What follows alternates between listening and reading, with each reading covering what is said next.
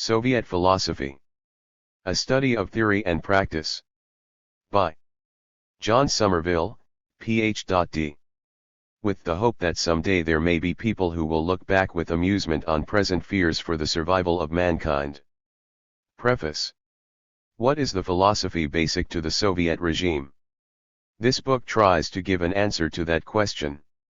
In order to write it, I learned Russian, and spent almost 2 years in the Soviet Union with no other function or purpose than to make observations, gather materials, study documents unobtainable here, talk with leading thinkers and ordinary people, and, in short, do and obtain whatever might throw light on Soviet philosophy in theory and practice. So far as I know, no other scholar has ever gone to the USSR with this kind of mission in the field of philosophy, in spite of the vast importance of the subject, both in the practical terms of international relations, and the scholarly terms of exploration at the foundations of a new culture. Since this appears to be the first book attempting to cover the subject, it is appropriate that it should be an exposition of Soviet philosophy, not a polemic against it. If there ever was a subject on which we have had too much heat and too little light, it is this one. What do the Soviet Russians really believe? So far everyone has been so anxious to agree or disagree with them that no one seems to have taken the trouble to sum up their beliefs as a whole.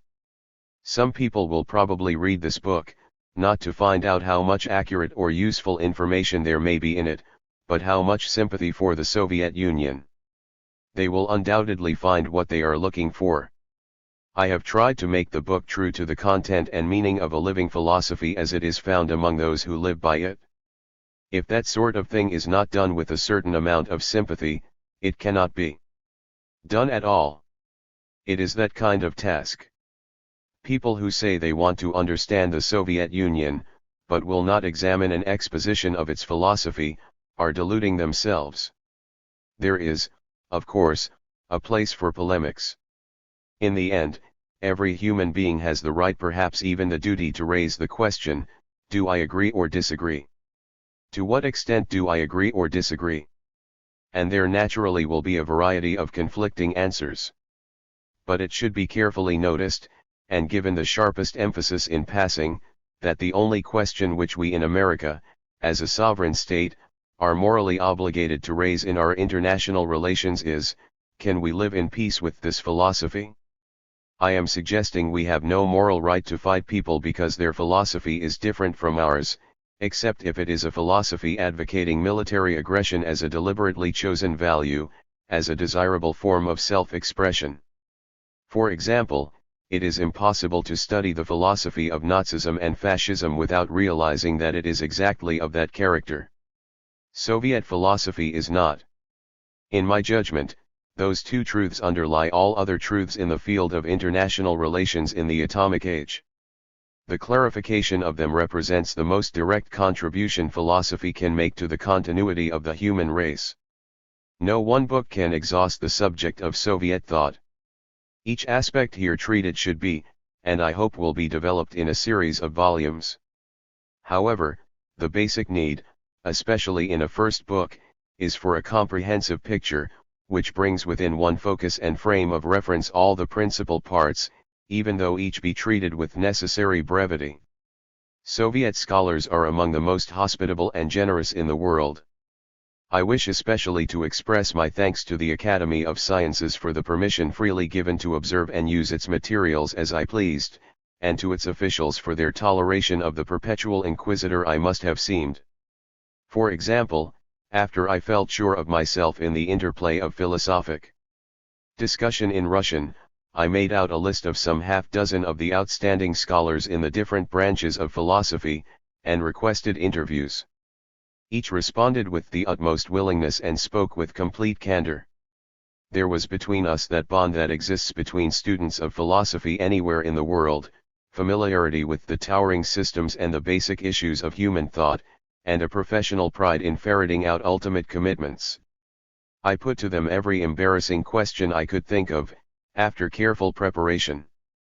I cannot say they were always answered to my satisfaction, but I must say they were never evaded.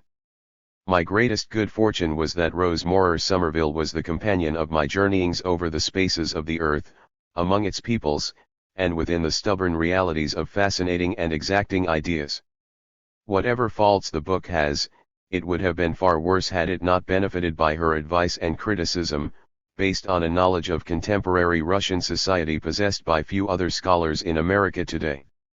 I wish to record my deep sense of gratitude to Columbia University and the William Bayard Cutting Traveling Fellowships which made possible my research project, and especially to the late Dean of the Graduate Faculties, Frederick J. E. Woodbridge, and the present Executive Officer of the Department of Philosophy, Professor Herbert W. Schneider, who supported it.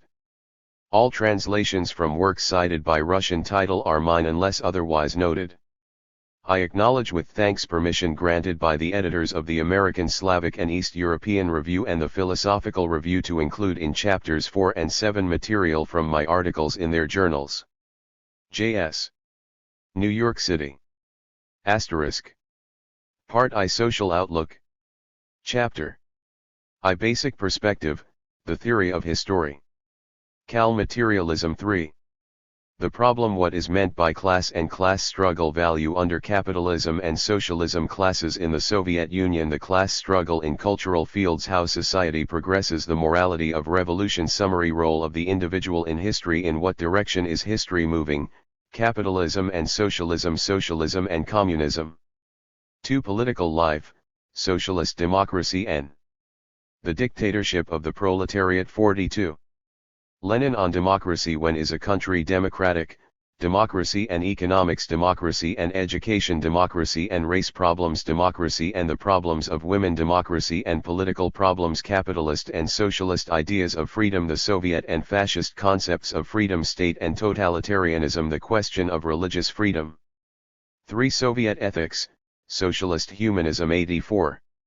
Bourgeois and socialist humanism. Ethics and classes. The relative and the absolute in ethics. Ethics and the inevitability of victory. Means and ends are spiritual values denied. Materialist attitude towards death. The Soviet approach to sex problems. Prostitution. Chapter Sex in the Popular Arts. Individualism, Socialism, and the Individual. 4. The Arts, Socialist Realism. 116. Aesthetics and the Philosophy of Art. What is art? Art and the Class Struggle. The Artist and Social Reality. Attitude towards the great art of the past. Lenin's view of Tolstoy. Criteria in judging art. Art and labor. Form and content. Socialist art in the U.S.S.R. Nationalism and internationalism in Soviet art. Optimism and pessimism. Revolutionary romanticism. Naturalism and formalism. Part 2 Worldview. Voir universe, general theory of dialectical materialism. Marxism is not only a social philosophy. General traits of the materialist worldview. What does materialism mean? What does dialectical mean? Evidence for dialectical materialism. 3. Universal laws are evolving universe. 6. The human mind, the dialectical method of thinking. The issue between materialist dialectics and formal logic as to the method of correct thinking. The laws of thought. The greatness of Aristotle. What is dialectical thinking? Materialist dialectics and science. Specialization and integration. Dialectical rules for thinking. 7. Pivotal controversies in the history of rejection of mechanistic materialism. The position of Bukharin. Rejection of Menshevicing idealism. Philosophic theory and social practice. Chapter 8. Dissemination of philosophy in the USSR. Methods of bringing Soviet philosophy to the people. Philosophy teaching, curriculum. Methods of teaching and study. The issue of freedom in teaching and study. The organization of philosophy research. 9. About reading. General worldview. Social philosophy. Philosophy of art. Encyclopedias. Part I. Social outlook. Chapter I. The theory of historical materialism. The problem. It is well known that Soviet philosophy is based historically on the work of Karl Marx and Friedrich Engels, and that its strongest emphasis is on social considerations. Therefore, the first question to raise is, what is the basic Marxian social theory? It is called historical materialism. Historical because it is a theory of history, that is, of human society historically changing, materialism because of its emphasis on economic factors and natural causes to explain the history of human society so far. To relate key terms for a moment, the theory of historical materialism is one part of Soviet philosophy, which, as a whole, is called dialectical materialism. The meaning of this formidable-looking term we shall examine in detail later. Here we are concerned with historical materialism considered as the specifically social philosophy within dialectical materialism. This part of Marxian philosophy has always been the most widely known and misknown. There has arisen in connection with it a whole series of misconceptions to which even the most careful scholars have sometimes fallen a victim. One such is that this philosophy has no other part, no theory of the universe, no theory of mind, no ethics, no aesthetics. Another is that historical materialism has nothing to do with philosophy, but is merely a narrowly conceived political program. Still another is that it is based upon a denial of all cultural and spiritual values. 3. 4. In short, it has been one of the most maltreated theories in the history of philosophy. Cicero once remarked that there is nothing so absurd that it will not be found in the books of one of the philosophers. In modern days his mot might be paraphrased to read, there is nothing so absurd that it has not been attributed by some philosopher to historical materialism. In truth, it is a theory that has been refuted more frequently than it has been studied. In order better to understand this branch of dialectical materialism, let us first inquire into the problems which it attempts to solve, the questions to which it is the answer. Some of them have to do with society or human history as a whole, others with a single society or nation.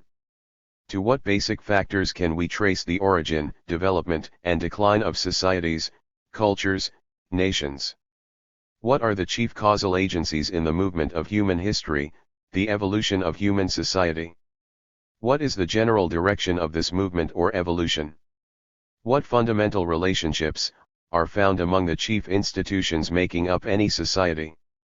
Such questions may be raised and such terms used in different senses. The sense in which we find them operative in this philosophy will grow clear as we proceed. Man does not just live, he makes his living, and as he makes it, so he lives. The most important sense in which this is true is not in relation to the individual, but collectively speaking. An individual man may live well, or consider that he does so, without making his own living, but he never escapes the influence, direct as well as indirect, of how his living is made for him. For he stands in a certain relationship to those who make it, a relationship that maintains its effect, as powerful as it is pervasive, not only so long as he chooses to think about it, or act consciously in the light of it, but just so long as he goes on living in that particular fashion. Apples are not subject to gravitation only when they fall to the ground. In like fashion, a man is not a tenant only. 5. When he pays the rent, nor is a landlord such only when he collects it. Every human being save perhaps Robinson Crusoe, is a vital center of a network of indispensable economic relationships radiating in every direction, a network which is as sensitive as it is strong, which connects him with the collective of which he is a part. Without some such network the human individual can no more live in society, than he can live without a heart and its accompanying system of arteries and veins. It is held, in other words, that society at large makes man's social life what it is by virtue of the productive system on which it is necessarily based. Granted that the individual is given the functioning biological equipment of his species at birth, it would be difficult indeed to find anything which has more influence on the whole subsequent course of his life than the way, broadly taken, in which he makes his living. As regards a civilization or nation, it would be even more difficult. Now why does any particular society have the legally sanctioned ways of making a living, that is, the system of economic relationships that it does have? First of all, in this view, because of the kind of productive forces at its disposal, the type of techniques and tools which it possesses, and the kind of resources of nature, such as land, waters, metals, coal, and the like, in and through which the tools and instrumentalities operate. There can be no factory system without the type of machinery that makes factories possible. On the other hand, once that type of machinery is brought into existence, factories will spring up, and, such has been the course of history, the factory system. Whenever there is an opportunity to gain by the improvement of tools or resources in use, or by the invention of new tools, or the discovery of new resources, an attempt will probably be made to take advantage of that opportunity, and, what is of major significance, the new productive forces may make necessities. 6. New economic relationships. In any case, the system of economic relationships must, at any given moment, be such as to permit the use of the type of forces prevalent. Otherwise, either the forces could not be used or the relationships could not be maintained. For example, the monoreal pattern of economic relationships would offer so many obstacles to the running of modern steel mills that one or the other would have to give way. Basic in the whole situation is the specific character of the forces of production. This is something which permits, encourages, and, under given conditions, necessitates a system of economic relations of a specific character. As the techniques change, the relations in which men stand to them, and to one another in respect to them, also change. In other words, society has a history. This history is not a simple, nor, unfortunately, has it so far been a peaceful affair. Human society has not been a harmonious entity governed by that eye of wisdom which always discerns the good of the whole. The adjustments of the system of economic relationships to changes in the technical base have been accompanied by severe struggles, which have been by no means confined to the physical level.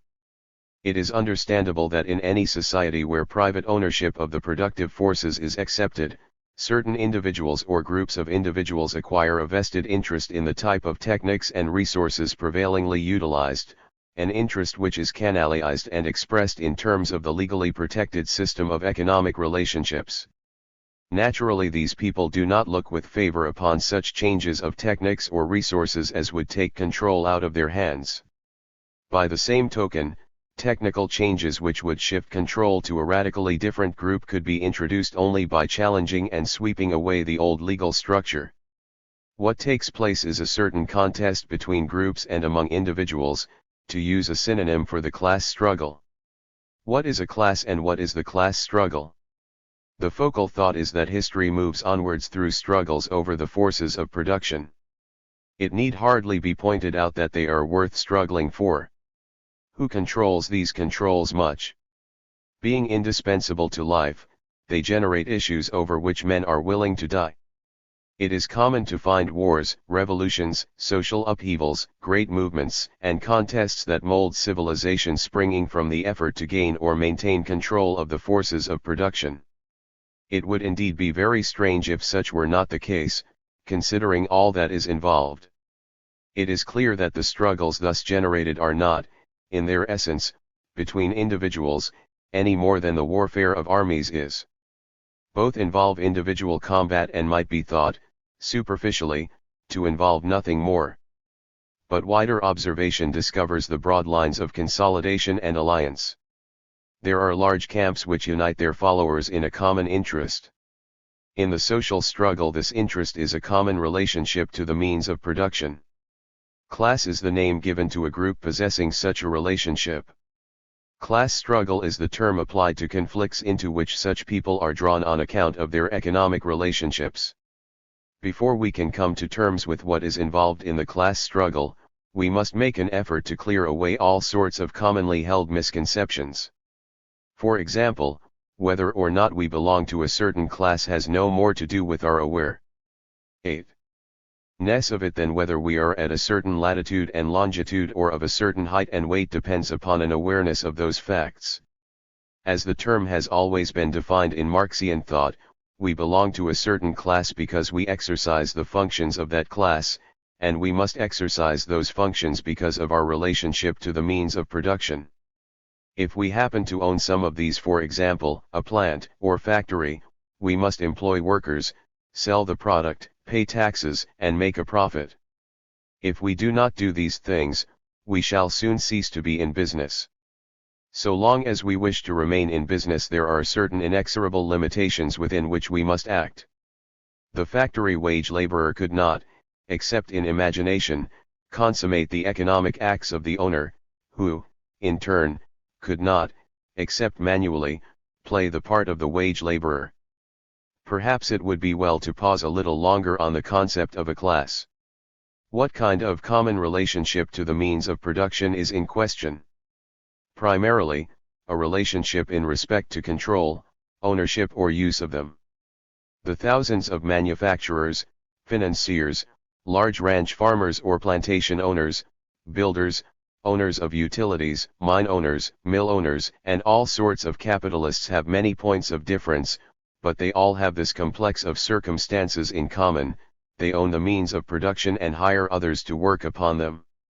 In like manner, those so hired have many points of difference, but have in common this basic situation, that they work upon, but do not own the means of production, and that their tenure of employment is dependent upon how long the conditions of the private market permit the private owner to make a private profit out of their labor. There are, of course, individuals who belong partly to one such class and partly to another, as, for instance, a skilled mechanic employed in a large automobile plant who has invested his savings and, directly or indirectly, owns shares of stock in his own or some other corpora. 9. In most of such cases, it would not be difficult to decide in which class the greater proportion of economic interests functioned. It would usually be decided by the simple question from which side the bulk of his earnings came. If, in some cases, class membership seemed about equally divided, then it would not make any particular difference, so far as this point in itself is concerned, in which class the individual was placed. Moreover, as Soviet thinkers point out, there are some individuals who, from a strictly economic point of view, belong to no class, although they become attached, by virtue of other activities, to one class or another. Such, for instance, are the intellectuals and professional people like writers, engineers, teachers, lawyers, doctors, accountants, and artists, as well as clerical, service and maintenance personnel. These people work, not directly with the means of production, but with ideas, records, documents, and various sorts of contributory equipment. The term, forces of production, as we have seen, means the tools, instruments, resources, and facilities which are directly utilized in the process of making consumption goods which figure as commodities on the market. Plants, factories, the various kinds of machines and tools, the land, fisheries, mines, power sources of all kinds, including human labor power, are all forces of production. The system of private capitalism is historically distinguished by the extent to which it makes it possible for private individuals to buy all these things and thus manage production for a private profit market. People who do this in a large way constitute the capitalist class. Workers in general possess at least one of the forces of production, their own labor power. It is clear, however, that this is not enough to become a capitalist.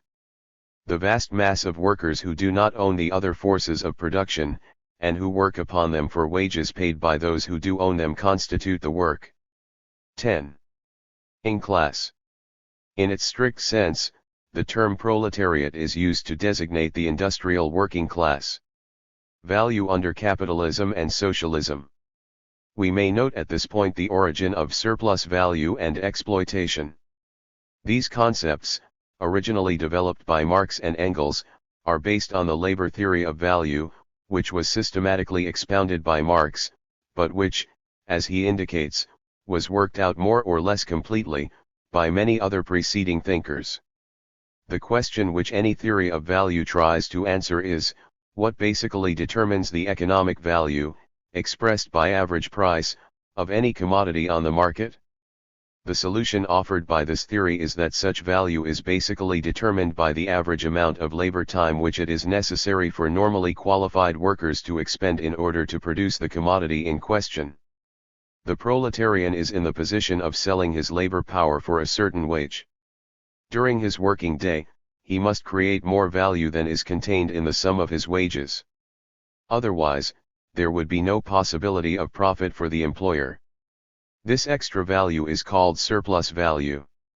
Insofar as it is the source of private profit in addition to socially necessary benefits and reserves, the worker producing it is being exploited in the sense that he does not receive in return the full amount of what he has created. The socialist reasons that since natural resources as such are nature's gift to humankind and all tools are the product of labor, it would be more ethical, and production would be more efficiently managed in the overall sense of long-time planning, if ownership of the forces of production were collectivized. Under such an arrangement, private profit is eliminated and workers receive, either directly as wages, or indirectly. 11. As social benefits, the full value of what they create. There would be no group of people who make money by buying low and selling high, or by hiring and discharging workers in accordance with the fluctuations of a market geared to private profit. Soviet thinkers take the position that the existence of the Soviet Union is evidence that an economic system can operate without the necessity of such phenomena as capitalists, private profits, and unemployment. When well-meaning visitors ask them whether socialism can work, it strikes them as incongruous. A question arises here which has been the subject of considerable discussion and controversy: what is the status of the concept of value in a socialist economy?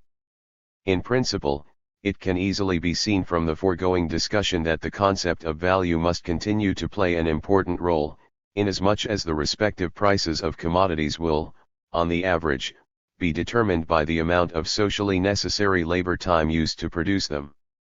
Moreover, under socialism, workers are paid in accordance with the quantity and quality of their work, that is, in accordance with the amount of value produced.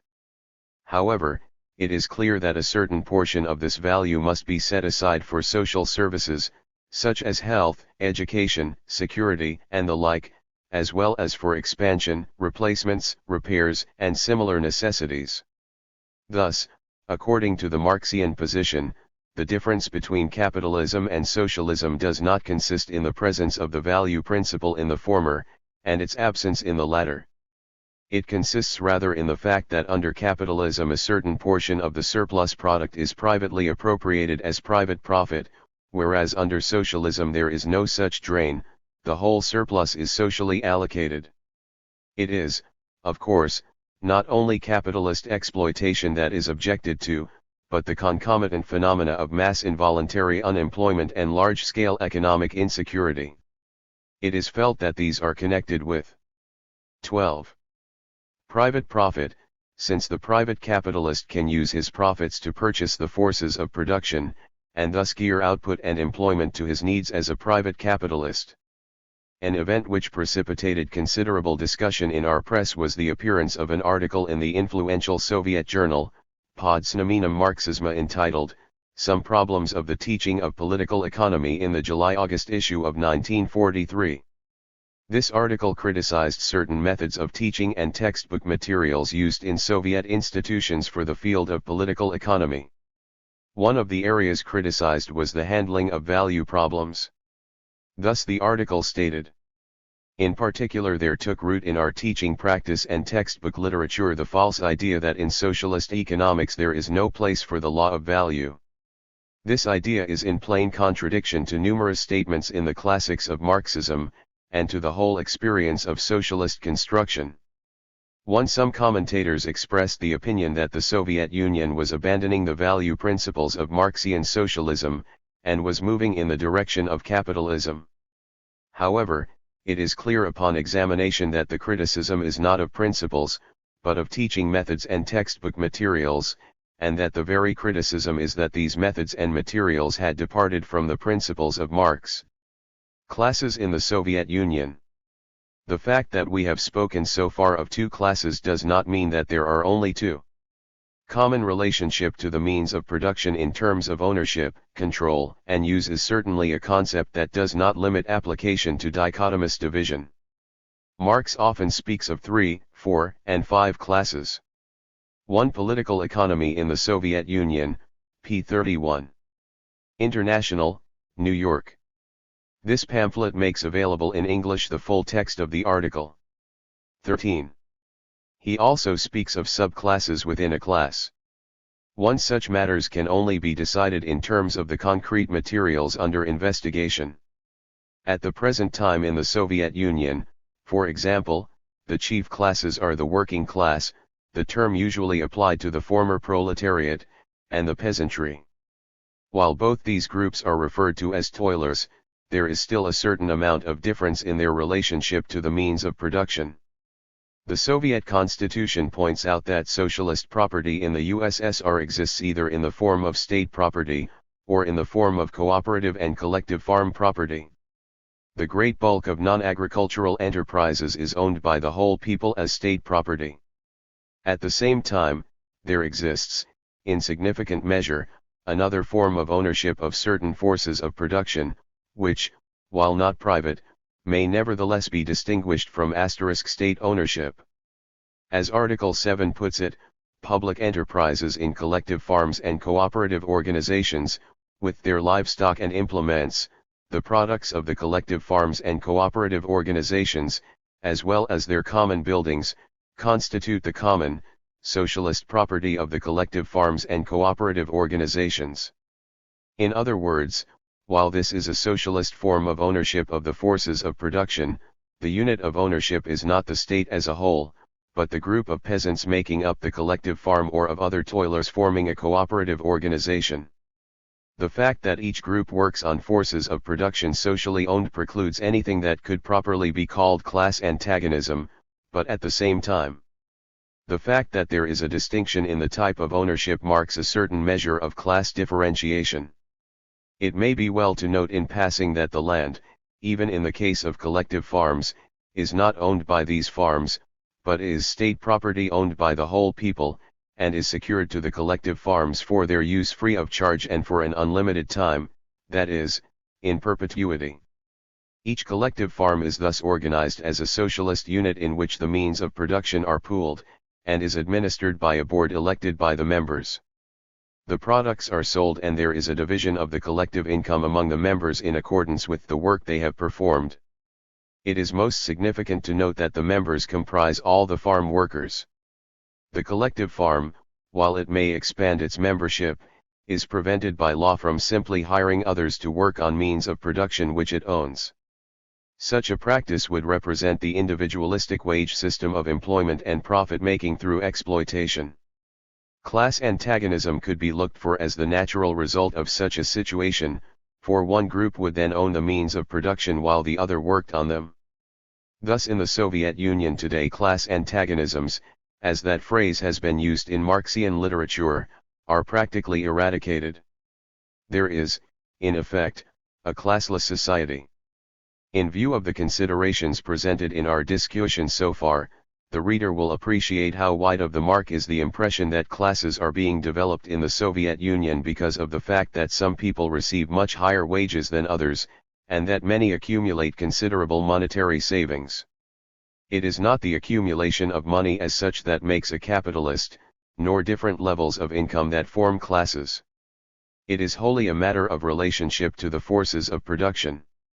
If one can use his accumulated money to buy the forces of production and hire others to work upon them, realizing a profit, then he can be 15. Come a capitalist. But the Soviet citizen cannot use his money in this way. He can use it to buy consumption goods, but not the forces of production. There are different levels of income, in accordance with the quantity and quality of the work performed. There are also different levels of culture, tastes, and interests. Such phenomena are, of course, a very different thing from classes as that term is defined in Marxian thought. Class differences historically have usually involved a conflict of economic interests through which the differences become antagonisms. For instance, under capitalism it is in the interest of employers who are in business for profit to pay lower wages if thereby they can make more profit. Contrariwise, it is in the interest of employees to obtain higher wages than they are receiving. Such a diversity of interests creates the bargaining situation so characteristic of the economic structure of capitalism. Unions spring up, and, on the other hand, associations of employers. The bargaining processes are sometimes peaceful, sometimes violent, bloody, and incredibly bitter, in spite of the fact that each side, generally speaking, may have the best of intentions. The class struggle in cultural fields.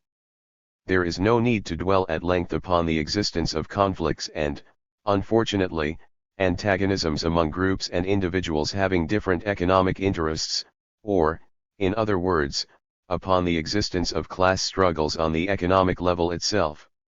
Where clarification is especially needed is in regard to the significance of the further levels of conflict and action that follow from the class situation.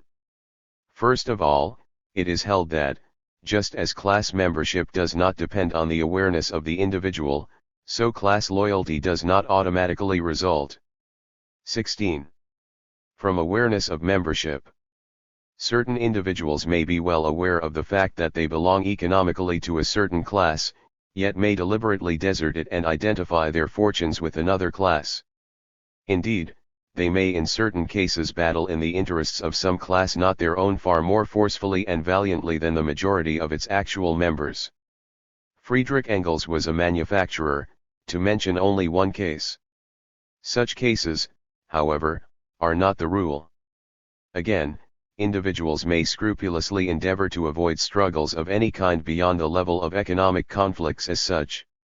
While their chances of success would appear to be very slim, they may well be sincerely unconscious of any extension of the struggle. Whatever the subjective psychological attitude may be, it would be strange, as an objective social fact, if issues of such magnitude and importance, generated at the economic base of society, did not find some kind of outgrowth and expression at the upper levels, in what is known as the social superstructure. Where else can they find an outlet? Things of that kind do not evaporate. Most everyone's life is devoted to what the wonderfully expressive phrase calls making a living. Where is the art, the morality, the religion, the politics, the laws, the philosophy, the science, asks the historical materialist, which could ever leave that out? Would any want to? To deal with human life is to deal with making a living. Pervasive and indispensable, this human process lavishes materials on all the arts and showers all the sciences with problems. The class struggles generated on the economic level are continued and reflected on the various levels of the social superstructure largely because man cannot help it and probably would not want to even if he could. They are too important and too interesting. Their interest and importance are derived not only from the fact that these struggles are economic, but precisely from the fact that they come to involve so much more than the economic, like the 17. Flower that grows beautiful out of the common soil, to which it drops its seed again. It is not that man is always engaged in economic activity, but that practically all of his activity has economic significance in root and consequence. The individual artist, scientist, politician, or philosopher may not be conscious of the economic roots and preconditions of his activity, but clearly, they are there. His work has economic consequences whether he wants it so or not, just as inescapably as his physical mass has gravitational consequences in the system of the universe. Because his work has economic consequences, he plays a part in class struggles. People are not, through some exceptional activity, drawn into these struggles. They are already in them, willy-nilly, from the cradle to the grave. They have sides, whether they take them or not. However, they are usually quite willing to take sides and play a part. They usually develop strong convictions on economic issues, whether they regard them as economic or not. For example, it is the usual thing for artists, philosophers, politicians, scientists, and the like to take sides in the struggle of justice against injustice, truth against error, right against wrong. Indeed, it might be said to be their duty to do so, not only in the abstract, of course, but in the concrete. Now in the concrete these things are the very warp and woof of class struggles. No one could deal seriously with these issues, and avoid the realm of economic problems. In terms of power, there is obviously nothing more strategic than control of the forces of production. The reason has already been remarked upon. Control of the forces of production is control of the means of life. No one and no institution can, in the long run, stand out against any class that exercises this control. Hence it follows that every social institution which exists must come to terms with such a class. Sometimes silence is sufficient, but in a competitive world this is not frequently the case. 18.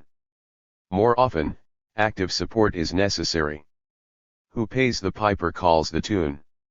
The various parts of the social superstructure come to have a well-defined sense of the limits of their possible activity in respect to the struggles of the class in power. How could it be otherwise? They are, broadly speaking, supported by that class. Its fortune is their fortune, its destiny is theirs. It is their constant benefactor. As it prospers, they can be sure that they will prosper.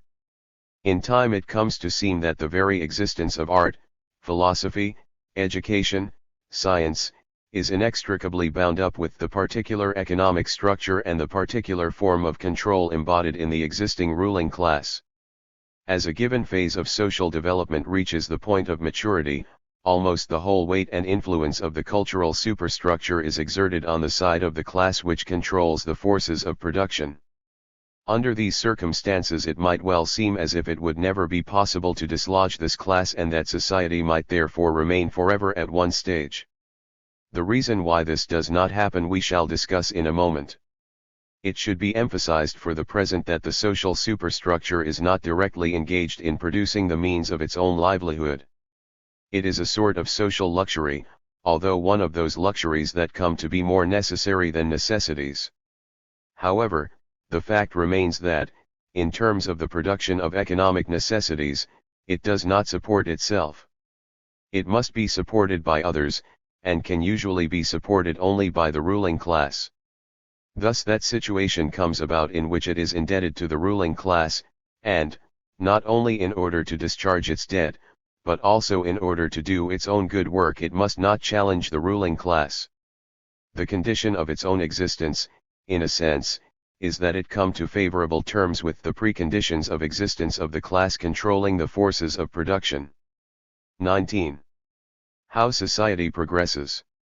Our discussion a while ago called up the question how, in the face of the inevitable control of the social superstructure by those who control its economic base, it ever becomes possible to dislodge a certain ruling class, how progress from one type of economic structure to another has ever taken place. Historical materialists take the position that the dynamic involved is supplied by the class struggle. The progressive improvement of any system of techniques inevitably reaches a point where its further advance, or, in other words, the most efficient utilization of the possibilities it now presents, is obstructed and impeded by the prevailing system of economic relationships. It is in precisely these relationships, protected by law, that the interests of the ruling class are embodied and expressed. The improvements in techniques which represent the progress in question are for a time confined to the established channels of the economic structure. That is to say, up to a certain point the existing type of class structure, the prevailing system of economic relationships can absorb and utilize the newly developed forces of production without itself having to undergo any fundamental modification. Sooner or later, however, the changes and improvements reach a point where they cannot be properly utilized or further developed unless the prevailing system of economic relationships suffers radical change. When a sufficiently powerful group of people apprehend that their life chances are bound up with these issues, a heroic contest ensues. Inasmuch as the established ruling class has entrenched itself, not only on the economic level, but, as we have seen, on every level of the superstructure as well, the contest must be fought in all realms: philosophic, political, artistic, ethical, religious, and so on. In this contest, ideas are recognized as playing a very important part. It would be a mistake to think that this whole thesis gives intellectual activity no vital role in the onward 20. movement of history, or asserts that causal relations as between the economic base and the social superstructure are only a one-way process. Commenting on the positive role of intellectual activity in social progress, Stalin writes, "New social ideas and theories arise only after the development of the material life of society has set new tasks before society. but once they have arisen they become a most potent force which facilitates the carrying out of the new tasks set by the development of the material life of society, a force which facilitates the progress of society. It is precisely here that the tremendous organizing, mobilizing, and transforming value of new ideas, new theories, new political views and new political institutions manifests itself. To challenge a ruling class is obviously no small matter. For one thing, it usually involves challenging its very legality, which means to challenge the legality of the existing legal system. This would be an incomprehensible paradox were it not for the possibility of revolution, which will be the natural outcome if the one party is unwilling to give up its power and the other its claims. When such a revolution is successful, history has turned a corner and moved onto a broader highway. Productive potentialities are more abundantly utilized, the conditions of life of large numbers are markedly improved. New economic and political relationships are legalized, new philosophic and scientific perspectives are opened up, new moral and aesthetic evaluations are worked out. This sort of thing has happened not a few times in human history so far, as we may witness in such decisive and epoch-making transitions as those from primitive communal to ancient slave economy, from the slave economy of the ancient world to the feudalism of the Middle Ages, from the feudal system to modern capitalism, and from capitalism to socialism. In each case a system of economic production had become outmoded. That is to say, new possibilities and conditions had emerged which could not be handled in terms of the old economic relationships.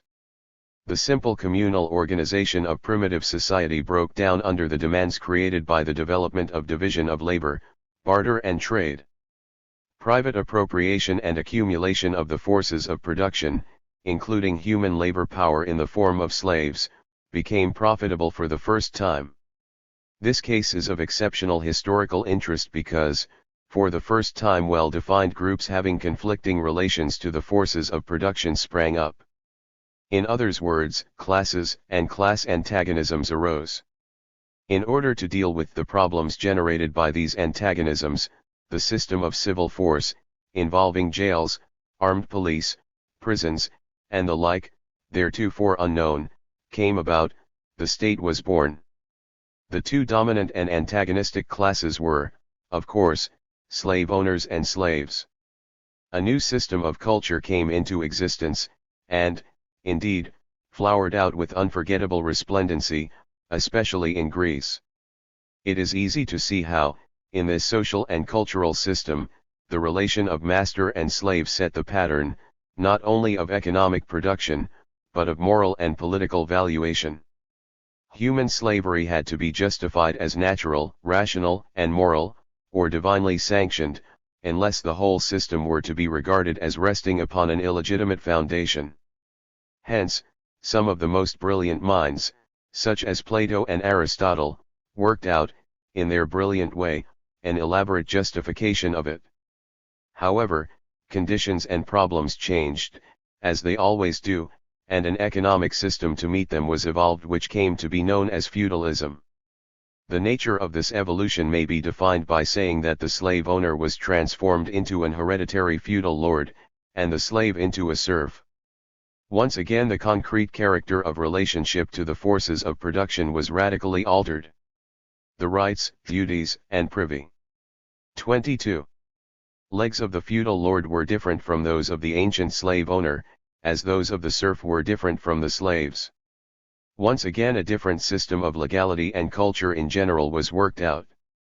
The medieval synthesis broke up when the type of productive techniques, and the feudal relations accompanying them, exemplified in the monoreal system, showed themselves incapable of meeting the needs, demands, and opportunities brought forward by inventions and discoveries, by the opening up of new trade routes and a whole new world of economic possibilities. What was needed for this purpose was not a predominantly rural, agricultural economy centered in vast landed estates which were held in a feudal tenure that obstructed the free utilization of natural resources, and which were based on the labor of an immobilized class of hereditary serfs literally bound to the land by law. What was needed was a manufacturing, trading, shipping economy, an economy wherein the forces of production, including labor power, could be easily acquired on the open market. In short, the character of the basic relationship to the means of production had to be changed once more. The former ruling class of feudal landed aristocrats gave way to the urban, burgher, capitalist class. The serf, in turn, was transformed into a free, mobile wage worker. It is historically clear that changes of this character could not be brought about without a radical reconstruction of the entire system of social life. For instance, the feudal political system of divine right monarchy could not be left standing, because the whole legal structure of the system expressed and protected the feudal economic relationships. By the same token, to strike a blow at the existing state was to strike a blow at the existing church. One could not separate them because they did not separate themselves. The church certified and sanctified the divine right of the king. In other words, the economic class. 23. Struggle inevitably becomes a general political and cultural struggle. While it was historically a great step forward to transform the feudal lord into a capitalist and his serf into a wage laborer, it is also historically accurate to say that certain problems were thereby generated which, as time went on, became more and more acute. For example, the serfs, in the nature of the case, could not experience mass unemployment. This was something reserved for free workers, just as periodic depressions of increasing magnitude and severity were phenomena reserved for a free economy. Free to suffer in a sense that the serfs could not, the proletarian class was also free to solve its problems in a way that was not possible for the serfs. In our own day we have witnessed a transition, in Russia, to a type of economy wherein the relationship of classes to the forces of production yet again has undergone decisive alteration. A new working class has become a new ruling class, and, as we might have expected, we may observe a new cultural system in process of development.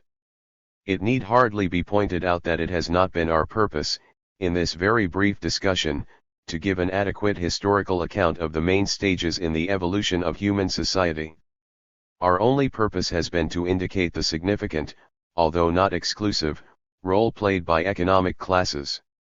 In other words, the viewpoint under discussion emphasizes the fact that these decisive social transformations necessitated and involved fundamental changes of the economic system which in turn necessitated and involved fundamental changes of the general cultural system and that these changes were brought about as the result of struggles physical and non-physical on every level. A class becomes the spokesman and champion of a type of economic production, not out of romantic interest, but because its own possibilities of life and growth in every sense, become identified with that type of production. 24. The very advance of technology may cast up a group of people with an unsatisfactory relationship to the forces of production. It is not always a case of those who have some wanting more, of course.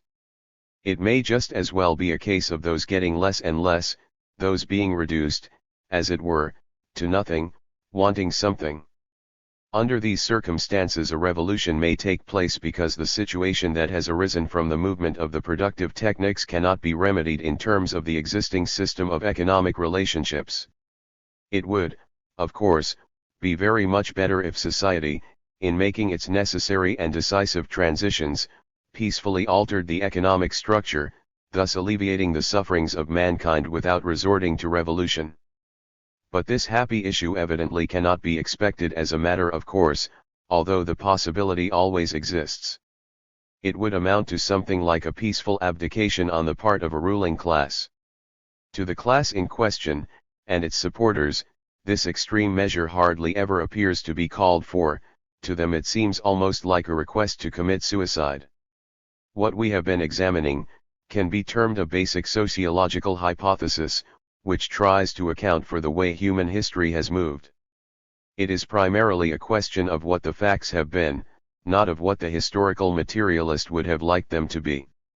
This point might seem obvious, were it not for the fact that it is so usual for critics of this theory to suggest a certain disdain for it on the ground that its authors show a disproportionate attachment to economic things, as if the historical materialists were expressing ethical evaluations rather than social causes. Logically, Such a critic is in the same position as one who would criticize the germ theory of disease on the ground that its authors showed an undue attachment to germs. The morality of revolution. A point at which the moral issue enters legitimately is in relation to the question of revolution. The historical materialist. 25. Believes that the people possess the right of revolution under certain circumstances, when the revolution expresses the will of the majority and when the existing regime is not willing to grant what the people need and desire. Marxists, beginning with Marx, have shown themselves very emphatic in their rejection of the idea of indiscriminate revolution, of rebellion on principle, so to speak. Marx in his day was careful to contrast his point of view with that of putschists who were constantly thinking of insurrection. As we have seen, the theory of historical materialism holds that the only significant revolution, and the only type that stands any chance of success is one which, necessitated by a breakdown of the economic system, is capable of effecting the transition needed and desired by the majority. It is undoubtedly these considerations which Stalin has had in mind in insisting, on so many occasions, that it is impossible to export revolutions. Historical materialists do not, of course, have any monopoly on a belief in the right of revolution. This belief long antedates Marxism and has been the common heritage of all democratic political philosophy since the breakdown of the idea of divine right. It was only in terms of the exercise of the right of revolution that the bourgeoisie was able to establish itself and to replace feudalism with capitalism. People who are overmastered by a fear of revolution or who deny its legitimacy in principle, or who take the position that no future revolution can ever be justified, are in disagreement, not only with historical materialism in particular, but with the whole democratic tradition in general. Moreover, the evidence clearly shows that historical materialism is rather distinguished by the number of restrictions which it places on the exercise of this right than by any constant desire to bring it into play. For example, while there would be an essential agreement with a thinker like Thomas Jefferson on the existence of the right of revolution, it would be impossible to find, in Marxist literature, anything so extreme as what Jefferson says in regard to its periodic exercise. Evidently referring to the insurrection known as Shays' Rebellion, he wrote, "God forbid that we should ever be 20 years without such a rebellion." In expressing this judgment he even takes into consideration the fact that people are sometimes misinformed, and prone to act in the light of their misinformation, for he immediately goes on to say, the people cannot be all, and always, well informed. The part which is wrong will be discontented, in proportion to the importance of the facts they misconceive. If they remain quiet under such misconceptions, it is a lethargy, the forerunner of death to the public liberty. And what country can preserve its liberties, if its rulers are not warned from time to time, that this people preserve the spirit of resistance? Let them take arms. The remedy is to set them right as to facts, pardon and pacify them. What signify a few lives lost in a century or two? The tree of liberty must be refreshed from time to time, with the blood of patriots and tyrants. It is its natural manure. In discussing the French Revolution, Jefferson takes up another point that is frequently raised against the idea of revolution in general, namely, that innocent people lose their lives along with the guilty. In the struggle which was necessary, he writes, many guilty persons fell without the forms of trial, and with them, some innocent. These I deplore as much as anybody, and shall deplore some of them to the day of my death. But I deplore them as I should have done had they fallen in battle. It was necessary to use the arm of the people, a machine not quite so blind as balls and bombs, but blind to a certain degree. A few of their cordial friends met at their hands the fate of enemies. But time and truth will rescue and embalm their memories, while their posterity will be enjoying that very. Letter to William Smith, 1787. 3 Ibid. 27. Liberty for which they would never have hesitated to offer up their lives. The liberty of the whole earth was depending on the issue of the contest, and was ever such a prize won with so little innocent blood? For here the Soviet attitude would be in complete agreement with Jefferson's. History sometimes poses the problem in such a way that the choice is not between following a policy that can avoid misery, bloodshed and violence, or one that cannot. In some cases, these things cannot be avoided no matter what policy is followed, especially the policy of doing nothing. People then seek to avoid the greater evil in the only way they can. Jefferson argued that the choice in 1789 was not between bloodshed or no bloodshed, but between the indefinitely protracted, large-scale bloodshed involved in the continuance of the old regime, and the limited bloodshed of a revolution which would make it possible to set up a new system. The Russian revolutionists saw the same choice in respect to the Tsarist regime. In each case, the regime in question gave the people no other choice. Summary. Recalling the questions, with which we began, we may summarize some of the chief points of our discussion. To what basic factors can we trace the origin, development, and decline of societies, cultures, nations? What fundamental relationships are found among the institutions making up any society? Historical materialism holds that in any society and in the evolution of any society, the forces of production must be reckoned with as basic. Necessarily responsive to these and limited by their conditions is the system of economic relationships in which men and groups stand to one another in the process of utilizing the forces of production and consuming the goods produced. It is recognized that it is always a very difficult thing to make basic changes in the relations of production, because these relations represent the vested interest of the most powerful class in society, the source of whose power is precisely the control which that system of relationships gives them over the forces of production. This system takes hold in the first place because no more advantageous way of working the productive forces can be put in operation. So long as the basic character of the forces remains stable, such modifications and refinements as take place in the economic structure will continue to be determined mainly by the technical base in the sense of realizing further potentialities of the original situation under the guidance of the class in the position of control.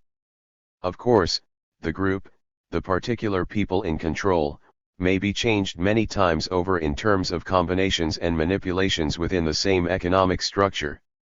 What is here in question, however, is something quite different, a change, not of persons, but of the class as such which exercises control. That sort of change can only take place in response to a basic change in the techniques of production, in response to new problems, needs, demands and possibilities. It takes place, when it does, because this dual set of circumstances presents itself, life under the prevailing system becomes less and less tolerable for more and more people, while at the same time it becomes clearer and clearer that the situation can not only be remedied, but improved, by revamping the economic structure. Thus the indispensable ally in any successful revolution is the forces of production. Conversely, when this ally is ready, the revolution, with all its consequences, sooner or later takes place. These two, the productive forces and the economic structure, taken together, form what has been referred to as the economic base of society. Upon this base rises a superstructure of arts, sciences, laws, government, morality, philosophy, education, religion, and other such cultural phenomena. This social superstructure is in the first place concerned, in very large part, 29. With the phenomena and problems thrown up by the economic base. Moreover, it finds that the very possibility of its own cherished existence depends upon the maintenance of good relations with the economic base. In the first place, it is supported by this base, and in the second, its activity influences the base by way of sanctioning, justifying, opposing, doubting, questioning, obstructing, aiding in short, by saying, yeah, nay, or remaining silent. Whatever is done has consequences, which in the main, are quite evident to the base, which is, of course, concerned to strengthen itself. Hence the superstructure grows and develops in a certain relationship to the base, a relationship in which it is at once higher than and subordinate to the base, higher in the realm of values, subordinate in the realm of physical causes. It must not be thought, however, that the superstructure cannot cause changes in the economic base. We have, in fact, just pointed out that one of its chief characteristics is just the fact that it can and does cause such changes. Just as the historical materialist finds in the relations between the economic structure and the forces of production, so he finds in the relations between social superstructure and the economic base taken as a whole, that the causal process is not one-way but two-way. However, here again, while he recognizes that the influencing is both ways, he points out that the economic base is the more powerful. Thus the origin, development, and decline of societies, cultures, nations, is a drama played out by people, rulers, parties, armies, arts, and sciences acting mainly in relation to the changing and controlling of the forces of production. Barring supernatural or mystical hypotheses about human destiny, it should certainly not seem strange that the chief locus of man's social activity should be those things which society cannot do without. There are levels of indispensability. First come the things that we cannot do without, then the things that are indispensable to those things. 30. Role of the individual in history. It should be clear that there is involved here no denial of the role of the individual in history. This theme is, in fact, a favorite one with Soviet writers, the unanimous tenor of whose thought is that any such denial is foreign to their philosophy. Individual differences, idiosyncrasies, quirks of temperament, accidents of training, all such things can become very important at one or another stage or crisis in human history. But, in regard to them, it is, of course, necessary to inquire whence and whither. In large part such things themselves come from social conditioning, and, in any case, their exercise and operation must take place strictly in relation to a situation and context of circumstances given by the movement of underlying factors. Individual peculiarities and social accidents may somewhat hasten or delay, but they cannot prevent or create this movement. Dialectical materialists hold that accidents are real, although not uncaused. An accident is something which confronts a causally connected series of phenomena, but which, in its origin, had nothing to do with the series. For example, relative to the general development of a war, it is an accident that a certain officer's wife is a gossip, although, of course, there are causes for such a trait of character, and it might indeed become important in the war situation. In what direction is history moving? Another question which we noted at the beginning concerned the direction of human history. In other words, is it possible to discern any general stage or state of affairs towards which human history is moving? The historical materialist feels that it is, if this question is not interpreted in mystical or supernatural terms, but is approached strictly in terms of an objective analysis of the forces that have been operating in the past. 31. And that may be observed in the present. His thesis in this regard revolves principally around the transition from capitalism to socialism. We have already indicated some of the historical factors involved in this transition. In terms of the methodology which we have been examining, we find it natural that Soviet philosophers should approach the problem through such questions as the following: what is the character of the productive forces under capitalism? What types of class and class struggles do we find on the scene? What direction have these struggles so far taken? What is the evidently probable outcome? As we have seen, one of the most interesting traits of the capitalist system as it emerges from feudalism is the way it perseveringly places upon the free and open market, accessible to immediate sale and purchase, practically all the means of production. Difficult as it was to slough off the 1001 feudal restrictions, the maze of rights, duties, obligations, and privileges in respect to natural resources, land, forms of work and means of production generally, hazardous as it was to challenge the Church and all its traditions sanctifying these feudal usages and multiplying them in its own right, this was precisely what had to be done in order for the capitalist system to live, in order for it to become capitalism. It was nothing less than a life and death struggle against the feudal system in order to approach as nearly as possible to the condition of placing everything necessary to production at the beck and call of money. Now, one of the principal factors in production is, of course, labor power, as embodied in the working man himself, in whose case, no less than in that of the land or of any other productive factor, capitalism had to make a fluid, easily manipulated stream out of the rigid, crystallized hierarchy of feudalism. The necessary condition, so far as labor was concerned, was brought about, roughly speaking, by changing serfs into wage laborers. 32. As we noted, this process not only freed the serfs from their binding system of duties and obligations, it also freed the lords from their obligations towards the serfs. This lower class, which had hitherto depended on a lord, was now to depend upon a job. But the very freedom of movement which the emerging capitalists needed and were obtaining became a source of hazard to the emerging wage laborers. It had the effect of robbing them of security. What the capitalists needed for their operations was precisely a labor market, that is, supplies of labor, ready to be purchased, fearful condition when needed. While waiting, they were, of course, unemployed, and it was not clear just how they were to gain their support. Marx used a very expressive phrase to denote this momentous phenomenon: the industrial reserve army. What makes the situation so serious, and, in the view of the historical materialist, presages the final outcome, is the fact that improvements in the techniques of production serve to increase the ranks of this unfortunate reserve army. There is a constant drive, in itself quite laudable, and, in any case, profitable to employers, to make machinery supplant men, so that, where 100 men were needed before, only 75 are now needed, then 60, and so on. An ameliorating factor, on which hopeful emphasis has frequently been laid, is the possible re-employment of those supplanted by the new machines on the making and servicing of these machines themselves. While this result is, to a certain extent, brought about, it is held that the number thus re-employed is not large enough to make any appreciable approach to an adjustment of the situation. It is natural that this should be so, since the real problem set by technology is to accomplish a given result in toto by the use of less manpower.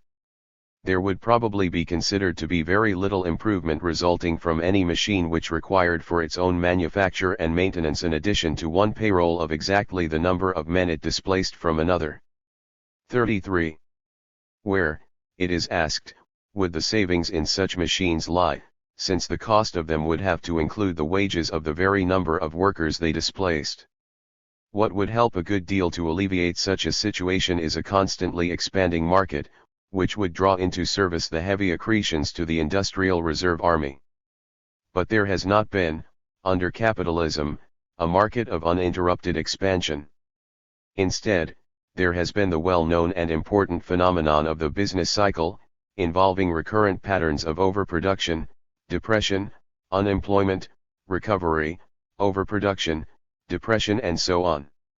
The historical materialist points out that as such crises become more severe, as markets become crowded, as technical improvements make possible the displacement of more and more workers, life becomes more and more difficult for masses of the working class. Larger and larger numbers of them become involuntarily attached to the reserve during periods of depression. Capitalism and socialism. Almost from the birth of the capitalist system it has been pointed out by socialists that one remedy for this grievous situation might be found in certain alterations of the economic structure. These alterations would be such that the ownership, management, and control of the tools of production and the labor of workers upon them would not proceed upon a private, competitive, individualistic and unplanned basis, but upon a socialized and planned basis. It was clear from the start that society could really use all that workers, including the whole industrial reserve army, could produce, or that if ever there was a real surplus, the working day could be shortened and income maintained. Now, if society is in a position to use all that its individual members are capable of producing in a standard working day, how is such a thing as involuntary 34. Employment possible? The reason given is that under capitalism, production is necessarily geared to a competitive, profit-based market. Men are hired to work upon the means of production only in case some entrepreneur with capital can make a profit by selling the commodities so produced. But why can he not always sell them if society can really use all that is produced? Because there comes a time when people who need these commodities have not the purchasing power to buy them. How does it happen that they have not the purchasing power? Because there has been a crisis and they have been discharged from their jobs. Why was there a crisis? Because the market was overproduced, prices tumbled and orders fell off. Why was the market overproduced? Because producers, under the necessity of competing with one another, and keeping their productive plans a secret from one another, and for various other reasons, put out more than the purchasing power of the market could at the time absorb. Faced by this situation, and compelled to act in the light of effect on profits, each producer is moved to dispose quickly of what later may become a source of greater loss. If people could only find work, and thus purchasing power, they would gladly buy these commodities. But they cannot find an opportunity to work at producing these commodities because the commodities are already too cheap, they cannot acquire the commodities because the commodities are too plentiful. This ironical impasse becomes more tragic at each repetition.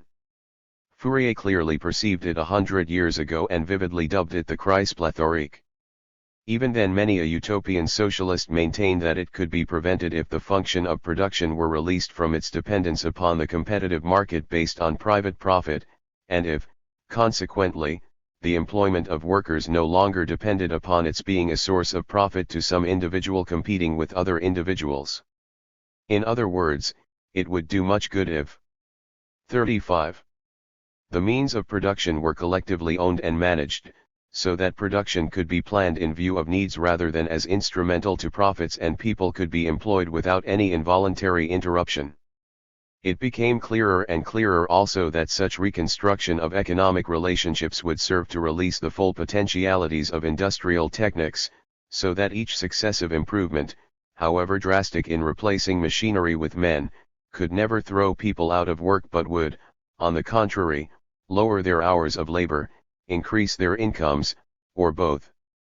Was it Fourier, or someone else with the best intentions in the world who, confident that an appeal to the moral sense of man could not possibly fail in so clear a case, publicly invited the people of France to pool their resources to usher in the era of collectivism, and hired a hall in Paris in which the shower of capital he anticipated could be deposited in accordance with notices he caused to appear in the newspapers? We smile at such things, and it is the smile which shows, better than 100 pages of elaborate discourse, why these kindly, gentle, zealous schemes never succeeded. Under the impact of these events, the working class organizes, it develops its spokesmen, its political parties. New markets decrease, techniques improve, crises become more severe. Class struggles sharpen, a revolution which takes place in Russia succeeds, and a transition from capitalism to socialism takes on the dimensions of an historical fact. Socialism and communism. It is important to observe that a distinction is drawn between socialism and communism.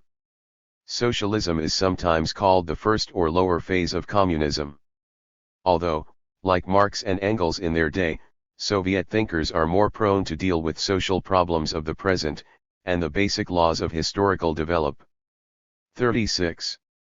Meant, than to speculate on the details of life in future epochs, there are certain broad features in the distinction between socialism and communism which are widely commented on in Soviet thought.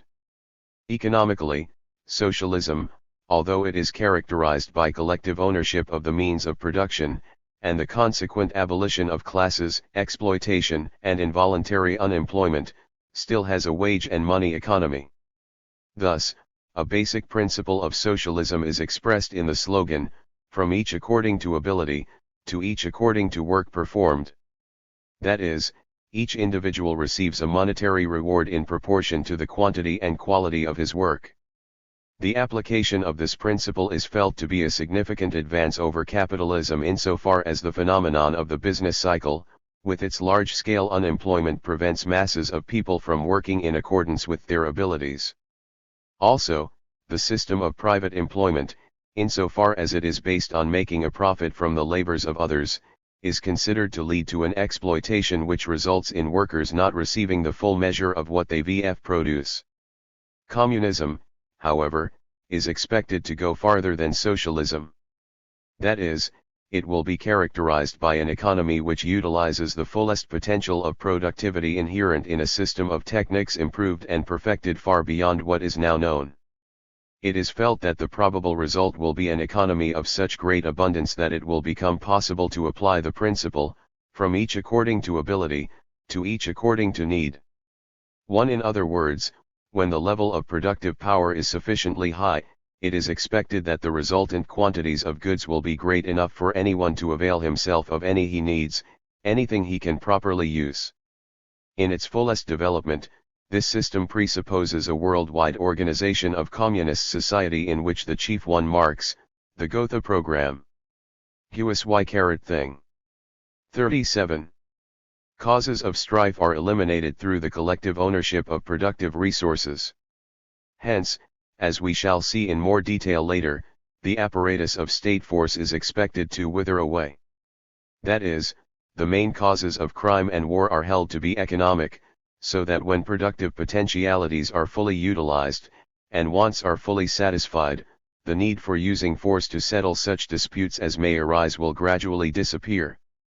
It is also presupposed that the immeasurably greater possibilities of educational development and health protection that would accompany such a system would result in emotional adjustment and the balanced growth of personality to a degree now unknown. Another social objective that is frequently mentioned as something attainable under communism rather than socialism is the elimination of cultural lags, psychological antagonisms, and economic discrepancies between town and country. It is considered that the traditional cultural backwardness of the countryside, its physical isolation, its remoteness from nerve centers of industrial productivity, and its consequent sense of alienation from the big cities, can only be overcome by the more advanced social planning and technical facilities of communism. A better interpenetration of industry and agriculture, a more balanced and richer availability of the values of nature and human culture will then become possible. In the same process, it is expected that the big city will cease to have the character of a monstrous metropolis in which masses live an overcrowded, unhealthy life divorced from contact with nature, while sated and irritated by too much contact with their fellows and with raw discordant mechanism. Another broad objective, connected with the last, is the elimination of deficiencies and antagonisms in the relations between manual and mental labor.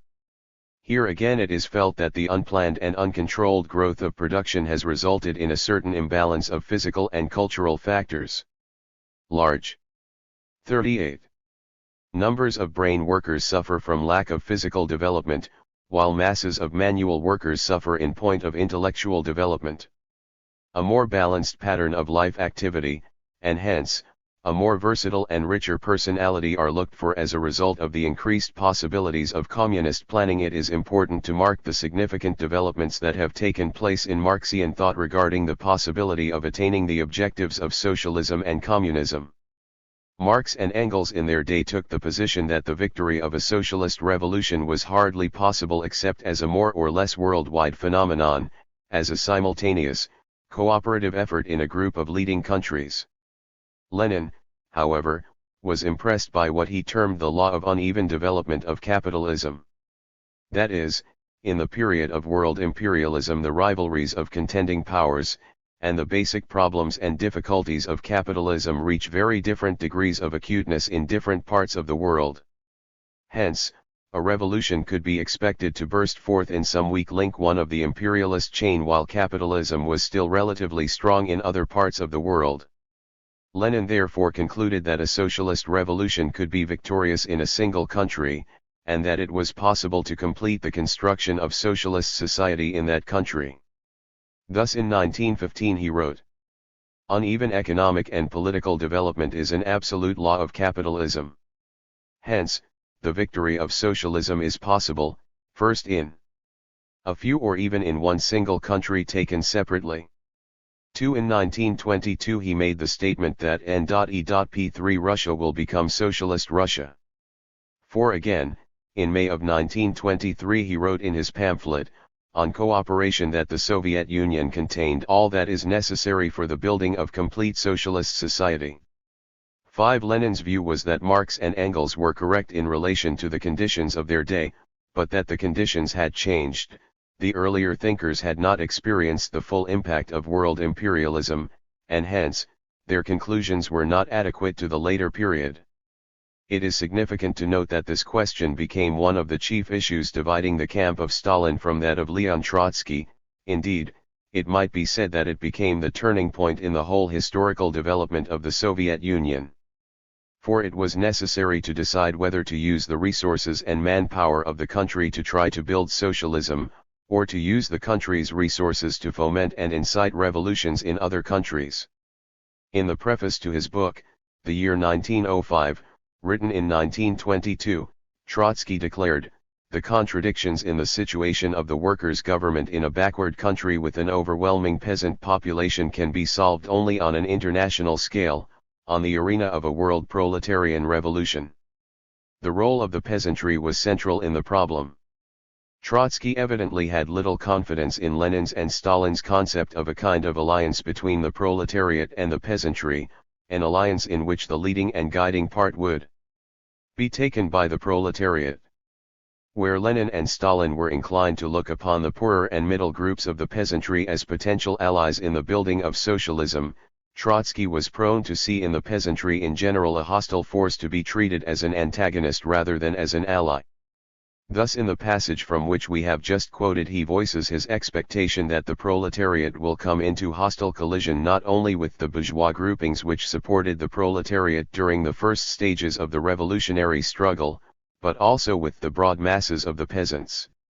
In this connection it is important to recall that Stalin's tactic in the struggle against the kulaks, the well-to-do peasants who could not be expected to enter the collective farms, was to join the forces of the proletariat with the poor and middle peasants against the comparatively small group of richer peasants.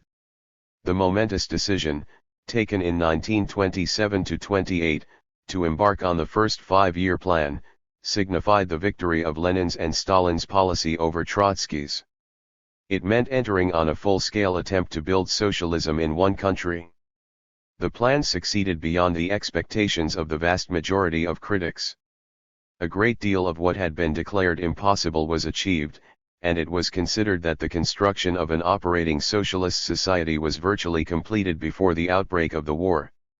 Although Lenin did not consider that Marx's earlier views on the possibility of socialism were applicable to his day, he still agreed with Marx's thesis that communism, the higher stage, was possible only on a worldwide basis. By 1938 Stalin had arrived at a modification of this view somewhat comparable to Lenin's earlier modification of Marx's view. He developed the thesis that the chief features of communism could be constructed in one country, the principal exception being the factor of stateless administration. That is, in his view, an econ. 41.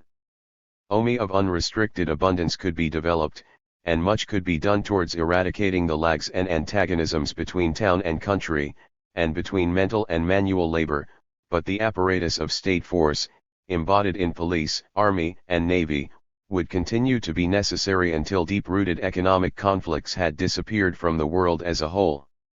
It is of the utmost relevance, in considering, as we shall in detail, the nature and meaning of the dialectical method, to note that Lenin and Stalin took the view that, in abandoning earlier asterisk theses, they were not departing from, but were applying the Marxian dialectical method. They considered that they were following Marx and Engels in the conception that the essence and basis of that method lay in growth and development, and in the willingness to respond to changing conditions, rather than in clinging to theses, irrespective of the movement of history, as if they constituted an immutable dogma. The theses here in question are, of course, those concerned with means, methods, and tactics, in their relation to social phenomena. The basic aims and objectives, the system of socio-ethical values, have not been modified. The general theory of historical materialism gives the Soviet thinker a method and orientation in all fields included in the social superstructure, the social sciences, the arts, the history of philosophy, education, morals, politics, and the like. Looked upon as validated in its general form by general evidence, the theory of historical materialism becomes, in any of these specific fields, a working hypothesis in the investigation of the concrete data of that area. it is by no means a substitute for empirical investigation, as we shall see. Chapter 2. Political Life, Socialist Democracy and the Dictatorship of the Proletariat. Lenin on Democracy.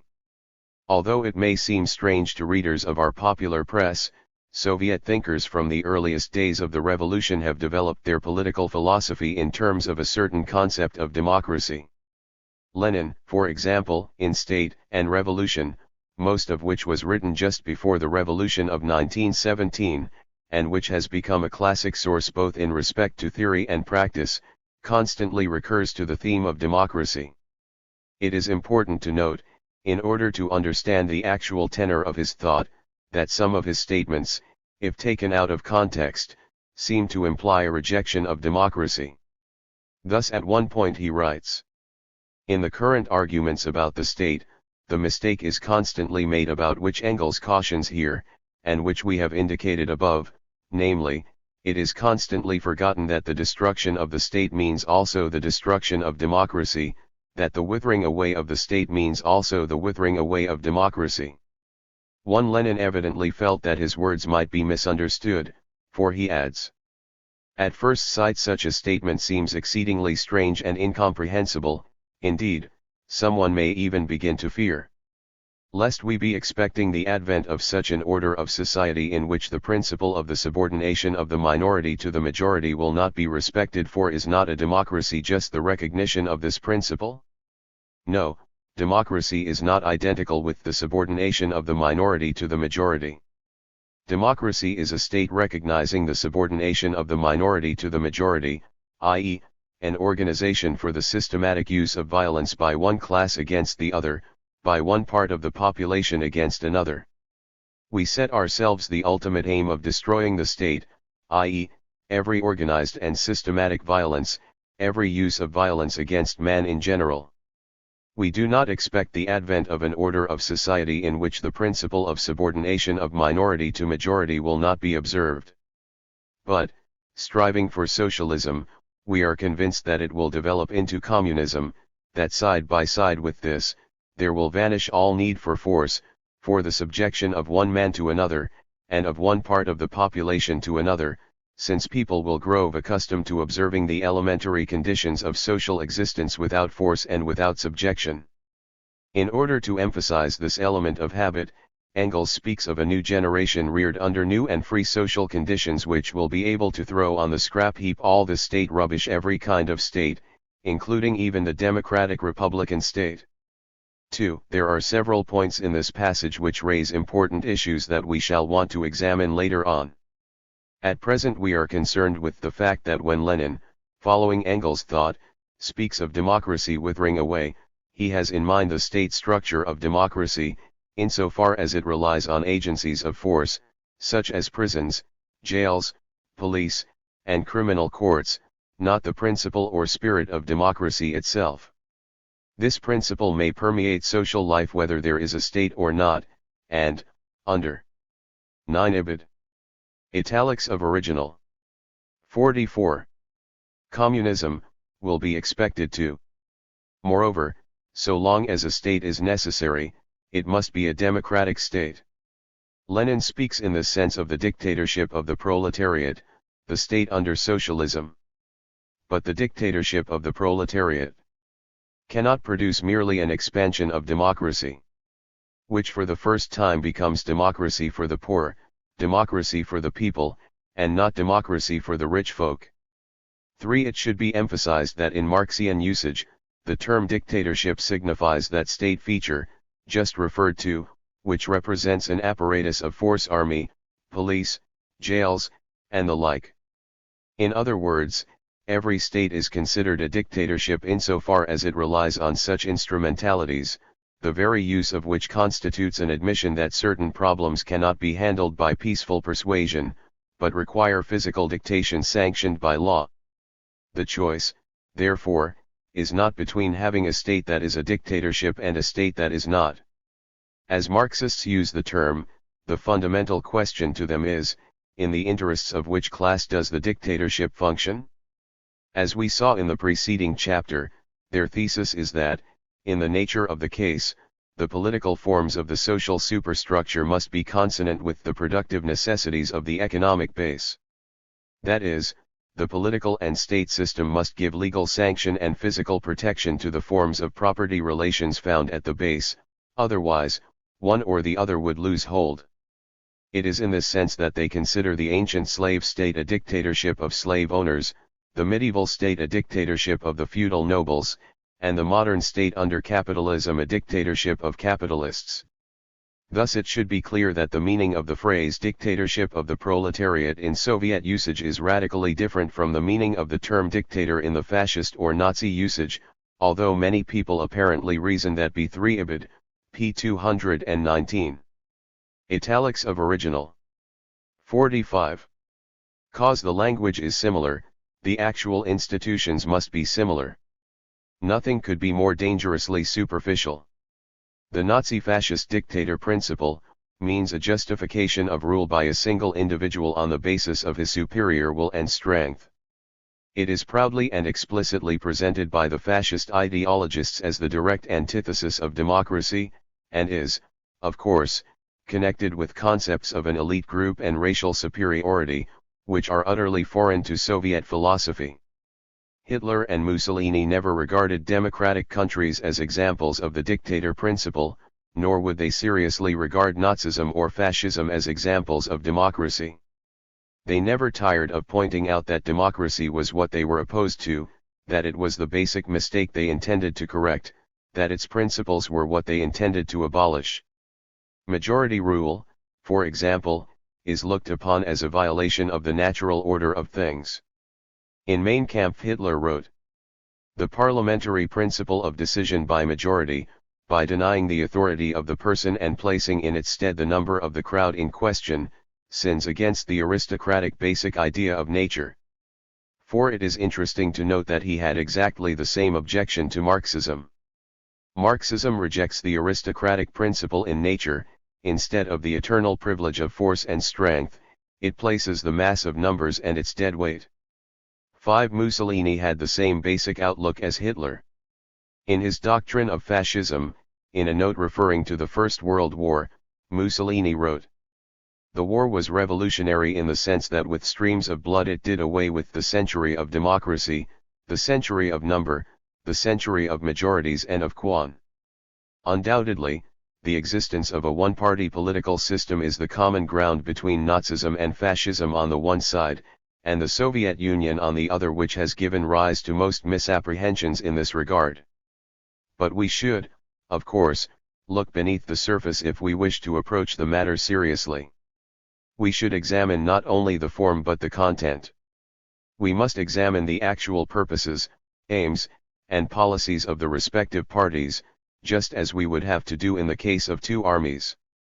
Is the mere fact that they are both armies sufficient to warrant the conclusion that they stand for the same thing?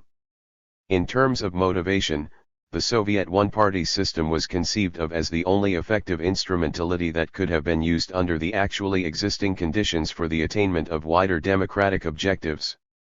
These objectives were and are conceived of not only as political in the narrow sense, but as social in the broader sense.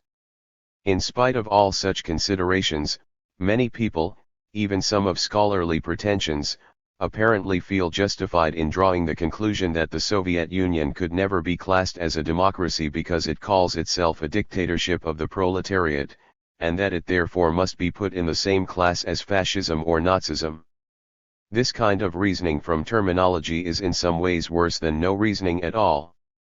A person who had no opinion at all about Great Britain might well be less of a menace to fruitful international relations than one who had a strong belief that Britain should be treated as outside the class of democracies because it calls itself a monarchy. It would be an equally unsound method to conclude that the Soviet Union should be counted as a democracy simply because it calls itself one. Its relationship to democracy can only be clarified by the detailed examination of principles and practices which we are here entering upon. The present point is that the very widespread tendency to assume that the use of a phrase like dictatorship of the proletariat can settle the 47 question represents a type of thinking that is clearly oversimplified. When is a country democratic?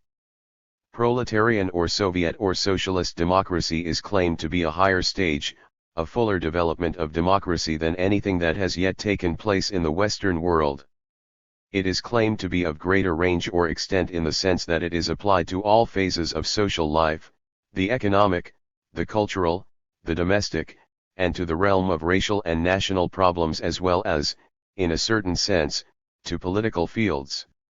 Let us take up, in turn, these aspects of the Soviet concept of democracy, and examine the reasons advanced in support of its claim.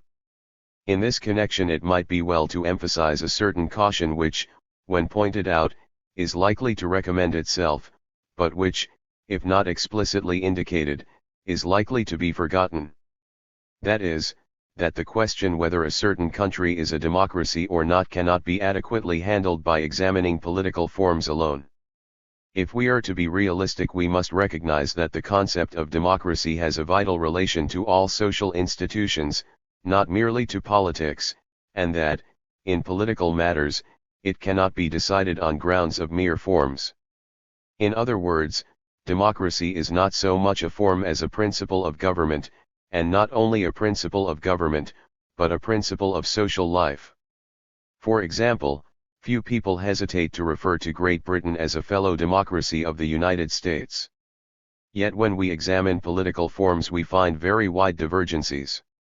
Britain has an hereditary monarchy, which, in itself, we do not regard as a democratic institution.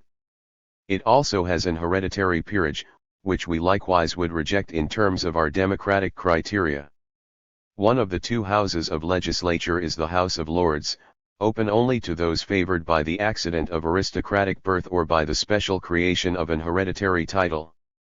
If we call Great Britain a 48 democratic country, it is certainly not in virtue of such political or social forms, but rather because of the basic content, the actual operation of its principal institutions in terms of their effects and possibilities in relation to the whole people.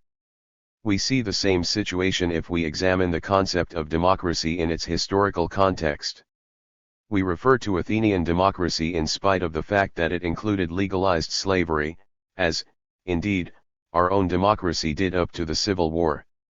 Here again, we judge in the light of the whole social situation, its content and underlying movement, rather than by any one factor taken in isolation.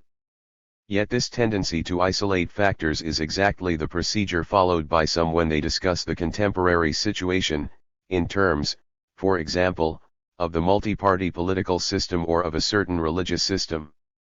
Although we favor the multi-party political system, we have little reason for considering it an absolute and permanent precondition of democracy, any more than an elected president or non-hereditary houses of legislature could be considered as absolute conditions.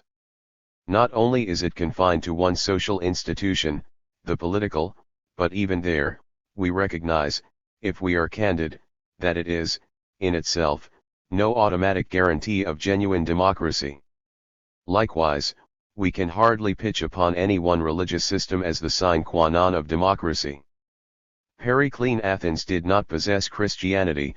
18th century French democracy was built up by a school of thinkers predominantly and militantly atheistic, while contemporary Britain has an established state church, all which systems are markedly different from our own. Democracy is eminently a matter of degree. It would be safe to say that no complete or perfect democracy has yet come to fruition in human history. Undoubtedly, some of its greatest triumphs are reserved for the future. We must bear in mind the historical truth that other nations have been able to make outstanding contributions to the theory and practice of democracy through institutions quite different from ours. In fact, historical 49 reflection will lead us to the conclusion that differing surrounding circumstances necessitate different institutions, if democracy is to be attained at all. Above all, we must avoid the exceedingly childish but rather widespread notion that if we admit that some other country has attained any democratic objectives through institutions different from ours, we are thereby derogating from the greatness of our own country, or casting aspersions on the principles familiar to our democratic tradition. Democracy and economics. With these considerations in view, let us examine the Soviet conception of democracy in its application to the several institutions of social life. Let us begin with the economic. What does economic democracy mean in the Soviet conception? In terms of rights, it means basically, that every adult willing and able to work has an inalienable right to continuous, socially useful employment at the level of his qualifications, freedom from exploitation and participation in the planning and management of economic production and distribution. In terms of objectives, it means that economic institutions shall be deliberately arranged so that it will be possible for each individual to give to society according to his ability and receive, under socialism, according to work performed, and under communism, according to need.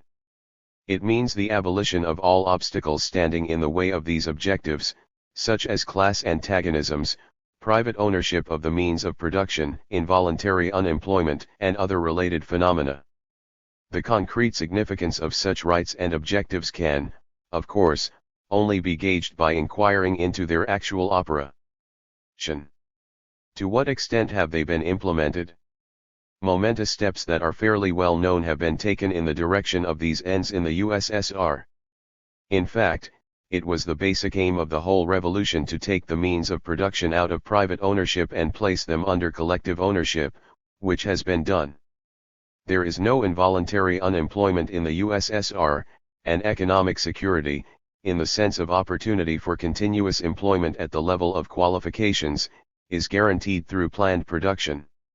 It is not only in the fact of ownership, however, but also in the participation in management in which democracy manifests itself in the economic sphere. While participation in management could hardly become very democratic, realistically speaking, without the fact of democratic ownership, management is also an important problem. In this connection, it is pertinent to recall a matter that was discussed briefly in the preceding chapter, namely, the organization of the collective farm. The kolkhoz, too as it is usually called, is the standard pattern of agricultural enterprise in a country where around half the population is still in the farming group. Each collective farm, whether large or small, is in the first place composed of owner-worker members. That is to say, with the exception of occasional specialists and the like, no collective farm can hire non-members to work for it. The Soviet collective farmer is thus never a wage laborer, a migratory hand, or a seasonal superfluity, but is secure in his collective tenure of the land and has the status of a joint owner.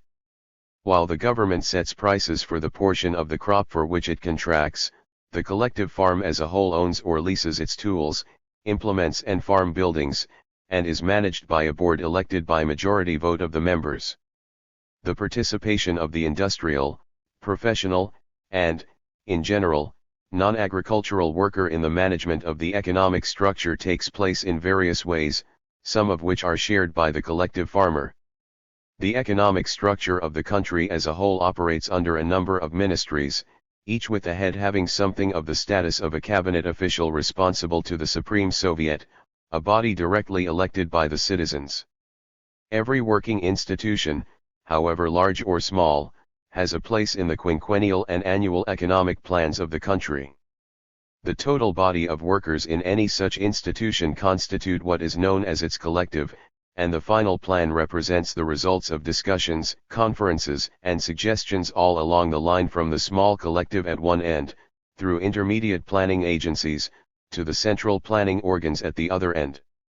In still another fashion, the non-agricultural worker is brought into participation in economic management through the trade unions. Practically all belong to these organizations, which elect their own officials and which have important responsibilities in any working enterprise.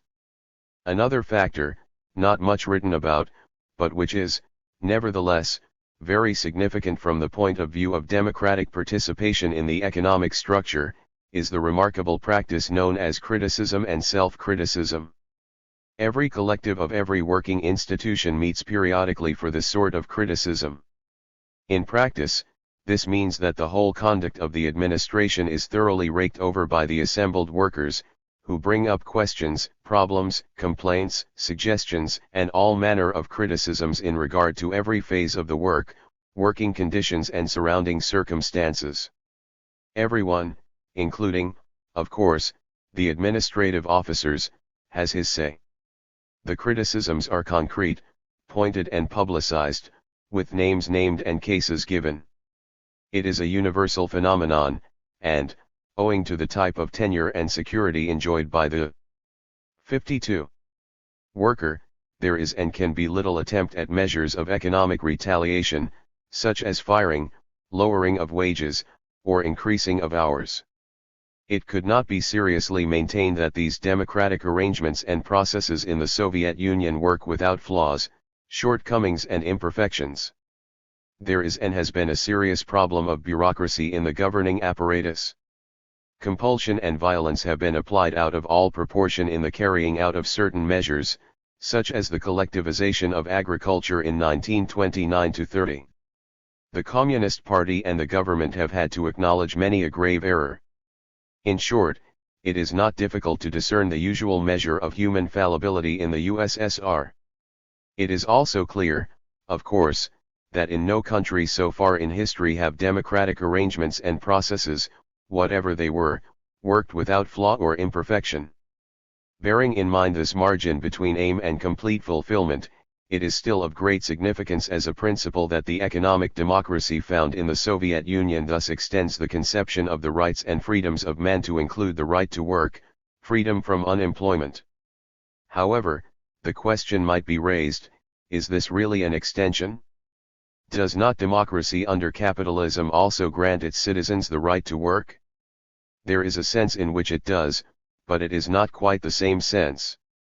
The Soviet thinker would maintain that, under capitalism, the right to work might be said to mean, in essence, the right to seek work, a situation which is, in itself, an historic gain over the paralyzing restrictions of the feudal system.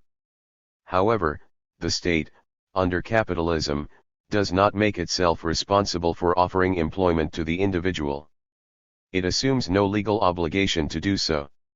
In practice, whenever there 53 is an unusually acute crisis, the state endeavors to make work, and offer relief, but these measures have usually been in the nature of temporary expedients. The state is under pressure to get rid of them as soon as possible. It is natural to find the state in this position under capitalism. It cannot assume economic responsibility for the individual because it does not exercise operating control of the economic system.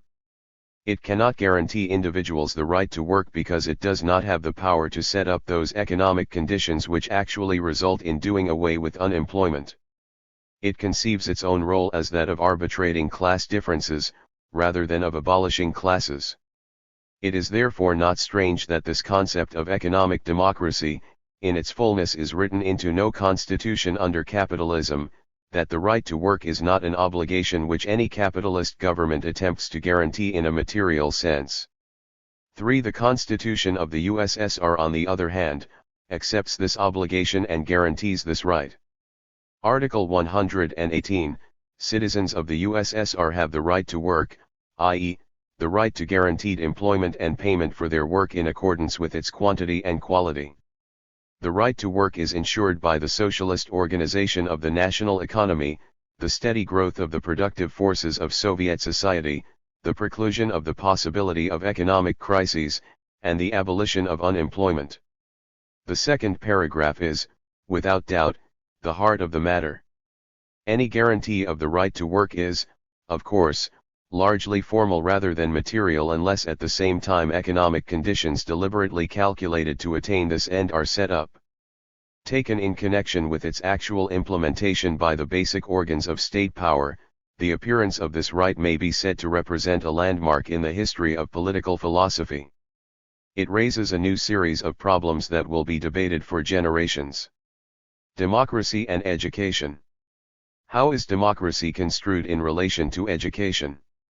If one should speak of a right to education, one might again be inclined to say, there is nothing new in such a conception, nothing that could be called a distinctively socialist contribution, for citizens under capitalism also have the right to avail themselves of all educational opportunities.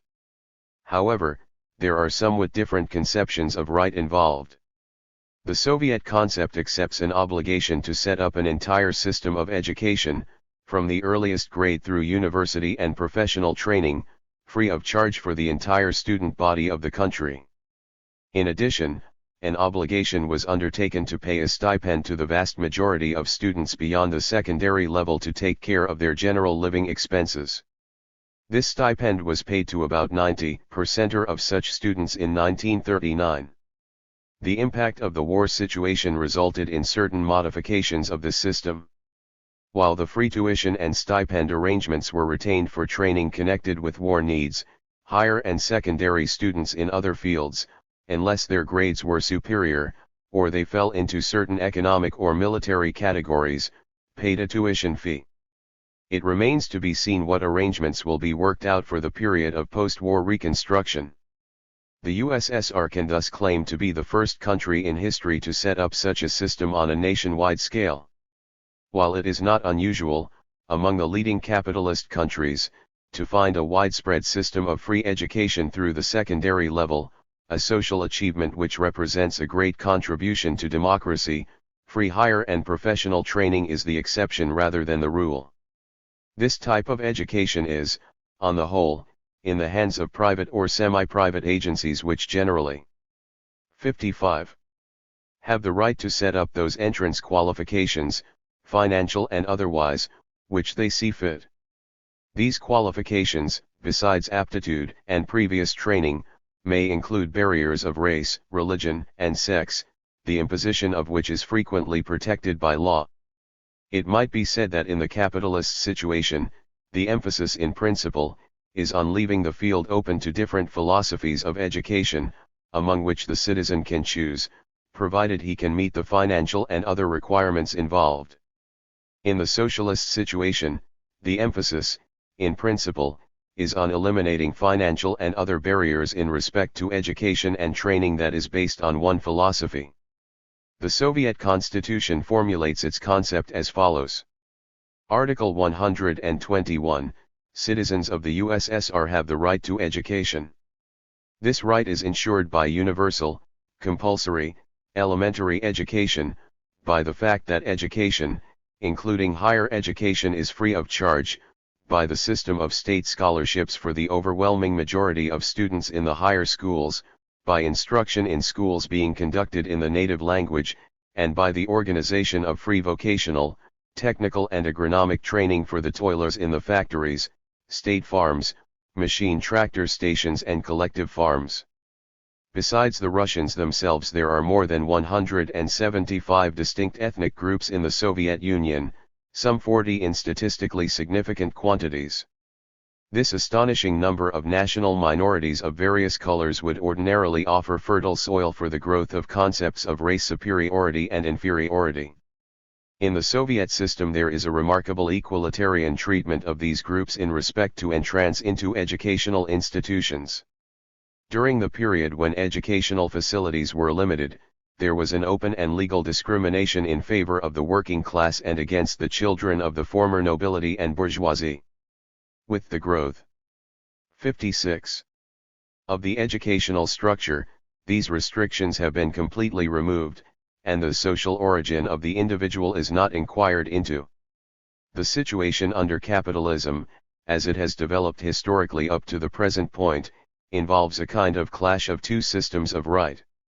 On the one hand, there is the right of educational institutions to bar individuals of certain races and nationalities, on the other hand, the right of members of these groups to an education.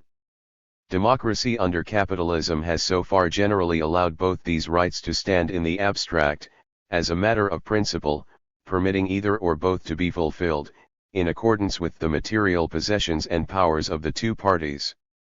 That is, if a member of the minority being discriminated against has enough of these resources, he will succeed in obtaining higher education in spite of all obstacles, and if, on the other hand, the discriminating institutions can maintain themselves in spite or because of their discrimination, then they continue to exist.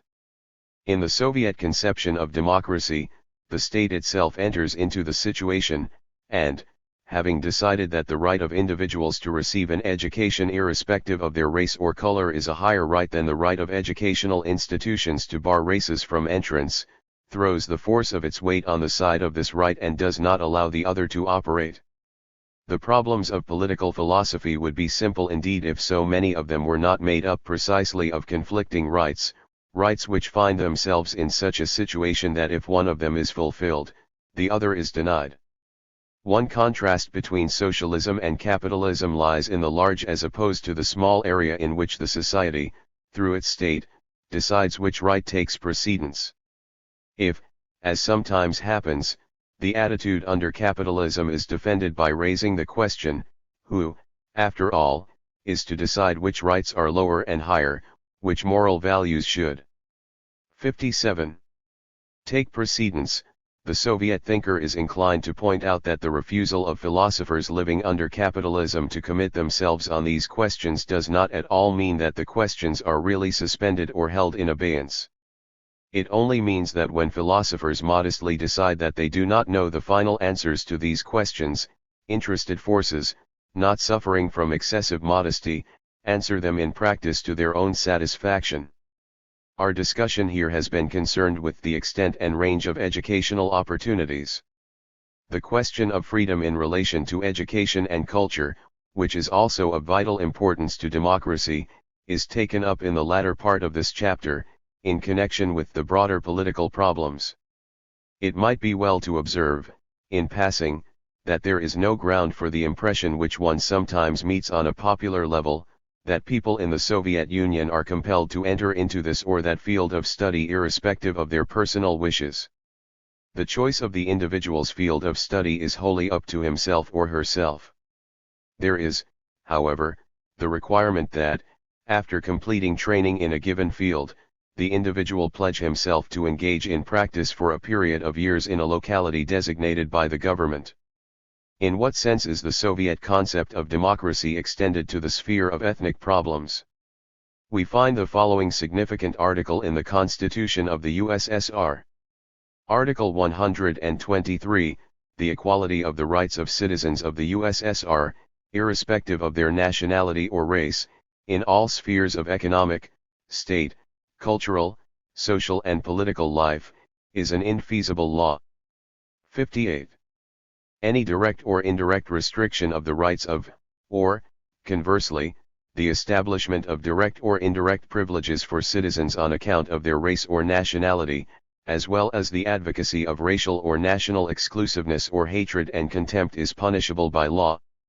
As a conception in moral theory, the idea embodied in this article might be said to be nothing new. But as an organic part of the constitution of a sovereign state, given controlling effect in practice, it is a significant phenomenon. However, in terms of the constitutional situation, it is not only a question of applying a principle. It is also a question of what principle to apply.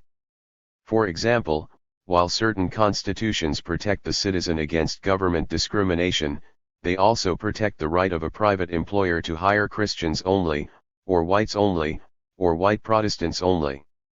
Nor is it illegal, under certain constitutions, for railway companies to have special cars for Negroes, or for communities to set up segregated schools for non-whites.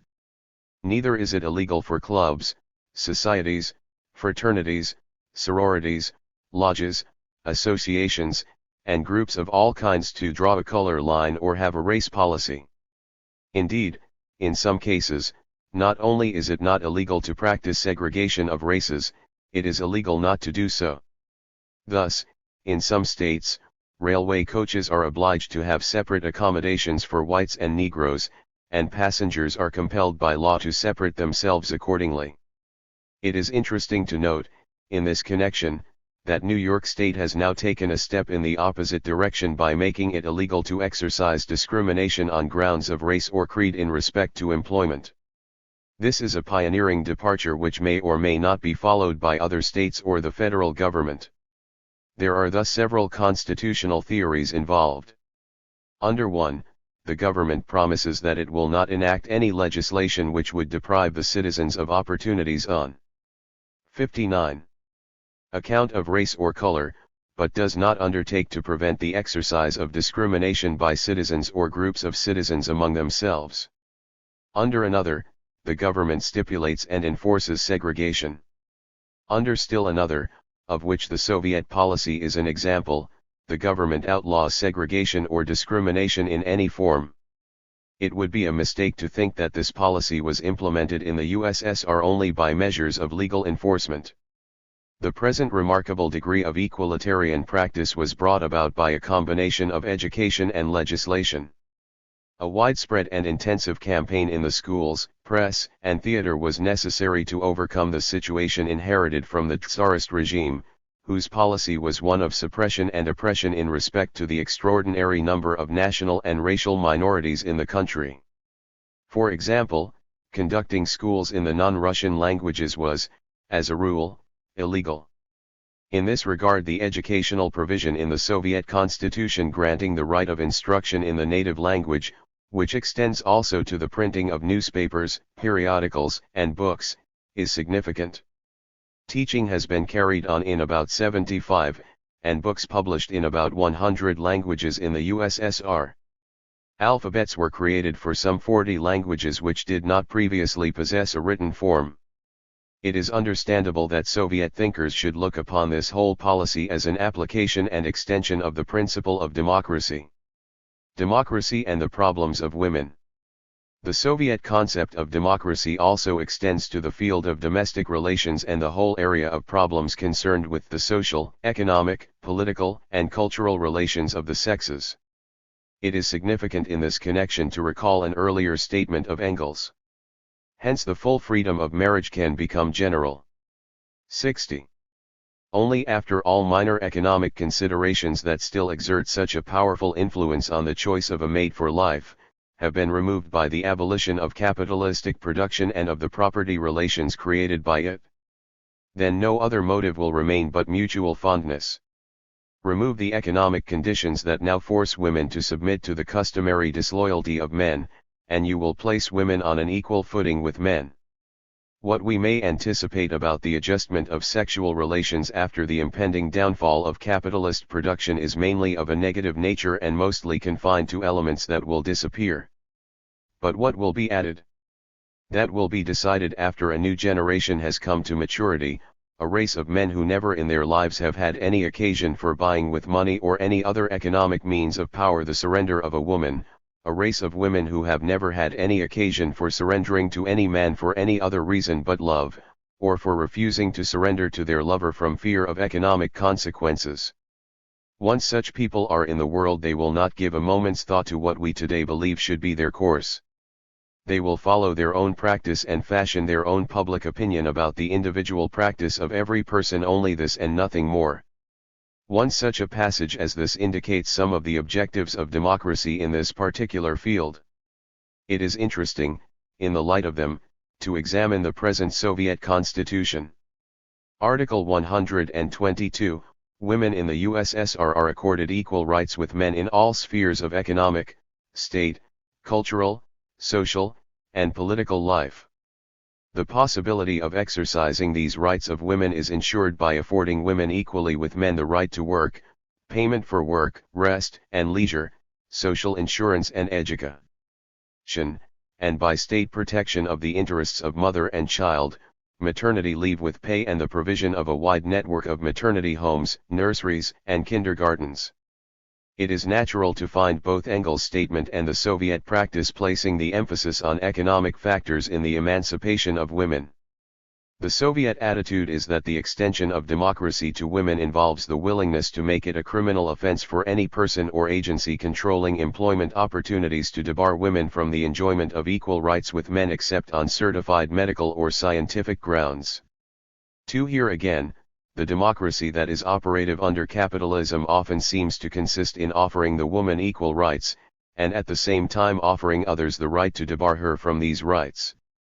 The two conflicting rights then engage in a kind of contest wherein victory goes to the party that can command more material resources in the given case.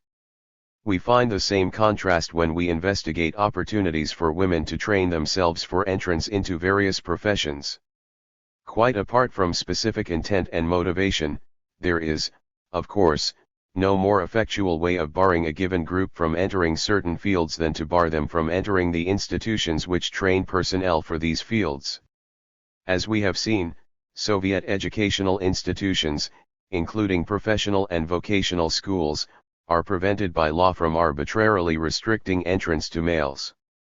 In the recent past, Soviet educational authorities have been exploring the results of separating the sexes at the elementary and secondary school levels. Impressed by psychological findings indicating different rates of progress as between boys and 62 girls at certain age levels, a program of separate study was undertaken in 1943 in 72 cities. This program in no way favors or imputes inferiority to either sex, and the curricula are basically the same. 3. It need hardly be pointed out that the kind of democracy under discussion cannot exist in practice, nor does its theory receive any very elaborate development, unless the economic system of the society is such as to be able to absorb the labor effort of the country as a whole.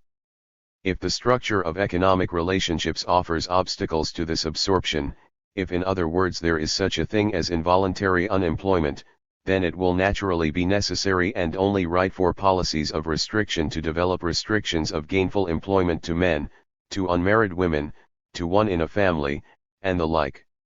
Moreover, certain special provisions must be made for women if this policy is not to have an adverse effect on the birth rate. For it should be observed that, while Soviet women are found gainfully employed in a greater variety of occupations and professions than the women of any other country, and probably in a greater ratio to total numbers, this result has not been attained at the expense of marriage or the institution of the family. The rate of increase of the Soviet population was the greatest in Europe before the war, owing in part to the fact that the young woman was not forced to choose between having a family and a career. Not only could no employing unit refuse to admit her on the ground that she was married, but, as we have seen from the constitutional provision just quoted, she is guaranteed maternity leave with pay, and also has available an extraordinarily large network of nursery facilities. The facilities are in no way compulsory, a point that should be noticed in view of the apparently. It appears to be a prevalent impression that Soviet democracy extends in no way to the political field, that it contains no concept of civil liberties or freedoms. Such a view finds no substantiation in fact, unless we consider that our conception of civil liberties is the only possible one. While the Soviet conception is not the same as ours, there are well-developed principles which should be given close attention. Our conception of civil liberty basically turns upon the idea of freedom to oppose the existing order. In this view, the essence of freedom of speech lies in the legal possibility of making a talk or delivering a lecture advocating, for instance, the peaceable overthrow of the government in power, the discontinuance of its policy, and like ideas. Freedom of press consists essentially in the legal possibility of printing newspapers, journals, books, pamphlets, and the like, for public sale or distribution, containing oppositionist ideas. Freedom of thought or conscience likewise is considered to consist essentially in the legal possibility of setting up schools, churches, study groups, or other associations for the cultivation of certain ideas, even though they be opposed to the existing order. The same applies to freedom of assembly. Central to this whole notion of political freedom is the idea of a legal opposition. The freedom in question is that of moving against the government in power, or the existing regime, in the realm of speech, print, or thought.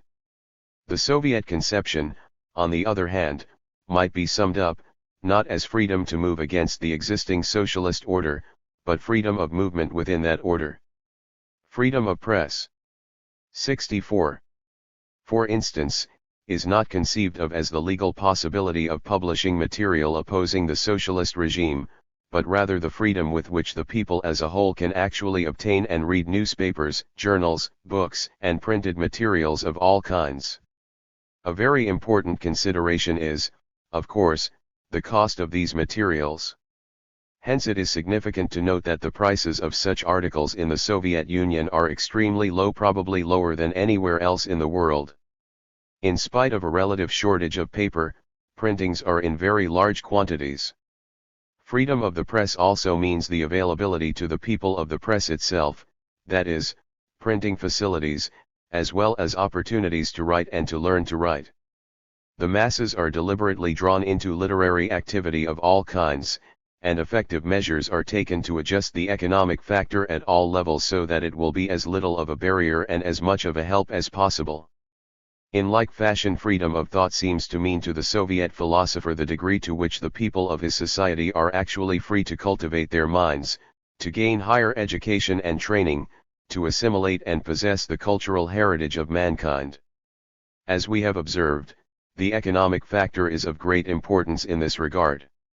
One might recall the remark of Sidney Webb to the effect that, so far as the actual purchasing power of the majority of Londoners was concerned, there might just as well be a statutory provision making it a criminal offence for them to purchase most of the goods displayed in the prosperous shops of Bond Street. If this is true of the consummation of relatively simple economic transactions, how much more true is it of economic transactions requiring the sustained and difficult financial commitment involved in the completion of professional training, or even the attainment of a baccalaureate degree by itself. In having made all higher educational and professional training not only free of charge, but an activity which carries with it, in process, a financial compensation which allows the individual to provide. 65. For his basic economic wants, the Soviet thinker feels that his society is making an immense contribution to freeing the people from ignorance, and from those bonds which hold back the development of their intellectual and artistic capabilities. He thinks of freedom of speech in terms of the same sort of considerations. Capitalist and socialist ideas of freedom. Further light is thrown on the Soviet thinker's conception of freedom or civil liberties by an examination of his reasons for rejecting the conception prevalent in capitalist democracies. Under freedom of press, for instance, the citizen of such a democracy is assured the state will pass no law preventing him from setting up a newspaper or other periodical, or from printing a book in which he may set forth his own individual ideas, however different from or opposed to the received doctrines, provided they do not violate the criminal code. If the citizen has certain of these ideas, but, as usually happens, is a person of slender means, who does not own a newspaper or a publishing concern and has not the capital to purchase one, and cannot persuade someone who does that there will be any profit in the printing and sale of his peculiar ideas, the state does not assume any responsibility to supply what is needed. Such things are the citizen's own affair. Likewise, if the citizen wishes to reach his fellow citizens by means of speech, through the radio or the lecture hall, the state assures him he is free to do so as long as he has the means to purchase time on the air, to hire lecture and publicity facilities, and so on. Again, he is free to found a school or university and attract followers or educate others along the lines of his ideas so long as he possesses the means to pay for buildings, land, materials, equipment, and services. It is quite clear that such a conception places an immense premium upon the private possession of economic resources. It 66 means, generally speaking, that people can really avail themselves of such freedom to the extent that they possess such resources. It is to this condition that the Soviet thinker points when he refers to class freedom, or the class conception of freedom, or bourgeois freedom or capitalist freedom. He feels that the sort of freedom offered by his society is the kind that actually meets the needs of the majority of his people. It is freedom from what actually does hold them in bondage, not freedom from what might hold them in bondage if they should become wealthy dissenters. It is when we inquire into freedom from what that we approach close to the crux of the entire problem. It might not be too much to say that terms like liberty and freedom have no meaning at all until it is clearly understood from what. In themselves these terms might be regarded as negative in the sense that they point to the absence of something, of some form of compulsion. The whole point is, what form of compulsion?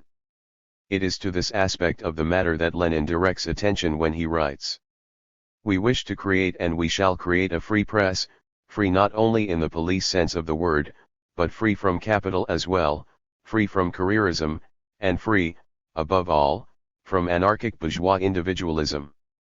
One Lenin knew exactly the kind of criticism that would be raised, for he proceeds. These last words may seem to the reader to be a paradox or a mockery. What? Cries some intellectual, a passionate lover of freedom. What? You wish to collectivize a subject as delicate and individual as literary creation. You deny absolute freedom to the absolute individual creation of the mind. Calm yourselves, gentlemen. We have to tell you that all your talk about absolute freedom is nothing but hypocrisy. In a society based upon the power of money, there can be no real and actual freedom. Writer, are you free from your bourgeois publisher? This absolute freedom is nothing but a bourgeois or anarchist phrase. It is impossible to live in a society and yet be free from it. 2. While the latter paragraph pointedly exemplifies the Soviet thesis in regard to theory and practice, we are at present concerned, not with the difference between theory and practice, but rather with the much less discussed and more confused problem of the difference in theory itself between the Soviet democratic conception of freedom or civil liberties and the capitalist democratic conception. Many seem to be under the impression that it is the avowed intent of Soviet constitutional principles to guarantee to the individual the sort of political freedom that is associated with the name of Thomas Jefferson, and that their only professed difference from capitalist countries in this regard is that the Soviet Union claims it practices this freedom, whereas capitalist countries only preach it. Such a view is profoundly mistaken. The Soviet thinker feels that he has a different theory from that of Jefferson. While fully recognizing that Jefferson's principles were a radical, revolutionary, and historically necessary doctrine in connection with the growth of capitalism and the overthrow of feudalism, he feels that the passage of time and the transition from capitalism to socialism have generated new problems that call for new principles. The civil liberties of democracy under capitalism all tend in the direction of freedom from interference by the state. This is the heart of the matter. This is what is guaranteed in the democratic constitutions within this economic system. Capitalism, in order to develop, had to break away from the state interference of feudalism. It was afraid of a strong state and sent Ibid. 68. Tralized control in terms of what these things signified in the feudal order. All it wanted was to be left alone because it saw that, given free markets, a free labor supply, and a free field to buy and sell free, that is, from interference by the state, it would be able to grow and develop. It is clear, however, that such is not the relationship of the socialist economy to the Soviet state. To assume that the socialist needs freedom from his state as a matter of principle would be to miss the whole point of a planned economy and of socialism in general. The Soviet state does not regard itself as a neutral policeman whose business it is to keep order amongst a conflicting variety of fundamental aims and objectives. Rather, it regards itself as an institution cooperating in the building of a definite kind of society committed to positive objectives shared, if not by all, at least by the vast majority. But could this not be said of the democratic state under capitalism? Not in the same positive sense. The essence of the democratic conception in a competitive, individualistic society is precisely that there shall be no one positive, official objective binding upon all. There need be no one positive social philosophy for all, no one positive worldview, no one positive set of ultimate values. We keep repeating the word positive because it is the crux of the matter. There is a sense, of course, in which, if all agree that there shall be no one binding objective, that is, in itself an objective of a sort, if all agree there shall be no one social philosophy, worldview, or set of values, that in itself is a kind of philosophy. The sense in which this is so is negative. That is, so far as the society as a whole is concerned, the philosophy consists in the agreement to have no one unified philosophy, the objective in the agreement to have no one binding objective. Individuals and groups have positive objectives, positive philosophies, positive values, but the state or society as a whole is not. 69. Supposed to have any. It is supposed to be neutral, tolerant of all. Whether it attains to this in practice is, of course, another question. We are here discussing the theory itself. As a theory, the door is open to all objectives, philosophies, values. Soviet society is in a very different situation. It is no longer seeking and undecided in respect to its immediate and ultimate objectives. It has committed itself to a positive goal. It has a very definite idea of the kind of life it wishes to build. That is to say, the society has a philosophy, a worldview, a set of values. In the light of these conditions, it can plan, not only in economic, but in all phases of social life. Under these circumstances it not only can plan, but must plan in order to realize itself. One of the functions of the state is to implement these social plans. The Soviet individual would not wish to be free from the society in which he lives, even if that were possible, because of his view of what society is and should be. He does not want to be let alone by the state, but on the contrary, insists that the state perform the kind of function which it alone can perform towards the realization of the common social goal. Soviet artists or intellectuals, for example, do not ordinarily regard it as an unwarranted intrusion if their work is criticized from the socialist viewpoint. They are usually interested in criticism and evaluation from that point of view. Their general feeling, so far as I was able to judge, is that they would like to make a contribution to the civilization growing up around them. Hence, the mixture of indignation and amusement felt by Soviet figures like Shostakovich, Vavilov, or Dvorin, who, when they are involved in controversies and criticisms of this sort within the Soviet Union, become the objects of solicitous attention on the part of the non-socialist press in other countries, which rushes to their defense in order to rescue them from intolerable violations of their liberties, blandly attributing to these Soviet figures the whole psychology of the bourgeois. 70. Man.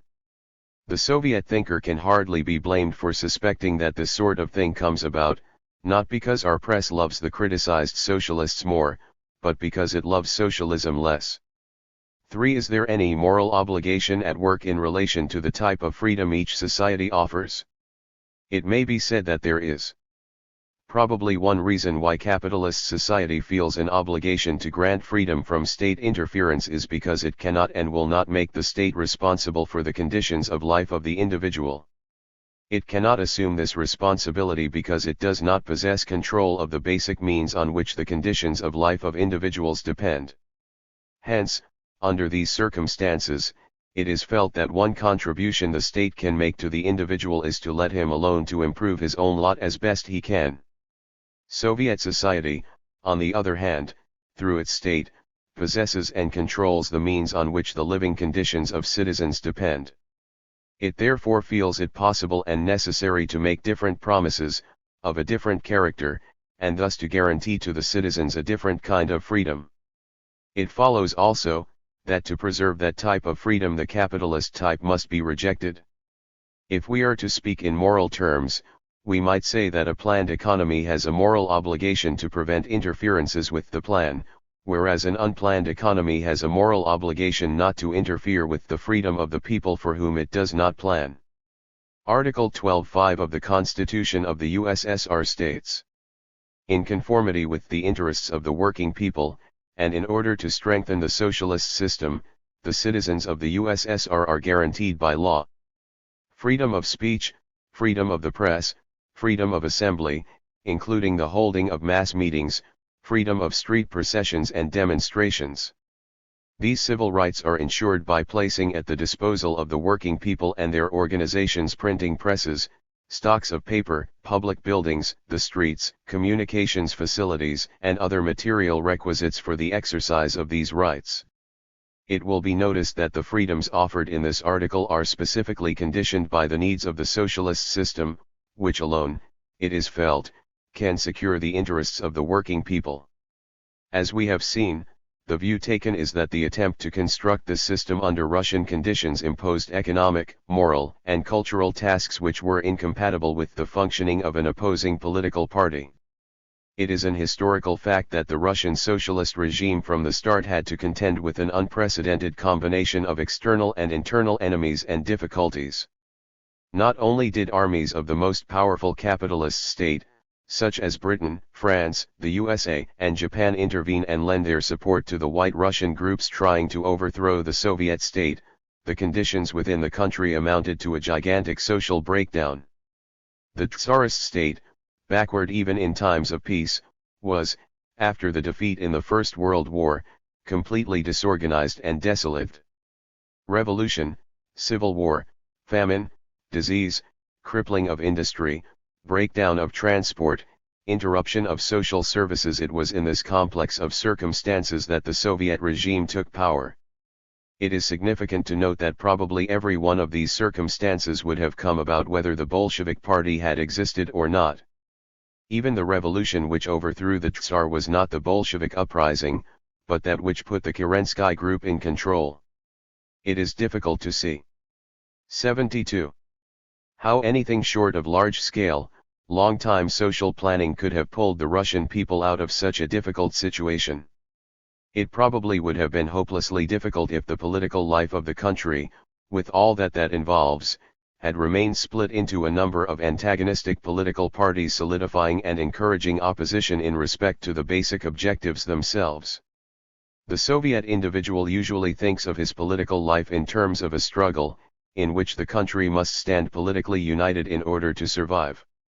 It is well known that in times of war, the actual conditions of the conflict make it necessary to prohibit advocacy of the abandonment of the struggle, or the organization of a group pledged to the belief that the enemy is right and ought to triumph. Under these conditions, a kind of one-party system is seen as an inescapable necessity. That is, there can only be one party in relation to victory in the struggle. There is no doubt that the Soviet leaders considered their country to be in a situation of life and death emergency, comparable to a war crisis. The alternatives were the carrying through of large-scale plans, counting on a certain unified effort of the population, or national catastrophe. The period between the First and Second World War abetted, but did not do away with the critical position of the Soviet state. It continued to be threatened by powerful capitalist states, isolated by a cordon sanitaire, often boycotted diplomatically and economically. It hardly enjoyed a sense of international stability or security. The atmosphere of impending military crisis persisted up to the time of the actual German attack. The tendency amongst political thinkers in the capitalist world to treat freedom from the state and state control as a kind of absolute is thus one with which the Soviet thinker has little sympathy. To him it seems clear that whether or not this kind of freedom is in the best interests of the people is entirely 73. A question of the stage which social evolution has reached, the content of the given historical situation, and the demands of that situation in respect to its onward movement. It seems to him clear, as it does to many others, that the capitalist state is the kind of state from which, under certain historical conditions, one needs freedom. But it is not clear to him that it follows from this that one needs freedom from any and every state. For example, the historical justification of the overthrow of the medieval system, and the demand for freedom from the state consisted in the fact that the feudal state and its whole system of society had become incapable of attaining the welfare of the people. It became incapable not because the welfare of the people eternally and mystically consists in being free from the state in which they live, but because the feudal structure was not able to meet the actual concrete needs and possibilities presented by the development of the system of production on which the life of man depends. Capitalism then meant expansion, growth, the fulfillment of these needs and the realization of these possibilities. However, capitalism itself passes through an evolution, and the time arrives, it is held, when it becomes increasingly incapable of meeting the needs and possibilities presented by the further development of the productive forces. Unemployment and technological frustration are, of course, regarded as basic examples of this condition. Socialism believes and has always believed that it can meet these needs and possibilities through the fact that planned economy and the social ownership of the means of production would result in economic security, an economy of increasing abundance, a richer cultural life for all the people, and the consequent elimination of the causes for racial and national discriminations. From this point of view, therefore, the historical justification of the one-party system in the Soviet Union is the same as that for the rise of the 74. Multi-party system, namely, that it is a necessary instrumentality for meeting economic, cultural, and social needs at a certain stage of development. The only absolute is the welfare of the whole people, considered, however, not in some super-historical and super-material sense, but in connection with the historically evolving material system in and through which alone man can live. In other words, it might be said that the purpose of freedom from the state, when it is necessary, is to make it easier to build a better society. It may turn out, however, that the kind we wish to build can only be built through the extensive participation and sustained cooperation of the state. It seems quite logical to the Soviet thinker to regard freedom from the capitalist state as a prelude to building a socialist society which will possess the sort of state from which people will not desire to be freed. It should be kept in mind that this point has reference to socialism. As we shall see in more detail presently, the apparatus of state force would be expected to die out from lack of use after a worldwide transition to communism. The Soviet and fascist concepts of freedom. The socialist naturally wants to be free from the inadequacies of capitalism. He is convinced that, to accomplish this result, the socialist state, once it comes into power, must undertake responsibilities of a kind that capitalist states never undertake in order to accomplish ends never accomplished in capitalist society. In order to discharge these responsibilities, the socialist state must enact policies the execution of which, under certain conditions, would not be possible through a multi-party system. It is clear that this line of reasoning, far from justifying the one-party system of fascism or Nazism, constitutes a thorough condemnation of it.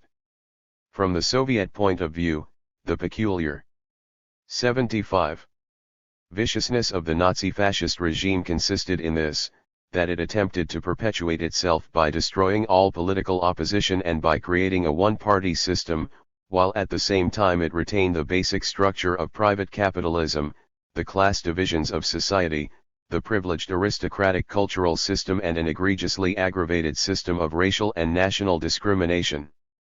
The fact that the fascist or Nazi state-controlled employers must be understood in the light of the basic fact that it retained the class of employers and the class of workers with all the privileges and antagonisms that this situation implies.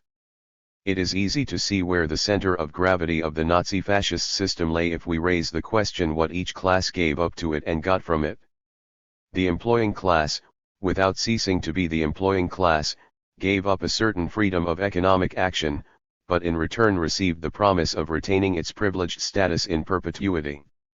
There would be no more strikes, militant unions, or working class revolutions, above all, never communism, the socialized ownership of their means of production.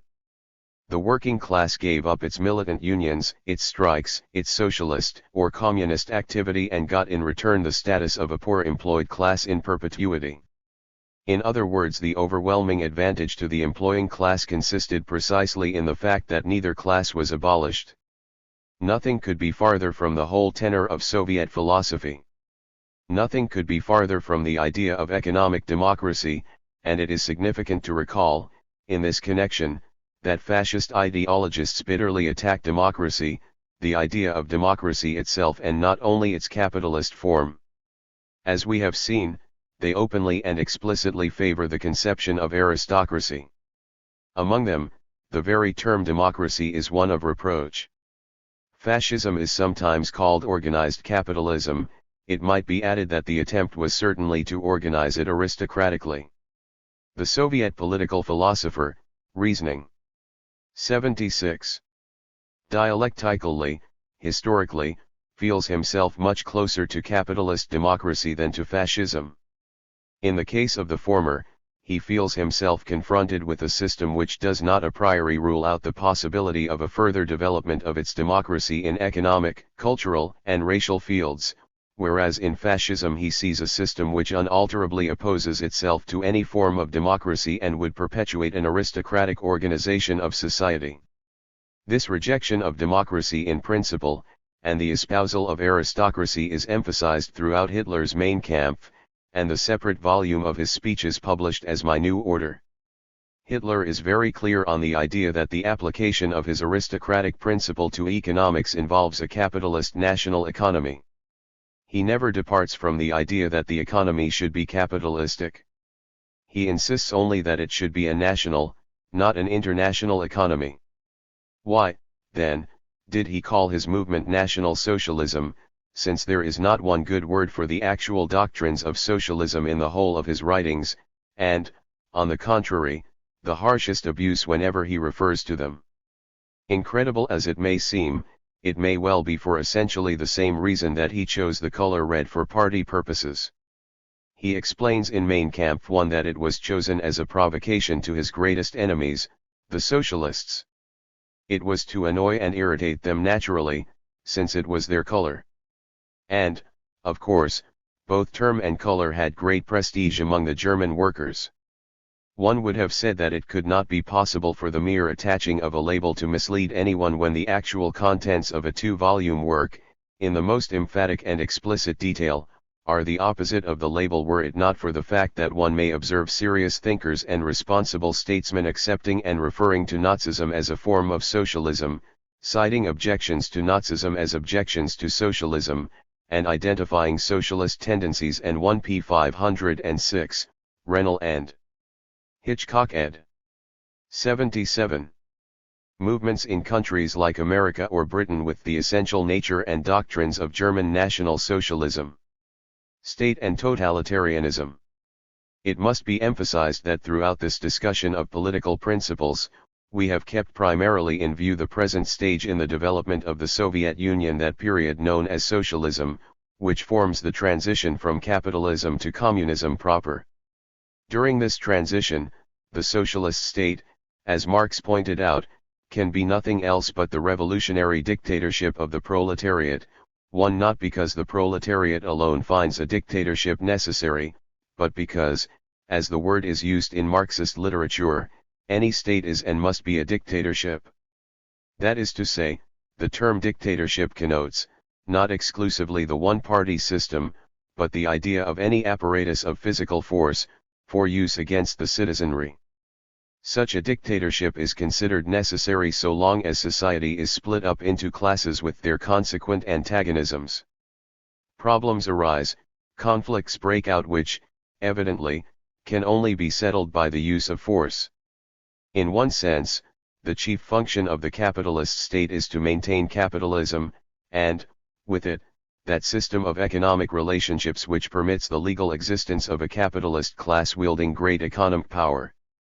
The proletariat, on the other hand, can really raise its conditions of life to a humanly satisfactory standard only by abolishing classes, in other words, by making sure there will be no proletariat.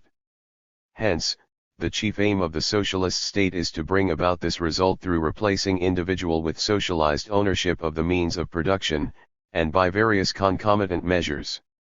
It is, of course, not only the remnants of classes within the Soviet Union that 1. The Gotha Program. 78. Make necessary the existence of an apparatus of state force, but antagonistic classes and states outside the Soviet Union. It is obvious that the concrete reality cannot be defended with the same weapons as the abstract idea. While socialism is evidently possible in one country, protected by a strong state, it is expected that worldwide socialism would pass into communism proper, or the higher phase of communism, and would then be able to dispense with the state. In other words, the total abolition of classes would make it possible to eliminate the type of conflict among groups in the population that necessitated the use of an organized apparatus of physical force to keep the peace and restore order. The administration of things would continue to be necessary, as Engels points out, too, but not the repression of persons. In the presence of an economy of abundance, the dictatorial aspect would gradually die out, and a system of stateless administration would emerge. The feeling is that if the primitive communists could live without police and jails, civilized communists might do the same. When this point is reached, not only the state ceases to exist, but the Communist Party, and the whole party system, whether it be single or multiple.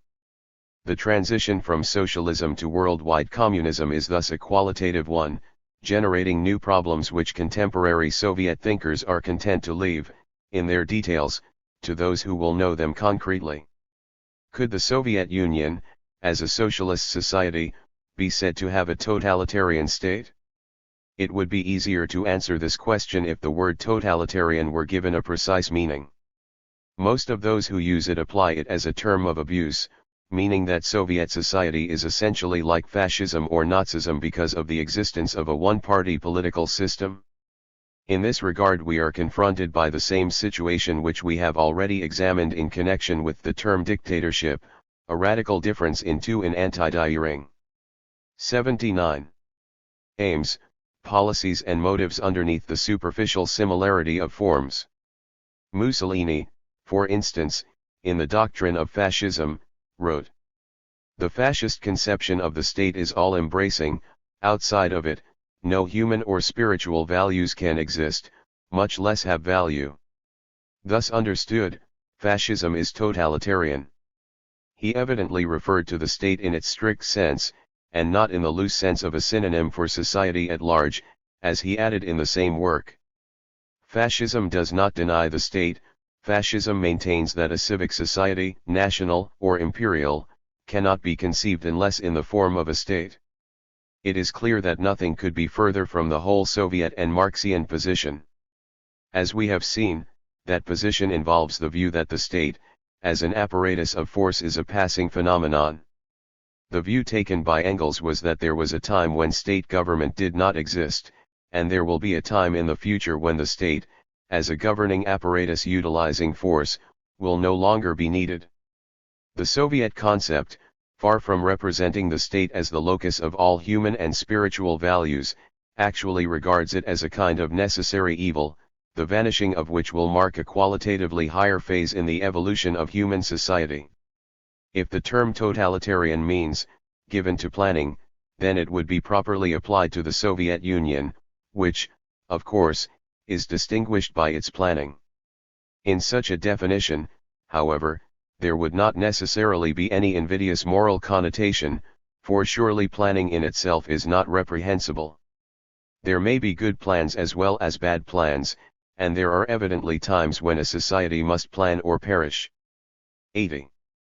Probably to the average reader of the daily press, a totalitarian society means one in which the individual is regimented in every sphere of his activity, in which official decrees from above dictate to him what work he must do, what recreation he must take, where he must live, what he must eat, what he must study, and the like. The conclusion that the Soviet Union is such a society could hardly be arrived at by observing Soviet life or examining Soviet principles. It could only be arrived at by assuming, first, that the USSR is something called totalitarianism, and second, that totalitarianism must be the sort of thing that has just been described. While abundant evidence shows that this method of reasoning is exceedingly popular, a moment's reflection will show that it is practically worthless. The question of religious freedom. The question of religious freedom is dealt with in a separate article in the Soviet Constitution. In order to ensure to citizens freedom of conscience, the church in the USSR is separated from the state and the school from the church. Freedom of religious worship and freedom of anti-religious propaganda is recognized for all citizens. We see here once again an interesting contrast between the Soviet democratic system and a democracy like our own. Broadly speaking, our state stands on the principle of freedom of religions in the sense that the state itself promises not to establish any one religion as official and not to interfere with any sect by way of preventing it from worshipping, or from propagating its views and attracting followers. But our state could hardly be said to stand on the principle of freedom from religion. It is not neutral about religion itself, religion in general. Its official literature contains abundant evidence of its religious Article 114. 81. Orientation in the form of prayers, references to a deity, invocations of divine blessing, divine guidance, and the like. There is no doubt that the state, so to say, believes in God. Official oaths are taken in the name of God, and even in relation to one particular sacred writing, the Bible. Hence it is that atheists, agnostics, and others can by law be barred in many cases from giving testimony in court in various states. Not only houses of legislature, conventions of political parties, and official gatherings of all sorts, but the public schools as well, set aside time for prayer and other communication with the deity. While it is true that clergymen of various sects are usually invited in turn to lead such services, it is also true that they are not followed by an atheist or an agnostic so that he can give expression to his views. While our state is not officially sectarian, it does not hesitate to characterize itself as a religious, or a God-fearing, or even a Christian state, and to refer to itself as a guardian of religion, or even as a protector of Christianity. While the state does not compel citizens to believe in God, it does not itself hesitate to proclaim this belief, and lend encouragement to it, not only spiritually, but materially as well, by placing church properties in an especially privileged position in respect to public taxation. In the USSR, the state also grants freedom of worship to all sects. The Soviet state also has a partisan orientation on the question of religion, only its convictions lie in the opposite direction. It does not believe in God, and is of the opinion that the theological outlook on life is intellectually false, and socially backward, and hence, spiritually restrictive. Consequently, what it is particularly anxious about is that its citizens should enjoy the opportunity of freedom from religion. In the past, it has meant that, while freedom of religious worship was guaranteed, freedom of anti-religious 82. Propaganda too was also guaranteed, but not freedom of religious propaganda. That is to say, it was not possible to set up a school for the training of clergymen, or to establish missions or other societies for the advancement of religion. On the other hand, any group of people who so desired might conduct religious services, and be ministered to by a cleric so long as they themselves footed the bills. Also, a practicing clergyman could train an assistant, and parents could teach religion to their own children. The state offered no economic privileges, but on the other hand, dealt out no penalties. At the same time, economic and other encouragements were offered to anti-religious propaganda. Such propaganda took the form of lectures, scientific demonstrations, pamphlets, books, journals, films, clubs, associations, and the like, so far as it was organized. In general, the direction of this propaganda, in line with the fundamental philosophy, was to supply a positivistic, scientific world outlook rather than a supernaturalistic or theological one. However, as a result of the war situation, important changes have taken place in the Soviet policy towards the Church. Various opportunities for religious expansion and development have been granted, among which are the setting up of institutions for the training of clergymen, the election of central authorities of the Orthodox Church, and the possibility of giving organized religious instruction to children. Moreover, organized anti-religious propaganda has been largely abolished. The Central Society of the Militant Godless has been disbanded and its periodicals have been discontinued. Evidently the Soviet government has been convinced, through the loyal support given its war policies by the religious groups, that these groups are no longer anti-Soviet, as they were in the years after the revolution. In those early years a bitter struggle between the powerful established church and the Soviet state was inevitable. The church, of course, identified itself with the Tsarist regime. Since church and state were one, it was impossible to strike a blow at the one without striking a blow at the other, a situation similar to that in the French Revolution of 1789. The Russian Orthodox Church placed its influence, prestige, and strength on the side of the Tsarist regime, and fought the Soviet government with every weapon at its disposal. It did not scruple to espouse and support the cause of the armed enemies of that government in the period of intervention and civil war. While there is thus a new rapport between state and church in the Soviet Union, the government shows no tendency to go back to the system of a state church, or even to the system of indirect government subsidy of religion. It also shows no tendency to compromise in regard to its own fundamental philosophy, which, as we see, is humanist and materialist rather than supernatural or mystical. In this connection, religion is still regarded as the opium of the people. The view is that it has traditionally and predominantly attempted to meet the problems of the sufferings of the masses here on earth, not by a thoroughgoing attempt to abolish the social and economic conditions, the whole class system out of which a large part of these sufferings have arisen, but rather by promises of rewards after death, and by counseling resignation and humility in this life. The Soviet concept of spiritual values, and the whole attitude towards ethics which, in a sense, underlies its political philosophy, is dealt with in the following chapter. Chapter 3, Socialist Humanism. In the sense in which ethics is a social problem, much that we have already discussed in the field of social and political philosophy throws significant light on the basic ethical attitudes of Soviet society. It has been amply evident that this social philosophy which we have discussed is not the sort which claims or wants to separate itself from the field of ethical values. As we have seen, it does not merely observe the course of development of society and the struggle of contending forces, forecasting the outcome in an attitude of amorality or indifference. It sees priceless value in society, regards the goal toward which it moves as a higher stage in the life of humanity, and considers worthwhile the struggles necessary to attain the goal. It is clear from the foregoing discussion that socialism and communism are regarded as ethically desirable, in the light of the basic criterion of a more abundant material and cultural life for all. Concretely, this standard entails the abolition of economic insecurity, crime, prostitution, and illiteracy, the lowering of the rate of infant and industrial mortality, and the elimination of racial and national discriminations, restrictions, and prejudices in regard to economic, social and political opportunities. Such principles as, from each according to his ability, to each according to his work, from each according to his ability, to each according to his needs, he who does not work, neither shall he eat, clearly involve moral valuation, ethical criteria. 84. 85. Bourgeois and Socialist Humanism. The whole body of ethical teachings in Soviet philosophy is usually referred to under the term, socialist humanism. How is this humanism to be distinguished from the older doctrine of the same name?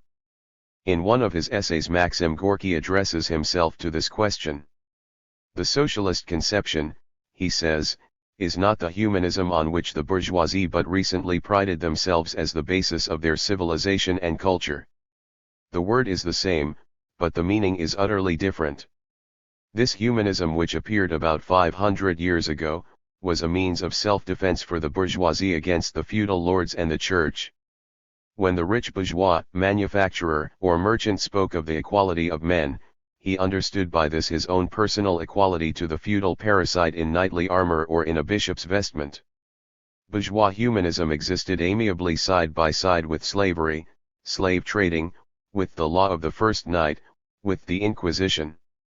One speaking of the attitude of this humanism towards early revolutionary movements originating in the lower classes of society, Gorky says, "The bourgeois humanists aided the feudal lords as assiduously in the destruction of what Tyler's peasant army, the French Jacques, the Taborites, as the cultured profiteers of the 20th century who cold-bloodedly and ferociously slaughter the workers in the streets of Vienna, Antwerp, Berlin, in Spain, in the Philippine Islands, in the cities of India, in China, everywhere. In general, the bourgeoisie has never tried to alleviate the life of the workers by any other means than charity, which robs the worker of his dignity." 2. Gorky's historical approach to the question is significant. The historical materialist has never regarded the problem of ethics as an eternal problem of which the philosopher must find one eternal solution, rejecting as worthless all others that have been offered in the course of history. Neither does he deny the existence of an absolutely valid ethical standard, binding upon all.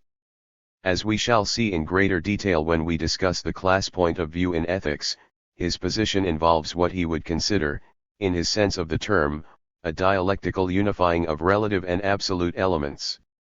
It is clear that the nature of the existing social institutions, the concrete historical context, conditions the extent to which ethical standards can approach universal applicability, or, in other words, the extent to which people can participate in the good. For example, bourgeois humanism, at the time of its emergence, represented a considerable step beyond feudal principles, in the sense that it stood for the inclusion of greater numbers in the circle of those who could actually lead the higher life. It meant an actual as well as a theoretical extension of moral values and human rights. In essence, it meant that it was not necessary to be a feudal noble in order to attain human worth and dignity. The gates were open to the bourgeoisie. It would be more exact to say the bourgeoisie forced open the gates. This step represented an immense advance for humanity, and was, of course, gained at the expense of no little bloodshed, revolution and warfare. In social terms it meant the coming to power of the bourgeois class, a fact which the feudal nobles resented, to use delicate language. They did not retire gracefully, they did not cooperate with history.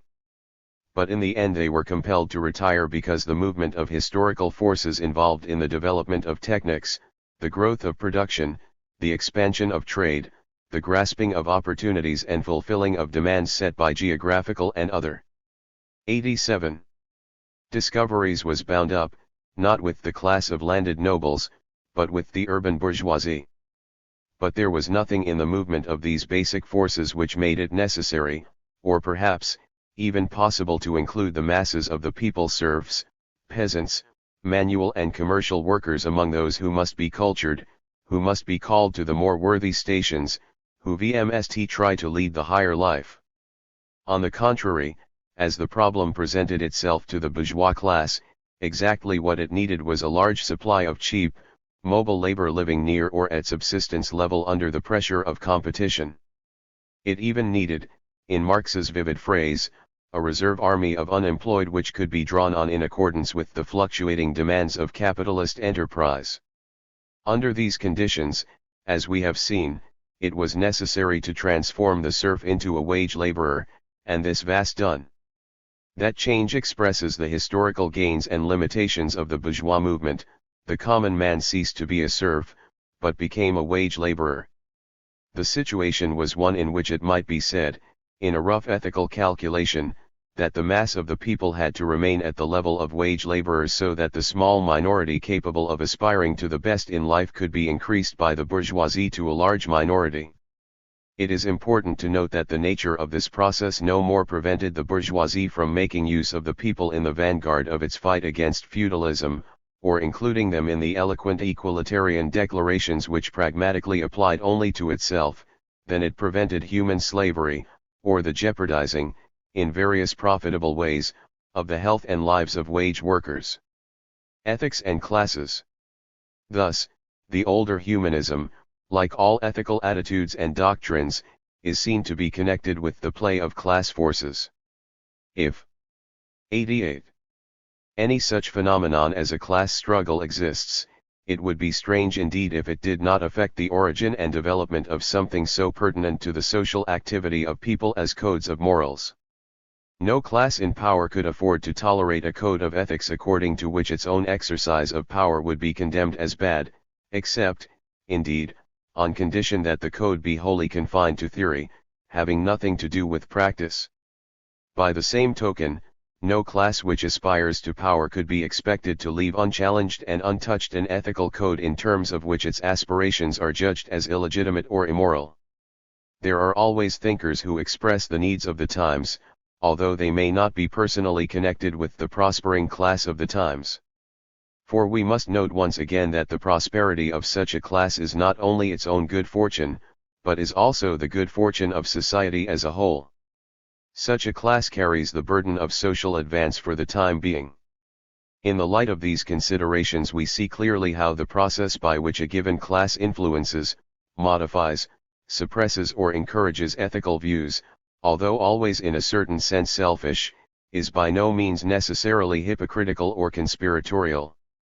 In general, all classes are sincere in the belief that their interests coincide with the interests of civilization.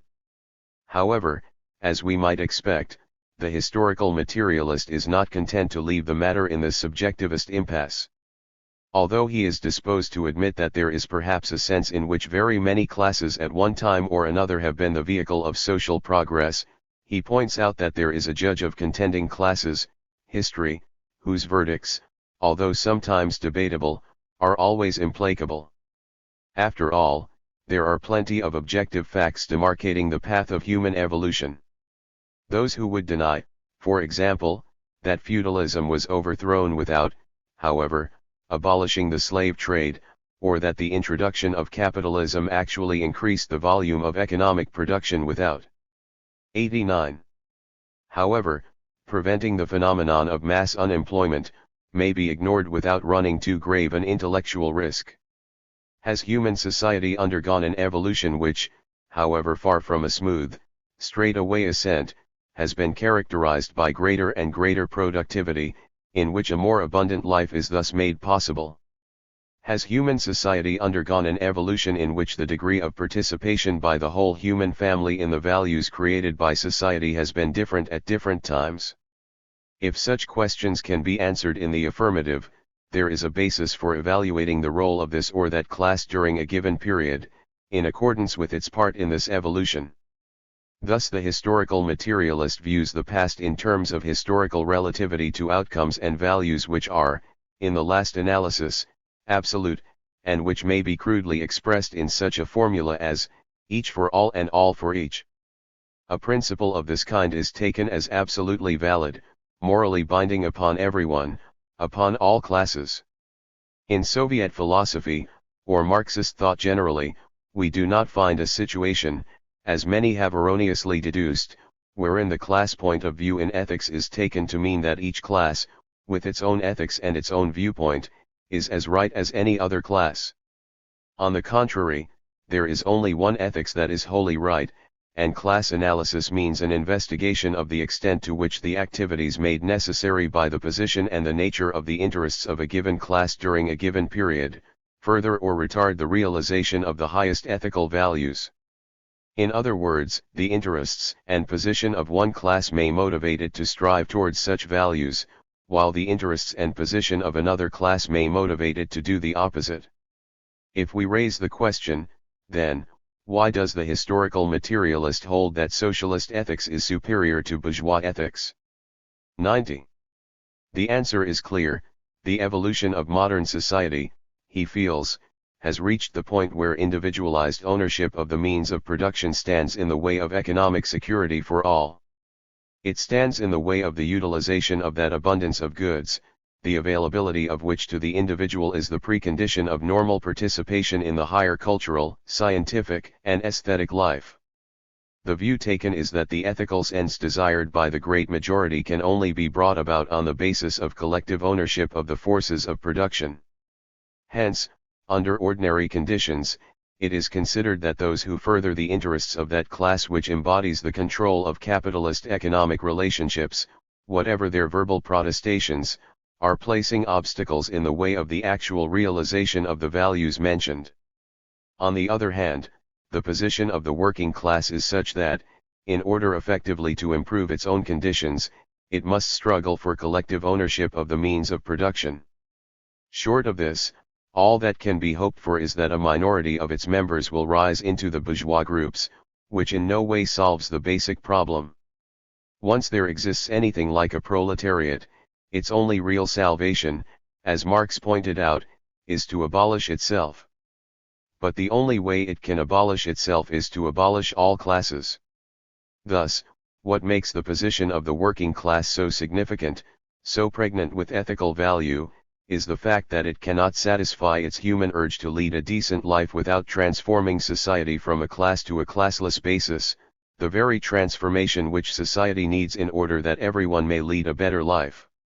In a classless society everyone leads an ethically higher life because the operating social and economic institutions no longer compel people to exploit one another, to follow those patterns of action which, even without malice prepense, nevertheless result in economic insecurity and lack of higher culture for the great mass of the people.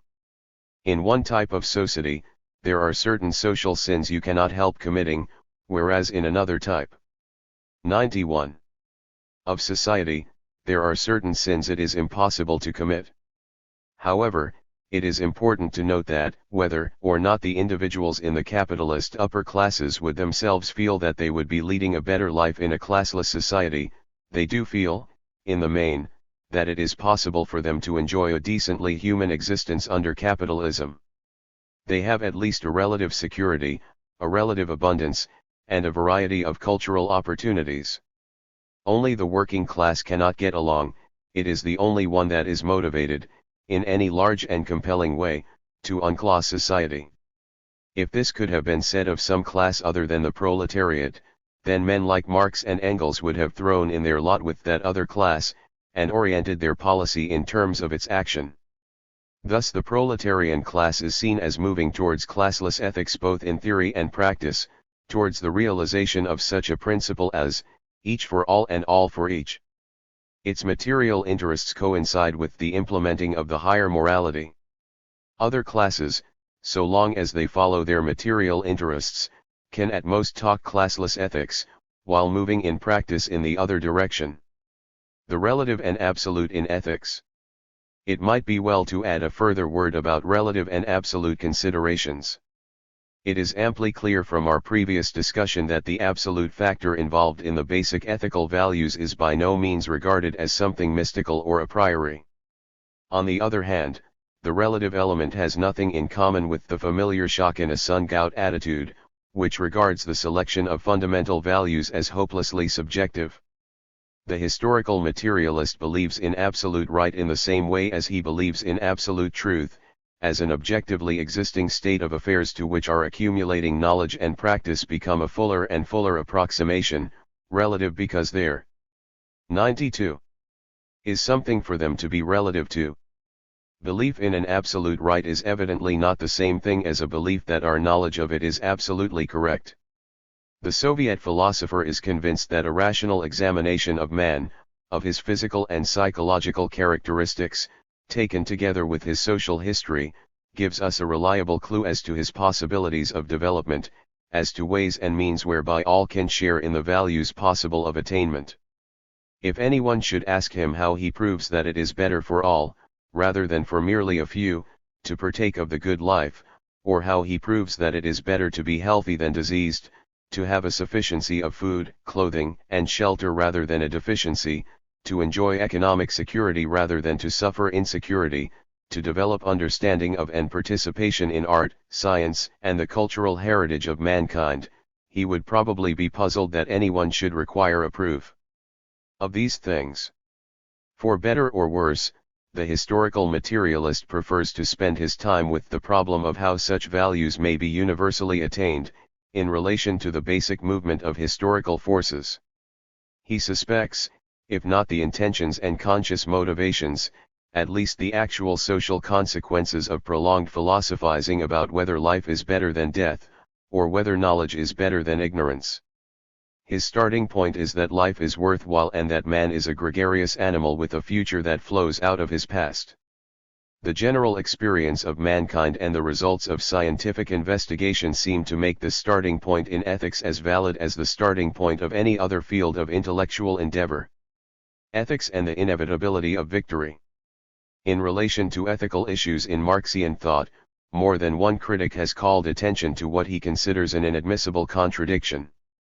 That is, while the historical materialist re. 93 guards the goal as worthwhile, and the struggle to attain this goal as morally justified and even mandatory, he at the same time believes in the inevitable attainment of the goal.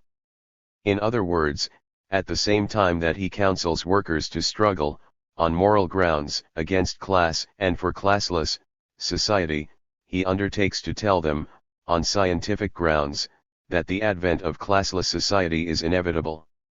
The critic is usually unable to reconcile these two things, holding that if the victory of socialism is inevitable, then there is no reason for the workers to struggle, or, on the other hand, that the group or party which tells the workers they ought to struggle can have no rational grounds for believing that their victory is inevitable.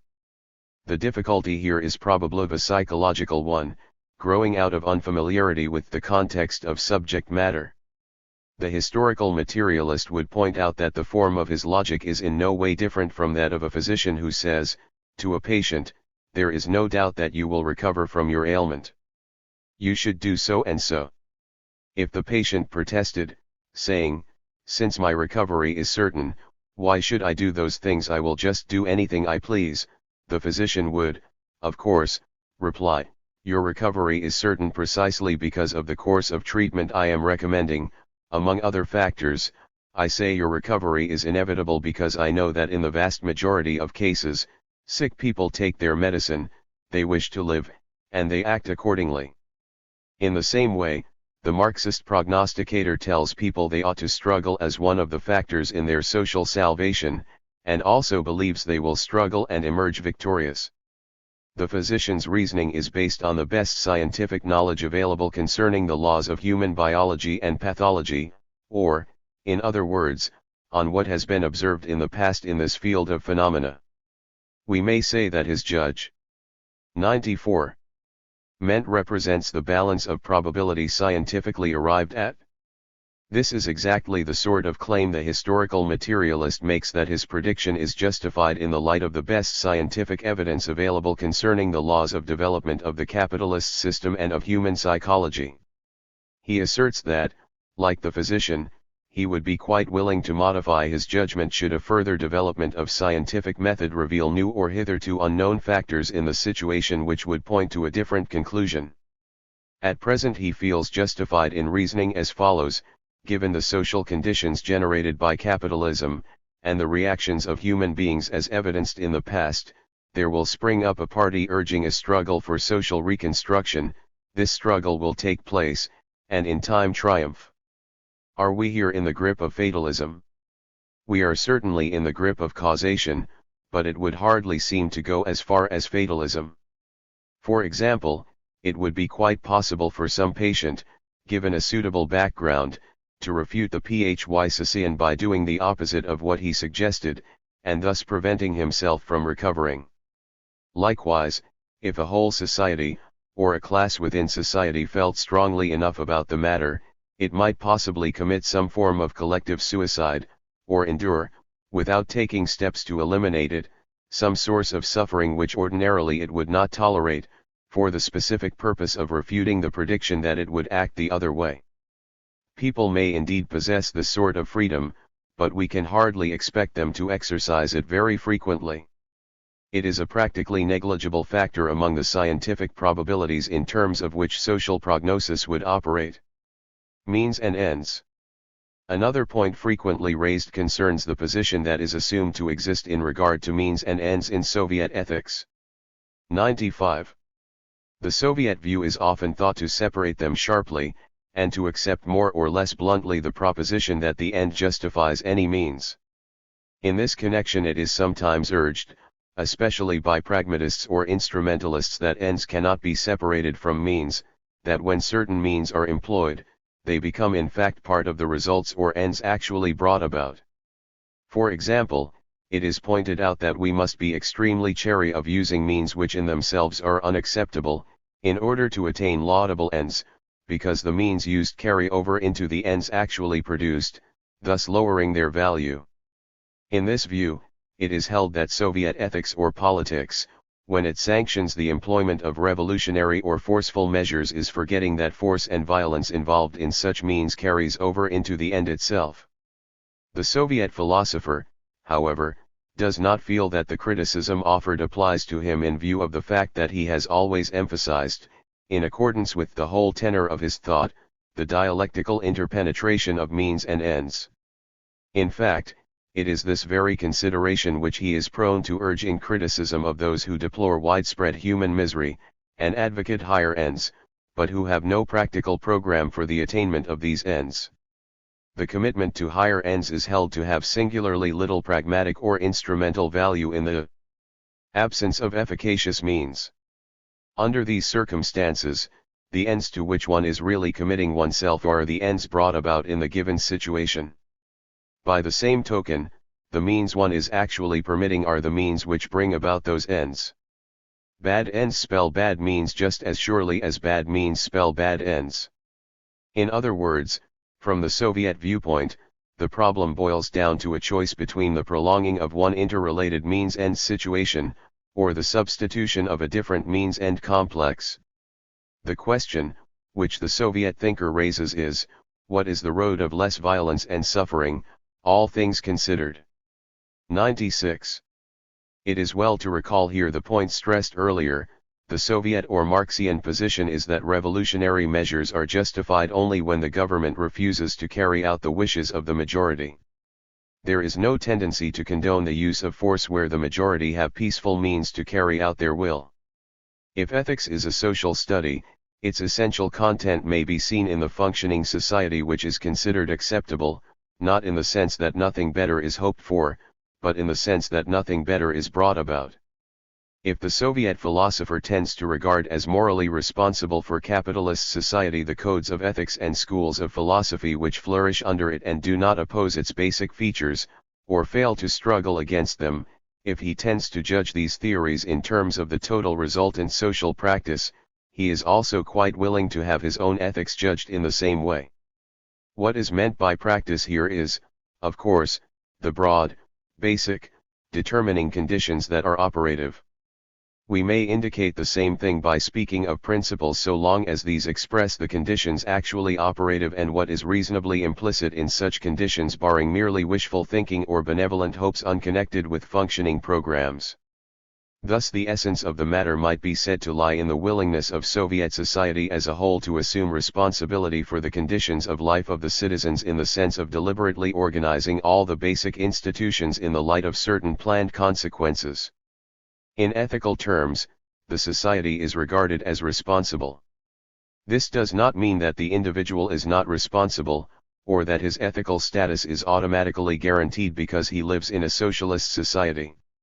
Such an attitude would involve a mechanical divorcement between the individual and the social which is contrary to the whole dialectical methodology. At the same time it is felt that, in large measure, the question of whether the individual will work out his ethical destiny 97 is a question of the type of social institutions operative, that the sum total of the individual's behavior, good or bad, is conditioned by the institutions in and through which he must act. This fact is widely recognized by philosophic and social thinkers, especially in terms of the complex conditions of modern life. For example, we find in the well-known work on ethics by John Dewey and J. H. Tufts.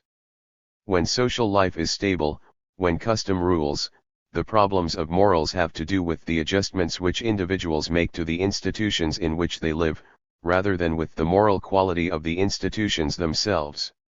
If anything is wrong, it is due to the failure of individuals to do what social customs tell them to do. When social life is in a state of flux, moral issues cease to gather exclusively about personal conformity and deviation. They center in the value of social arrangements, of inherited traditions that have crystallized into institutions, in changes that are desirable. Institutions lose their quasi-sacredness and are the objects of moral questioning. We now live in such a period. One such a phrase as the moral quality of the institutions themselves exactly expresses what the Soviet thinker regards as a concept of central importance, although his reaction to it is considerably different from that of a philosopher like Dewey. The former feels that the institutions of his society are morally superior to those of capitalism because they make it possible for more people to lead better lives. It is necessary to judge institutions as well as men, for while men make institutions, it is also true that institutions make men. Not only do men make, but they unmake and remake institutions. This sense of fluidity and changeability of social arrangements is also a point emphasized by both Dewey and Soviet philosophers. However, the latter regard Dewey as weak both in the lack of a basic pattern of institutions to serve as a goal, and in his estimate of how institutional changes are actually brought about. To them it would seem that a thinker like Dewey is so struck with the fact of social change itself that the further problems are never satisfactorily dealt with. Are spiritual values denied?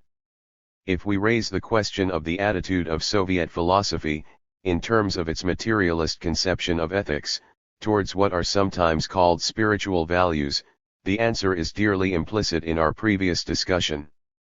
If by the term spiritual we mean to refer to the realm of culture, education, art, and science, then, as we have seen, it would be a very serious error to suppose that the ethics of historical materialism is in any way negative or deprecatory towards this area. On the contrary, it is amply evident that the ethics of socialism places such a conception of the spiritual in a very central position. The good life, as conceived by the historical materialist, is always identified with a life of higher culture and education. At the same time, it is felt to be in no way incompatible with this emphasis to stress also the values of physical health and an abundance of material goods. One is not surprised to discover, in fact, that Soviet philosophy constantly asserts the close relationship, the interdependence of these two realms. Bodily health is considered to promote and aid the normal development of spiritual activity, and such factors as economic security and material resources are considered to be of service in like manner. Thus materialism in ethics does not consist in denying or rejecting the spiritual considered as the intellectual, the artistic, the cultural. It consists rather in understanding the spiritual in terms of the activities of human beings in relation to the world of nature, as a function of matter in its qualitative rich. 99. Ness. It obviously involves no lack of appreciation of the aesthetic emotions or the intellectual powers of man. It simply refuses to regard them as mysteries for which it is necessary to invoke the supernatural or the inexplicable. It insists that they are a natural though complex function of the human organism in its relations with the normally experienceable universe around it. In taking this position, it conceives that it is not lowering the value or dignity of the arts and sciences, but raising that of man and nature. The basic issue in regard to spiritual values, which has always separated materialist from non-materialist thought, is the source and nature of them, not their worth.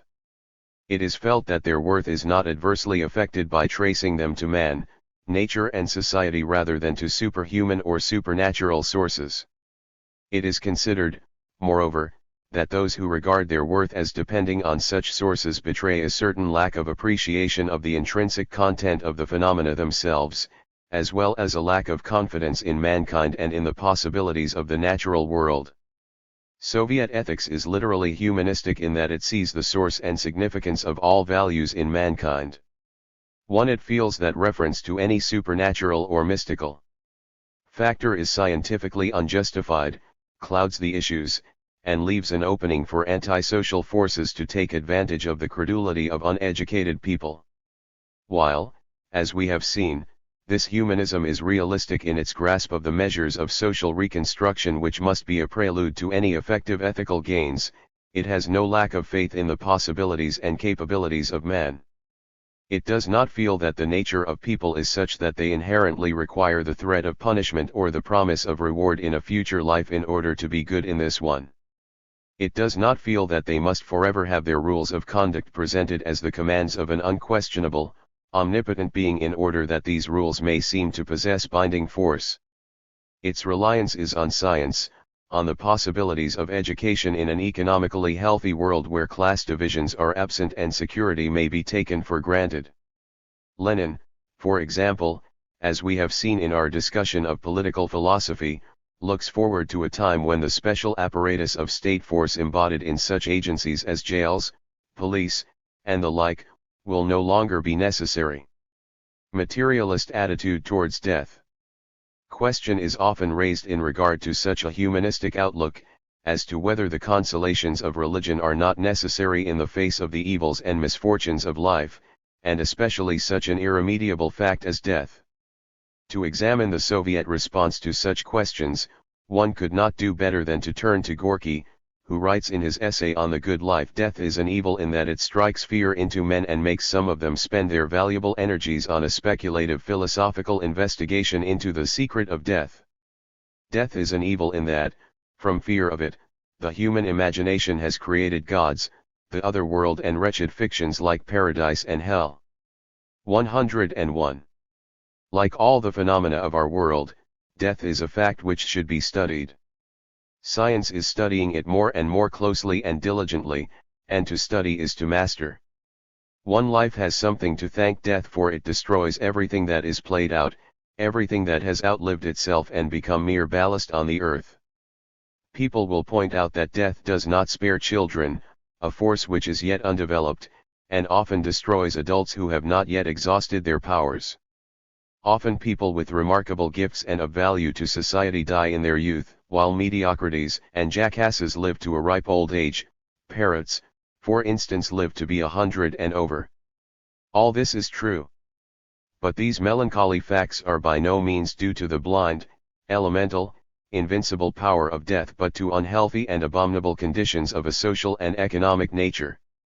The cause of the premature deaths of socially valuable people is usually physical exhaustion, which, in its turn, is a result of the rapacious, proprietary attitude which looks upon man as mere labor power, which should be used up quickly, before another proprietor gets hold of it. It is a well-known fact that tens of thousands of manual workers and clerical workers are worn out before their time, and perish from a basely cynical and, very often, stupidly intense exploitation of their powers. People die of cholera, typhus, malaria, tuberculosis, plague, etc. But, after all, there is no reason why the germs of these diseases should exist in cultured states. There is no reason why, around magnificent cities, there should be dense rings of squalid suburbs where the houses are packed with people as cesspits are with garbage. Luxurious hotels are not so socially important as good hospitals. It is tiresome having to repeat such elementary axioms, but, apparently, this has to be done in the interests of illiterate people. 2. The Soviet approach to sex problems. An area to which much attention has been devoted in the modern ethical tradition of the Western world, in popular as well as technical treatment, is that of sex conduct, marriage, and related problems. In fact, to very many people, such terms as morals and virtue connote almost exclusively the observance of certain restrictions in matters of sex. Soviet ethics has also developed its own characteristic attitude in these fields, which, both in theory and practice, has gone through an interesting history since the early days of the revolution. Lenin had evidently thought much about these problems. We are told by Clara Zetkin, who discussed them with him in 1920, that he expressed himself in part as follows. You must be aware of the famous theory that in communist society the satisfaction of sexual desires, of love, will be as simple and unimportant as drinking a glass of water. I think this glass of water theory is completely un-Marxist and, moreover, antisocial. In sexual life there is not only simple nature to be considered, but also cultural characteristics, whether they are of a high or a low order.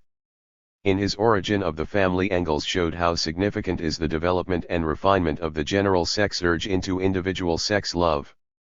The relations of the sexes to each other are not simply an expression of the play of forces between the economics of society and a physical need. Of course, thirst must be satisfied. But will the normal man in normal circumstances lie down in the gutter and drink out of a puddle, or out of a glass with the rim greasy from many lips? But the social aspect is most important of all. Drinking water is, of course, an individual affair. But in love two lives are concerned, and a third, a new life, arises. It is that which gives it social interest, which gives rise to a duty towards the community. As a communist, I have not the least sympathy for the glass of water theory. It is not surprising to find Lenin insisting that the problem be approached from the social as well as the individual side. It is not to be assumed, however, that his views on the question were unopposed. On the contrary, at that time, Lenin's position was rather that of a critic of current tendencies at a time of great social ferment, when all the traditional values, standards, and mores, both good and bad, were being challenged. It was a time when the popular writings of Madame Kollontai were lending support to the glass of water theory, while figures like Bukharin and Krylenko seemed to anticipate some sort of dying out of the family. One need hardly point out, however, that Lenin's position, now regarded as authoritative, did not involve either a defense of asceticism or an acceptance of the traditional attitude towards sex relations. I don't mean to preach asceticism by my criticism, he says. Not in the least. Communism will not bring asceticism, but joy of life, power of life, and a satisfied love of life will help do that. but in my opinion the present widespread hypertrophy in sexual matters does not give joy and force to life, but takes it away. In the age of revolution that is bad, very bad. Young people particularly need the joy and force of life. Healthy sport, swimming, racing, walking, bodily exercises of every kind, and many-sided intellectual interests. Learning, studying, inquiring, as far as possible in common. That will give young people more than eternal theories and discussions about sexual problems and the so-called living to the full. Healthy bodies, healthy minds. Neither Monk nor Don Juan nor the intermediate attitude of the German Philistines. You know young comrade? A splendid boy, and highly talented. And yet I fear that nothing good will come out of him.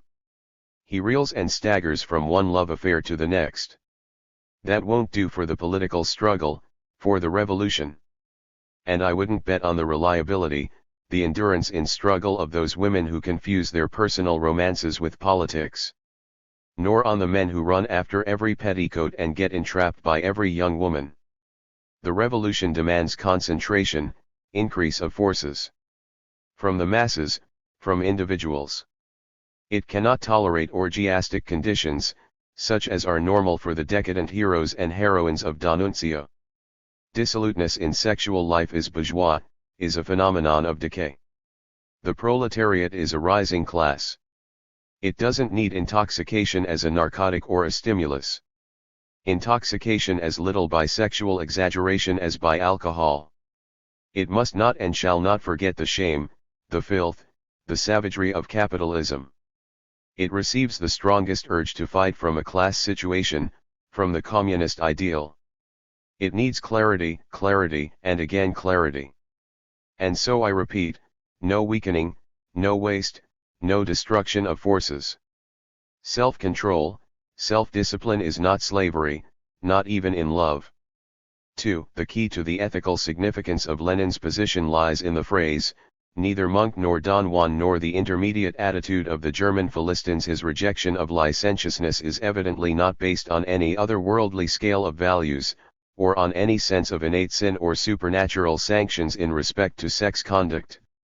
On the other hand, his rejection of monkish asceticism does not proceed from the irresponsibility of free love.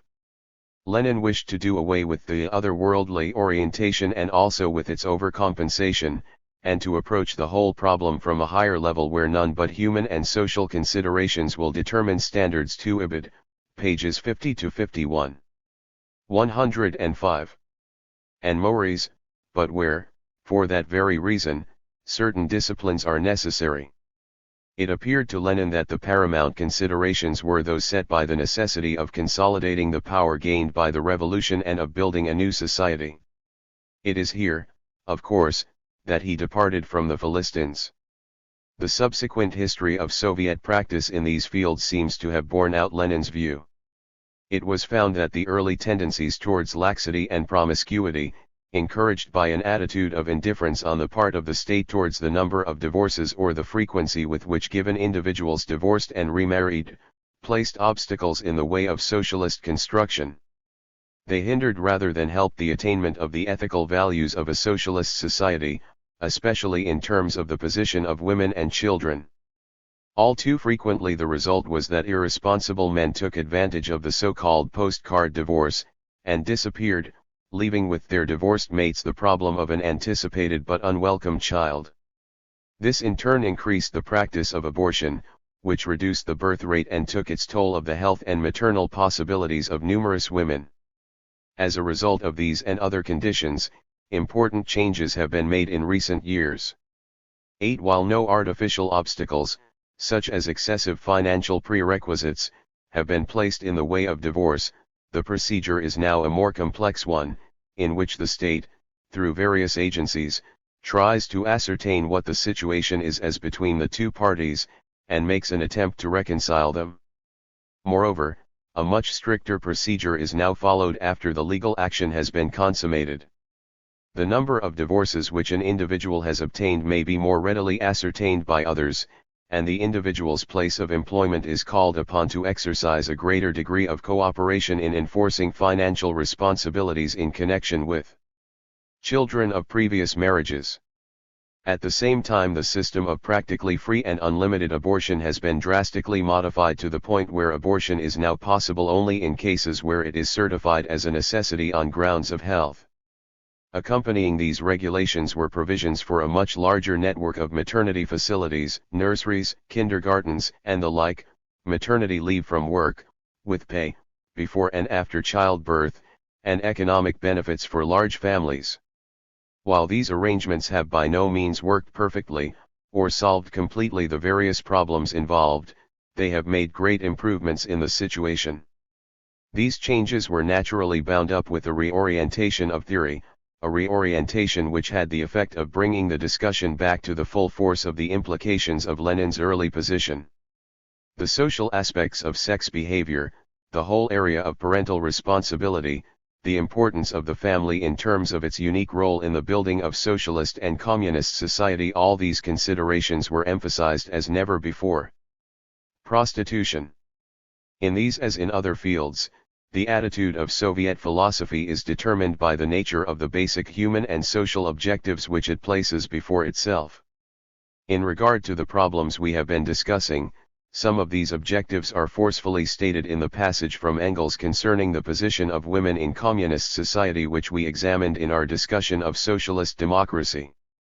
As we had occasion to observe then, the economic emancipation of woman is regarded as the only fruitful basis from which the other moral and social problems concerned with her welfare can be approached. Such a problem, for example, as prostitution, has, in a relatively short time, been practically solved in the Soviet Union by approach 107. Ing it from the economic side. Beginning with an exceptionally difficult heritage from Tsarist Russia, where prostitution had been legal under police supervision, the Soviet strategists directed their attack not against the prostitute, but against prostitution. This meant doing away with the conditions which produced prostitution and supplying the conditions that would afford the possibility of a normal life. Basing their efforts on the attainment of economic security, on the fact that continuous employment at satisfactory wages could be guaranteed everyone, institutions were set up which undertook the rehabilitation of prostitutes, medically, culturally, and economically. In these prophylactoria, the former prostitutes are trained and introduced into productive employment. An effort is made to teach them how to participate normally in normal life, both in work and recreation. When their course of medical treatment is successfully completed, they are sent out to take their places in the productive system of the country, secure in the knowledge that no economic discrimination can be exercised against them. These efforts were accompanied by remarkable psychological and educational campaigns among the prostitutes and the general public. The object of the first was to persuade the women to enter the prophylactoria voluntarily, and the object of the second was to get the public to see the whole problem as it was seen by the authorities, to enlist their active aid, encouragement, and sympathy, and to get them to accept the reclaimed prostitute as a normal, worthy member of society. Both types of campaign have achieved very significant success. It was necessary to convince the prostitute and the public that they must not approach the situation in terms of personal sin or guilt, but rather in terms of the cure of a dangerous disease. One should not be ashamed and hide, but rather be proud of the achievement of winning back to health. Very much the same approach, both economic and educational, is used to deal with criminals. The Soviet critique of the older conventional methods of 108. Handling such problems is implicit in Lenin's rather sharp remarks on the Fifth International Congress of Combating Prostitution. Recently, the Fifth International Congress for Combating the White Slave Traffic was held in London. Duchesses, countesses, bishops, parsons, and all sorts of bourgeois philanthropists displayed themselves at this congress. There was no end of ceremonial banquets and sumptuous official receptions. There was no end of solemn speeches on the harm and shame of prostitution. But what were the means of struggle which the elegant bourgeois delegates demanded at the Congress? The main two means were religion and the police. These, they said, were the surest and safest means against prostitution. An English delegate boasted of the fact that he had introduced in Parliament a bill providing for corporal punishment for pandering. There he is, the modern civilized champion of the fight against prostitution. A certain Canadian lady expressed her enthusiasm for the police and for the women police surveillance over fallen women.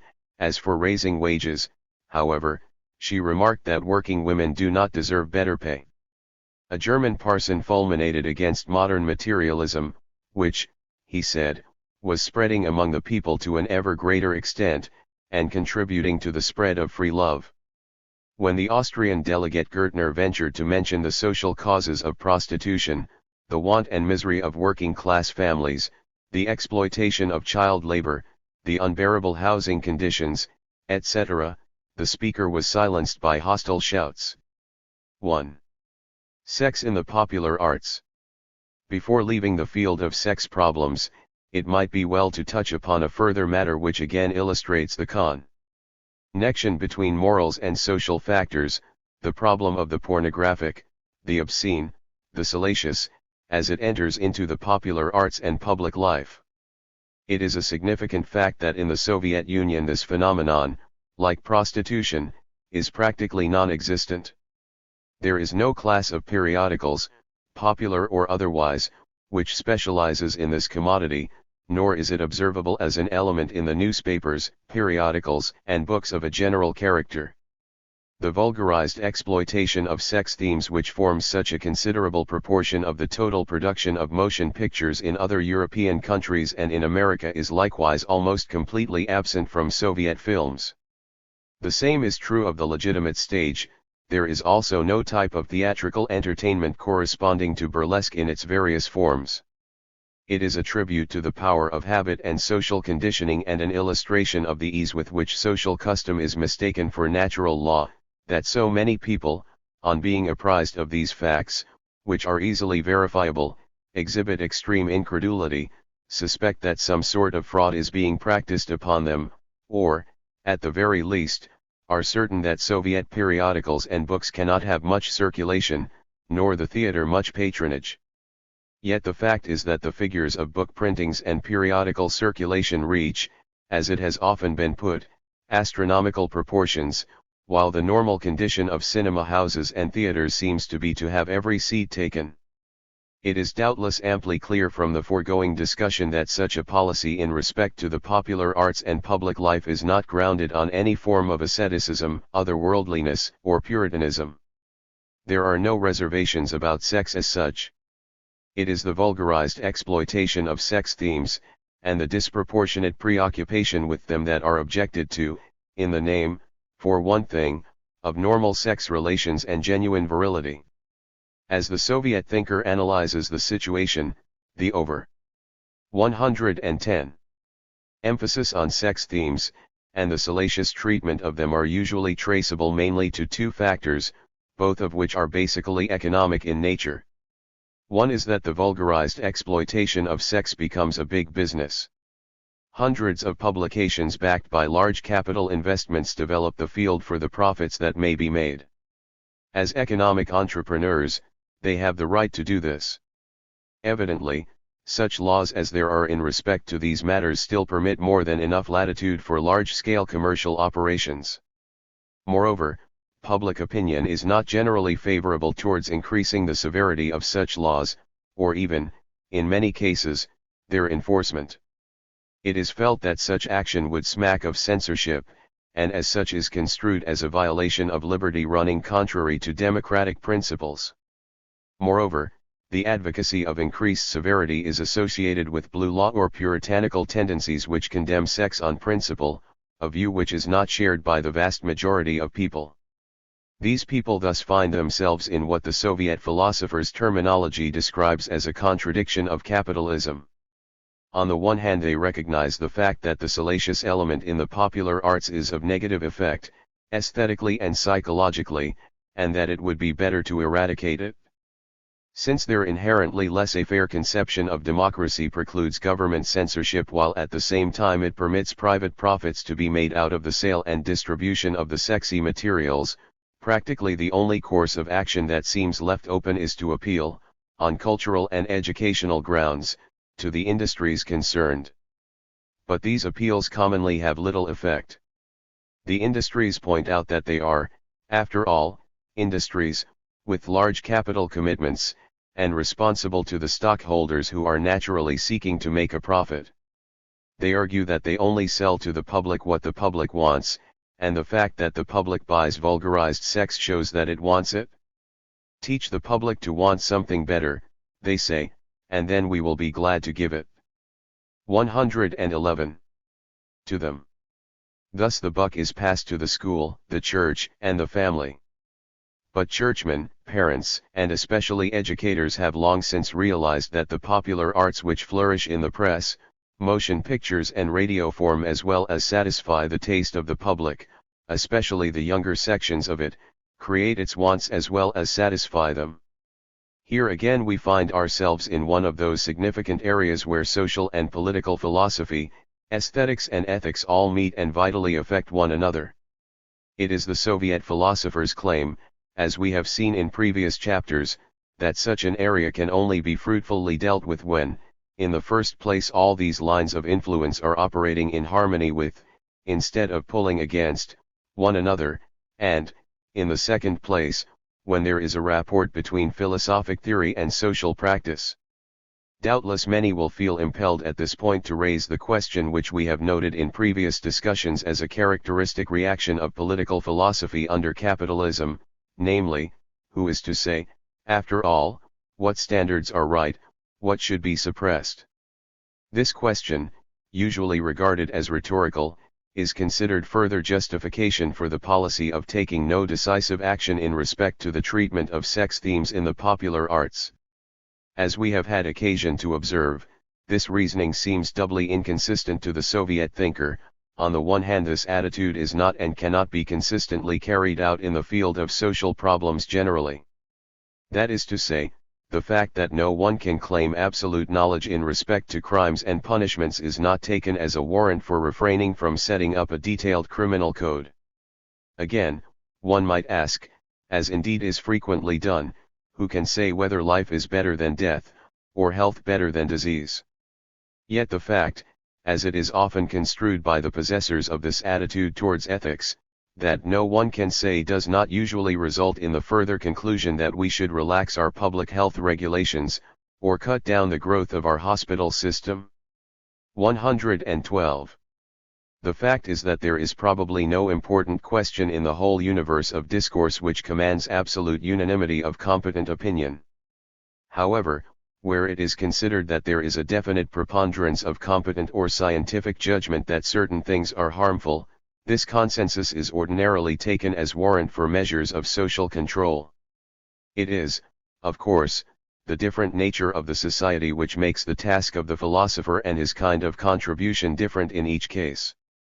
So long as democracy is conceived in essentially laissez-faire capitalistic terms, it does not permit philosophy to assume responsibility for social practice in the large.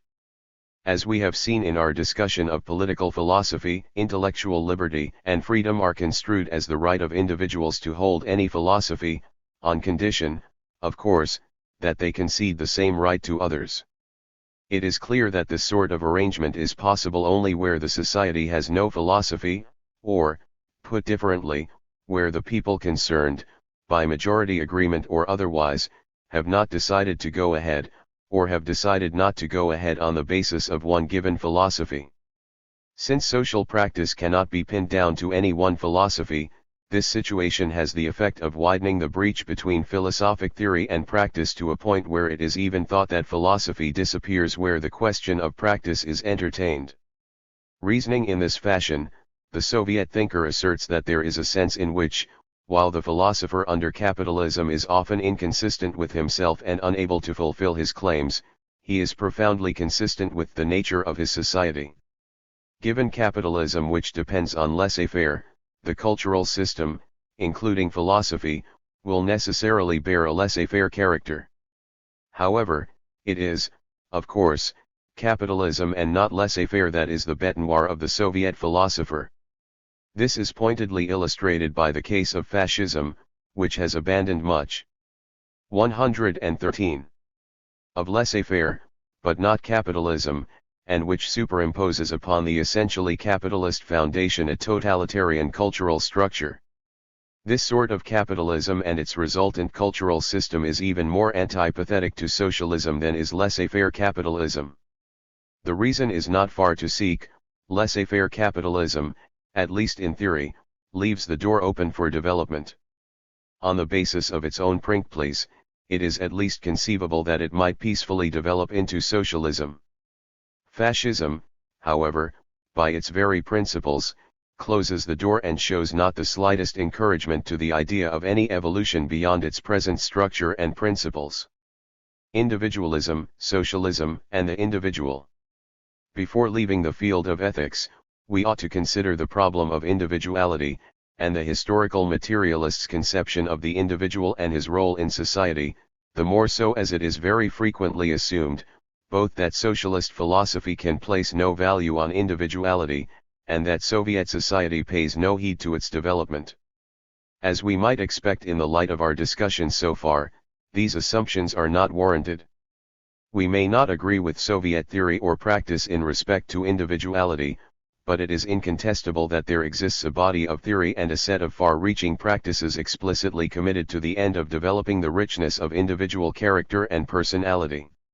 Such a situation in no sense constitutes a violation of or deviation from the writings of older authorities on socialism. It is not rich individuality, but anarchic individualism to which the Soviet thinker is opposed. Gorky, for example, writes, "Individualism is the result of external pressure brought to bear on man by class society. Individualism is a sterile attempt by the individual to defend himself against violence. Class society cramps the growth of the individual.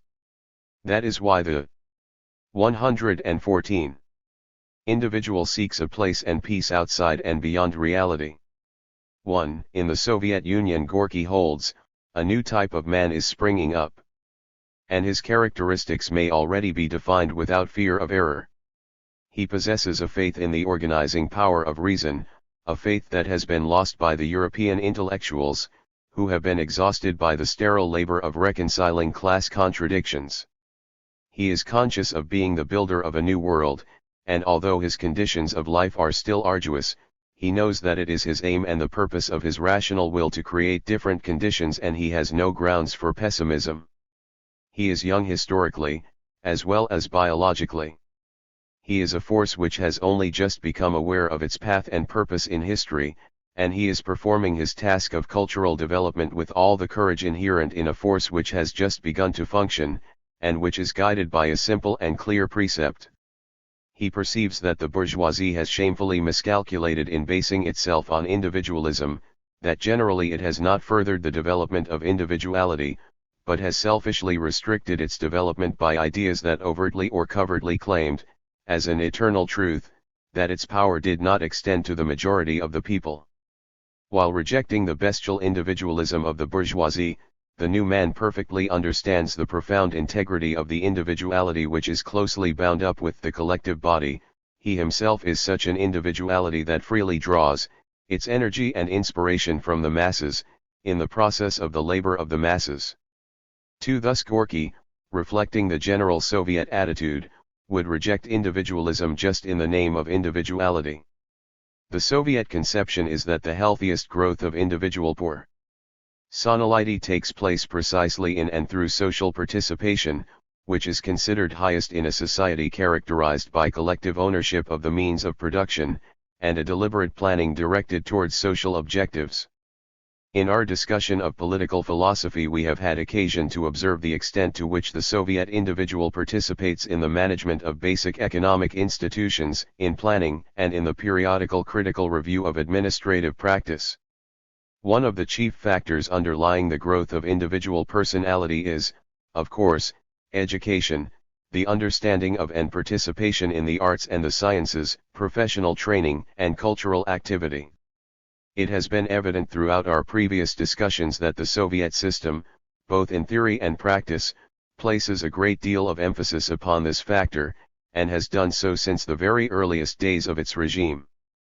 Indicative of this emphasis are the extremely widespread opportunities for and encouragements to higher study, the system of free tuition with a stipend for living expenses, the relatively high salaries, and royalties paid to writers, artists, theatrical performers, the prevalence of study circles and art groups of all kinds in a rich diversity of cultures, the growth of the tradition of the Red Army as a school where opportunities for study and training are pressed upon all, and the whole attempt to replace supernaturalistic religion with a reliance upon reason, science, and the creative potentialities of human beings. Chapter 4, Socialist Realism. Aesthetics and the Philosophy of Art. There is a widespread tendency among philosophers under capitalism practically to identify the philosophy of art with aesthetics. The terms are frequently used interchangeably. There are, however, very important differences between these two fields, although there is also common ground. Each includes a whole area of subject matter and problems not found in the other. Aesthetic analysis must apply itself to phenomena of nature as well as to the arts, since beauty, ugliness, sublimity, and the like are by no means confined to objects of art. Moreover, the aesthetics of art, properly speaking, is only one part of the philosophy of art, and there is no self-evident reason why it should be regarded as the most important part. The origin and nature of art, the part it plays among social institutions, its relationship to ethics and other fields are problems in the philosophy of art quite as important as the analysis of beauty. We witness here an instance of the great importance, in determining the basic orientation of a school of philosophy, of the problem selected for study. One effect of the tendency to identify the philosophy of art with the aesthetics of art has been to make the problem of beauty the central, and sometimes the only, problem of the study. This result has tended, in turn, to load the dice on the side of form, and to encourage from the start a relativistic and subjectivistic treatment. This approach becomes so habitual that 116. 117. It appears to many to be a logical necessity grounded in the nature of things rather than a man-made, humanly motivated selection. Philosophy of art in the Soviet Union does not tend to restrict itself to the consideration of the aesthetics of art. It deals with problems which we find raised in aesthetics, such as those of form and content, but at the same time raises, and regards as of basic importance, questions concerning the relations of art to the rest of society, in terms of roots and consequences. Nor are these questions divorced from the others. The feeling is, broadly, that none of the problems associated with art can be understood except in terms of the connections of art with the social life of man generally. What is art? If the contemporary Soviet philosopher were asked to give a brief answer to the question, what is art, his reply would probably be that art is a reflection of reality, a reality that is largely social.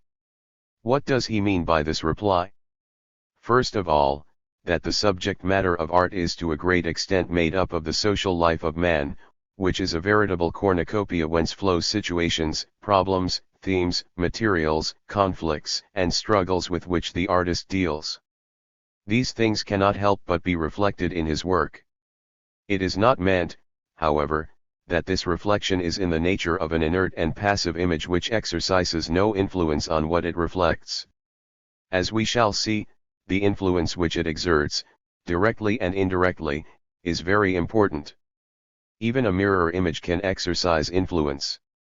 When people look into mirrors, they rarely do so as passive and impartial observers, they are usually prepared to do something, one way or another, about what they see.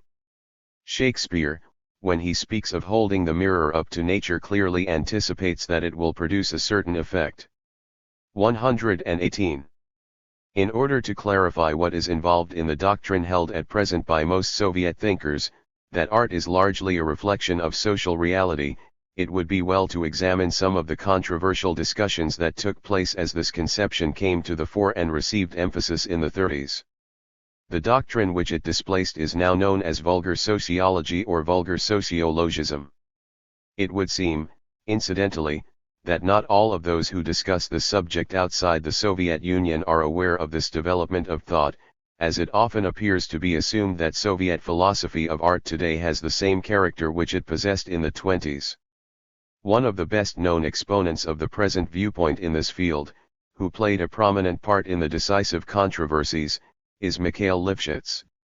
In his well-known article, Leninist Criticism, Lifshitz thus comments on his opponent's views, tracing them in part to Plekhanov's work.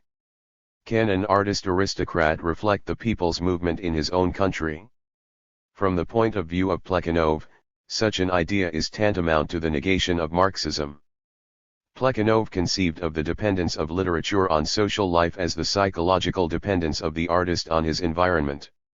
This side of the materialistic interpretation of history Plekhanov developed so one-sidedly that he completely obscured the basic historical fact that art and literature are a reflection of external reality, or a mirror of objective, all-sided human practice. In Lenin's analysis one of Tolstoy's creative work, however, he proceeded from precisely that very fact. The one-sidedness of Plekhanov's sociology of art has exerted a sad influence on criticism and on the history of literature. Plekhanov laid the foundation on which our vulgar sociologists build their schemes. There is a sociological principle to the effect that every artist merely organizes the fundamental psychological experiences imposed upon him by his environ one dealt with below. J.S. 119. Meant, his upbringing, and the interests of his social group. These experiences arise entirely involuntarily, automatically, like the feeling of pain when one cuts a finger. Each class leads an independent spiritual life. It is mournful, jolly, worried about its health, and in general, is given to the most diverse moods. Art merely collects the moods of its class into special reservoirs called artistic productions. In this sense, each artist is irresponsible. You can neither convince him nor dissuade him, and, strictly speaking, it is even meaningless to praise or to curse him. He is the rightful psychological product of his environment. In the final analysis every artist can express only his own self, his own life, the life of his class, of his group, of his own stratum, his own dunghill. The more closely we link the artist to this dunghill, the more exact and the more scientific will be our analysis. Thus, or almost thus argue numerous representatives of sociology more consistently than Plekhanov himself. Lifshitz then goes on to give nearly as trenchant a criticism of this sociological viewpoint as could be found anywhere.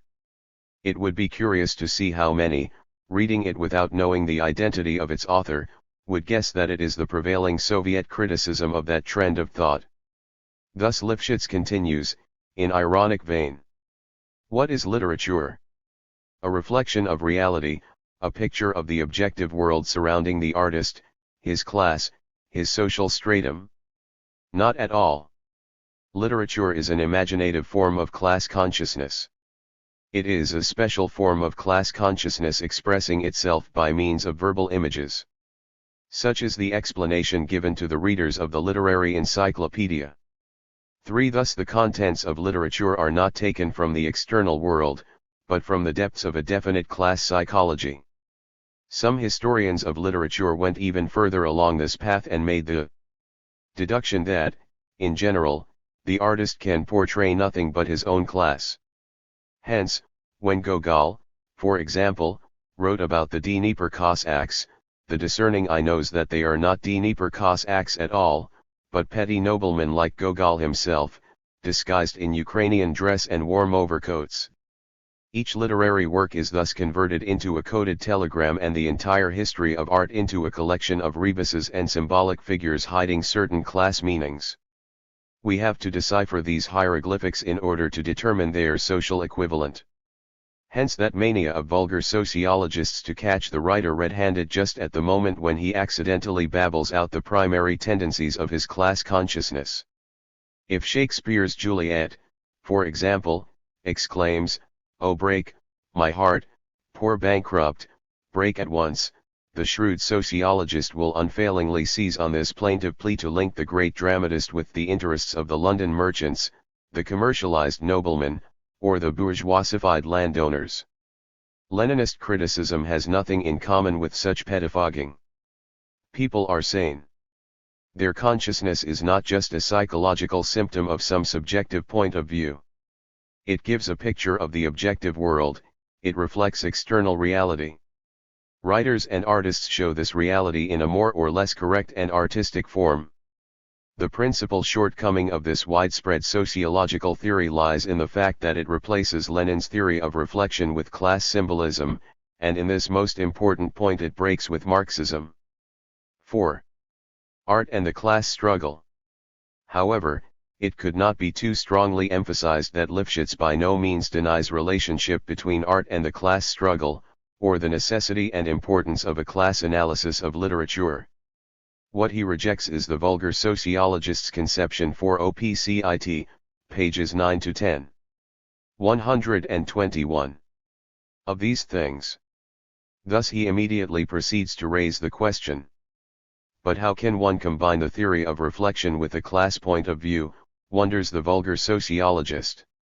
If literature reflects external reality, what falls to the lot of class analysis? Lifshitz does well to raise these questions, for they are evidently the very point at which his opponents considered him vulnerable. Professor Ina Sinov, for example, wrote, Marxist criticism has always held that writers express the moods and ideas of definite classes. It explains the contradictions in their works and viewpoints as due to the contradictions in their class backgrounds. Lifshitz thinks otherwise. It is not a question of the class origin of the writer, nor the contradictions of class realities, this same writer had stated, in 1931, in an article entitled, What is the Objective Criterion of a Work of Art? Creative art serves class preservation, class consolidation.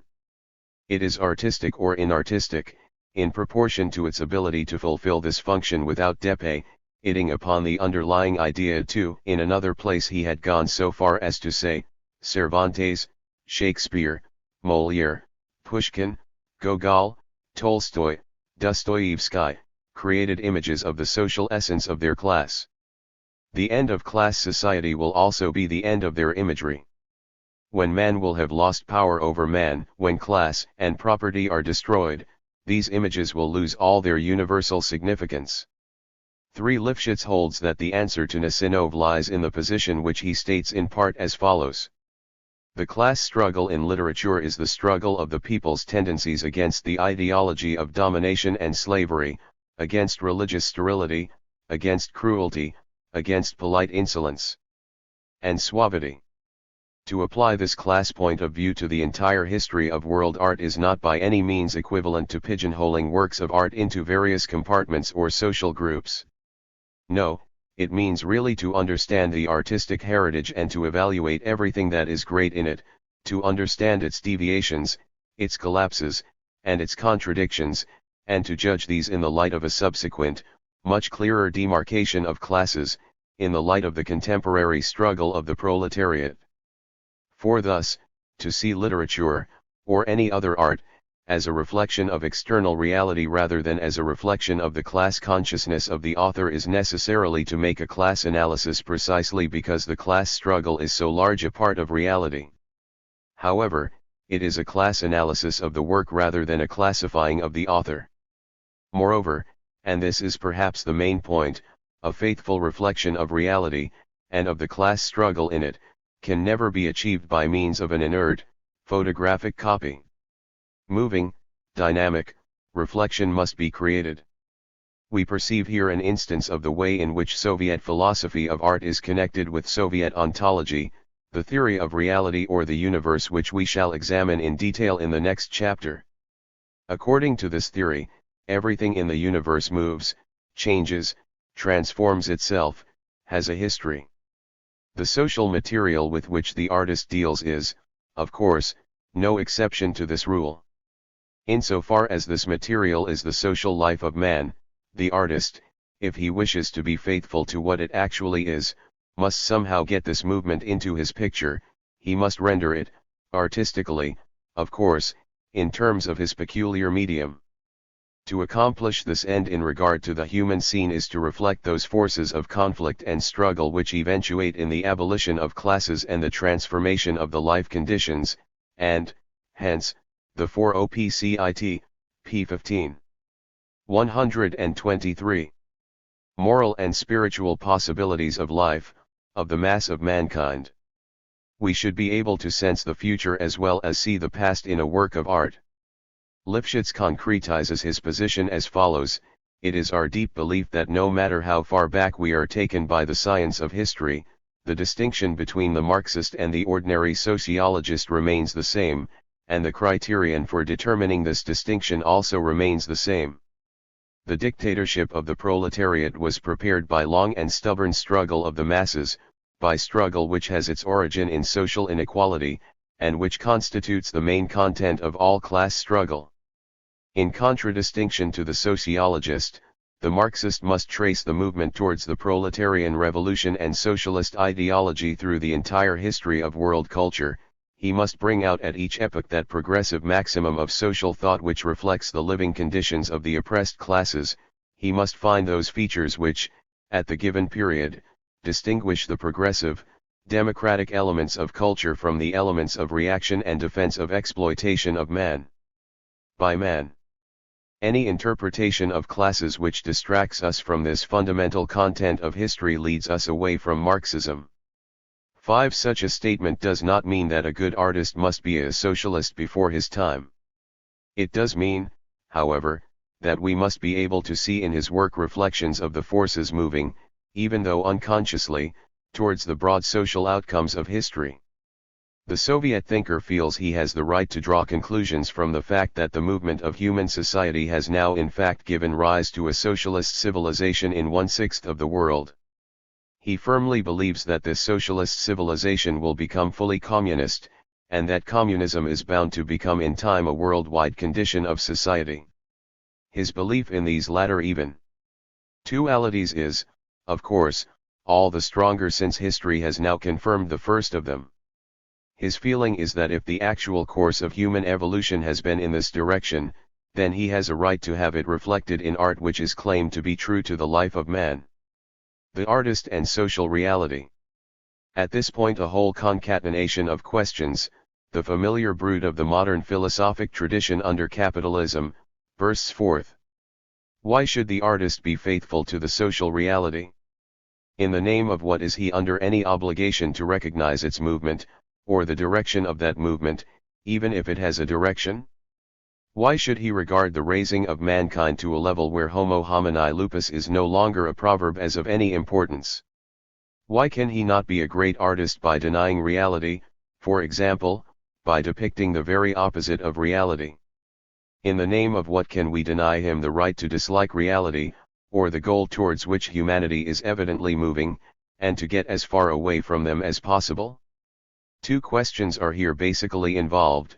Why should the artist have anything to do with a worldview or morality of any kind? Why should the artist have anything to do with the particular worldview and morality of socialism? The first question is fairly easily disposed of so long as we remember that the bourgeois gentilhomme speaks prose whether he knows it or not.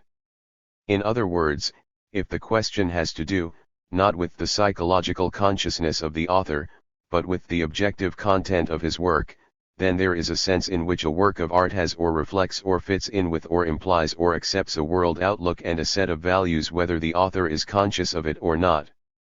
It is akin to the sense in which a living human being does not have to be a philosopher in order to have a 125. Philosophy. To be a human being is enough. Life does the rest, by forcing us to make choices, to solve problems, to develop preferences, to believe this or that, or neither this nor that. In sum, the philosophy acted on is conscious, well developed, deepened, integrated, while in others it is unconscious, vacillating, superficial and inconsistent. In this respect a work of art is, perhaps, not unlike a human being. The artist may have nothing to do with ontology or morality, but it would be difficult indeed for his work to have nothing to do with them. Even those artists who dislike reality and whose work is concerned with getting away from it are head over heels in ontology and morality. While they naively suppose that to dislike life, to deny its value, and to have no faith that things will ever be better than they are means to have no philosophy, it means, of course, to have a very definite philosophy, developed and rounded out, particularly in its aesthetic implications, by a philosopher like Schopenhauer. Pessimism is, of course, quite as much of a philosophy as optimism. It should also be noted that one who has not yet made up his mind is also a philosopher de facto. While he is waiting to make up his mind, he does not cease to act, to prefer, to value, to make decisions, choices. It simply comes to this, that all the while he is psychologically suspending judgment, he is in fact a wavering eclectic, like a man driving his car this way and that while making up his mind which way to go. Should our eclectic suggest the alternative of stopping the car while he makes up his mind, we should naturally be forced to reply in unpleasantly macabre terms, as there is, of course, only one way in which he can stop the journey of his life. The second question is more concrete and comes closer to the heart of the matter: why should the artist have anything to do with the particular worldview and ethics of socialism? In fact, the objections comprised in the first question seem, on 126 some occasions, to be little more than a cloak for the second.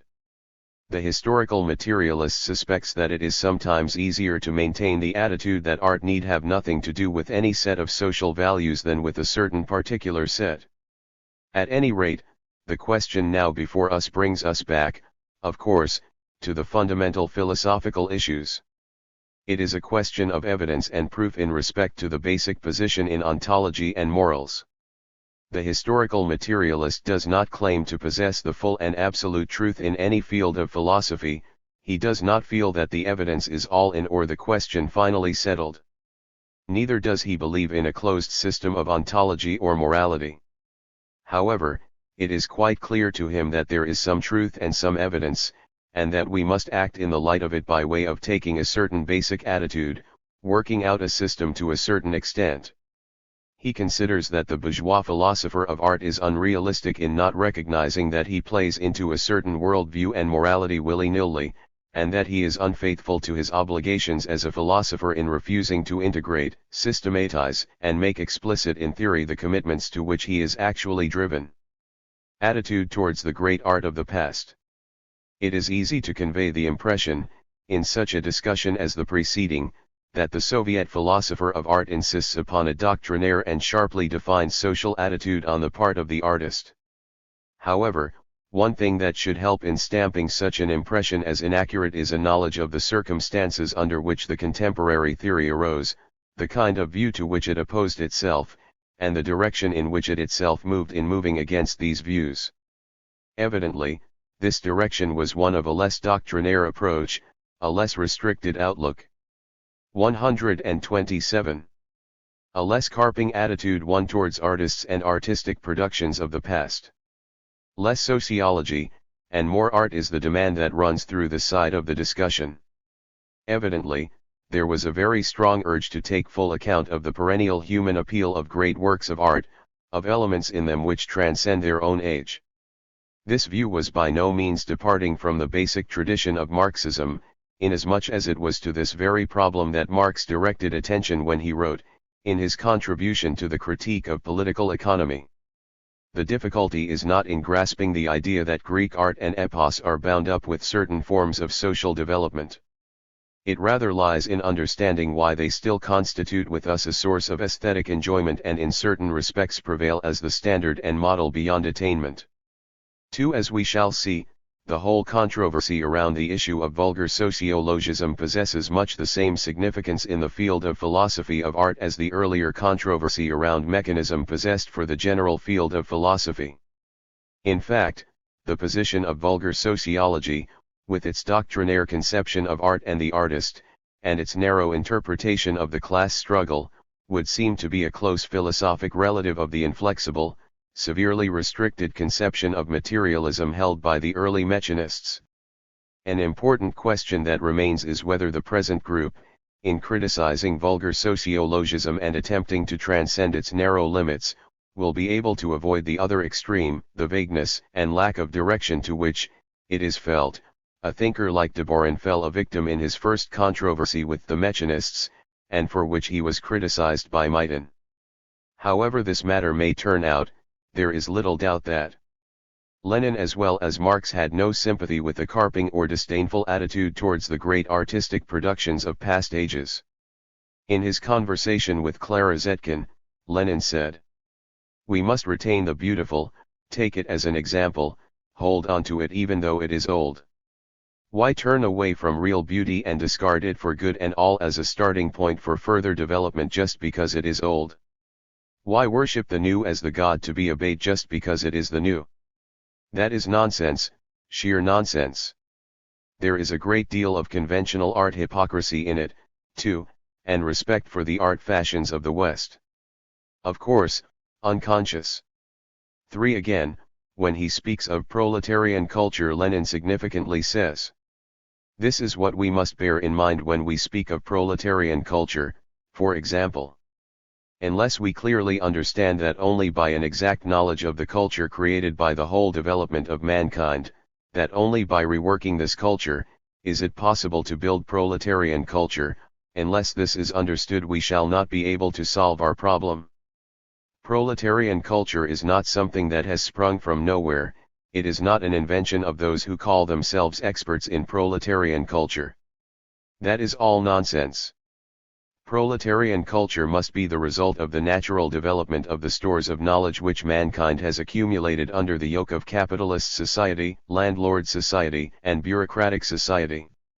All these roads and paths have led, are leading, and continue to lead to proletarian culture in the same way as the political economy reworked by Marx showed us what human society must arrive at, showed us the transition to the class struggle, to the beginning of the proletarian revolution.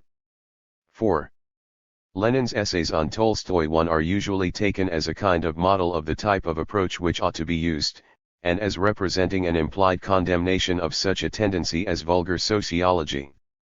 Many who followed this tendency in dealing with Tolstoy, for example, had taken as the starting point of their approach his class position and class consciousness.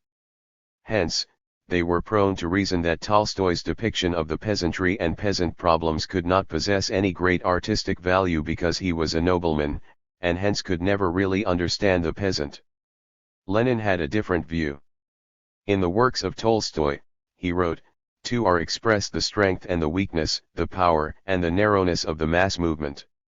His vehement, fervent, and at times ruthlessly bitter protest against the state and the official church translated the sentiments of a primitive peasant democracy in which centuries of serfdom, administrative bureaucracy and plunder, ecclesiastical Jesuitism, lies and fraud had amassed mountains of wrath and hatred. His uncompromising repudiation of private land ownership translated the psychology of the peasant masses at that historic moment when the old medieval form of land ownership and later the parceling out of small plots of land by the land-owning gentry and by the government had finally become an intolerable barrier to the further development of the country, and when this old system of land ownership was inevitably doomed to the most inexorable and ruthless destruction. His unceasing denunciation of capitalism, filled with the deepest emotion and the most passionate indignation, expresses all the horror of the patriarchal peasant before the advance of a new, incomprehensible, invisible foe.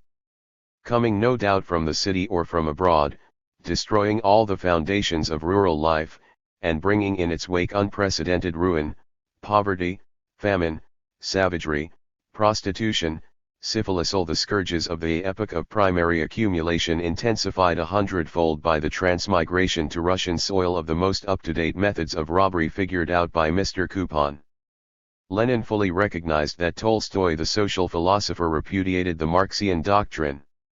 Yet Tolstoy the literary master depicted with the fidelity of genius the social forces and struggles that were leading to a revolutionary crisis and subsequent reconstruction of society predicted by the Marxists. It was in this sense that his art reflected the social reality while his consciously held philosophy, in Lenin's opinion, misinterpreted it. From this point of view, Lenin feels, we understand better the contradictions surrounding Tolstoy. The contradictions in the works, the views, and the doctrines of the Tolstoyan school are truly glaring. On the one hand, an artist of genius who not only paints incomparable pictures of Russian life, but who contributes works of the first order to world literature. On the other hand, a landowner wearing the martyr's crown in the name of Christ. On the one hand, an extraordinarily powerful, direct, and sincere protest against social lies and hypocrisies, on the other a Tolstoyan, that is, a worn-out hysterical sniveler called the Russian intellectual who, publicly beating his breast, cries, "I am bad, I am vile, but I am striving after moral self-perfection, I no longer eat meat, and I now live on rice cutlets." On the one hand, relentless criticism of capitalist exploitation, exposure of governmental violence, and of the farce of justice and administration, revelation of all the depth of contradictions between the growth of wealth, the achievements of civilization, and the growth of poverty, the brutalization and suffering of the working masses. On the other hand, weak-minded preaching of non-resistance to evil by 131.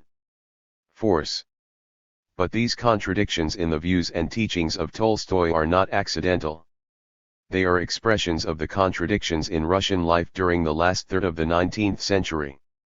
The patriarchal village which only yesterday had been freed from serfdom was handed over to capital and the state to be literally plundered and sacked. The old basis of personal economy and peasant life which had stood for centuries, broke down with incredible rapidity. As a prophet who would discover new recipes for the salvation of humanity, Tolstoy is ludicrous, and those Tolstoyans Russian and foreign who have sought to transform the very weakest side of his teaching into a dogma are, therefore, truly pitiful. 3. Criteria in judging art. What is good art? The answer to this question is naturally connected with the answer to the question, what is art? That is, the Soviet philosopher would reply, that art is good to the extent that it reflects faithfully and with positive aesthetic effect, the reality with which it deals. In this answer there is an element of relativity, and there is also something absolute. The criterion is relative in the sense that the external reality, chiefly the social life of man, is something that is changing, evolving, subject to thoroughgoing transformations. However, it is easy to overplay this relative aspect, to magnify it to such an extent that it crowds out everything else. The Soviet thinker is particularly anxious to avoid this pitfall into which he feels a good many philosophers living under capitalism have been led. To him, the existence of this relativistic element is by no means a warrant for the belief that we cannot come to objective conclusions about the merits of works of art, that we must ultimately fall back into a Shasayana Sun-Gout attitude. This attitude seems to him to 3 OPCIT, p. 132. Be an evasion of or escape from the basic issue, with which the absolute that he recognizes helps him to deal. This absolute is, of course, the reflection of reality, the degree of fidelity with which it is reflected. Judgments in this field, he considers, are not ultimately a matter of arbitrary taste or choice, but are amenable to a considerable degree of objective determination. To believe in an absolute standard is, of course, not necessarily to believe one can fully attain to it. To be guided by it is not the same thing as fulfilling it. On the other hand, because the standard is not attained does not make it any the less absolute. Each attempt to attain it may fall more or less short, and have a certain relative status that of an approximation but an absolute status too, in the terms of what it approximates. We perceive here a situation very similar to that of scientific truth. Contrary to the impression of many who seem to feel that they can deduce the position of the Marxist from the fact that he uses a dialectical method, the existence of absolute truth is maintained by him. As Lenin emphasizes in his materialism and empirio-criticism, his position is, that while our knowledge at any given moment is incomplete and historically limited, there is an objective and absolute reality to which the knowledge is an approximation. This reality is what Lenin calls the truth. Thus his thesis might be formulated: truth is absolute, knowledge, relative. There is the same kind of dialectical interpenetration of absolute and relative in art, which reflects reality in its own way. This way is, of course, not the same way as science. Art is art, and science is science. No one is likely to confuse them even when they reflect what is ultimately the same reality. It is possible for us to smell what we eat without identifying the sense of smell with the sense of taste. There is something unique about each.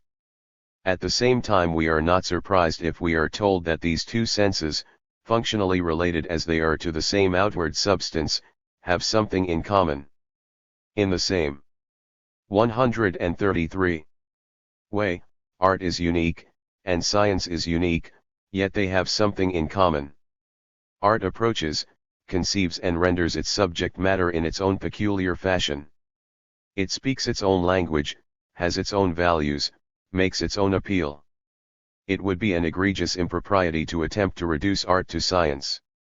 But it would also be fatally one-sided not to explore the significance of the fact that art and science live and grow in the same world, intertwine and coalesce in the same human consciousness, that they address themselves to the same external reality.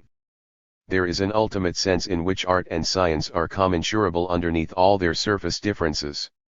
Otherwise, they probably would not be so closely associated in what we call the spiritual life of man, and they certainly would not find the unity they now and again do find in human personality.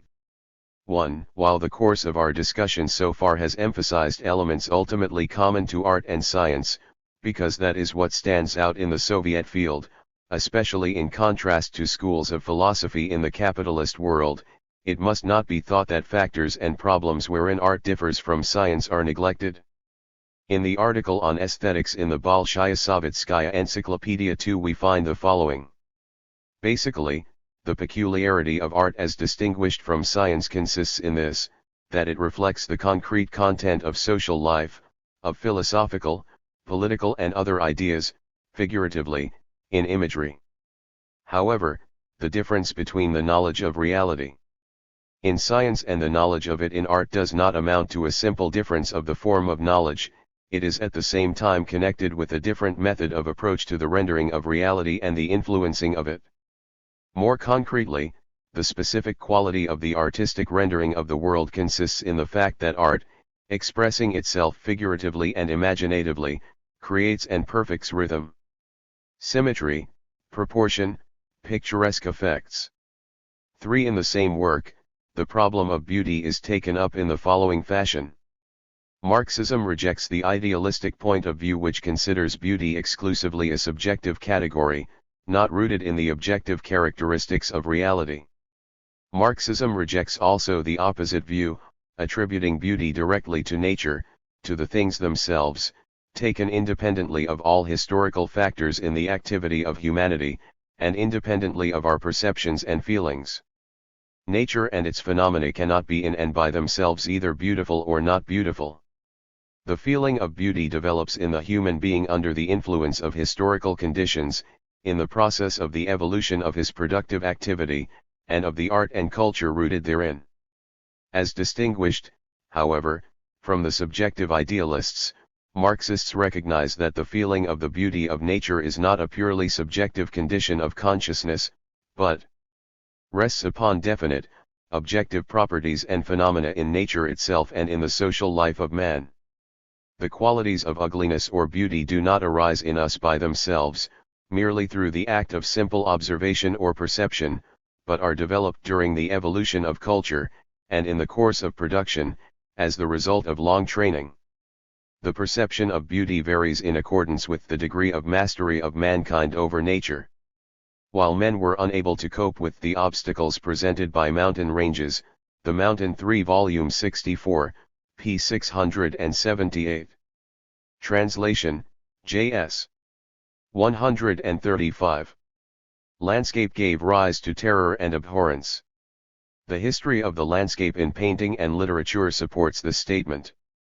Only in the historical development of social, in the last analysis, productive, activity, does man develop in himself the ability to create the graceful, the harmonious, the beautiful, the well-proportioned, as distinguished from the misshapen or less perfect, and, under the influence of this activity, learns to distinguish similar phenomena and properties in nature. In this field also, Marx's thesis applies, that man, changing nature, changes his own nature as well. In this growth of the feeling for beauty, a very important part is played by the evolution of art, From applied and folk arts to so-called pure art.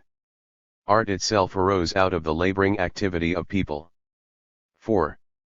Art and labor.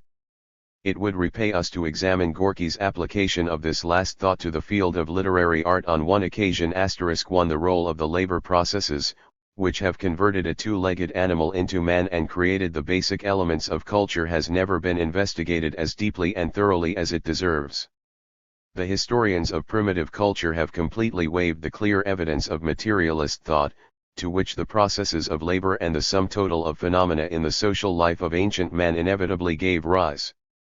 These evidences have come down to us in the shape of fables and myths in which we hear the echo of work done in the taming of animals, in the discovery of healing herbs, in the invention of implements of labor. Even in remote antiquity man dreamed of being able to fly in. 136. The air, as can be seen from the legend about Phaeton, about Daedalus and his son Icarus, and also from the fable of the magic carpet. Men dreamed of speedier movement over the earth, hence the fable of the 7-league boots. All the myths and legends of ancient times find their consummation, as it were, in the Tantalus myth. Tantalus stands up to his neck in water, he is racked by thirst, but unable to allay it. There you have ancient man amid the phenomena of the outer world, which he has not yet learned to know. I do not doubt that you are familiar with ancient legends, tales, and myths, but I should like their fundamental meaning to be more deeply comprehended. And their meaning is the aspiration of ancient working people to lighten their toil, increase its productiveness, to aim against 4-footed and 2-footed foes, and also by the power of words, by the device of exorcism and incantation, to gain an influence over the elemental phenomena of nature which are hostile to men. The last named is particularly important, as it betokens how deeply men believed in the power of the word, and this belief is accounted for by the obvious and very real service of speech in organizing the social relations and labor processes of men. Form and content. As we should expect, this philosophy of art stands for the study of form in its closest possible connection with content. It holds that form cannot be fully understood or appreciated when divorced from content, while, of course, content cannot be rendered artistically except in and through artistic forms. It goes almost without saying that these two organically connected elements affect and influence each other. For example, the history and evolution of art forms, the study of which is especially emphasized, cannot be understood except in relation. 137. To the history and evolution of society generally. Art forms do not develop haphazardly, but in relation to that with which they are dealing and which they are reflecting. A problem has sometimes been raised as to whether the political value of a given work of art cannot be higher than its aesthetic value or vice versa. In this view, the aesthetic value of art tends to be identified with form, its political aspect, with content. However, this whole way of thinking assumes the general orientation of vulgar sociologism rather than the contemporary Soviet viewpoint. In terms of the latter, the political value of art is not necessarily limited to, or even identified with, the consciously held political doctrine of the author or the deliberately injected bias found in the work. The chief source of political value is the extent to which reality is actually reflected as it lives and moves in the subject matter. While the fidelity of this reflection is by no means lessened, and, other things being equal, will be greatly heightened by a certain consciously held political viewpoint, it is also true that one artist with an inadequate political viewpoint can be incomparably greater than another with an adequate political viewpoint. This was noted by Marx, in the case of Balzac, who avowedly wrote as a royalist and a Catholic, and also by Lenin, in respect to Tolstoy, as we have occasion to observe. In the works of such writers the historical materialist does not see something of great artistic but little political value. On the contrary, because their artistic value is great, their political value is great, for their political value consists primarily in the fidelity with which they reflect the complex reality in and through which politics moves. In some cases, like those mentioned, the artist is so faithful to his calling that, in depicting the world as it is, he also depicts, without realizing it, the very forces which sweep away the hopes and anticipations of his own consciously held social philosophy. 138. Socialist art in the USSR. Soviet philosophy of art must apply itself not only to the consideration of art in capitalist or other class societies, but to the whole problem of the role, aim, and criticism of art in its own socialist society. This problem involves the most direct application of the theory of socialist realism, one since the existence of a socialist society means, of course, that there is socialist reality to be reflected. Here the socialist reality appears not only as something implicit in the movement of things, but as something that has already emerged. Socialist realism was not always regarded, however, as it is today, as the guiding doctrine of what art should be in a socialist society. It is only fairly recently, as a result of the controversies we have discussed, which involved the entire field of art criticism, that this doctrine became generally accepted, both by the critics and the artists themselves. What sort of art should exist and flourish under socialism had been a moot question, and the early years of the revolution were characterized, in art as in cultural matters generally, by a bewildering variety of schools and tendencies claiming on every side to be the true possessors of the socialist heritage. The productions of many of these groups are today regarded as museum rarities, and are looked back upon with an historical interest not unmixed with amusement. It will help us to understand socialist realism as a theory of art criticism if we examine its attitude towards such issues as nationalism and internationalism, optimism and pessimism, romanticism, naturalism and formalism. What do we find if we approach the matter from this side? Nationalism and internationalism in Soviet art. At the same time that Soviet philosophy is international in its outlook, the Soviet government takes steps to encourage the development of national, and many non-Russian, cultures among the numerous racial groups of the USSR, creating written languages where none existed before, setting up schools in the native tongues, and subsidizing the development of native arts in many ways. At the same time that the artist is encouraged to have an international outlook, he is earnestly advised to study deeply and sympathetically the folk art produced by sharply different national groups. To many critics these policies appear to be inconsistent, to some who have only lately discovered them, they appear to be an effect of the war. Actually, they are as old as Soviet society. The contradictory tendencies in these policies interpenetrate and find a unity in the conception of culture national in form and socialist in content. The internationalism of socialism is not seen as cultural uniformity, or as the predominance of one language and art system throughout the world. There is no discriminatory racial or national policy in the field of art any more than there is in the field of politics or economics. What is held in common in virtue of internationalism is certain social aims, a certain conception of the welfare of humanity as a whole. Just as socialism is not regarded as incompatible with the development of human individuality, personality, but is, on the contrary, regarded as the only means through which human beings can attain the richest individual development of which they are capable, so the internationalism of socialist art is regarded as one that gives the fullest scope to national forms. National art can realize its national potentialities and uniqueness far more fully in sympathetic collaboration with other national arts than by isolating itself from the broader social community, or regarding its only possible relationship to it as that of contemptuous conqueror. The view taken is that the socialist is an internationalist not because he loves his nation, land, and language less, but precisely because he loves them more. Under socialism in the Soviet Union, the Georgians, Tajiks, or Uzbeks have not become less Georgian, Tajikian or Uzbekian, but more Georgian, Tajikian, and Uzbekian in the sense that they now learn their respective languages and histories freely, that schools and books in those languages have increased enormously, that native art productions of all kinds are encouraged in various ways. In regard to the vast majority of the people of such ethnic groups, it might be said that the Soviet social, economic and educational policies have for the first time made it possible for them to become really acquainted with their own cultures. The sort of nationalism that is rejected by Soviet internationalism is that which regards other nations or races as inherently inferior. Socialist in content means, among other things, an acceptance of that set of values which expresses the human aims of socialism and communism.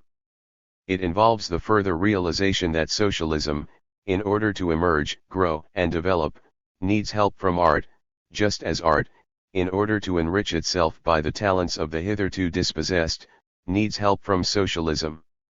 It is not difficult to see the folk element in national art as compatible with the internationalism of socialist realism. The view held, as we have seen in Gorky's case, is that a basic motif in all folk art, sometimes directly, sometimes indirectly expressed, is the desire of the common people for a better life. The further view is, of course, that it is not the common people of 141. Any other nationality that is standing in the way of such a consummation, but rather a certain set of economic, political, and social limitations which can be completely removed only in cooperation with the common people of all other lands. The basic economic conditions in which the center of the problem is located cut across boundaries of nationality and race. The content of folk art, like homely proverbs, is very often the same underneath the differences of national form. To say the oppressed masses have a kind of spontaneous internationalism might be to point merely to the fact that misery loves company. But, of course, in the Soviet conception, it goes deeper to the fact that all common people have a common enemy and share a common goal. Optimism and pessimism.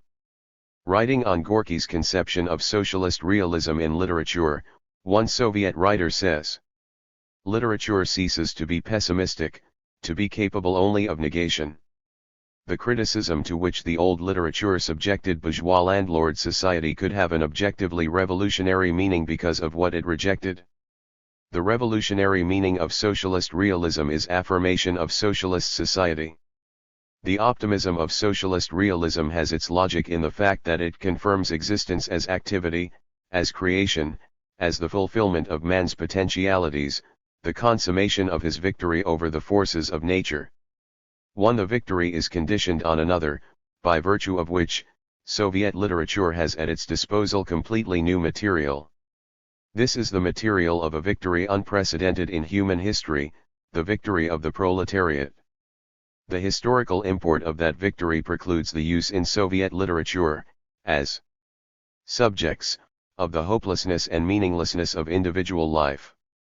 To this optimism which pervades socialist realism is not of the Pollyanna kind, as anyone familiar with the writings of Gorky himself will recognize. Neither is it an optimism which is inconsistent with the most minute and detailed portrayal of sufferings, hardships, failures, shortcomings, trials, and tribulations. Besides Gorky's works, novels like Sholokov's Seeds of Tomorrow, Gladkov's Cement, Alexei Tolstoy's Darkness and Dawn, as well as the other better-known works of these men, the poems of Mayakovsky, plays such as The Russian People, Aristocrats, The Front, films like Chapiv, The Road to Life, Potemkin, Youth of the Poet are but a few of the examples that might be mentioned. The same situation may be seen in the field of music, in painting, and in sculpture. Although Soviet optimism has the sense of an emancipating mission, it is eminently an optimism of this world. Its enjoyments and its rewards are here. That does not mean, however, that they are necessarily or exclusively of the flesh. Its gaiety is not the disillusioned indulgence of an Omar Khayyam crying for more wine, more women, and more song.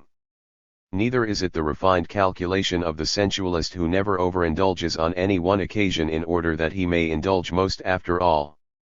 Neither Monk nor Don Juan, nor the intermediate attitude of the German Philistines, as Lenin put it. Its optimism comes of faith in humanity, and its joy of this life is not shamefaced or cynical. The materialist philosophy at the basis of socialist realism is neither sensual nor primitivistic. As we have seen, it stresses intellect, plan, art, and science.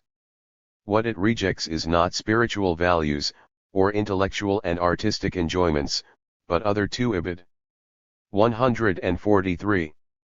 Worldliness. It notes that a good many other worldly philosophies and religions are somewhat pessimistic and have rather a poor opinion of man's earthly possibilities. Revolutionary Romanticism.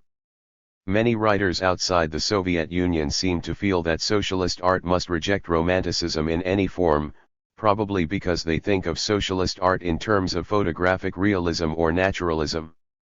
Actually, this latter is sharply repudiated, while a certain kind of Romanticism is accepted. It is sometimes called revolutionary or active Romanticism in order to distinguish it from utopian Romanticism. Revolutionary Romanticism appreciates and expresses the warmth, excitement, and emotional richness of dedication to the revolution and its aims. It feels that it avoids being utopian by virtue of the fact that it realizes the nature of the forces at work in society, and the necessary conditions of struggle under which the mass of mankind can win through to a better life. It does not simply yearn and hope for a better life, or naively trust that groups whose interests stand in the way will voluntarily and benevolently abdicate. It is strongly emotional, but not at all sentimental. The word utopian in this connection naturally recalls the characterization given by Marx and Engels to the early socialists like Owen, Fourier, and Saint-Simon, who saw that society was in need of reconstruction, but who could not offer any realistic method by which such reconstruction could be effected. It is in much the same sense that utopianism is thought of here. In the literature of the 19th century, for example, there are many writers who are realistic enough in their criticism of society, but romantic in the bad sense in their conception of a method of remedy.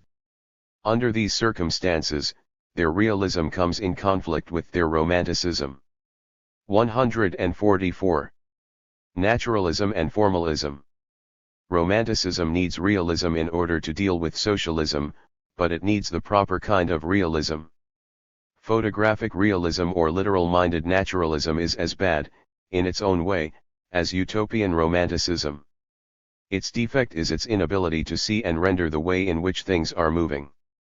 It sees only what they are, not what they are becoming. It deals only with the momentary what, neglecting the whence and the whither. Not that socialist realism would forget the what, we are interested in the accurate representation of what is, Gorky writes, only because we require this for a more profound and clear understanding of everything we are pledged to eradicate, and of everything which we must create. Socialist realism, like the class that creates it, lives in the present and the future, it faces the future and reflects the present in the light of the future.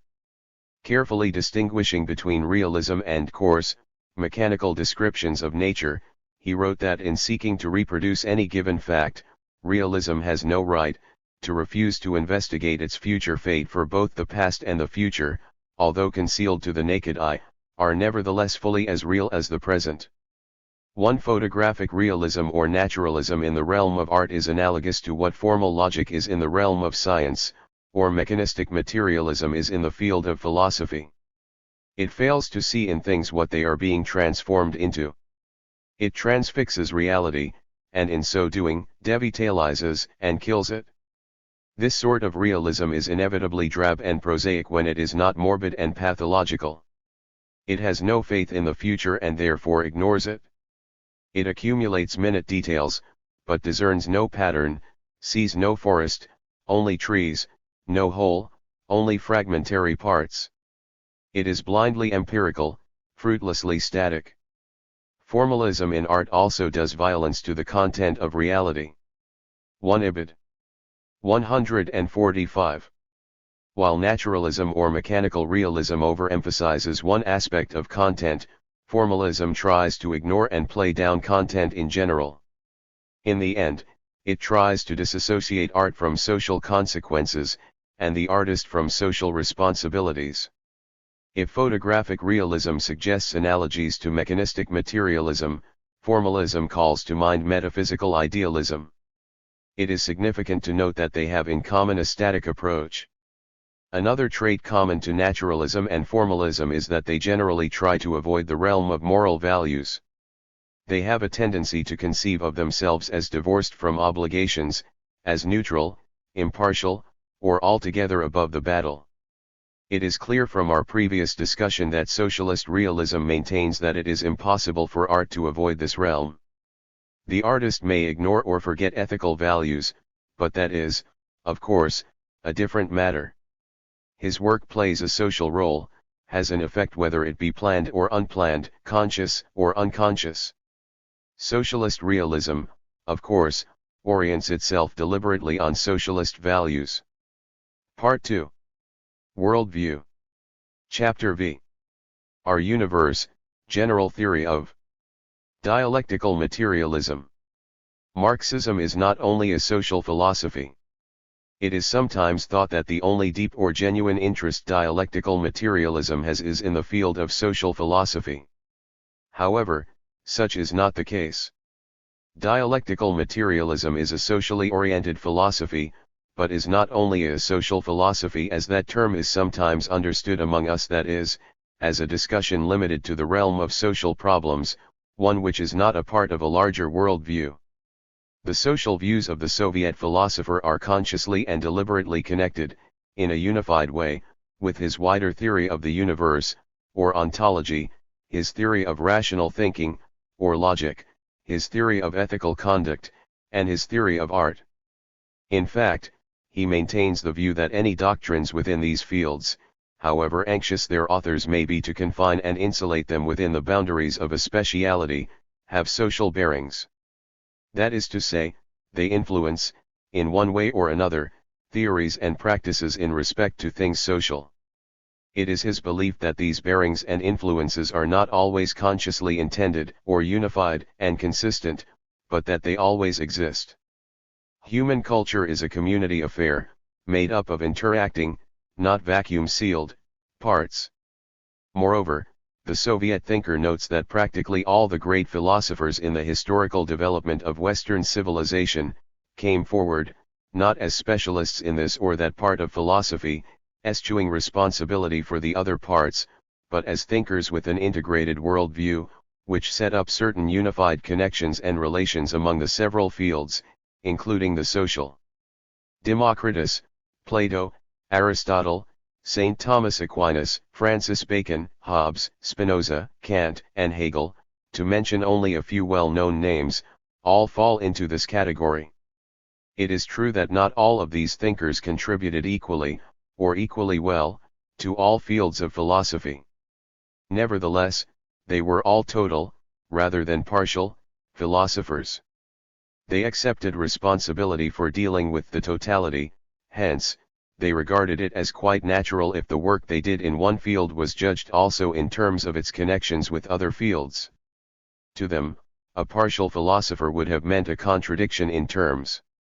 That is to say, in their view, an individual who regarded himself as the sort of specialist in logic or aesthetics, for example, whose work had nothing to do with any ontology or social philosophy, would be no philosopher at all, or, at least, not a conscious philosopher. In the end, everyone comes to terms with life as a whole in his own way, even the most unwilling or ignorant becomes a philosopher malgré lui. Life forces him to act out a certain philosophy, or, what is more likely, several contradictory philosophies simultaneously, if he is lacking in clarity and discipline. This attitude, which, so far as it goes, is characteristic alike of classical philosophers and Soviet thinkers, is in no way inimical to specialization as such. On the contrary, it usually recognizes the value of specialization and is eager to utilize its advantages. The attitude in question is simply the insistence that intelligent specialization can only proceed within a unified framework of the whole, a point that hardly needs laboring. It is also clear that such a framework is not automatically present, it must be worked out. If those who call themselves philosophers 151 do not work it out, who can be expected to do so? To deal consciously with the totality is the philosopher's peculiar specialty. It need hardly be said that it would be a mistake to convey the impression that the Soviet philosopher stands for any such attitude as, back to the classics. He does not wish to go back to any classic synthesis but forward to a new synthesis. At the same time, his attitude towards the outstanding philosophic systems of the past is in no way a derogatory one, on the contrary, he pays them the compliment of profound and detailed study. Strictly speaking, he does not feel himself to be in competition with them, His predominant attitude in approaching them is not one of agreement or disagreement.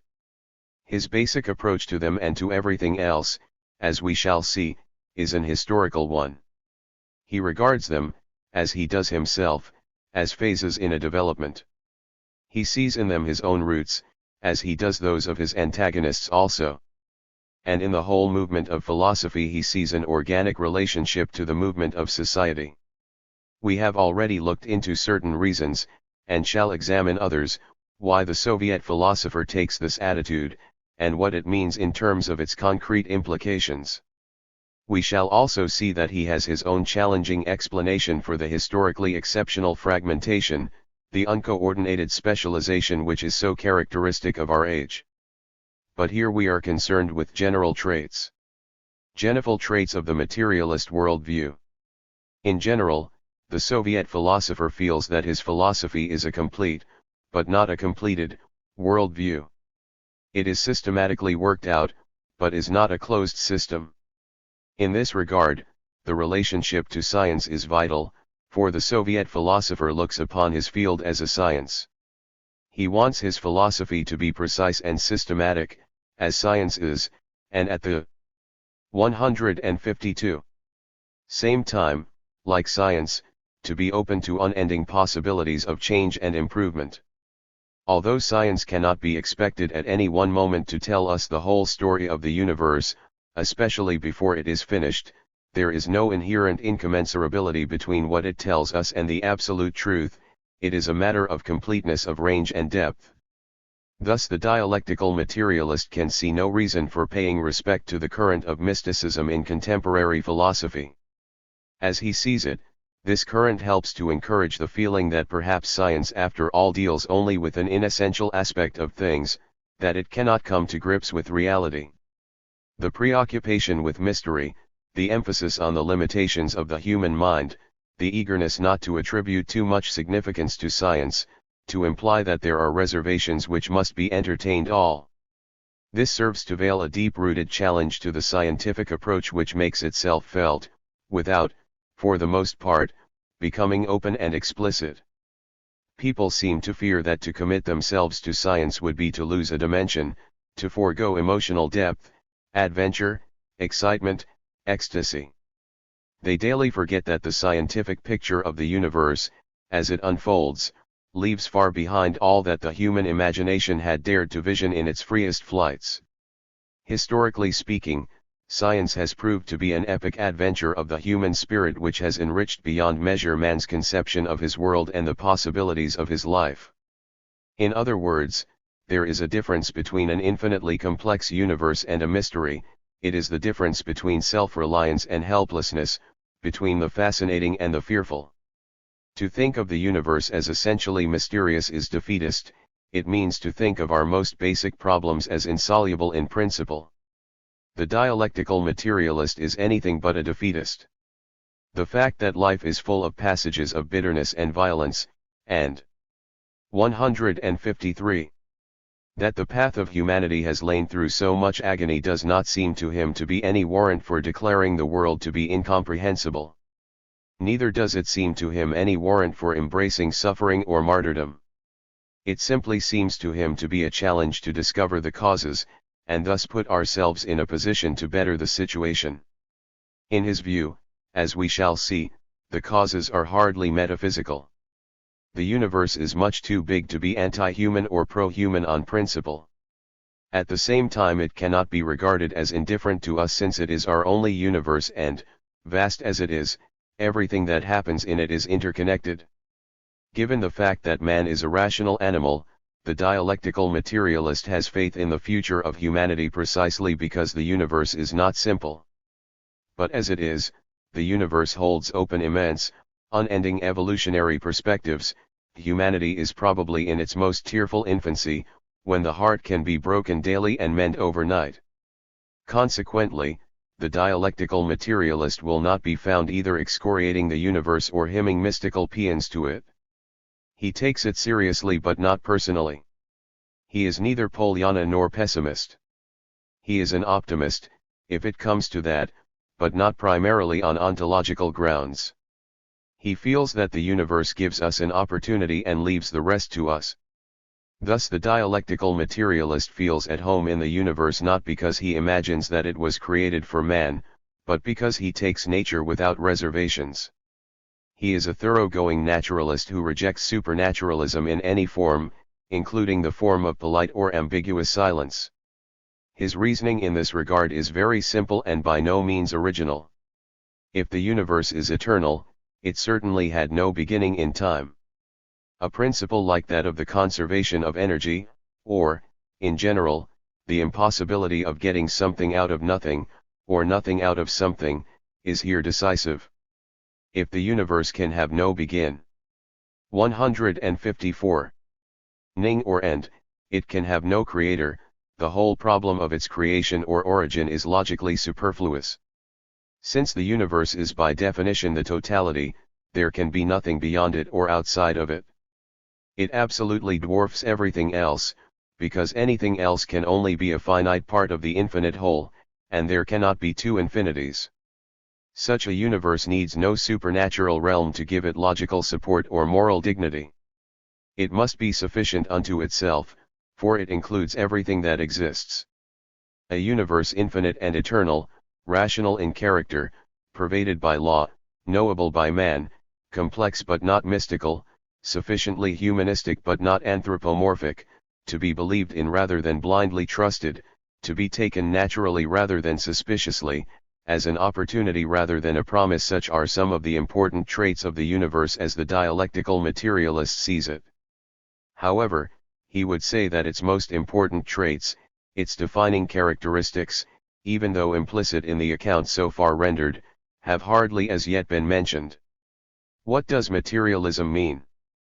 Let us approach these defining characteristics through a direct consideration of the meaning of the terms materialism and dialectical. It is not easy for many of us to approach the term materialism without prejudice. In our cultural climate, the word materialist is seldom used except as a term of condemnation or abuse, and the weirdest and most exaggerated notions are conventionally associated with it. It is a fact that the world of scholarship is subject to certain waves of what might be called academic fashions, which are accepted by the vast majority of scholars as thoughtlessly and uncritically, and with as much hesitation to depart from the beaten path as the fashions in clothes are accepted by the general public. However, it does not follow that because fashions are arbitrary, they are profitless. Someone. 155. Or something always gains from the blind acceptance of certain conventions, a result which involves a temptation, not easily resisted, to encourage their perpetuation. Whatever may be the precise motivations involved, the ordinary conception of the materialist or materialism that is formed in our minds bears as little resemblance to the actual philosophers or their actual beliefs as the picture of the Catholic or the Jew built up by the Ku Klux Klan bears to the actual Catholic or the actual Jew. Everything that is gross, brutish, and cynical has been freely attributed to materialism without the slightest regard for what is to be found in the works of materialists. The strange fact is that almost no one, even among their loudest opponents, takes the trouble to study their writings, which are quite explicit and readily available. Fantastic as it may appear, there almost seems to be a kind of gentleman's agreement that here is one school you may condemn without examining, to which you may be unfair with impunity, to which you may ascribe all sorts of absurdities without fear of contradiction. In fact, as things stand now, the chances are that no matter how inaccurate your observations concerning materialism may be, so long as they are abusive, you will be generally applauded, whereas, no matter how careful and accurate a report you may offer, so long as it is not condemnatory, you will be sharply attacked. The existence of such a situation re-emphasizes the truth of what John Stuart Mill was moved to say when he witnessed a similar unhealthy approach to and distorted conception of the philosophy of utilitarianism. His measured words bear repeating. It may not be superfluous to notice a few of the more common misapprehensions. Even those which are so obvious and gross that it might appear impossible for any person of candor and intelligence to fall into them, since persons, even of considerable mental endowments, often give themselves so little trouble to understand the bearings of any opinion against which 156. They entertain a prejudice, and men are in general so little conscious of this voluntary ignorance as a defect, that the vulgarest misunderstandings of ethical doctrines are continually met with in the deliberate writings of persons of the greatest pretensions both to high principle and to philosophy. One result of this situation is that the growing student receives what may be called an anti-materialist bias in the course of his education to an extent of which he is rarely conscious. He very seldom if ever meets anyone who calls himself a materialist, and if he were told that he was about to do so, he would probably half expect to see some hardened creature of debauchery who was not only a confirmed sinner, but who was a prey to the additional moral monstrosity of preferring the lower to the higher on principle. It is a kind of fashion in piety to be suspicious of matter, of physical things of this world, or at least to talk as if one were, to regard them as somehow tainted, as a likely source of evil and corruption that had best be avoided, or at least looked down upon with contempt. No doubt our Puritan heritage, stronger and more alive than most people suspect, has something to do with the fact that matter, like pleasure, has a bad name among us. We do not forego the things themselves, but the acceptance of such a philosophic evaluation of them often gives us a false sense of shame, vulgarizes our enjoyments and makes candor and integrity of character particularly difficult. The obverse of this unconsciously acquired anti-materialist bias is an equally unconsciously acquired pro-idealist bias. For the talking down of matter is usually accompanied by a talking up of ideas, spirit and the like. It is accepted as a truism of discourse by every high school child that the main, the superior, the lasting values lie in what is intangible, immaterial, and that the mark of a higher character is an expressed scorn for what is tangible and material. When they talk or write in this one utilitarianism, chap. 2. 157. Fashion they are praised and applauded, especially by their elders.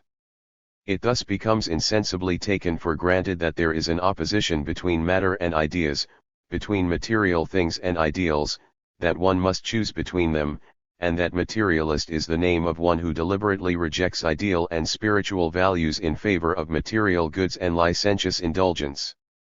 The fact that there never has been a materialist in the entire history of philosophy whose thought would answer to this conception has, unfortunately, not prevented its widespread confusion with materialism. There have been philosophers termed sensualists and cynics whose teachings involve such notions. However, the philosopher who calls himself a materialist shows no inclination to reject the goods of the mind, the finer values of the arts and sciences, the ideal of helping and improving the lives of others. He does reject supernaturalism, it is true, and if it could be demonstrated that the only genuine spiritual values are those connected with supernaturalism, then it would follow that not only the materialist, but many another philosopher as well, would be forced to renounce any claim to the things of the spirit. But such a thesis would hardly command general agreement. The materialist does not love matter more than spirit. He takes the position, as we have seen, that matter and ideals are organically connected, that matter, as the basis and source of the higher values, thereby itself attains a higher status. People naturally tend to avoid prejudicial labels, and another result of the general situation is that a good deal of thinking that might otherwise be called materialistic presents itself as humanistic, naturalistic, empirical, positivistic, agnostic and the like. Much of it, in Engels' view, could appropriately be termed shamefaced materialism. To this whole situation is the more strange as, from an historical point of view, materialism has not only a long and distinguished philosophic ancestry, but one that to socialism, utopian and scientific. Introduction. 158. Is at many points organically connected with the development of our priceless democratic tradition, as, for example, in the leading materialist of the ancient Greek world, Democritus, and in a whole school of materialist philosophers in 18th century France who paved the way for the French Revolution. What, then, is actually meant by materialism as the term is here used? We have seen something of what it means in social and political fields, in ethics, and in the philosophy of art. We have at this point raised the question in what would be technically termed its ontological sense. Ontology is the study of what reality or the universe is. It is the broadest and in some ways the most basic part of philosophy, since it represents an attempt to disclose the fundamental, common traits of existence taken as a whole, to discover the kind of totality of which we are all a part. We have already sketched some of the fundamental traits of the universe as they appear to the dialectical materialist. What would he add to this general sketch by way of deepening and sharpening his concept? To say that materialism means that matter is reality, while it is correct enough, does not perhaps convey much. It might even be misunderstood to involve a denial of the reality of anything that is not tangible or directly perceivable by the physical senses. But the dialectical materialist does not seek to deny the existence of anything because it is abstract or of moral quality. He is not interested in trying to simplify the universe, although he is interested in removing from the path of understanding certain obstacles which he considers fantastic precisely because they oversimplify the infinity of existence and do not meet the demands arising out of its very complexity. In saying that matter is reality, he means that everything that is real derives from nature, from the system of things rooted in matter and knowable by man. If this natural and material world is infinitely rich and complex in its manifestations, which the evidence would indicate, how can it help being reality? Is there 159 room for any other reality? To the dialectical materialist these questions are rhetorical, since it seems clear to him that anything over and above infinity becomes a source of embarrassment to the thinker. In other words, if the natural universe is infinite, it is sufficient to account for everything. Everything is a part of it and can have its being in nothing else.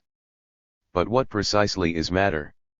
In the nature of the case, this is a question which, at this stage in the development of human knowledge, cannot be answered fully, as if everything were known. The whole past is not known, and we must always leave something for the future, no matter how impressive our knowledge may be in the present. The one thing on which the dialectical materialist insists is that we do not create matter, that the act of knowing matter, for example, does not bring into existence the matter known.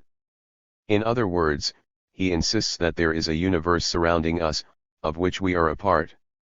He has great respect for mind, but he can see no intelligible sense, once science is taken seriously, in which mind could be regarded as prior to matter, in either the temporal or the logical order. If this issue is not made into a mystery, it seems clear to him that it should be settled by the fact that science is in no position to give the slightest credence to any view except that the human mind is a relatively late development in the long and complex evolution of organic matter, and, hence, that there was a universe before this mind emerged.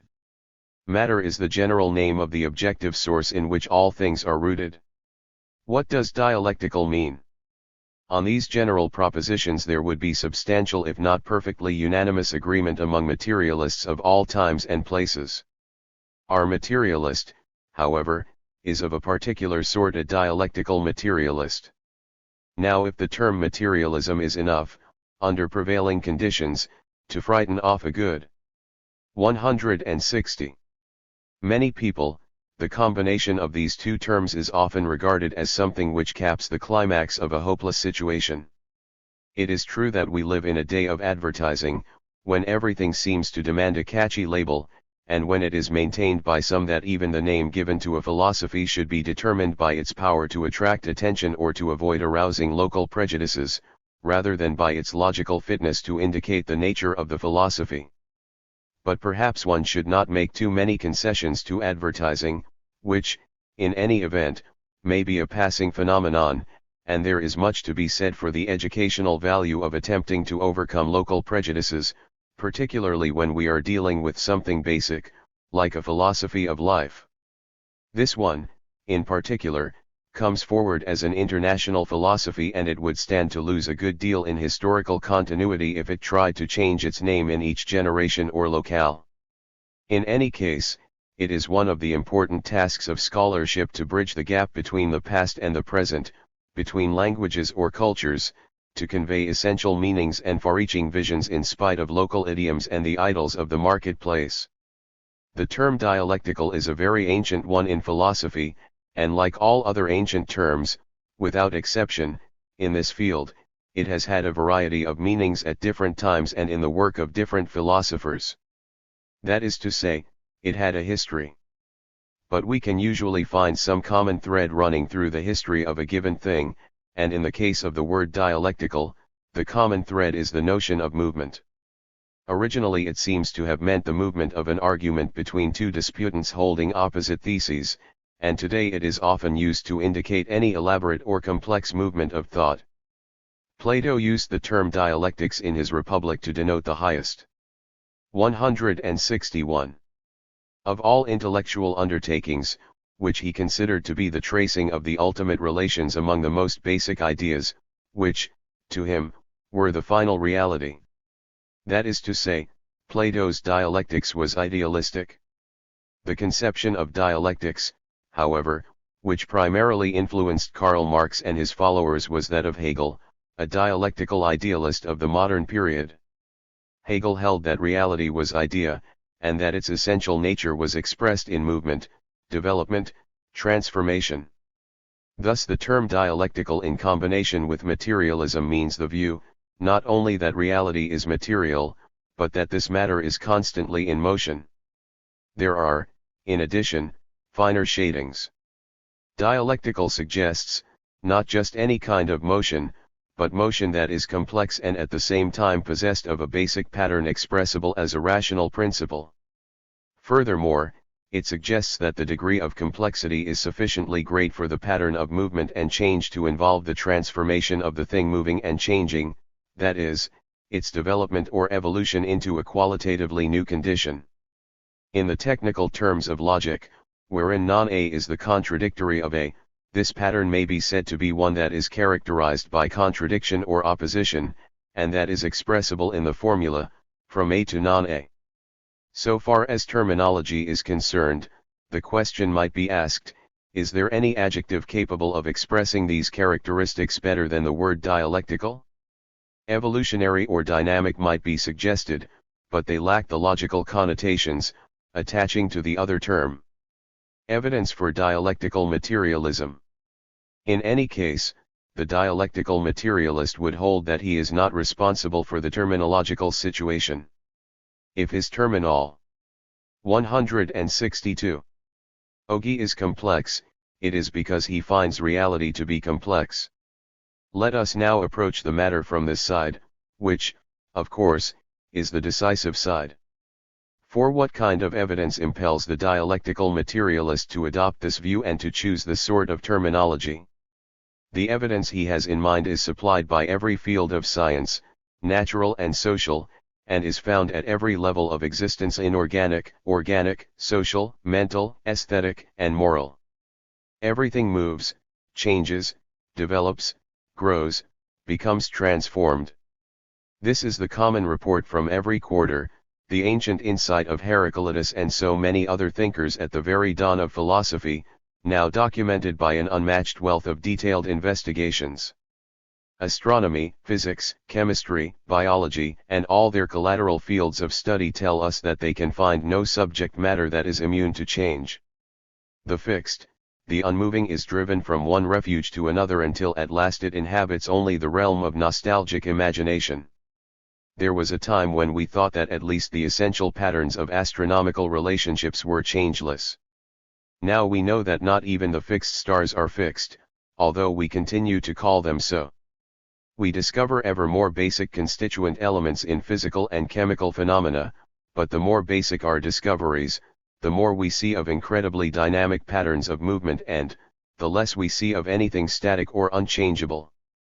We used to think that organic species were permanent, but now biological evolution is as firmly established as anything science can offer. Perhaps without quite realizing it or exactly wanting to, modern science has carried us from the conception of a universe essentially static but characterized by more or less superficial and relative changes, to the conception of a universe essentially dynamic but characterized by more or less superficial and relative stabilities. 163. 3 fundamental laws. Now is the universal change or motion simply a fluid jumble about which no more can be said than that it is not standing still? Hardly. It is not difficult to pick out certain basic patterns and features that always accompany the process of change, certain general conditions which underlie the motion, development, and evolution that take place in our world. The dialectical materialist feels that Hegel correctly grasped the implications of a dynamic reality, even though he conceived of it idealistically, and that his ontological laws, reconstructed on a materialist basis, express with great fidelity what is basically involved in a universe of constant change. Let us make an attempt to clarify the unfamiliar terminology in which these laws are couched, and to see through it to the core of meaning which they possess. They are three in number and are called the law of strife, interpenetration, and unity of opposites, 1. The law of transformation of quantity into quality and vice versa. The law of the negation of the negation. What does the first law mean and what is the evidence for its validity? It says a great deal in its bizarre language. In the first place, it expresses the thought that everything which exists is made up of opposing, that is, differently or oppositely acting elements or forces. That is to say, whenever we analyze the internal content of any existing thing we never find an undifferentiated, inactive, homogeneous mass, we always find a scene of interrelated elements, of interacting forces or tendencies, one of which exerts influence in one direction, another in another, and so on. When we say in ordinary language that any existing thing, to be recognized as such, must have a certain structure, an organization of parts each of which plays a certain role in the makeup of the thing, we have in mind what the dialectical materialist here has in mind. Each component part of a thing cannot play the same role. All the forces involved cannot be alike and moving in the same direction. If they were, and there were nothing to resist them, they would simply sweep on their way, so to speak, and no distinguishable thing would there emerge, even temporarily. We need not be scientific specialists to realize that the simplest physical, chemical, or biological analysis shows that any inorganic or organic object is made up of differently or oppositely acting component elements and forces. In an ordinary table, for example, gravitational attraction exerts a constant pull towards the center of the Earth. The table must be so constructed that the interrelation of its parts is such as to overcome this pull, else the table will not stand up, even for an instant. At the same time oxidation is taking place in respect to various parts, while the mere action of friction is continuously taking its toll. In fact, under the influence of a whole host of physical and chemical processes, the table begins to grow less resistant, less rigid, to loosen up, to lose mass, to age, so to speak, even before it is completely bomb. Throughout every cubic inch of its content, there is taking place every instant the tremendous dynamic action of molecules, atoms, electrons, the constituent units of all material things. Only to superficial observation does the table present itself as a stationary, inert, and solid mass. In reality, as we now know from the accumulation of scientific knowledge, the table is mostly empty space, the content of which is a mass of whirling electrons, each of which is a repository of tremendous energy and all of which are ceaselessly acting and reacting in all sorts of groups and combinations which check, resist and modify one another in varying degrees in accordance. 165. With the particular physical and chemical conditions obtaining at the time and place. Whatever else these physical and chemical conditions may involve, they certainly involve an interpenetration of opposing forces and elements. In regard to the terminology used, if we should say dynamic interaction, we would convey about the same thing as strife and interpenetration. The word strife is employed to indicate the opposition of forces, while interpenetration signifies the interrelated, interacting contacts involved. We have so far been speaking directly of inorganic things.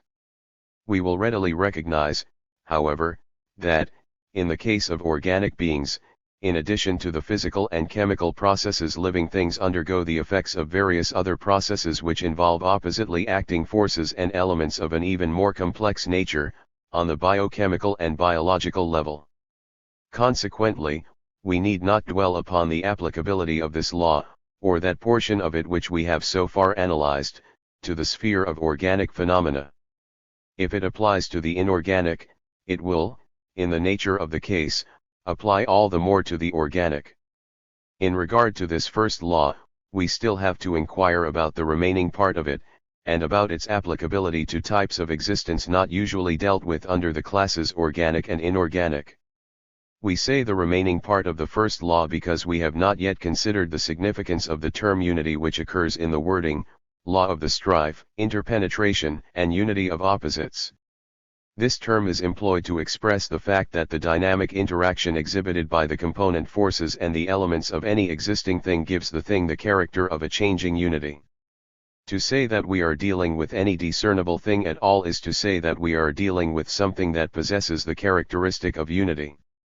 It hangs together, at least for the time, in some sort of organized or unified fashion that permits it. 166. To be distinguished from its surroundings and to be dealt with as a separate thing. At the same time it is clear that the unity which it possesses is not a frozen or stationary one. If it were, the thing would be immune to change. But we cannot discover anything that possesses such immunity. The dialectical materialist finds the cause of this universal condition in the dynamic nature of the component parts of any given thing, and also in the fact that it is ceaselessly interacting with its surroundings and is exposed to the uninterrupted play of outside forces. The result is that the unity reached is never permanent.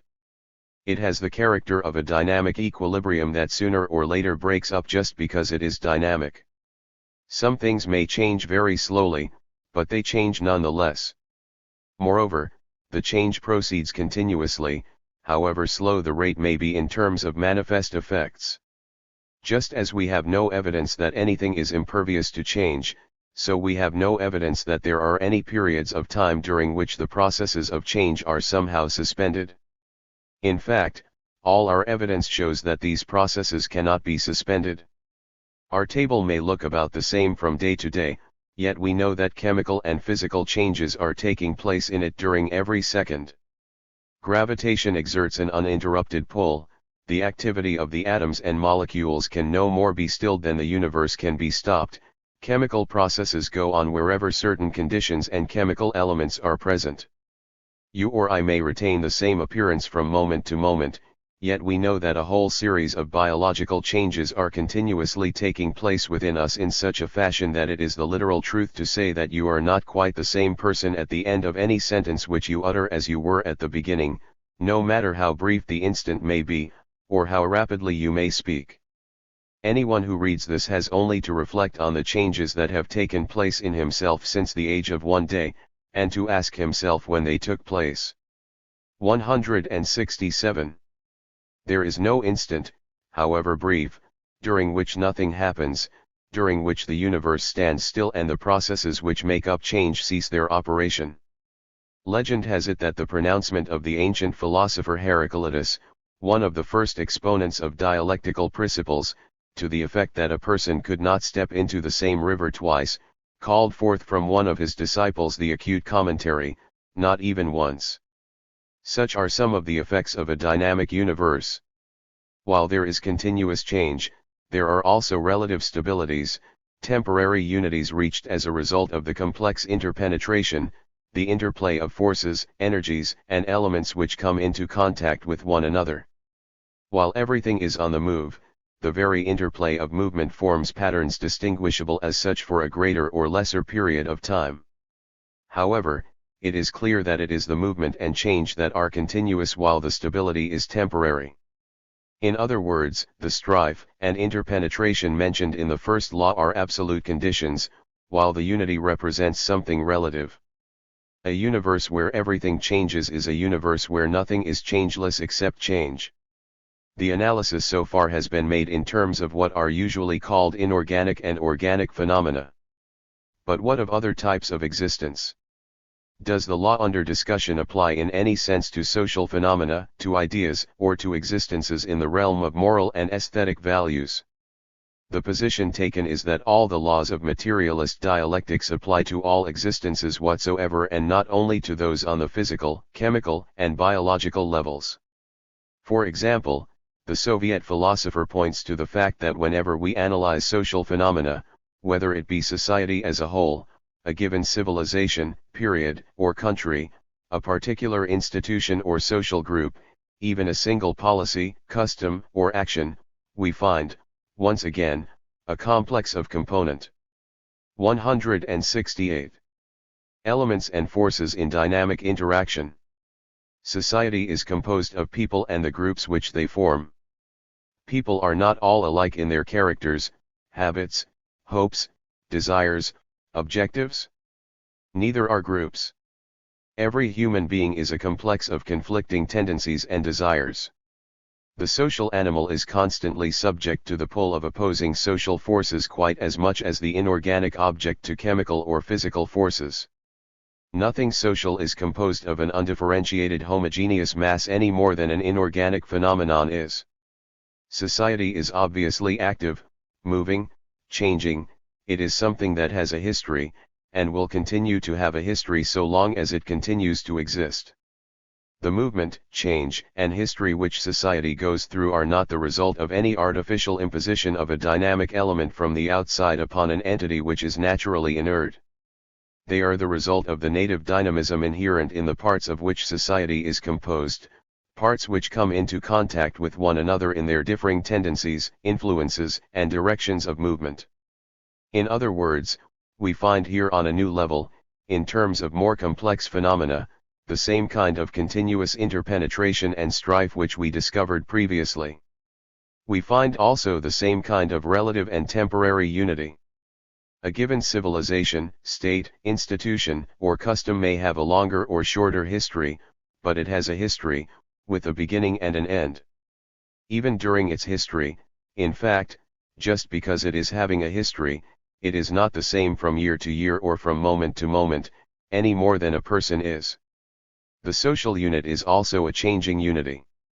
Here again, the interpenetrating strife which sooner or later dissolves all patterns represents an absolute, continuous condition, while the unities reached are relative and temporary. While we shall consider in detail in the next chapter the significance of the laws of materialist dialectics in their applica 169. To ideas, to problems of knowledge and the general field of logic, we can indicate at least briefly at this point the nature of the basic situation. Ideas considered as logical concepts having meaning to the human mind evidently exist, but they do not possess the type of existence characteristic of sticks and stones, plants, and animals. While ideas are not directly perceivable by the physical senses, they are certainly connected with things that are. They are usually called abstractions, and the word is revealing in its literal significance, namely, something which has been taken out of something else. The position of the dialectical materialist is that ideas do not exist prior to or independently of material things, but are made up of aspects, attributes or qualities abstracted from material things by the human mind and sometimes arranged in new, unusual, or fantastic combinations. However, he points out that once the process of abstraction has been performed, the resultant idea has its own existence on the logical or conceptual level, and cannot simply be regarded as an emaciated or devitalized thing, any more than a flower is a dead seed or a seed a small flower. While an idea has its own existence, it does not possess an altogether independent existence. It is not only connected with things at other levels of existence, as we have seen, but is connected, in logical interaction, with its surrounding context of other ideas and meanings. The logical content, the meaning of an idea exists only in relation to these other ideas and meanings. It has content only in terms of its relations with them. Take a single idea, such as citizenship, and try to express its content without referring to other ideas and concepts. What content has such an idea except in relation to concepts like people, state, oath, birth, naturalization, to mention only a few, and the things to which they correspond and from which they have been abstracted? In this sense, the internal logical content of an idea is made up of interacting elements, elements which are different from 170. One another, whose tendency and influence are in opposing directions, whose lines of relationship are traceable to different quarters, but whose interplay, in terms of a given combination and pattern, constitutes a logical unity so long as that particular combination and pattern are relevant to and consistent with the rest of the universe of discourse and the general movement of knowledge. That is to say, not forever, unless indeed, science can reach a point where no further movement or progress is possible. Man is a rational animal, states the classic Aristotelian definition. In this instance the content of the idea, man, is rendered in terms of a certain combination of two other ideas, rationality and animality, a combination such that rationality becomes a qualifying condition, a specific difference setting off man within the class animal from other members which that class includes.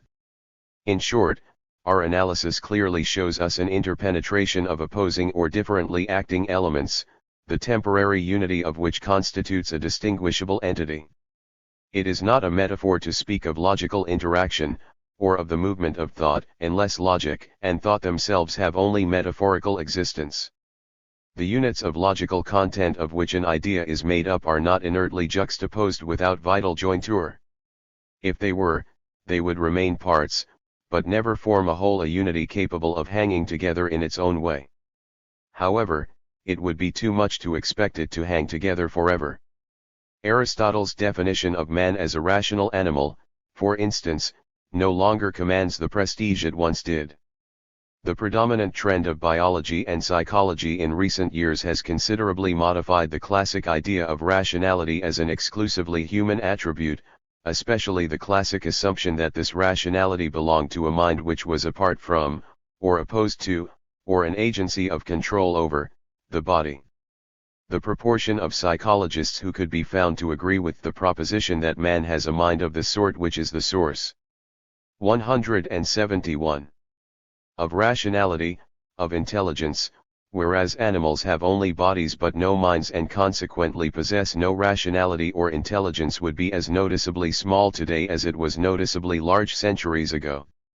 Many psychologists today talk about the mind very little or not at all. They are not sure but that it is perhaps a superfluous concept. The contemporary psychologist is quite sure of the brain, however, and deals with that in great detail.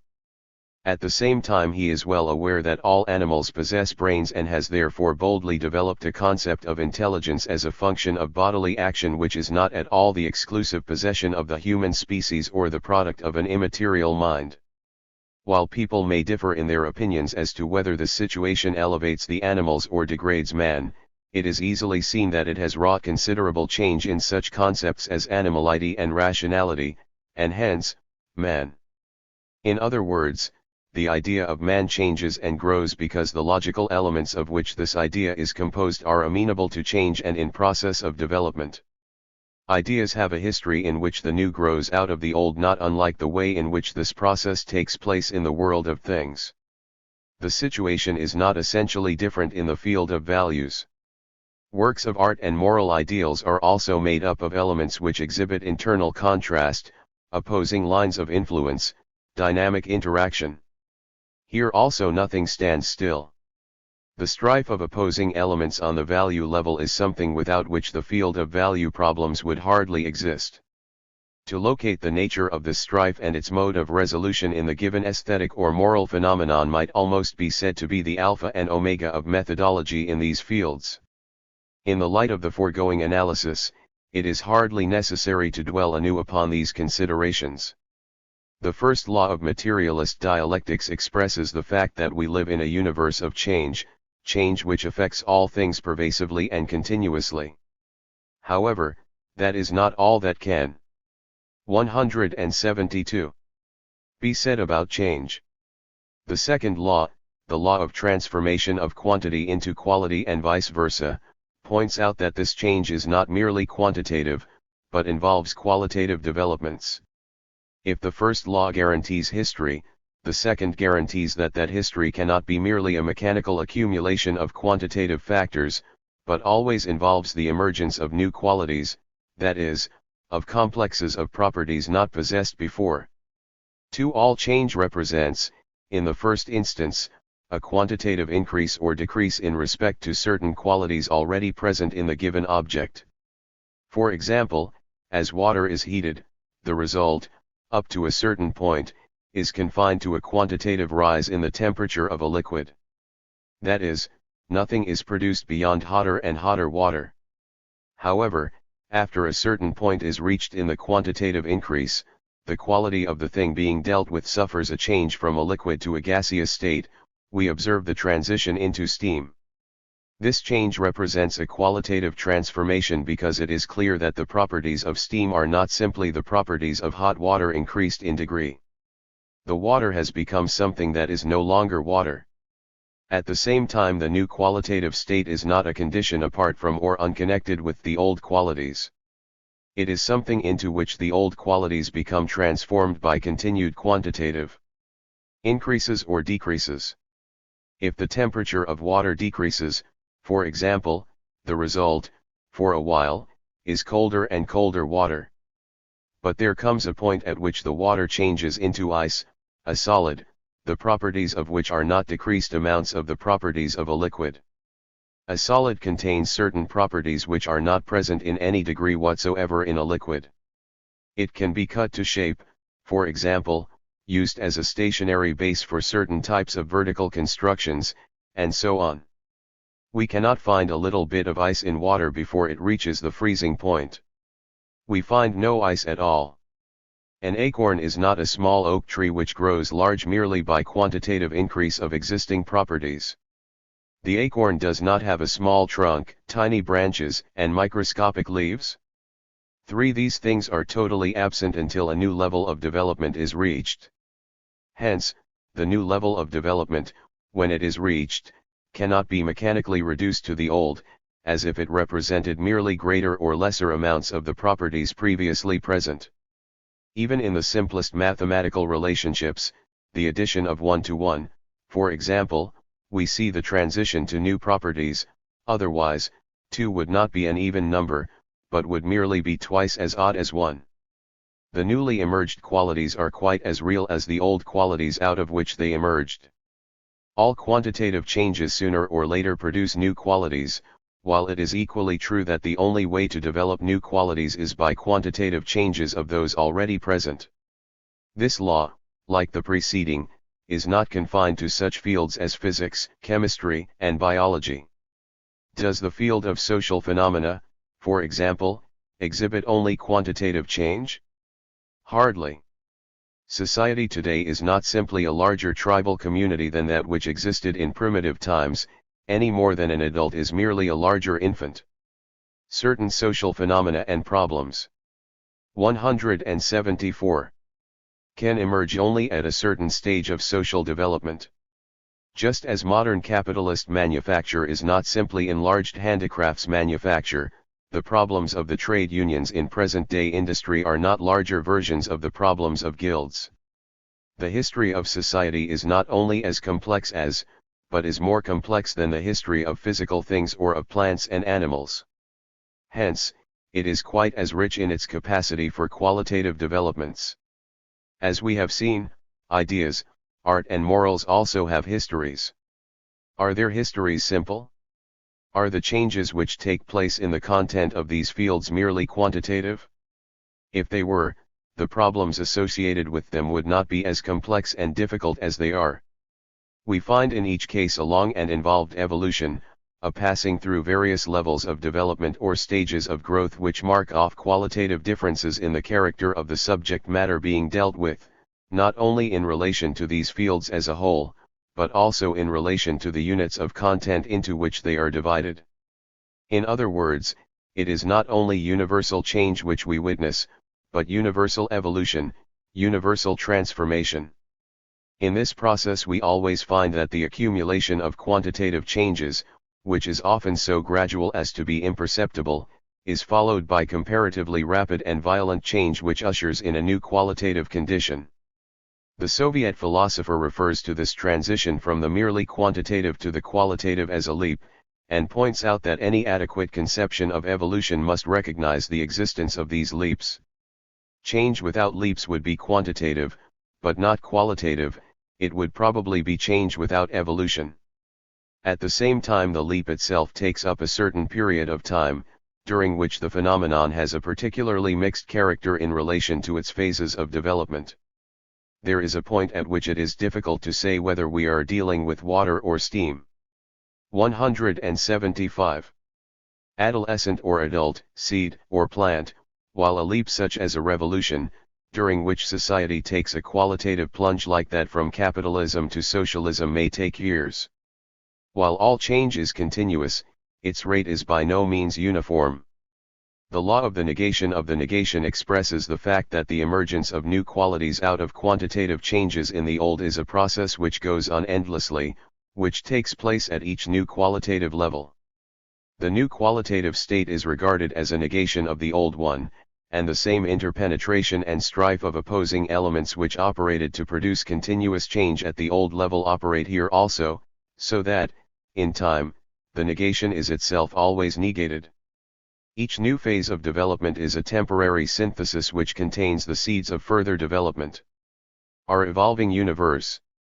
Our dynamic universe is one that opens up unending perspectives, and contains infinitely rich potentialities because it does not simply exist, but evolves. The three laws of materialist dialectics may be said to be an attempt to express the ontological significance of evolution, to indicate the conditions involved in universal and continuous change that is qualitative as well as quantitative. The Soviet thinker does not refer to his theory as metaphysics because of the fact that most of the traditional systems of metaphysics have stood for a theory of reality which laid the emphasis on conceptions of the unmoving, the changeless, the non-material, and the supernatural. Consequently, he will usually be found to use the word metaphysical as synonymous with anti-dialectical. Although he has less objection to the term ontology, since it is less freighted with prejudicial connotations, he is inclined to remember that it was coined largely as a synonym for metaphysics. He himself is usually content to refer to 176. His theory of reality as the general theory of dialectical materialism, which he proceeds to subdivide, in its application to broad areas, into the dialectics of nature, the dialectics of thought and the dialectics of society. Whatever the terminology, the basic problems associated with ontology or metaphysics are taken very seriously and dealt with in detail. In our analysis we have considered only some of the central issues, yet even in the brief survey that we have made, it is clear that the findings of the Soviet philosopher in this field form an organic bond of interconnection among all fields of investigation. In the next chapter we shall follow out the implications of these findings for what the Soviet philosopher calls the dialectics of thought, in relation to the problem of correct methods of thinking.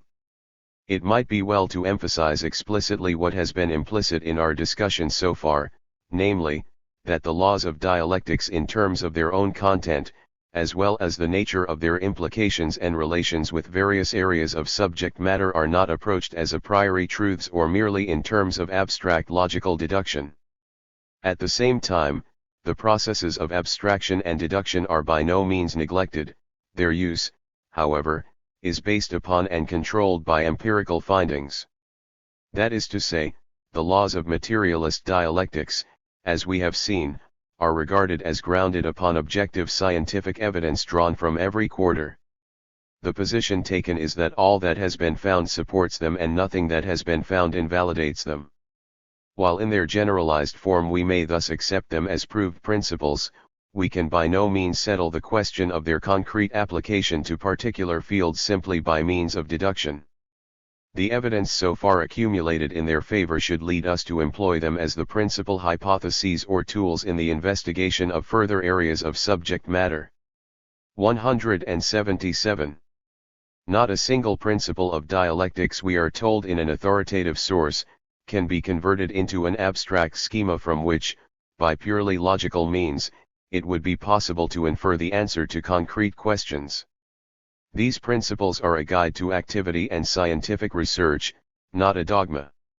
1 Chapter 6, The Dialectical Method of Thinking. The issue between materialist dialectics and formal logic as to the method of correct thinking. A good many people, and some among them who have taken college courses in the principles of logic, will be at a loss to understand what the heading above intends to convey. To them, the term formal logic is probably synonymous with the expression, the method of correct thinking. How, then, could there be any issue between the principles of formal logic and any other principles in relation to the method of correct thinking? Any contrary principles must surely be erroneous if correct thinking itself is formal logic. One fact that may have a bearing on this situation is that we do not sufficiently emphasize the distinction between logic as a theory of correct thinking, and the correct thinking itself, between logic the subject and the subject matter of logic. The basic principles formulated by any philosopher, like Aristotle, who made some very important contributions to the theory of logic, are in the nature of an attempt to express and explain what is involved in the phenomena contained in the field. While Aristotle, in his treatises on logic, made the first elaborate and systematic attempt to explain the nature of correct thinking itself, of course, existed long before Aristotle, in exactly the same sense that the stars and the moon existed. 178. 179. Before Aristotle's theories on astronomy, or that the human body existed before anyone's theories on biology. It would be just as reasonable, for example, to suppose that a person must take a course in physiology in order to digest his food properly, as to imagine that he must take a course in logic before he is able to think correctly. Physiology the study has the same relation to actual physiological processes as logic the study has to actual logical processes. That is, while the proper study of these processes, by revealing what is basically involved in them, ought to help us in dealing with difficulties like poor digestion or poor thinking, it is clear that the study of the process does not create the process being studied. That would be a queer state of affairs indeed, but nevertheless, some such impression in regard to logic seems to have been abroad for a considerable time. Even in the 17th century, John Locke felt it necessary to point out that God did not make men animals, and then wait for Aristotle to teach them to think.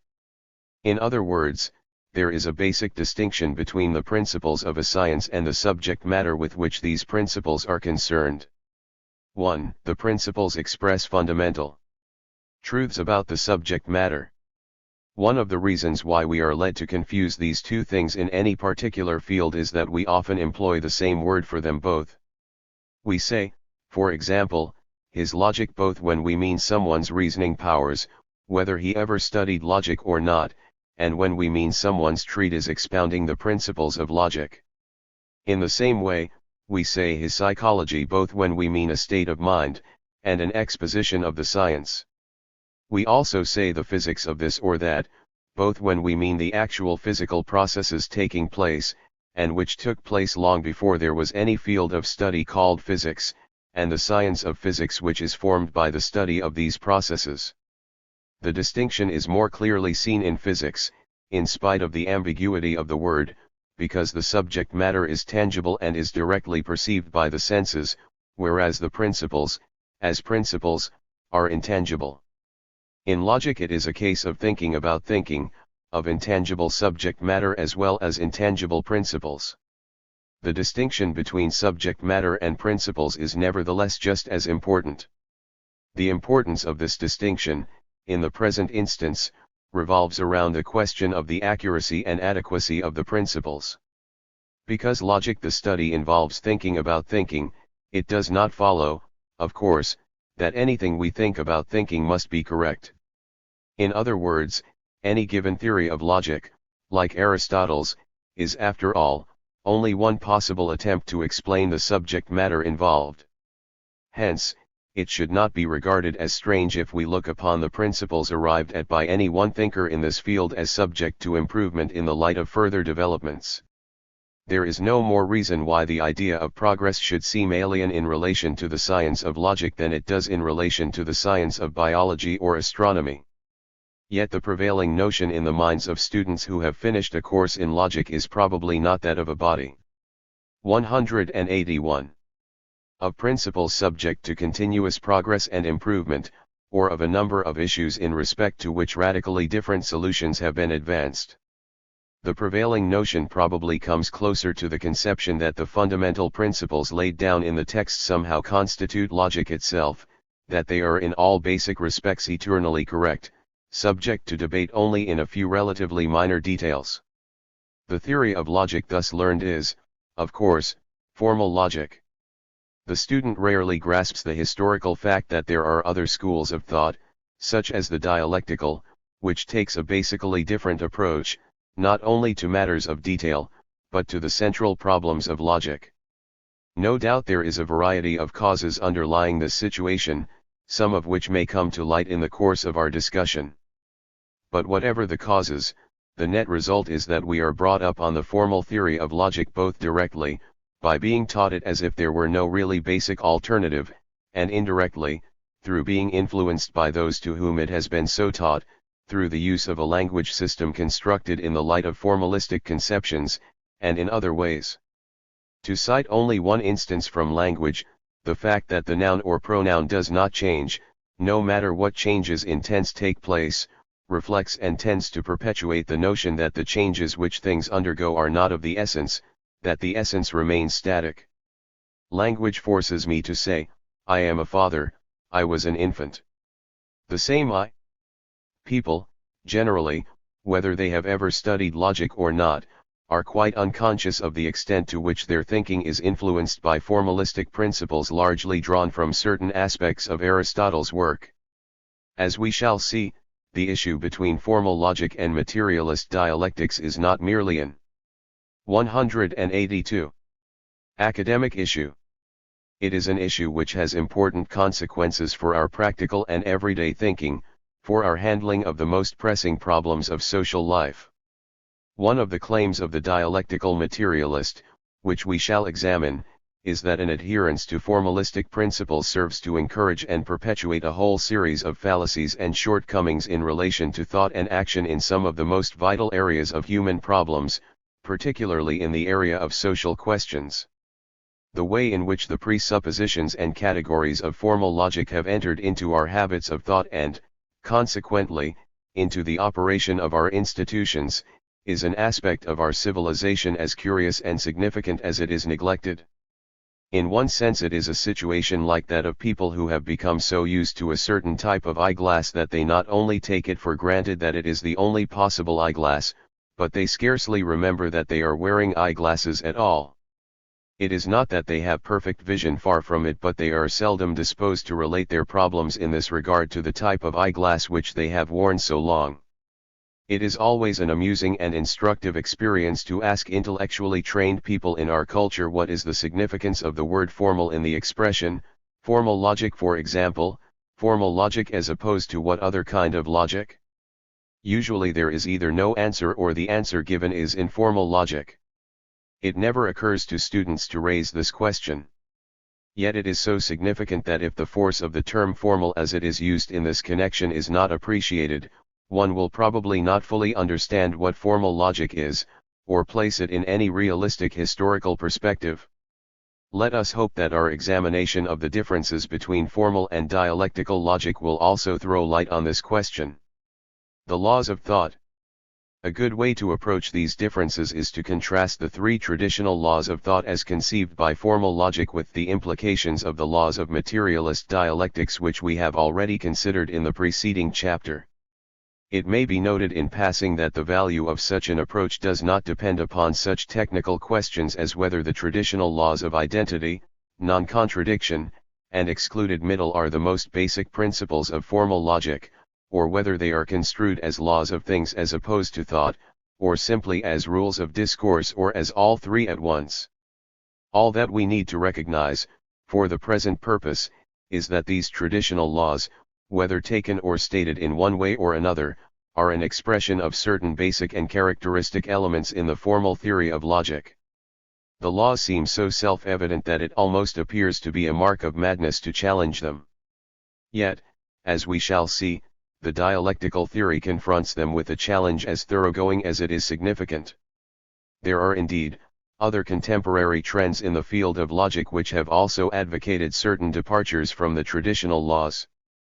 However, in contrast to what the dialectical theory offers, these represent but partial revisions, not a challenge to the laws as a whole, or to their essential spirit. The law of identity is usually expressed in the form, A is A. That is, each thing is identical with itself. The law of non-contradiction states that A is not non-A. That is, each thing is not different from itself. The law of excluded middle states that X is either A or non-A. That is, any third alternative or middle ground in addition to A and non-A is excluded. The same thing cannot be both A and non-A at the same time. 184. The dialectical materialist holds that these laws are an oversimplification of the nature of existence, as we now know it in the light of the accumulation of scientific knowledge. He holds that they are false because they express only one aspect of existence, and not the most important aspect at that. The three laws place a common emphasis on the separateness of things, the difference or distinction of one thing from another. Each makes this emphasis in a different way, the first affirmatively, the second negatively, the third dichotomously. What they all say is that A is A and cannot be non-A at the same time. It is clear that we are here confronted with the same problem which we discussed in the preceding chapter.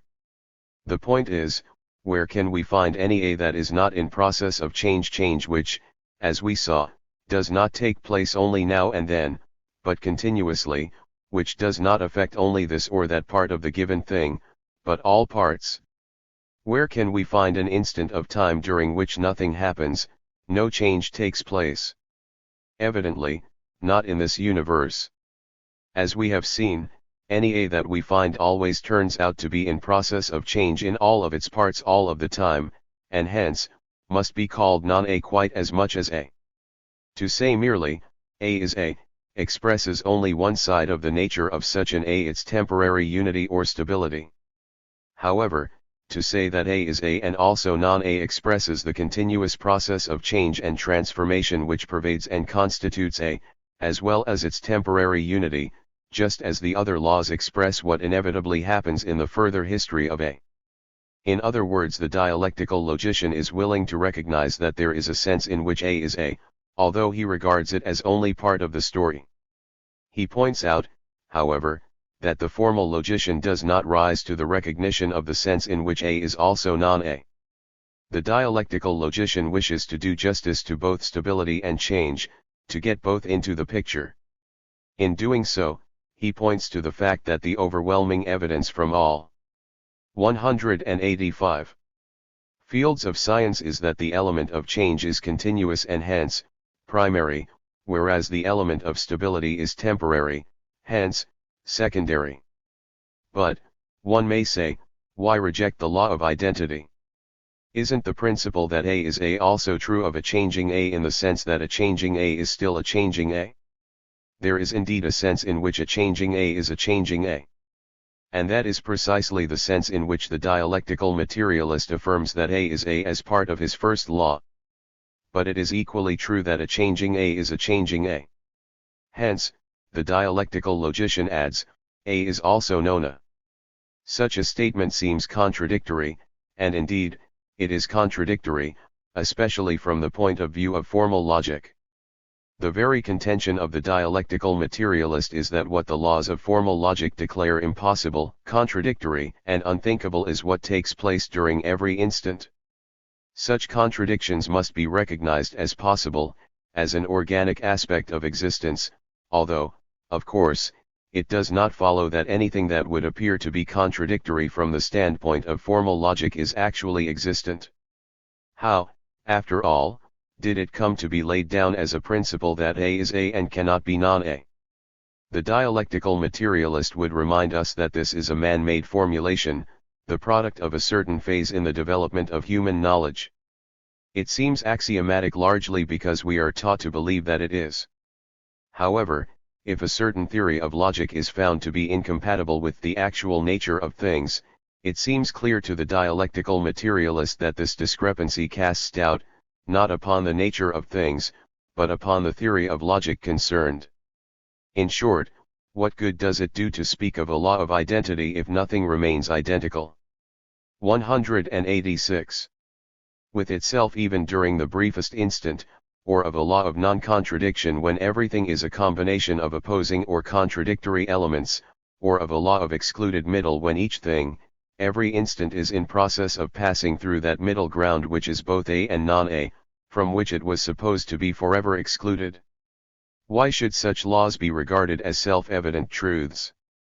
How could they possess the most fruitful relationship to the method of correct thinking? The greatness of Aristotle. It is well to point out that the dialectical materialist raises these questions in relation to the present stage in the development of knowledge. He would emphasize that there was a time, in Aristotle's day, when the formal theory of logic represented exactly what was needed in relation to the level of development which science had then reached. After the primitive, vague, and loosely generalized dialectics of pre-Socratic thinkers like Heraclitus and others, Aristotle's emphasis on precision, refinement, and separation was a healthy tendency which, executed in terms of his encyclopedic grasp, constituted the greatest methodological synthesis ever achieved up to that point. The fault does not lie with Aristotle and what he contributed in relation to his own time. It lies rather with those who try to meet the very different situation of 22 centuries later with a structure of theory which, quite understandably, no longer carries the movement of science forward, as formerly, but lags behind it. To make matters worse, what passes as formal logic today is not so much the work of Aristotle himself, as the medieval elaboration and interpretation of Aristotle by the scholastics who, Lenin maintained, idolized all that was dead and killed all that was living in Aristotle's teachings. Alexandrov, a Soviet. 187. Philosopher of the present day, in his remarkable study of Aristotle, even goes so far as to say that Aristotle's logic, by virtue of its deep-rooted connection with the scientific developments of his epoch and the whole process of knowledge, cannot be called formal logic in that sense in which the concept formal is attached to bourgeois logic of modern times. Aristotle did not place the logical forms of investigation in any opposition to their concrete content. On the contrary, he tried to elicit the logical forms and connections from the basic characteristics of existence. It is this which explains the living depth of his analysis and the acuteness of the dialectical conception of problems.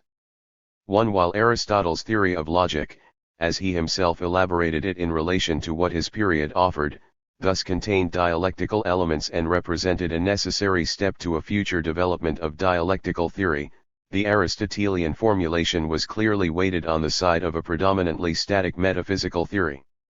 This theory was one that identified reality primarily with abstract, unmoving form rather than with material, changing content. That is, the reality of a table, for example, did not lie in the dynamic physical content of the thing itself, so much as in the logical form of the idea of a table. This logical form is expressed in the proper definition of a table, which indicates what a table really is. The word form here is obviously not a synonym of shape, what is meant is suggested by our use of the verb conform. The form or reality of a table, what really makes it a table is the set of defining requirements to which it must conform in order to be a table. Thus it is hardly strange that a formal theory of logic should be developed by a philosopher who believed that reality was essentially form. What is dialectical thinking? If the foregoing discussion contains an answer to a question which we raised previously, we ought also, at this point, to try to redeem a claim which was made earlier. That is, the claim that the differences between the formal and dialectical theories of logic do not constitute a merely academic issue, but have important implications for our practical and everyday thinking. In other words, what does it mean, in terms of method, to think dialectically, as that term is used in Soviet philosophy, rather than formalistically? How does it work out in relation to concrete problems?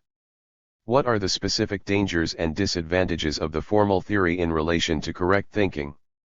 To think dialectically is to think in terms of movement, change, development, transformation, history, and hence, also in terms of interconnectedness.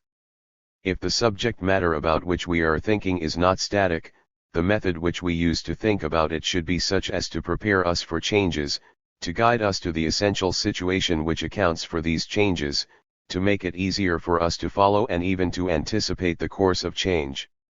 To think dialectically is to realize that the ultimately important thing about the subject matter with which we are concerned is not the state in which it appears to be at the moment, but the direction and rate of the changes which are taking place in it. We recognize this principle perfectly well when we consider, for example, the significance of a given person's beliefs. We recognize, if we are realistic, that the fundamentally important thing is not the particular content of the particular beliefs which he holds at this particular moment. To understand the nature and significance of these beliefs, we cannot rest content merely with a static analysis of them. They must be gauged dynamically as well. We should first of all have to consider the individual holding the beliefs in terms of change and develop. 189. Meant. That is to say, how old, in what period of life is he? Where is he, in what country or civilization, historical period, or century? Then again, in what direction are his beliefs moving? If we would understand certain beliefs, it is not enough to know simply that they are what they are, we must know where they came from and where they are going. Let us examine a concrete instance which may illustrate the force and effect of these considerations. Suppose that someone were to say to you, I would like you to give me your judgment as to the nature and meaning of the beliefs held by a certain person on the subject of religious toleration, with special emphasis on their relationship to democracy. This person was of the opinion that Catholics, Jews, atheists, and agnostics should not be accorded legal toleration by the government, nor indeed should any irreligious or religious group except certain Christian Protestant sects, but that these Christian Protestant sects should tolerate one another. If you were asked, could such a person be called a strong advocate of religious toleration, or, could he be called a Democrat, or, could he, by virtue of holding such beliefs, claim to be a great contributor to the growth and development of the democratic tradition, you probably would be inclined, under ordinary circumstances, to answer in the negative. There is little doubt that the vast majority of people, including the highly educated, would feel that they had every right to answer in the negative on all counts. They probably would say that the person in question was some sort of fascist, or belonged to some such organization as the Ku Klux Klan, or was, in any case, strongly anti-democratic. Yet, as a matter of fact, they would be quite wrong on every count, and the reason would probably be that they were thinking of the problem statically rather than in terms of movement, development, and history.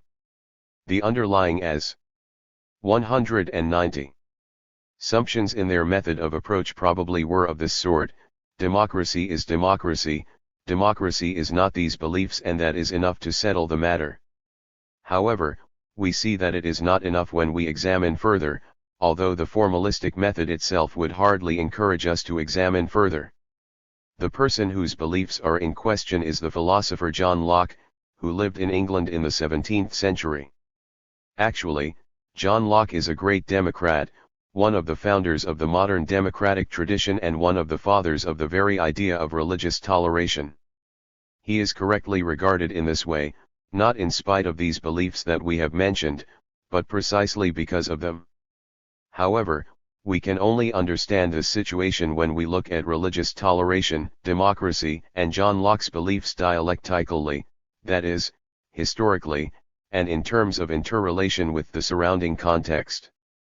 When we do so, we are led to discover that in 17th century Europe, and indeed, generally speaking, for the whole preceding period of the Christian era in Europe, the prevailing system was one wherein the civil government made itself responsible for establishing and protecting in the state what was considered to be the right religion, and for protecting people from the dangers of the wrong religions. This was regarded as a very serious duty.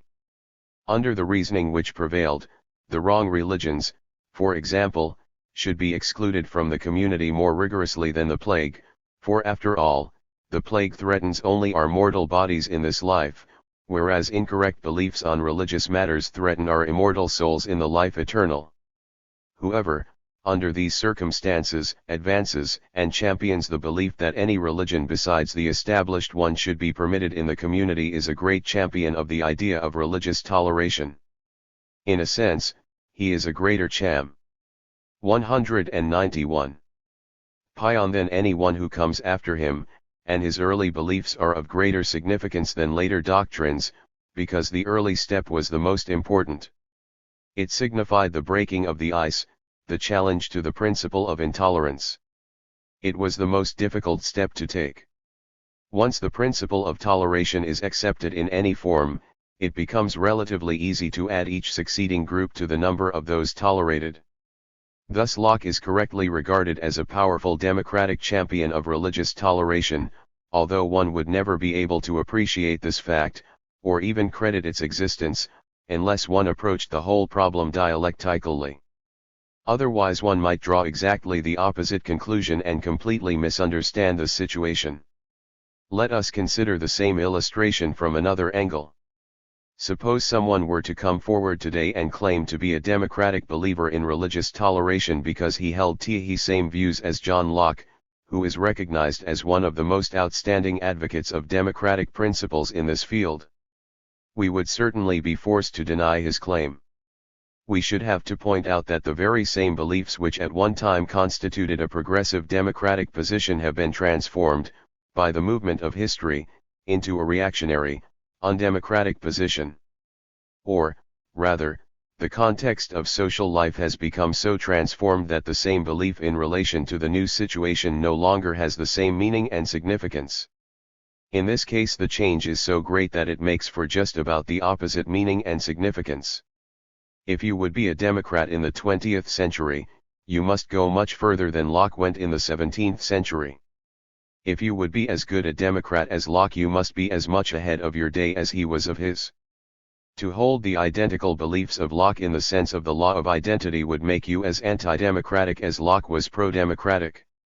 It would put you as far behind your times as Locke was ahead of his. 192.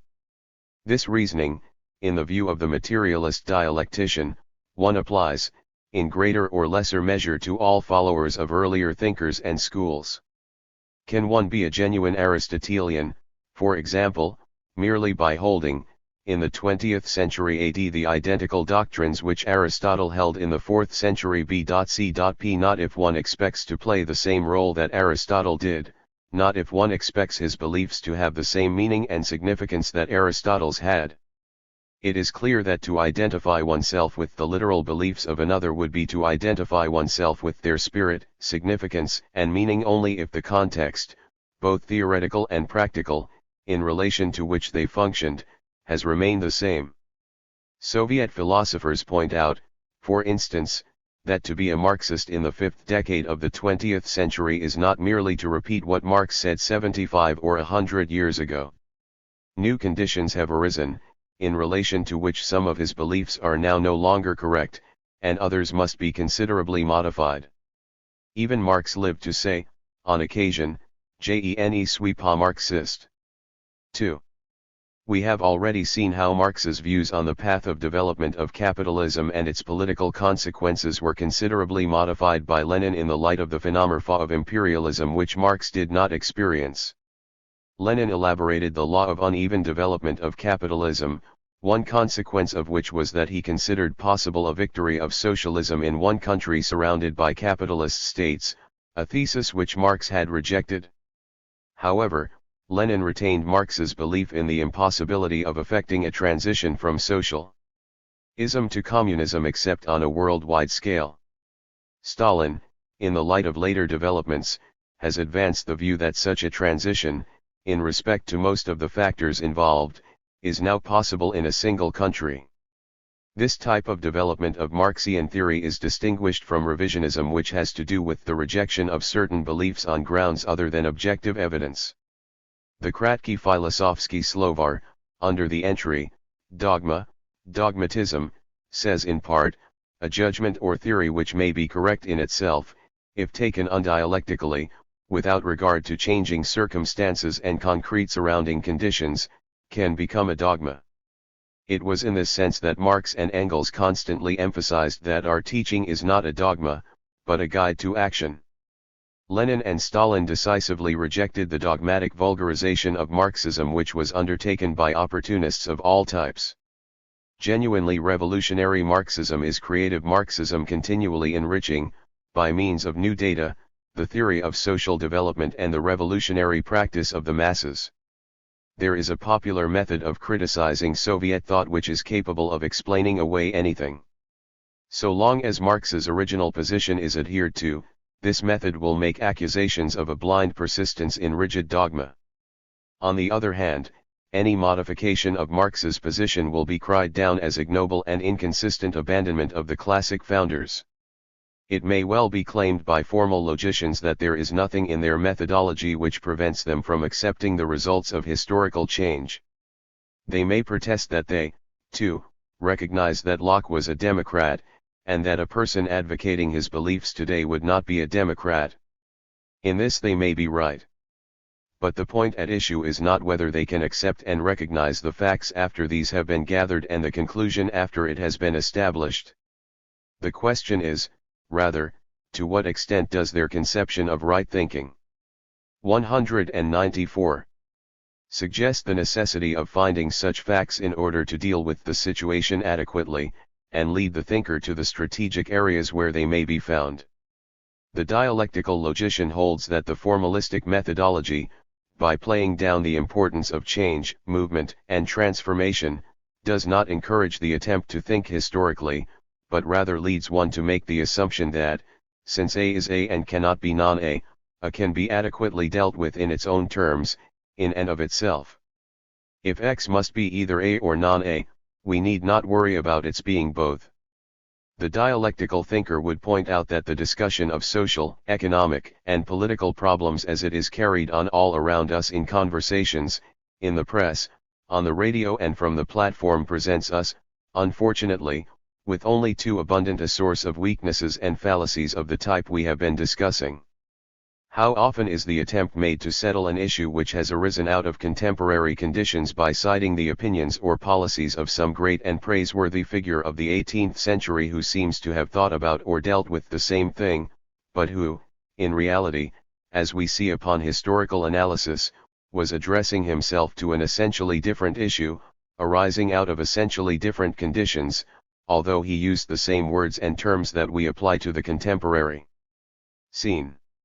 How frequently the formalistic method of thinking permits the conservative to pass himself off as a liberal, or the reactionary anti-democrat as a progressive champion of democracy by advocating, in relation to changed conditions, the same views for which some persecuted radical of an earlier day risked his fortune and his very life. For example, to champion economic laissez-faire in the 18th century was the mark of radical, even revolutionary thinking. It was a doctrine connected with the militantly democratic circles which paved the way for and carried out the 195 American Revolution of 1776 and the French Revolution of 1789. It was opposed to established privilege and came distinctly from the left. Today, the actual situation is just about reversed. Generally speaking, laissez-faire, or rugged individualism as it is sometimes called, emanates from the right, not the left. It is not a threat to, but rather a guarantee of established privilege.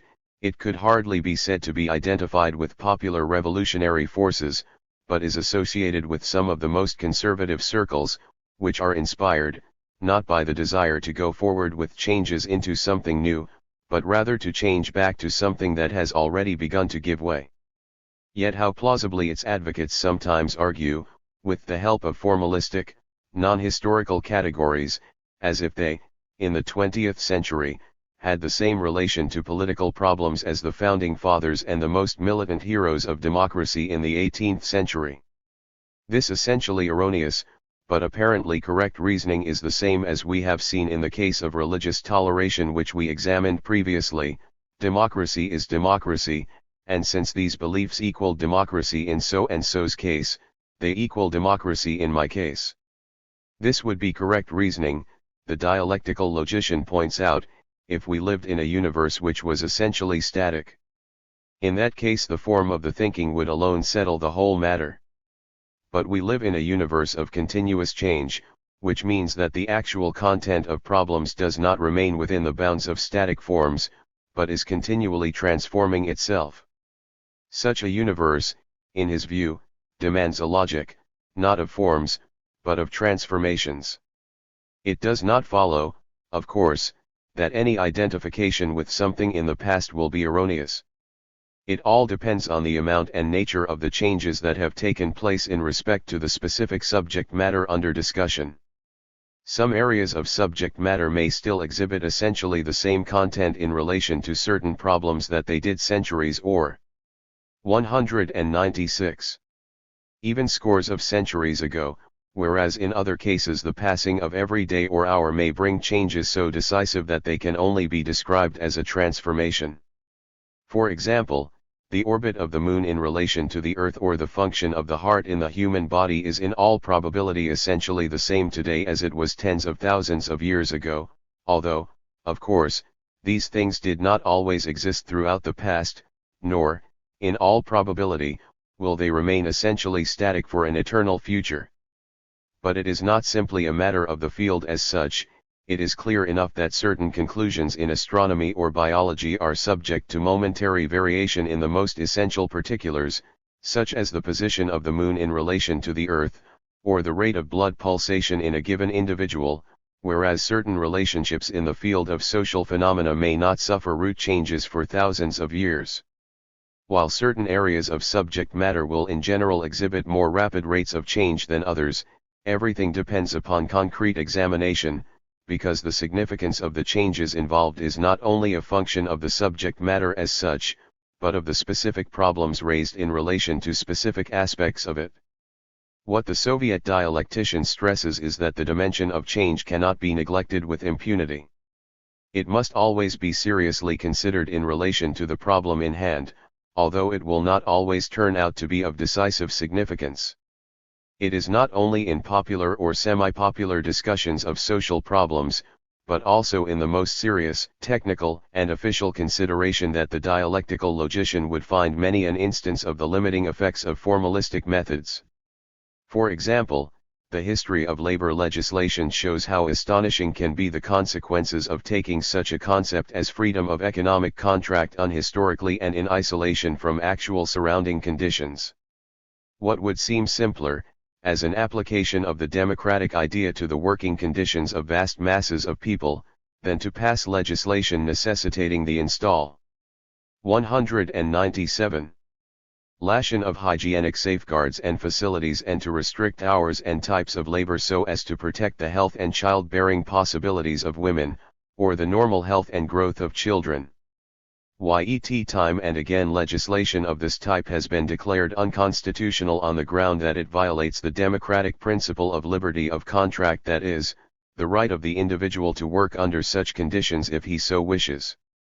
The idea that the state should not interfere with the bargaining relations among individuals did indeed serve the ends of democracy when the state, as it then existed, was protecting the privileged position of the feudal economic system, with all its restrictions, patents, and monopolies, a system which was no longer capable of adequately serving society, and was consequently obstructing the development of a newly emerging economic system, the capitalist, which was better fitted to meet the needs and demands of the time.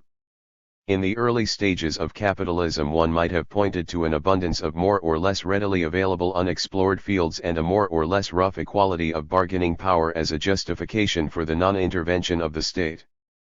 But as capitalism developed, a very different situation emerged, in which liberty of contract, interpreted as non-intervention by the state, no longer served the welfare of the people.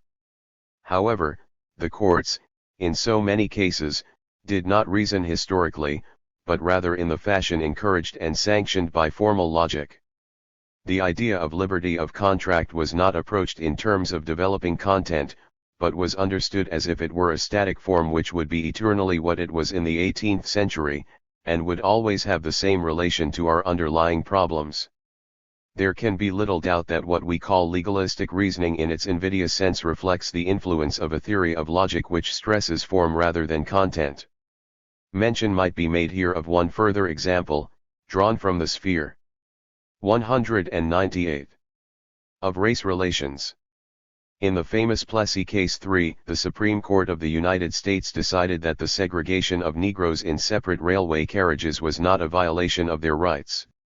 The court reasoned that such segregation was not an imputation of inferiority because if the Negroes were segregated from the whites, it followed that the whites were equally segregated from the Negroes. Thus the idea of segregation was taken in its purely formal aspect, in isolation from all the actual content of the situation. As a formal principle, it is correct enough that the mutual segregation of A and B does not in itself impute inferiority either to A or B.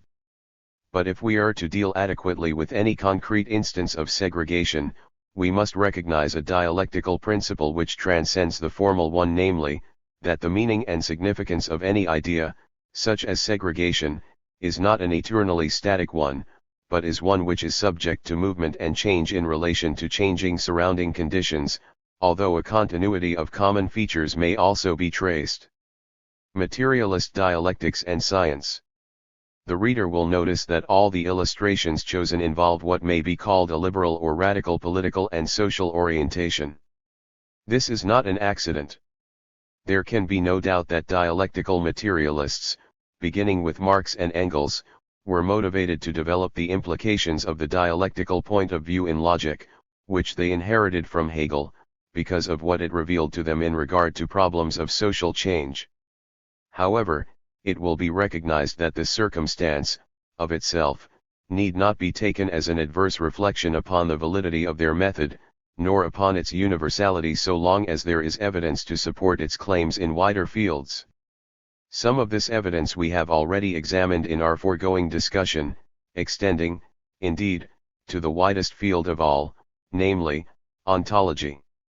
We may also note that in their actual use and application of the dialectical method, Marx and Engels, as well as subsequent dialectical materialists, by no means confine themselves to popular or semi-popular discussions of social and political problems. Such a technical and elaborate piece of research in the field of economics and sociology as Marx's 3-volume work on Capital is an example of the conscious use of the dialectical method. In this treatise Marx examines the capitalist system in thoroughgoing historical fashion, in terms of where it came from and where it is going, the nature of the forces that move within it, and how their interplay accounts for its evolution. This dialectical examination, as we might expect from our preceding discussion, includes the element of analysis as well as that of history. The structure of the capitalist system, its elements, forms and relationships are minutely analyzed. But the aim is, of course, historical analysis, to bring the analysis in relation to the history, to see and depict the forms, but always in relation to their actual movement and development. There is probably nothing which will contribute more to an understanding of basic social developments in the USSR than a grasp of the dialectical method, and there is certainly nothing which has contributed more to the misunderstanding of Soviet problems than the neglect and ignorance of this method. Fundamental to all the planning operations of Soviet society is not only a set of ethical values and social objectives, but a method of approach which stresses historical dynamics, which sees specific problems in the perspective of a given phase of social development, and attempts to deal with each one in the light of changing historical circumstances. It is this combination of well-defined goals and historically flexible methods which has apparently baffled the comprehension of so many commentators on Soviet issues.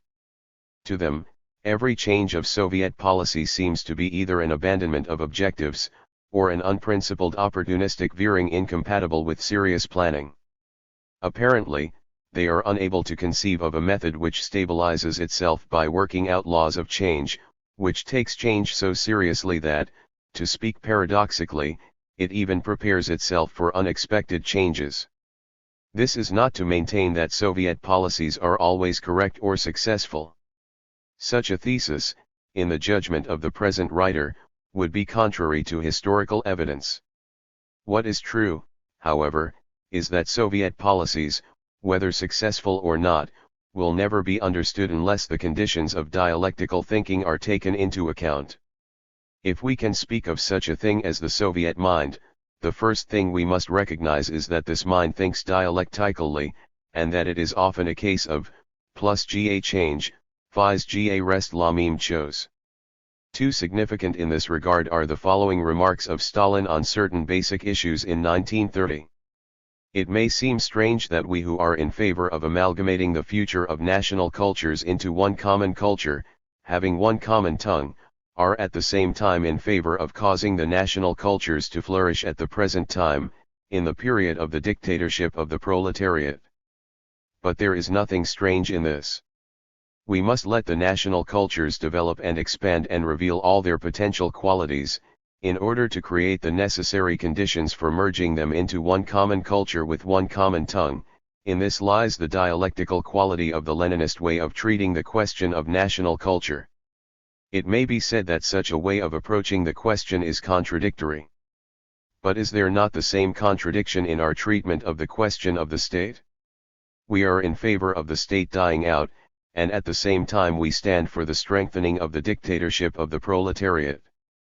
The highest possible development of the power of the state, with the object of preparing the conditions for the dying out of the state, that is the Marxist formula. Is it contradictory? Yes, it is contradictory. But this contradiction is a living thing, and completely reflects Marxist dialectics. Or, for example, take Lenin's attitude towards the right of nations to self-determination, including separation. Lenin sometimes expressed the principle of national self-determination in a simple formula: separation for amalgamation. Just think separation for amalgamation. It smacks even of the paradoxical. 3. Stalin's reference in the last passage is to the voluntary amalgamation of nations into a federation of socialist republics. It is interesting to note that certain of these policies on which he commented so bluntly in 1930 are among the very ones which have been repeatedly discovered in the last few years, and pictured as an inexplicable betrayal of the foundations of Marxism, or as a shift because of the war. It might be well to emphasize that Stalin's method does not imply that all contradictory policies are sound. The judge of the soundness of policies is the movement of events, and the consequences brought about by them, in terms of their contribution to the basic objectives we have discussed. The point is, that this very movement of events frequently brings about situations and necessitates policies which appear to be contradictory, and are contradictory from the standpoint of a logic which expresses the conditions of static form rather than moving content. Our examples so far have been drawn largely from social fields. In relation to natural science, there are many senses in which it is claimed that dialectical methodology is more efficacious than the methodology associated with formal logic. First of all, we face here again the question of fidelity to fact. If the universe is indeed essentially dynamic, any science which uses a method of thought, stressing the static and the self-identical is, to say the least, making its work unnecessarily difficult. Although a great deal of work is done, the rate of progress is probably retarded. Is it beyond the bounds of probability that the theory of organic evolution might have taken hold much sooner if the conceptions of right thinking associated with formal logic had not loaded the scientific dice against the notion of basic species being in process of transformation? Where logical species are regarded as immutable, it becomes natural to think of biological species in the same way. At any rate, the Soviet thinker holds the view that a methodology which explicitly directs attention to the changing and evolving will make it easier, in the long run, to discover basic truths about a universe pervasively characterized by change and evolution. There would probably be little disagreement if one were to point to the Copernican theory of astronomy, the Newtonian theory of universal gravitation, the theory of organic evolution and the electronic theory of matter as among the greatest triumphs of modern science.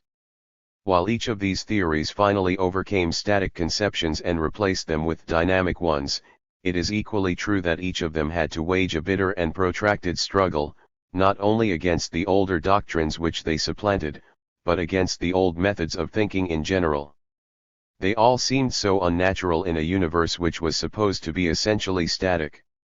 While these theories themselves have been and are being modified, it is in the direction of an ever more dynamic picture. 203 The human mind. Moreover, it is hardly an exaggeration to say that scientists themselves, and, even, to a certain extent, some of the very authors of these theories, failed to see the fullness of the dynamic outlines which such discoveries were so inexorably tracing. Thus Copernicus still clung to the notion of fixed stars, while Newton relied upon a first impulse to start his universally gravitating system in motion. A telling instance of the persistence of this essentially static view of the universe is given by Engels, whose works, A. Iti and Dialectics of Nature, are of exceptional significance in regard to the dialectical analysis of methodology in natural science. How tenaciously even in 1861, he writes, this view could be held by a man whose scientific achievements had provided highly important material for abolishing it is shown by the following classic words. All the arrangements of our solar system, so far as we are capable of comprehending them, aim at preservation of what exists and at unchanging continuance. Just as since the most ancient times no animal and no plant on the earth has become more perfect or in any way different, just as we find in all organisms only stages alongside of one another and not following from one another, just as our own race has always remained the same in corporeal respects, so even the greatest diversity in the coexisting heavenly bodies does not justify us in assuming that these forms are merely different stages of development. It is rather that everything created is equally perfect in itself. For it is evident from the course of our previous discussion that the dialectical materialist is concerned to establish the closest relationship to science. He feels that his dialectical methodology, as developed so far, offers the basis of a far more satisfactory conception of the scientific method than does the formal theory of logic. He feels that his principles express with greater fidelity the basic conditions of the universe which science has actually disclosed, and the basic methodological directives which must actually be followed for the discovery of fundamental truths in this sort of universe. He recognizes that many people have made great contributions to science who were never acquainted with any formulation of the theory of dialectical methodology, and some, even, who have heard of this theory, and in their expressed philosophy have professed the greatest hostility towards it. This is by no means an unusual situation, although some commentators appear to maintain that it constitutes a decisive disproof of the claims of the theory in question. It is clear upon reflection, however, that any theory of scientific method formulated at any period subsequent to the origin of science, and which does not command unanimous agreement among those scientists who have heard of it, is bound to be in the same situation. It might be emphasized that the actual operations of science, like correct thinking itself, are one thing, and that a theory of method which attempts to explain the nature and basis of these operations is quite another thing. This methodological theory bears the same relation to the structure of scientific operations which it is attempting to explain as the scientific work itself bears to the particular subject matter which it is attempting to explain. It is no more unusual to find scientists who perform their own scientific operations very well but who at the same time are poor at methodological analysis, than it is to find a great literary stylist who is poor at the technical analysis of style, perhaps even of his own style.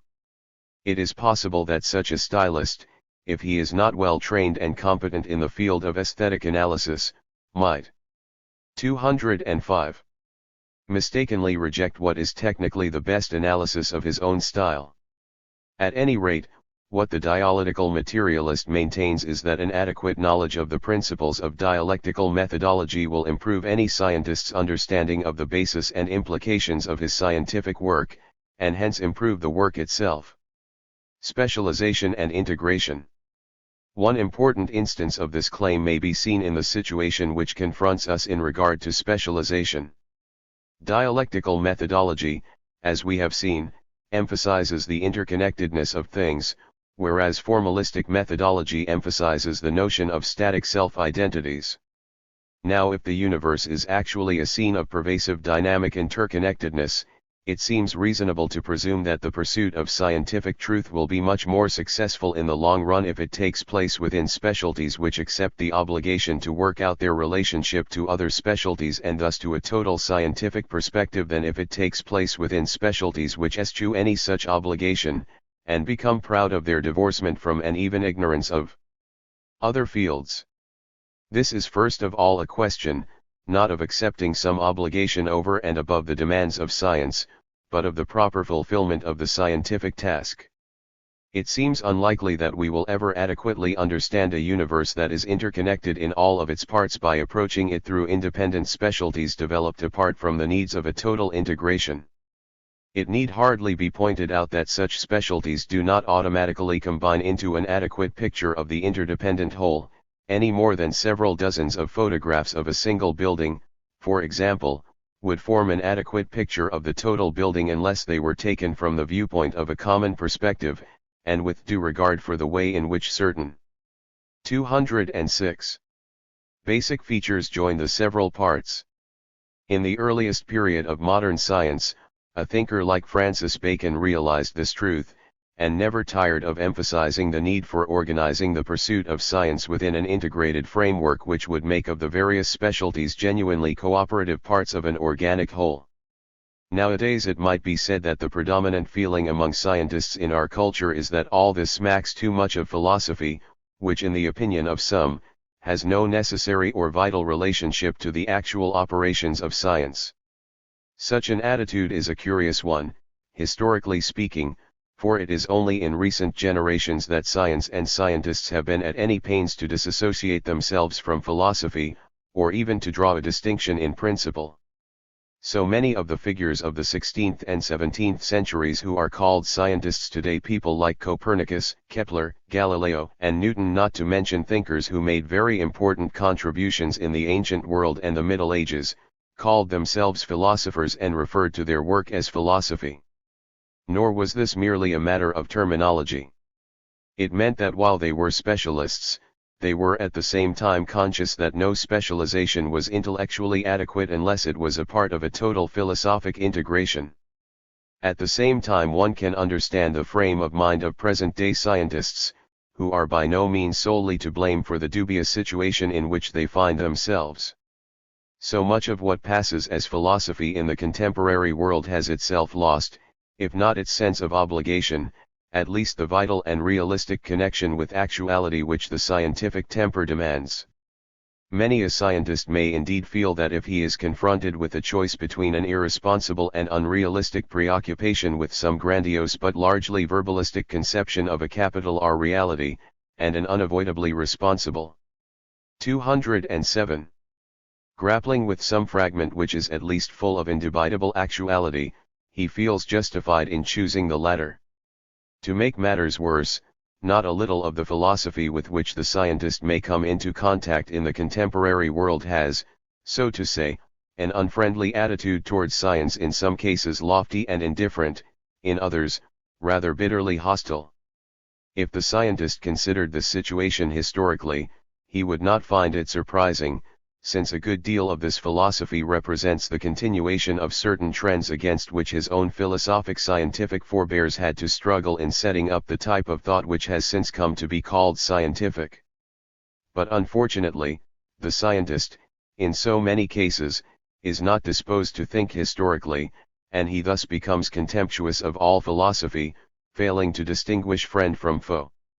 The dialectical materialist sees a distinct connection between the uncoordinated specialization, the lack of integrated planning which characterizes science under capitalist conditions, and similar characteristics of the general social and economic structure of which the science is a part.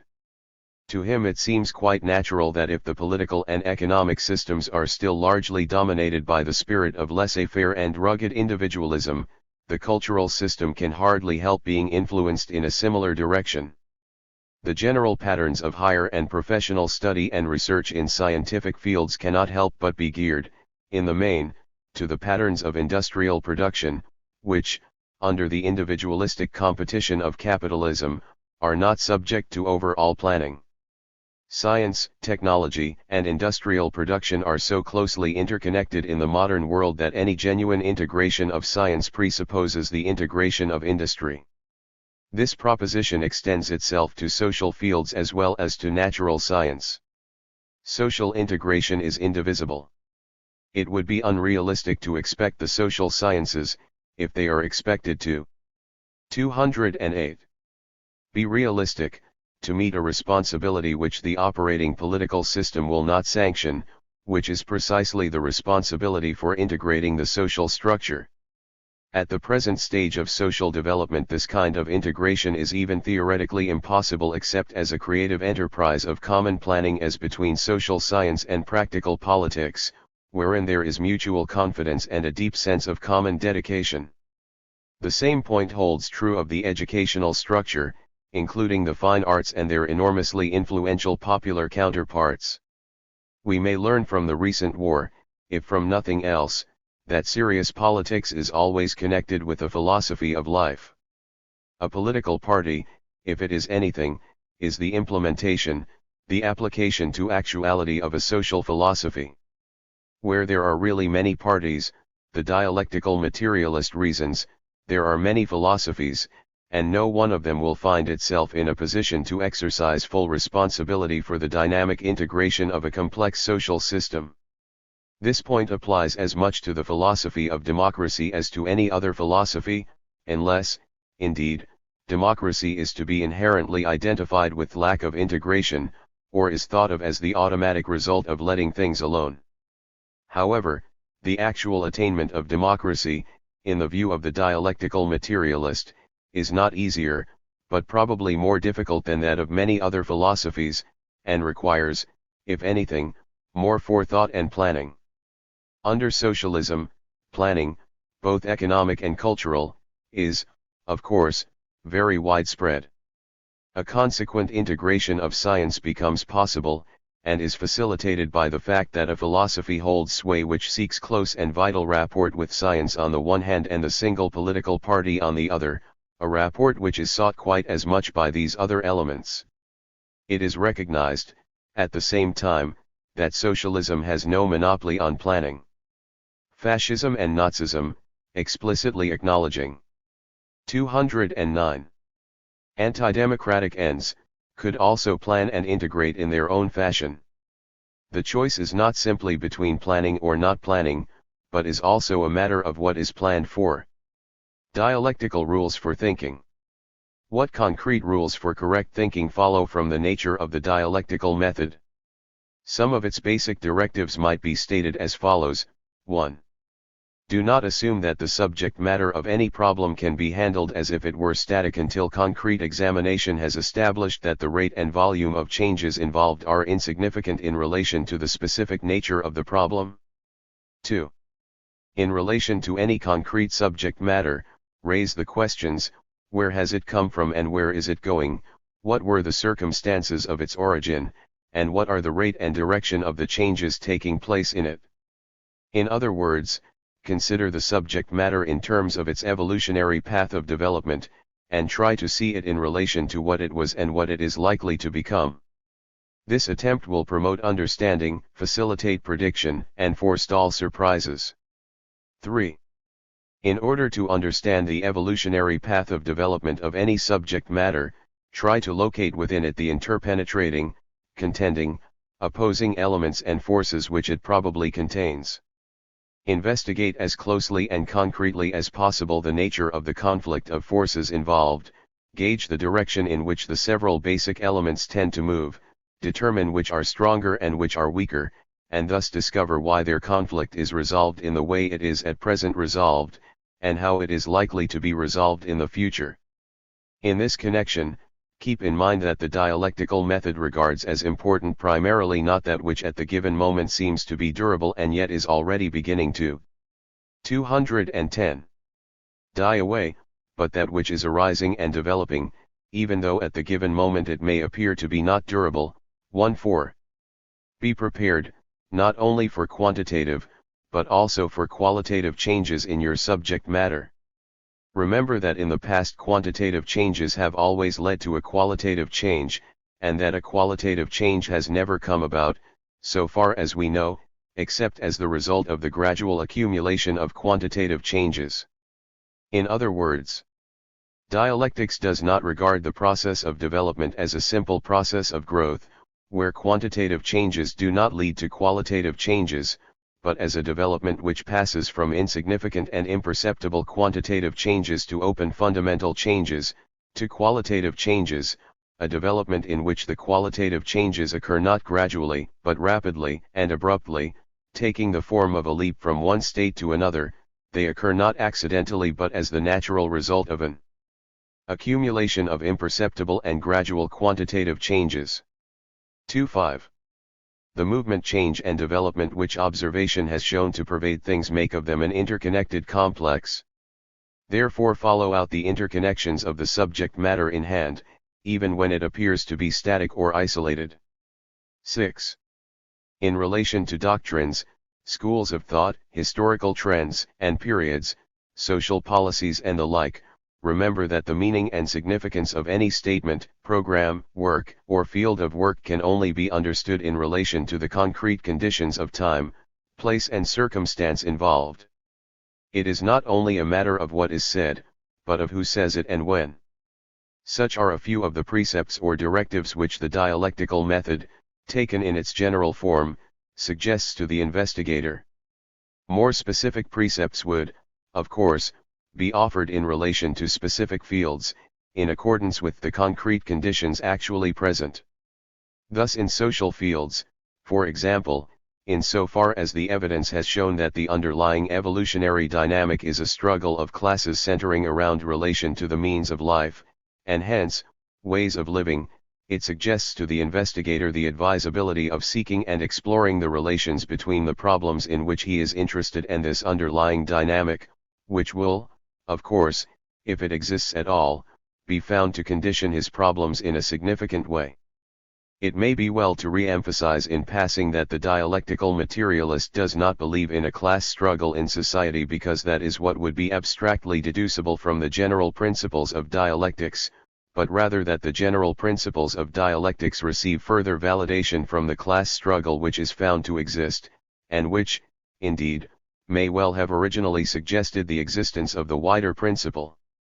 Apparently many critics and commentators are puzzled or even baffled by this combination of the most inclusive generalization or synthesis and the most decided rejection of a priori claims.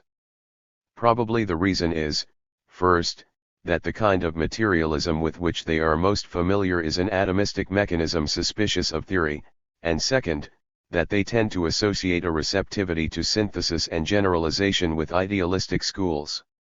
Yet there is the example of a thinker like Francis Bacon, who pointed out that what he wanted to attain in his work was a true and lawful marriage between the empirical and rational faculty, the unkind and ill-starred divorce and separation of which has thrown into confusion all the affairs of the human family. 3. This is very like the temper of thought of the dialectical materialist.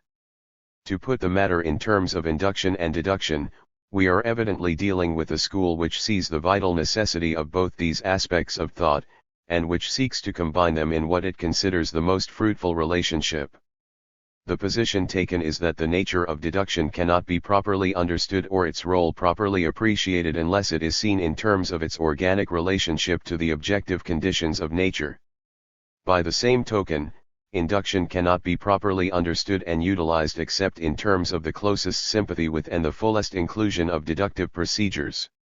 The dialectical materialist does not claim to possess a complete and finished structure of logical theory. This structure is in process of being created. However, he does feel, as we have seen, that he possesses a firm foundation and a satisfactory orientation in the light of the stage of development reached by modern knowledge. He feels that this attitude in no way detracts from Aristotle's work, the greatness of which he recognizes, but which he sees in relation to a different set of historical and intellectual conditions. True to his fundamental outlook, he construes the situation not as a timeless competition between systems, but as a natural process of change and development whereby the old undergoes qualitative reconstruction. Chapter 7. In the history of The two major events which define the path that Soviet philosophy has taken since the revolution are the successive controversies surrounding the issues of mechanism and idealism. These controversies are, without doubt, the decisive moments in its historical development so far, and give the basic frame of reference within which work proceeds at the present time in the field of philosophy in the USSR. Rejection of mechanistic materialism. The first of these controversies is usually referred to as a dispute between mechanistic and dialectical materialists. Beginning as a discussion within the philosophy of science, it eventually spread to every phase of philosophy, and, in point of time, extended from the early 20s to 1929. The theme of the discussion was the nature of that materialism which, in name, bound together all the philosophers within the Soviet school. The issue that actually divided them into two groups was whether or not a mechanistic conception of materialism was acceptable. A significant insight into the nature of the mechanism under discussion may be gained from the fact that most of those supporting that viewpoint were either directly engaged with some part or other of the field of the natural sciences, or were philosophers who, by training or 213. 214. Predilection were closely associated with those sciences. A leading figure among them was A.K. Timiryazev*, son of the famous physiologist of Tsarist times. Prominent also were figures like Tymiansky, Axelrod, and Stepanov. Their temper of thought might be characterized as an extreme empiricism. The word extreme here would have reference not only to a total exclusion of opposing philosophic tendencies, but also to a certain untheoretical, literal-minded quality which attached to their conceptions and methods. They felt that while dialectics was in all respects a valid and basic philosophic concept, it should limit itself very closely and severely to the observed and discovered facts of science. It should follow science rather than lead it. Materialism to them meant a thorough reliance upon the methods and findings of experimental and exact natural science, which alone, in their view, was capable of coming to close grips with matter in its various phases. They did not hesitate to refer to themselves as mechanists, and to advocate the mechanistic terminology, not only in the philosophy of nature, but in the philosophy of history and society as well. Bukharin, for instance, wrote in 1922. It is quite possible to transcribe the mystical language of Hegelian dialectics into the language of modern mechanics. Not so long ago, almost all Marxians objected to the mechanical terminology, owing to the persistence of the ancient conception of the atom as a detached, isolated particle. But now that we have the electron theory, which represents atoms as complete solar systems, we have no reason to shun this mechanical terminology. The most advanced tendencies of scientific thought in all fields accept this point of view. One Bukharin, however, was in something of a special position, as we shall see. While his work was not fully acceptable to the mechanists, he was attacked also by their opponents, who rejected his line of reasoning on two counts. First, that it was precisely these changes which the physical theories of matter were undergoing that called for a change from mechanistic terminology to a different terminology, and second, that his fondness for the mechanistic terms actually went much further than language. Precisely what the mechanist group asserted was that the dialectical conception of nature, properly understood, was the mechanistic conception. Thus Stepanov flatly entitled one of his articles, "The dialectical understanding of nature is the mechanistic understanding." To this outlook commanded, in the beginning, a very large following. In fact, it was possible for Stepanov to write, in 1925, that there were manifest in Marxism two opposing tendencies. On my side appears the overwhelming majority. On the other side there is as yet but a very small number. 3. It is interesting to remark Stepanov's formulation of the nature of the dispute. It is, he says, a struggle between two irreconcilable points of view. From one of these dialectics is a method which should be used for knowledge of nature and society, inasmuch as the use of it leads to fruitful results. From the other point of view, all the fundamental relationships of the real world are given in advance in the ready-made conditions laid down in the dialectical philosophy of Hegel. The study of actually existing things can at the very most afford only additional verification of what are essentially a priori assertions. For while it is possible to accept such a characterization of the controversy only with certain reservations, it is nevertheless highly significant as an indication of how the mechanists looked upon the whole thing. To them it seemed to be a choice. Broadly speaking, between Hegelian philosophy and experimental science, under which circumstances they unhesitatingly chose experimental science. However, as we might expect, Spanov's formulation of the issue was not altogether acceptable to the other side. Loophole, for instance, takes Spanov to task for talking as if the dialectical philosophy in question were nothing but pure Hegelianism. Spanov's strictures do not apply, says Loophole, to the Hegelian dialectics as reconstructed by Marx and Engels, because that reconstruction was effected on a materialistic basis, that is, the idealistic commitments of Hegel were scrapped. So taken, he urges, we have a conception of dialectics which is not in opposition to natural science, but which explains and enriches science. Is it not a fact, he asks, that dialectics does reflect the natural world? These so-called ready-made conditions, he says, are found in nature. He also notes that it is on our side that we find the published notes of Lenin on the problem of dialectic. 5. In like manner he cites the recent publication of Engels' Naturdialektik, and, after quoting from it, says, if Comrade Spanov goes further along the path of the positivistic evolutionists, then we will go further with Friedrich Engels. 6. Spanov was quite correct in noting that the mechanists comprised a group mainly made up of those whose specialties fell within different branches of natural science, while on the other side were those whose speciality was philosophy, and, for the most part, the philosophy of Hegel. 7.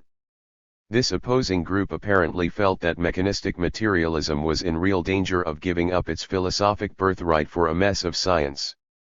They were led by Deborin, a man who had been associated with Plekhanov, and who was well known for his work in the history of philosophy. They attacked the mechanist group on the ground that the latter's whole conception of materialism was narrow, rigid, lifeless. The mechanists, they felt, had only the most literal-minded conception of dialectics as the sum of the results of the sciences, whereas dialectics, properly taken, was not only a sum, but a synthesis of the sciences, and not only a synthesis, but such a synthesis as would serve to indicate new paths of development and would rise to the level of an instrument of prediction. As Loophole put it, the results change, but the dialectic remains the same.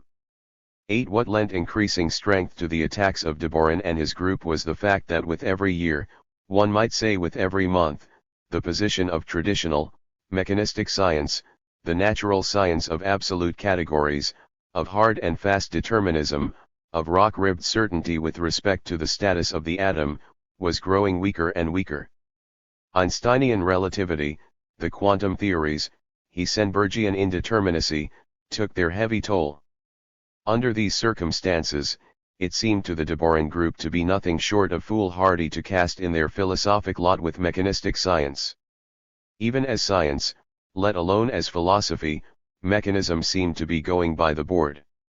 Moreover, the biological sciences also showed signs of similar breakdowns of traditional categories in the widespread reconstruction of evolutionary theories. It seemed only too plain that the results change.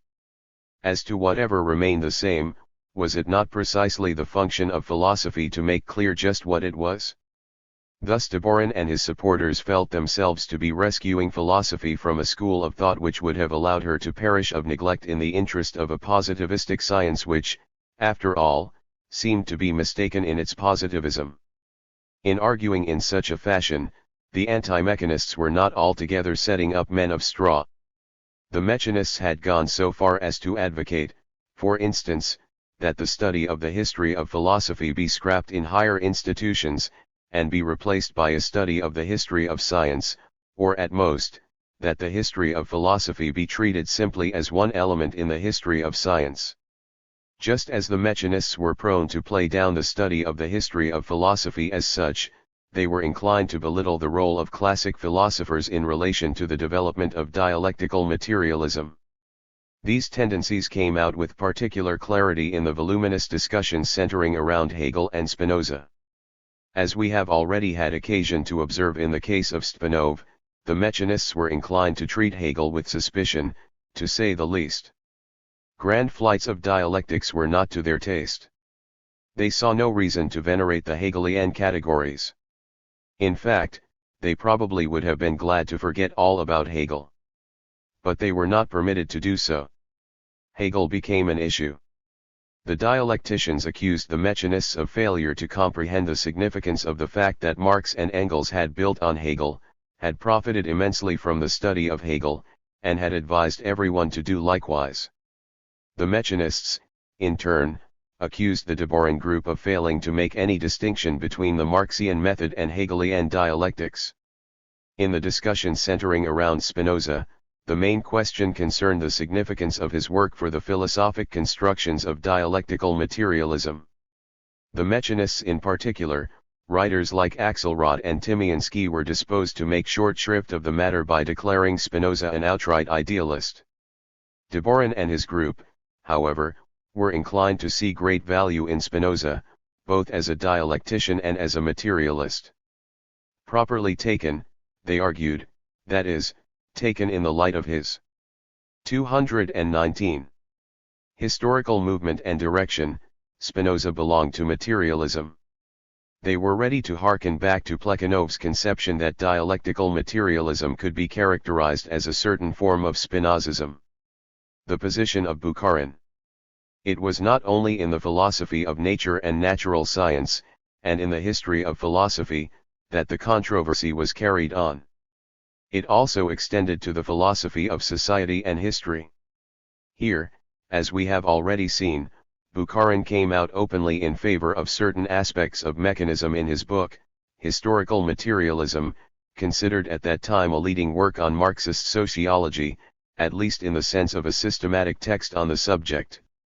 Although Bukharin's explicit avowal of preference was for the terminology of mechanism, his opponents attacked not only his nomenclature, but his basic conceptions and theories, particularly the doctrine of social equilibrium, as being mechanistic.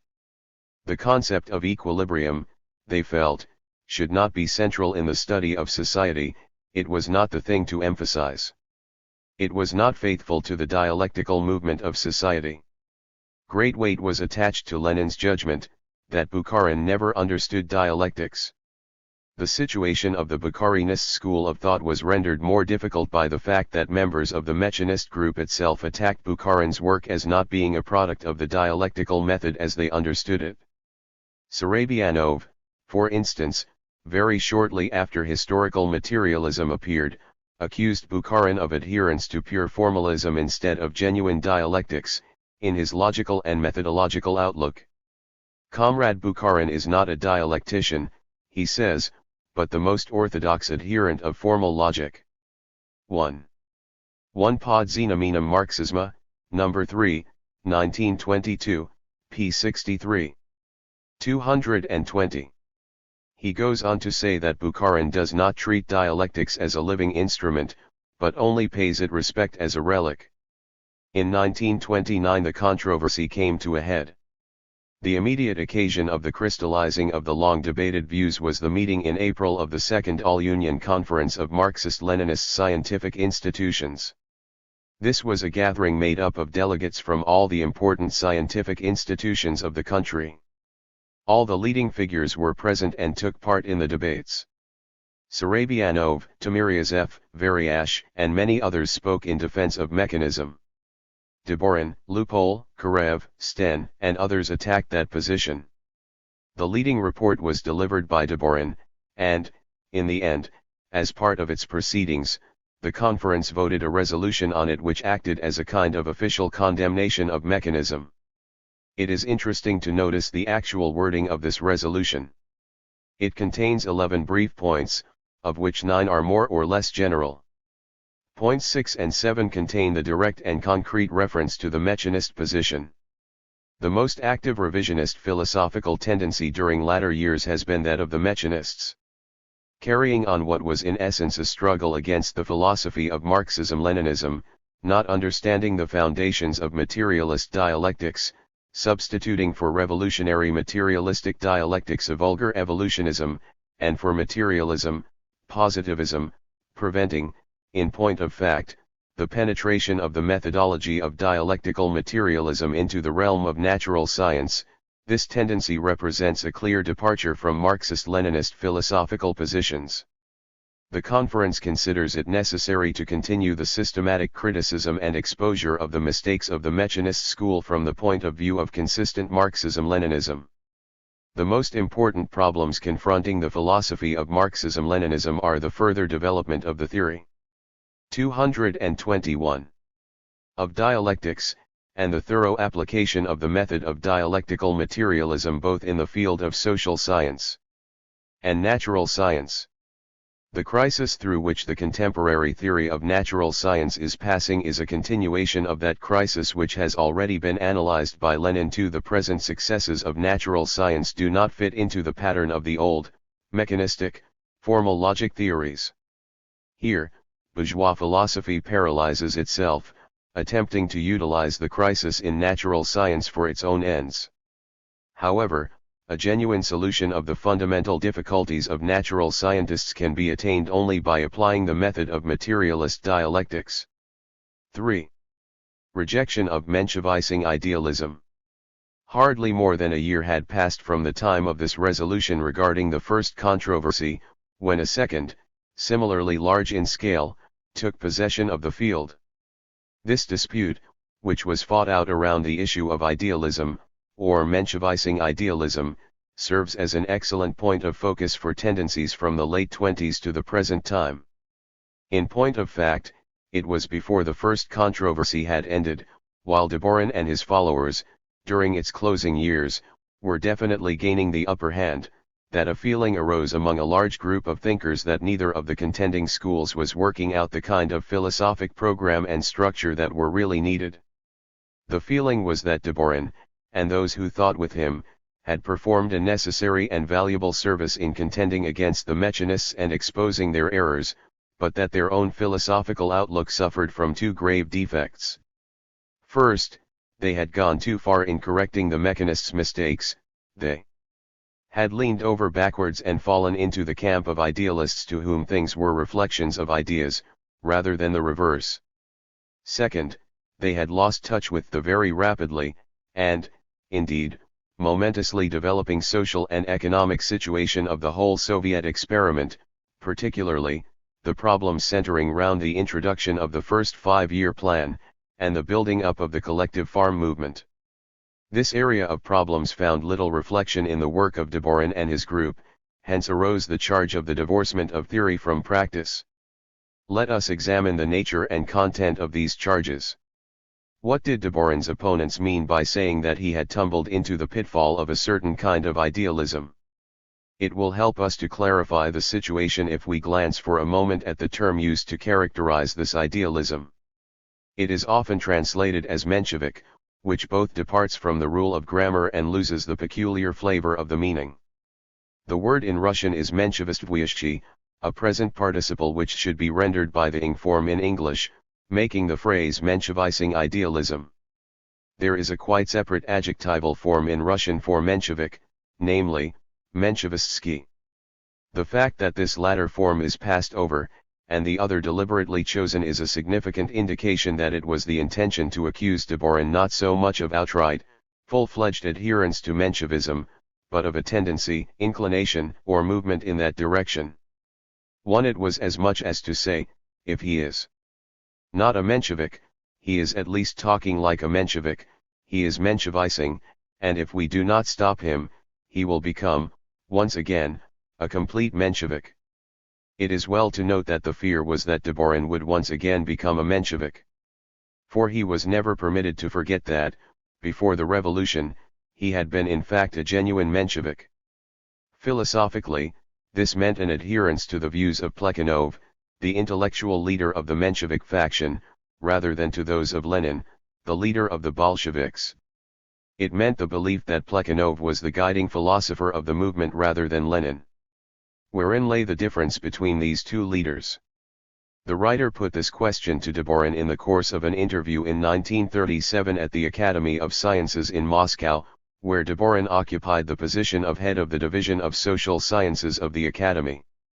He replied in the following terms. To speak concretely, let me cite my earlier views on the relation of Lenin and Plekhanov. A number of years ago, I used to be of the opinion, as my published writings show, that Lenin was our great political leader while Plekhanov was our great philosophic leader. I now see that this whole view of the situation sprang out of a false conception of the relation of theory and practice. I now see that Lenin was not only our political leader, but our theoretical leader as well as a theoretician, greater by far than Plekhanov. Take, for instance, Lenin's whole theory of imperialism. Plekhanov never worked out any comparable doctrine of the basic aspects of present-day capitalism. Then take Lenin's theory of the state, the whole concept of the Soviet state, which was of such critical importance in the building of socialism. It was Lenin who rose to that occasion in 1917, and not Plekhanov. Again, it was Lenin and not Plekhanov who understood the nature of the imperialist war, and who, consequently, never wavered in his attitude. 224. Towards it, whereas Plekhanov completely lost his bearings, and adopted a chauvinist position. Long before the revolution, Deborin's book, An Introduction to the Philosophy of Dialectical Materialism, had appeared with a friendly preface by Plekhanov which was in great contrast to the remarks which Lenin penned in relation to the work. They were found in the margins of Lenin's copy of one of Deborin's chapters, printed in 1909 in advance of the full work. Lenin was greatly given to writing comments in margins, and among the remarks with which he sprinkled Deborin's chapter were, inexact, clumsy, fibs, and ne plus ultra of clumsiness.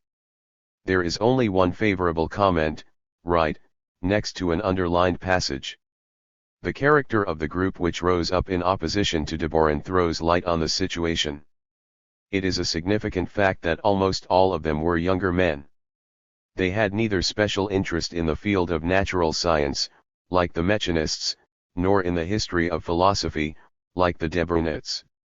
What they emphasized was the social and political contribution which they felt the philosophy ought to make to the currently developing reality.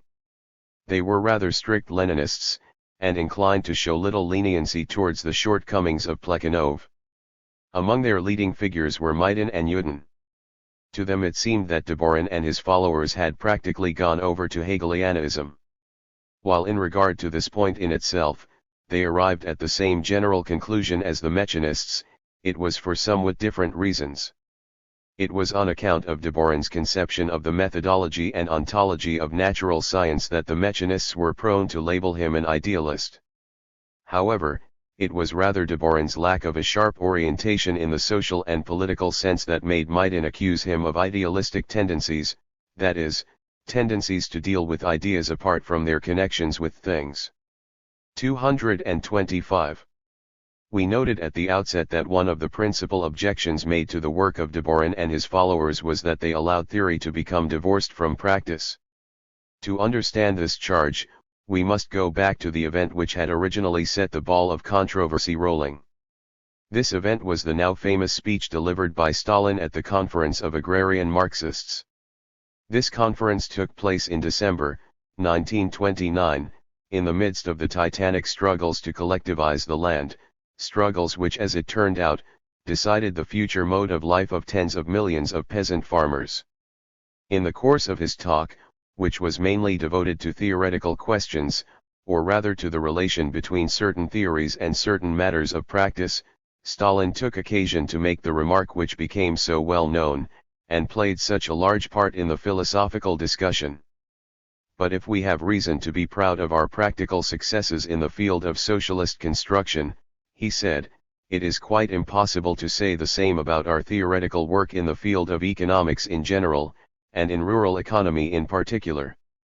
More than that, it is necessary to recognize that our theoretical work is not keeping up with our practical successes, that there is a gap between practical achievements and the development of theory. Meanwhile, What is necessary is that theoretical work should not only keep pace with the practical, but should move in advance of it, arming the practitioners in their struggle for the victory of socialism. 1. It is interesting to note that Stalin does not refer specifically to the field of philosophy at all, but to economics. However, those who felt that the same was true of the former field seized eagerly upon his remarks and made them the occasion of initiating in philosophy a discussion which largely turned on the issue of the relation of theory to practice. What this meant in reality was the relation of philosophical work to the great practical problems, involving ethical, social, and methodological issues, facing the Soviets in the late 20s and early 30s.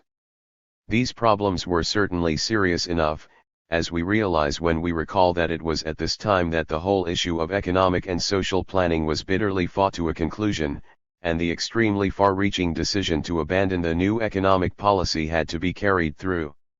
There was no doubt of the fact that the NEP, which had been instituted by Lenin, was in the nature of a compromise with capitalism, a compromise whereby one part of the national economy was turned over to private capital, while the other part remained on a socialist basis. It had become quite clear that the Soviet state was at that time unable to manage the entire national economy along socialist lines. The question in 1928 was whether the country was yet prepared to take the plunge into completely socialist waters. The economic and political conditions themselves were by no means such as to answer that question automatically. In fact, it might be truly said that, in a certain sense, the way in which the problem presented itself to the leaders was this: perhaps only an immediate attempt at complete socialism will be our salvation, for our regime is in some ways weaker than it ever was. In other words, things had reached that pass wherein some were inclined to say, let us throw away the crutch of capitalism, lest we become used to it, to which others would reply, we are as yet too weak, and if we try to walk unaided now, we may cripple ourselves permanently, or at least, set back our final recovery indefinitely. It was the opinion of Maidan and his group that while the country was thus hesitating on the brink of taking the decisive step, neither the Debrunists nor the Mechanists understood the 227 gravity of the social situation. Both were insensitive to their philosophic obligations in the face of it. They were not doing their part, as the matter was phrased then, to find the laws of the transitional period, i.e., the transition from NEP to socialism. It was that situation around which, as Maidan felt, the philosophic work should mainly revolve, whereas the Debrunists were principally preoccupied with problems of interpreting the history of philosophy. Meanwhile, in regard to sociological matters, it was Bukharin's theories which, by default, as one might say, were left to stand in the field, for in spite of the fact that they were espoused by neither the Debrunists nor the strict Mechanists, neither group worked out anything with which to replace them. It was such conditions that gave rise to Maidan's charge of divorcement of theory from practice, and scholasticism on the part of the Deborin group. The issues were discussed at length in a philosophical conference which met for 3 days in October, 1930. Everyone concerned presented his views. Among the leading speakers on one side were Maidan and Yudin, and on the other, Deborin, Karev and Sten. The closing stages of the discussion were marked by Deborin's admission that his leadership had been faulty, and that he had not carried out his philosophic obligations in the face of the very serious social problems confronting the people. The consensus of opinion was that philosophic work should proceed along the lines indicated by Maidan's group. The results of the conference were regarded as a new turn on the philosophic front, in accordance with which curricula and research were given new emphases. The disputes had been carried on within the Communist Party, as well as publicly, and the Central Executive Committee of that party issued, on January 25, 1931, a decision recommending a change in the policies of the leading philosophical periodical, Pod Znamenem Marxisma, along the lines of the new Pоворot or turn. Deborin, 228, remained as a member of the editorial board, but his influence was no longer as great as it had been. Maidan and Yudin were added to the board. What were the net effects of these two controversies? they had effects of lasting significance in molding the character of the materialistic outlook of Soviet philosophy. These effects might be summed up in terms of scope, method, and temper. As to scope, the first controversy brought about a widening and broadening of commitment and effort. It meant that responsibility was to be assumed for the whole range of traditional problems in ontology, ethics, epistemology, aesthetics, and the history of philosophy, as well as the philosophy of science and of society. As regards this increased scope, the second controversy meant that, while other philosophic interests were added to the previous preoccupation with natural and social science, there should be no loosening of the underlying ties with the scientific spirit, and, especially, no diminution of intensity in the sense of social objectives.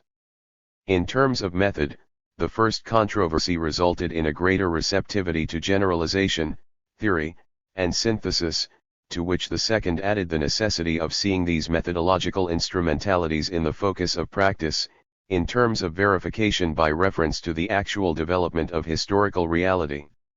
In point of temper, an elusive but important category, the first controversy meant an effort to substitute a certain integrative urbanity for insular specialism, while the second meant the effort to retain the integrative quality, but to harden it, and give it the sharp edge of social realism.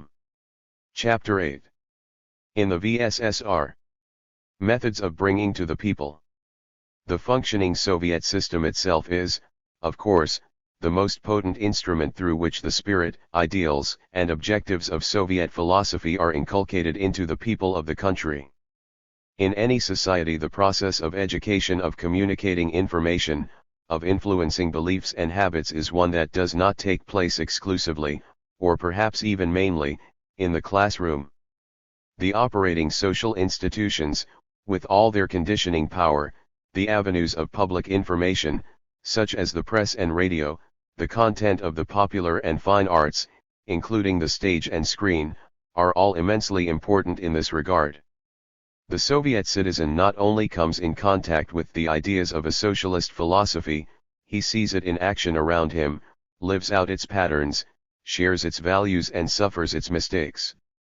There is an interpenetration of theory and practice on a scale that is exceptionally huge and bold, although it is sometimes rough and crude. As we have seen, the ethical principles of socialist humanism are implemented in laws and constitutional provisions. In the operation of the political, economic, domestic, and cultural institutions, the Soviet citizen feels the impact of basic principles, in terms both of responsibilities and fruits. In the process, no opportunity is lost and no effort is spared to bring home to him the significance of what he is doing, the nature of the problems that face him, the goals and objectives towards 229. 230. Which the society is moving, and the necessity of the methods employed to reach them. Articles in the press, discussions in working establishments, party groups and trade unions, propaganda campaigns, radio programs, and much of the content of the popular arts contribute to this end. One of the most remarkable facts about the Soviet Union is what might be called the psychology of the people. It is a psychology of building something new, a new way of life. The proportion of people who do not have this awareness in the USSR is very small. It could not be said that they are all in favor of it, nor could it be maintained that the building process has been without grave blunders and consequent suffering. All people pay for their mistakes, and the Russians have made their share.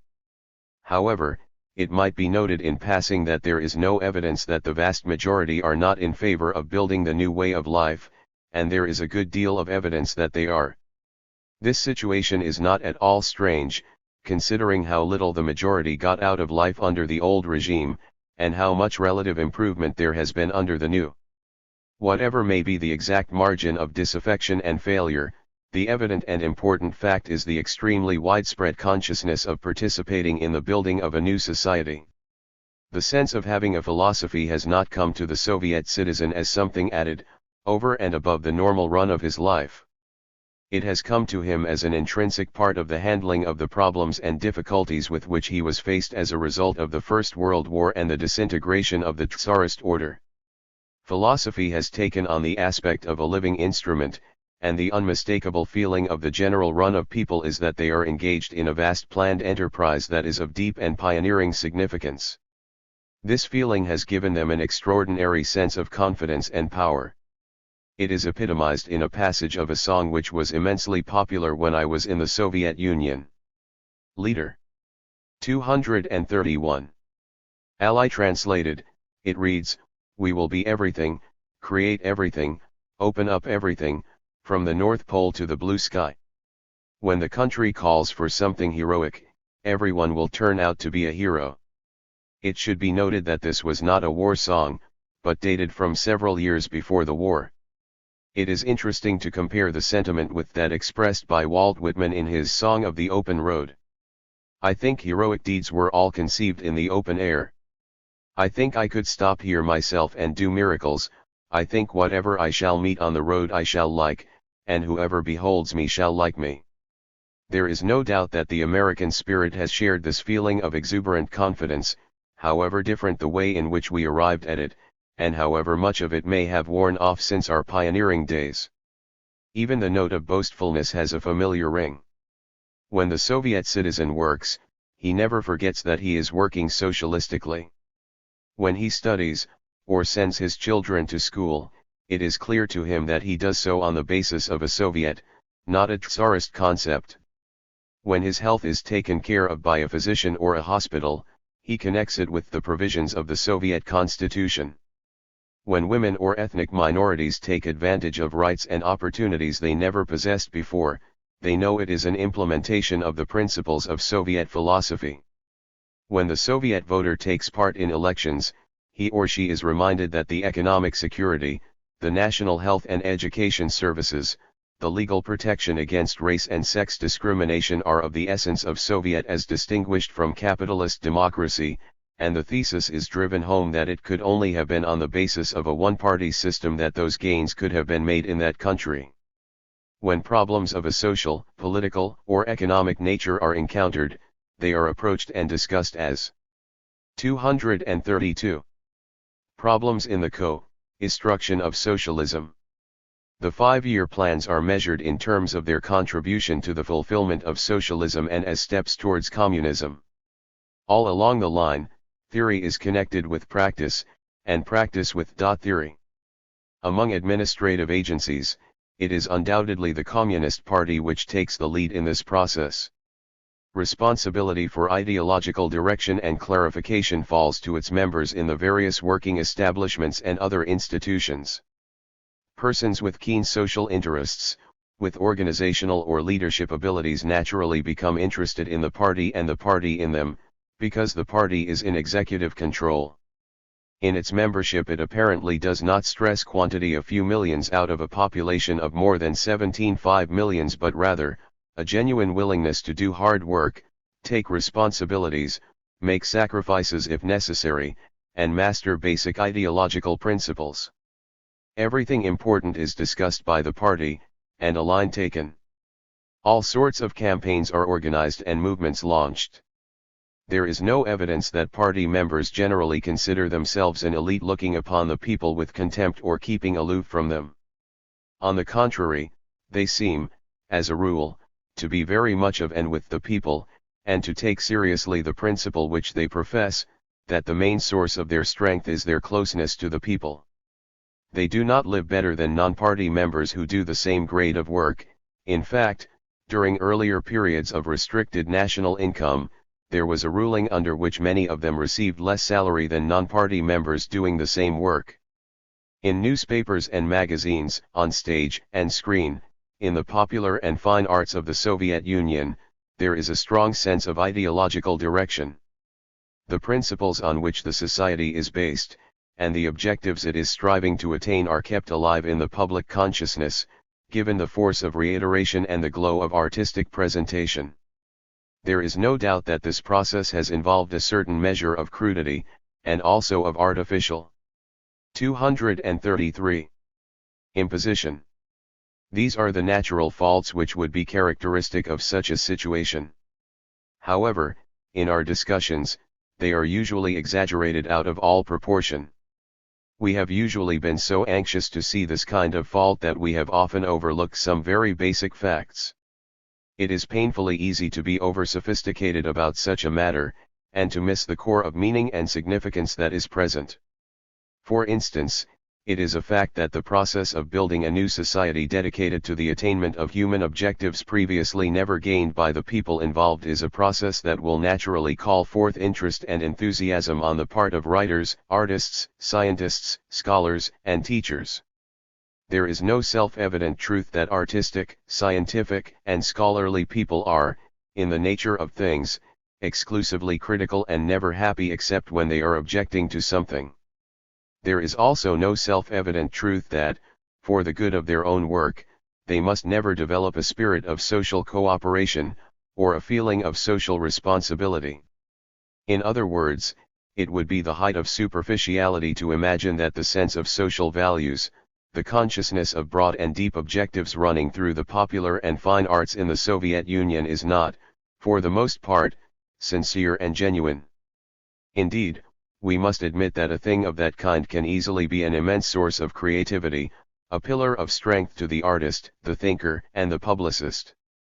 No one can read Soviet novels, stories, and poems, see the plays and motion pictures, follow the press, listen to the music and radio programs, look at the painting and sculpture, without realizing that the process of building a new society is a capital source of material. It is colorful, exciting, and reaches into the deepest problems of human life. The public acquires certain tastes along these lines, and artists themselves are influenced.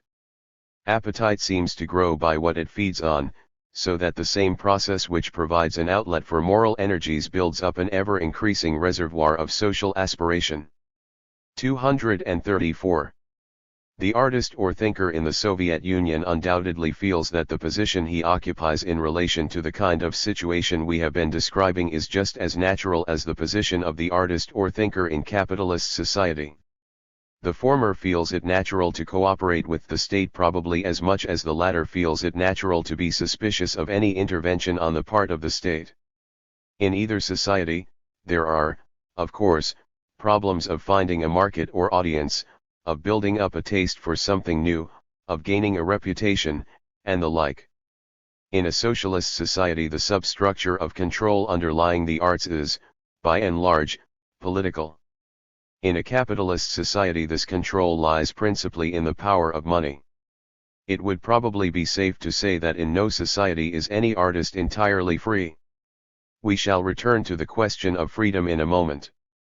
In terms of philosophy, the result in the Soviet Union has been that the public has absorbed a surpassing education in the meaning, significance, and possibilities of the principles underlying its efforts to build a new way of life. Philosophy teaching, curriculum. The study of philosophy occupies a prominent place in the Soviet curriculum. It is a part of practically all institutions of higher learning, including what we would call college, university, professional school, technical institute, and research institute. The general compulsory minimum is a one-year course covering not only the principles of dialectical and historical materialism, but the history of philosophy from the pre-Socratic times to the present day. This survey is based upon required readings from original sources in the works of leading thinkers and schools. While materialist tendencies are emphasized, non-materialists and anti-materialists are widely examined. It should be noted that there is no foundation in fact for the view that philosophers like Plato, Berkeley, Leibniz, or Kant are not. 235. Studied in the Soviet Union. In addition to courses in institutions of higher learning, the middle school or 10-year school includes some work in logic and in social thought. It is also significant to observe that, among the three basic examinations which any student must pass in order to do graduate work in any field, one is in philosophy. The other two are in his own speciality and a foreign language. In 1938 a project, sponsored by official and semi-official sources, for a new and longer compulsory minimum philosophy course, was under discussion. There was a widespread feeling that the study of philosophy should be intensified and increased. While apparently the new project was never technically adopted as a compulsory minimum, it was undoubtedly used as a guide for basic courses in many institutions, as part of the general expansion in this field. The projected course provided for 124 lecture hours and 60 seminar hours, and was devoted to the history of philosophy and the principles of dialectical and historical materialism. The historical survey began with Heraclitus and included the Eleatics, Democritus, Epicurus, Socrates, Plato, Aristotle, the Scholastics, Copernicus, Telesio, Bruno, Campanella, Galileo, Bacon, Hobbes, Gassendi, Descartes, Spinoza, Locke, Tallant, Priestley, Newton, Leibniz, Berkeley, Hume, Voltaire, Rousseau, La Mettrie, Diderot, Holbach, Helvetius, Kant, Fichte, Hegel, Feuerbach, Belinsky, Herzen, Chernyshevsky, Nietzsche, and 20th-century tendencies, including the ideology of fascism. Besides general and compulsory courses, there are all sorts of special and optional courses covering such fields as ontology, methodology, epistemology, social philosophy, ethics, philosophy of art, philosophy of law, and the like. The two higher degrees to which graduate work leads in the USSR are called Candidate of Science and Doctor of Science. There is a widespread and increasing dissemination of the 236 Classics of Philosophy in the USSR. It should be noted that the Soviet handling of philosophy has not resulted in a narrowing down or restricting of the philosophic works available to the public.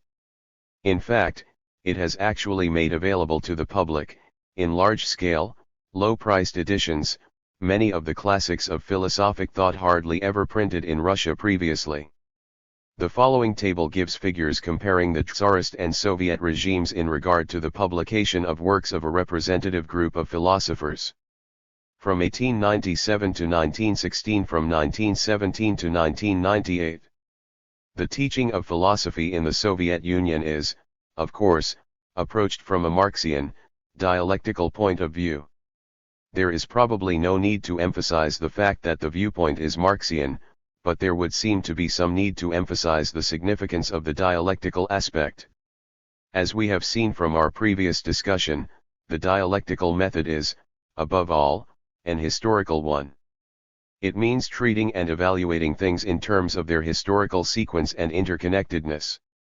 That is to say, the Soviet point of view does not look upon other schools and tendencies in the history of philosophy as in 237. A sort of timeless competition with itself, and therefore deserving of intellectual rejection. In terms of its own fundamental method, it looks upon other schools as it looks upon itself, that is, as outgrowths of certain historical circumstances, as products of a certain stage in the historical development of human society. Hence, it is quite natural for Soviet philosophers and teachers to feel that the thing to do about the classic schools and systems is not to ignore them, or simply criticize and refute them, but to see how they grew out of what came before, to gauge the extent of their contributions to the ongoing stream of human culture, to the progress of the sciences, and to the strengthening of those concepts and institutions which became of increasing importance and effectiveness in the unfolding history of man. In other words, each thinker or system is judged in relation to the problems and conditions which set the stage reached in the development of knowledge up to his time. He is not asked to solve problems that had not yet arisen, but he is asked what contribution he made to those which had, and which became increasingly important as time went on. What role did the given system of thought play in relation to that which was dying away and that which was growing up in the world to which it addressed itself? It is strongly felt by the Soviet thinker that anyone who would profess to be seriously interested in the history of philosophy, but who does not raise this question in some detail, is deluding himself. He is not really thinking of the history of philosophy, or taking history seriously at all. At most, he is thinking statically of the ideas involved in a philosophical system, as if the ideas were really independent of history, as if their meaning and significance could be appreciated by examining them apart from the past out of which they grew and the future which they influenced in one way or another.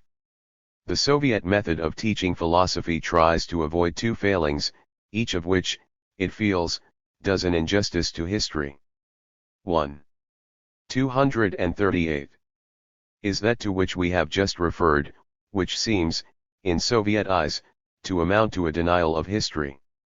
The other failing is to take some standard as a static criterion, to measure everything offered in past history against it, and to reject whatever does not fulfill it.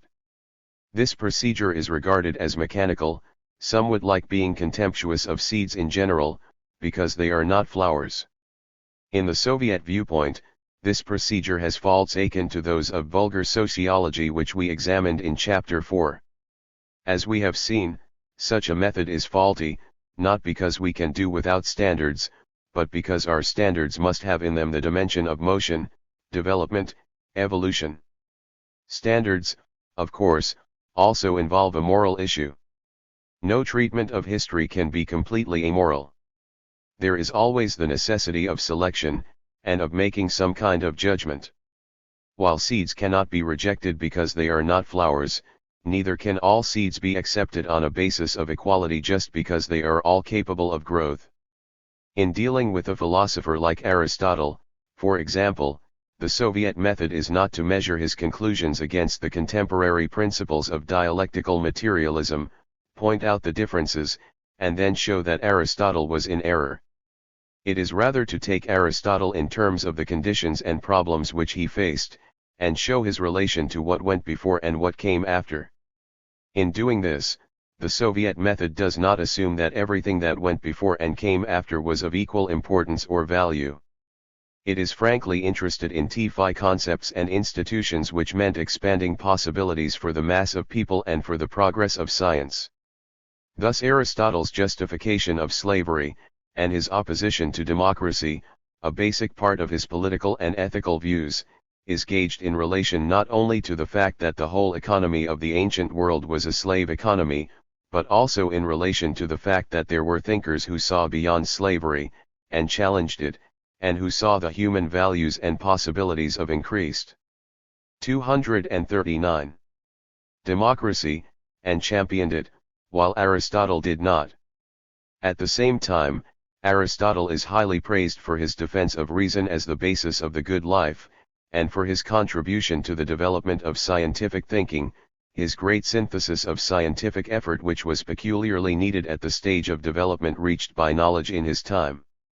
It will be observed that this attitude is taken in spite of the fact that the specific conclusions Aristotle reached in regard to the nature of scientific methodology, as we have seen in Chapter 6, are, taken by themselves, quite contrary to the conclusions of contemporary materialist dialecticians.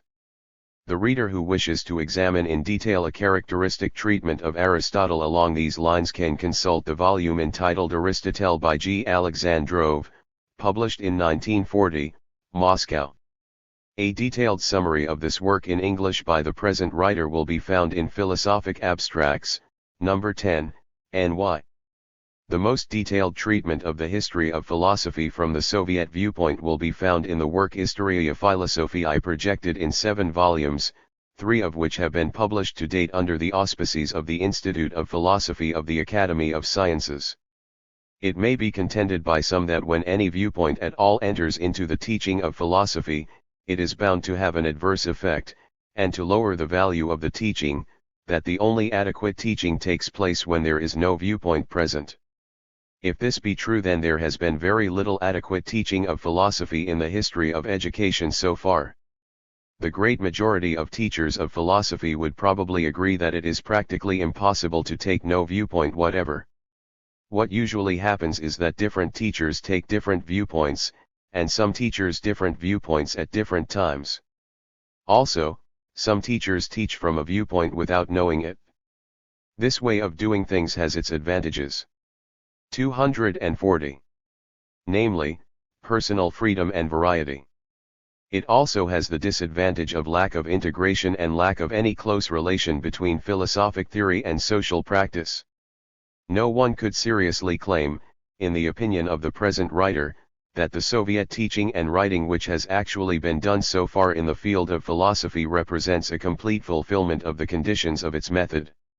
Indeed, such a view would be incompatible with the fact that Soviet philosophers and teachers have been highly critical of one another.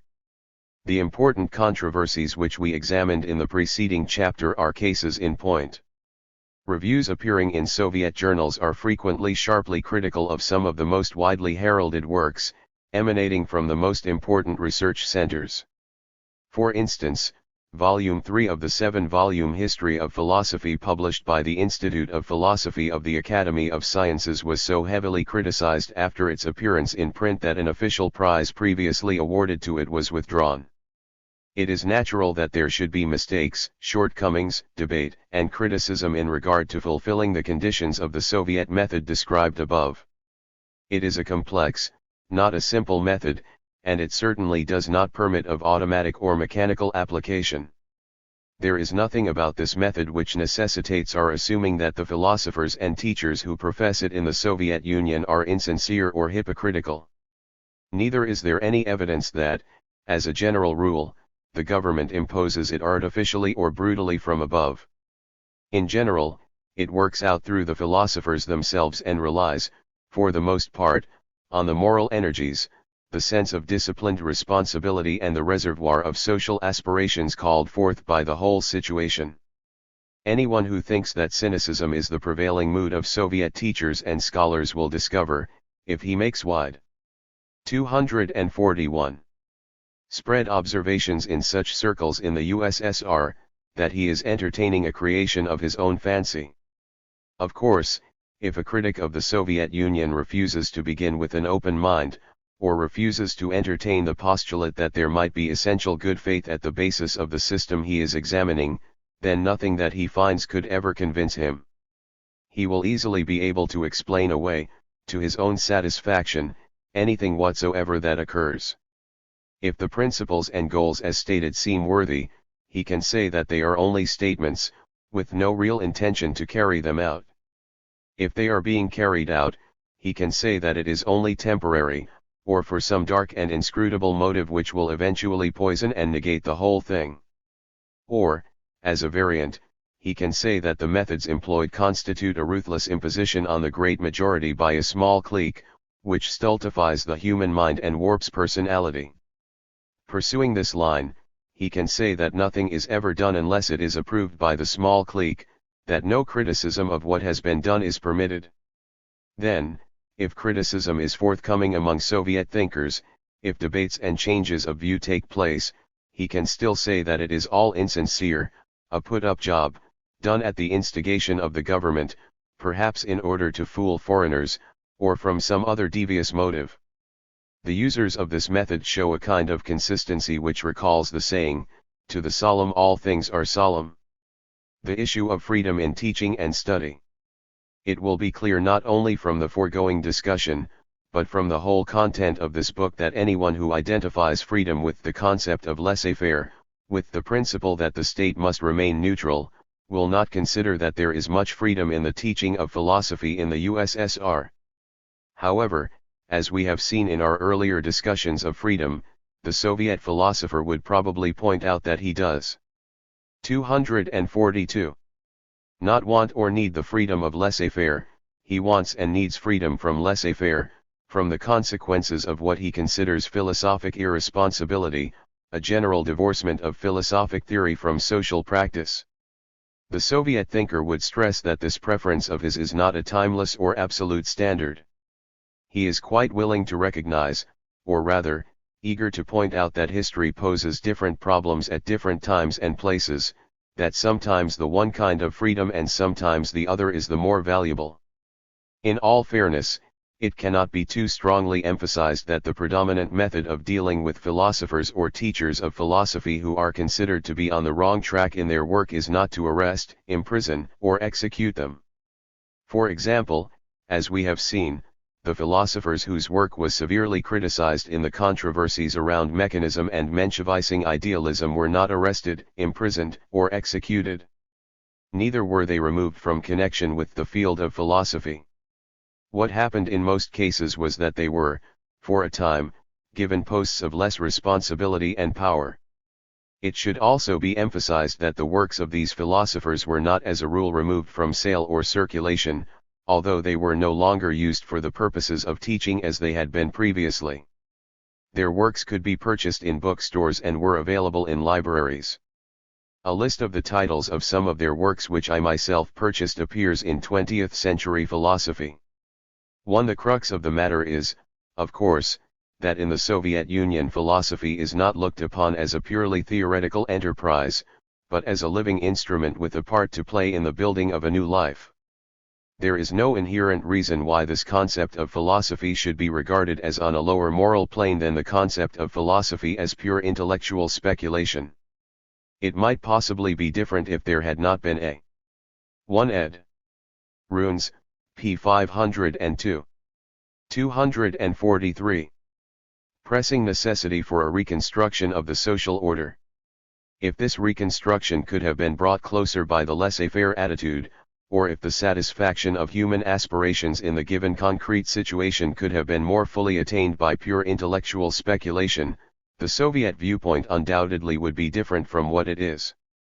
It would be difficult to exaggerate the extent to which the whole Soviet policy and practice in this regard is thought of as arising out of the specific and stubborn necessities which confronted the Soviet system from the moment of its birth. When one argues these problems of freedom with Soviet thinkers, they do not invoke eternal principles. They invoke the fact that the Soviet regime was faced with the responsibility of doing something about a population of 175 million who were suffering from large-scale illiteracy, disease, hunger, economic insecurity, industrial backwardness, race and sex discrimination, aggravated by the breakdown of a semi-feudal Tsarist order, a civil war, the pronounced hostility of the major capitalist powers, including the threat of possible military attack and the reality of armed intervention. Freedom from those things was their great problem. While exceptional progress has been made in many of these areas in the relatively short history of the country so far, it could not be said that a normal condition of acceptance and security, especially in its international dealings, has yet been attained. The question is sometimes raised as to what would happen in the USSR if a teacher of philosophy taught or wrote in favor of some school of thought other than dialectical materialism, or professed himself to be opposed to the latter. In all probability, what would happen is that his fellow teachers and his students would question him in concrete terms. They would ask why he was opposed to dialectical materialism, whether it meant that he was opposed to the objectives for which it stood. Was he opposed to the attainment of economic security for all, health? 244. Care and education for the whole people, the abolition of race and sex discrimination, the increased participation of the people in art and science, the defense and security of the regime engaged in the gaining of these objectives? If the individual in question replied that he did not agree with those objectives, if he believed, for example, in some concept of race superiority, or an economic elite, in an aristocratic or fascist society, he would not be permitted to advocate his views. It would be considered that any freedom given to him to further such principles would constitute an unfair interference with the freedom of the great majority to attain the ends which they desire. The two freedoms conflict, they could not both be granted at the same time. If, on the other hand, he replied that he was in favor of the objectives mentioned, it would be pointed out to him that his actual philosophy was basically the same as what was meant by materialism, and that there was no reason to place himself in opposition to it in principle. It would then become a matter of ways and means of attaining the objectives in question. He would be asked if he had any evidence that these objectives could be attained any better, under the conditions which faced the Soviet peoples, by any other methods, broadly speaking, than those which were used. Our dissenter could not easily make out a case in such a debate, since some of these objectives have, in fact, never been attained to the same degree anywhere else. In any event, it would be pointed out, his differences were not in regard to ends and goals, but to means and methods, so that he should, in all logic, work with others, acknowledging the community of aims, and reaching the most practicable consensus in regard to methods. Soviet problems and conditions have not been such as to make dissent seem like a value in itself.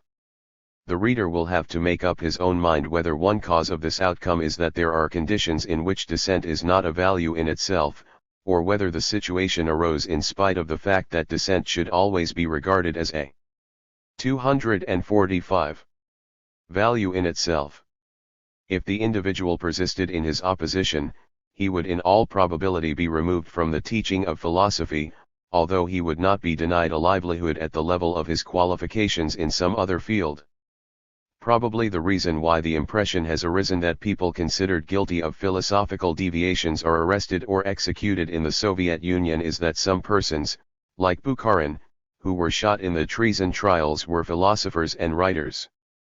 The popular mind, spurred by the sensational press, then jumped to the conclusion that it must have been because of their philosophical opinions that they were executed.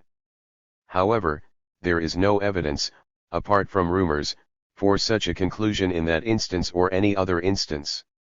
The fact of the matter is that Bukharin and the others were accused of overt acts in conspiracy with foreign powers to bring about armed invasion and military defeat of the USSR.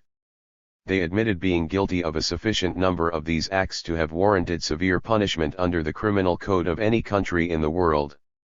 Of course, the adamantine critic who will not admit of any kind of good faith in the Soviet Union will say that somehow these confessions were insincere, that, in spite of the fact that trial proceedings were conducted in public, before an audience which included foreign correspondents, visitors, ambassadors, diplomats, and the like, it was all an elaborate farce played out, for some strange reason, by the victims themselves.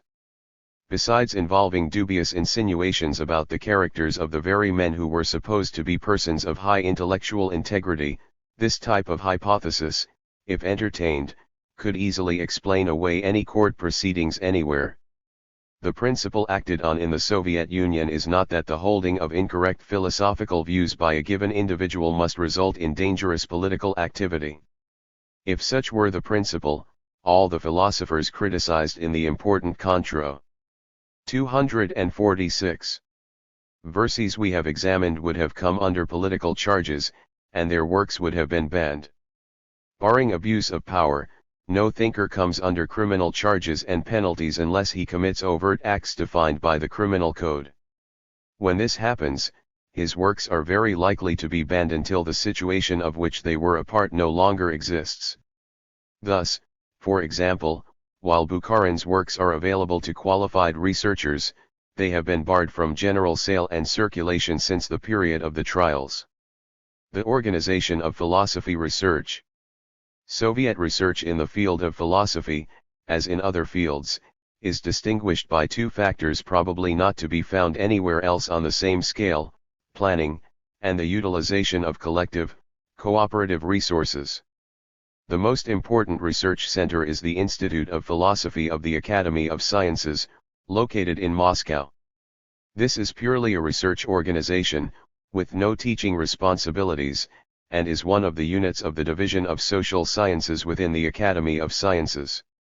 The Academy, always the chief intellectual and scientific body in the country, has a history which goes back to the times of Peter the Great. However, under the Tsarist regime, there was no department devoted to social science, and its work included very little direct consideration of philosophy. The researchers connected with the Institute of Philosophy are divided into two categories: permanent staff, and part-time or temporary staff. As a rule, there are around 20 or 30 members of the permanent staff, ranging from young persons who have but recently completed graduate training to one or two who might hold the rank of academician. Normally they spend their full time at research in the institute, which has its own library and other facilities. The temporary or part-time 247 staff may amount to as many as 100 or more scholars in the course of a year. The Institute of Philosophy has its 5-year plan, a part of that of the country as a whole. Plans of the institute are proposed and discussed at a series of meetings of the permanent staff. Individuals, specialists, and groups in subdivisions of the institute devoted to various phases of philosophy report on what they feel should be undertaken, and estimate what they could do in the period ahead. The 5 years are broken down into 1-year units, for each of which there is a projected plan. Plans of the Institute of Philosophy form, of course, a part of the overall plan of the Academy of Sciences, and must be approved by the Gosplan or the State Planning Commission, which has administrative responsibility for the 5-year plan as a whole. The intermediate and larger planning bodies, of course, have their budgetary and other problems and limitations, as well as increased authority in proportion to their sphere of action. The final plans of the Institute of Philosophy represent the results of proposals, discussions, and modifications traveling in both directions from the smaller working units to the larger agencies, and from the central planning bodies to the Institute staff itself. It goes without saying that in this sort of process, few working establishments can get exactly what they ask for, and sometimes are asked to do more than they originally suggested. However, the present writer attended several of the planning meetings of the Institute of Philosophy, and can testify that the discussions were full and frank, very far from a mere rubber stamping of decisions from above. There is a good deal of criticism and self-criticism based on previous experiences wherein plans were over-ambitious, individuals failed to fulfill assignments, or were given too little to do, and the like. One of the outstanding collective research projects of the Institute of Philosophy at the present time is the 7-volume 248 History of Philosophy, 3 volumes of which have so far been published. When completed, this work will, in all probability, be the most extensive and detailed study of the history of philosophy in any language. Another remarkable project was the brief Dictionary Diary of Philosophy, published just before the war, which has already sold more than 2 million copies in the USSR. The Institute of Philosophy of the Academy of Sciences, as a permanent organization devoted exclusively to research on a considerable scale, probably has no counterpart in any country, so far as the field of philosophy is concerned. In addition to this central organization, there are other Soviet institutes devoted wholly or in part to philosophy, some of which, like the Moscow State Institute of History, Philosophy, and Literature, combine research with teaching functions, while others are purely research bodies, like the Marx-Engels-Lenin Institute, which covers the whole range of writings, including philosophy, by the classic figures of the Marxian tradition. Supplementing the research which comes from such sources, there is a considerable volume of work emanating from faculties and departments of philosophy in universities and other institutions. In addition, individual research, not connected with any group plan, is produced in various ways. A person already working in some institution of learning may write an article or a book outside the scope of his regular duties, or an individual in no way connected officially with the field of philosophy may use his spare time to do research and contribute to publications. Chapter 9. About reading. Soviet philosophy is, of course, founded on the work of Marx and Engels. The careful student will make a close examination of this classic heritage of Marxist thought, wherein he will find the spectacles through which Soviet eyes see the world.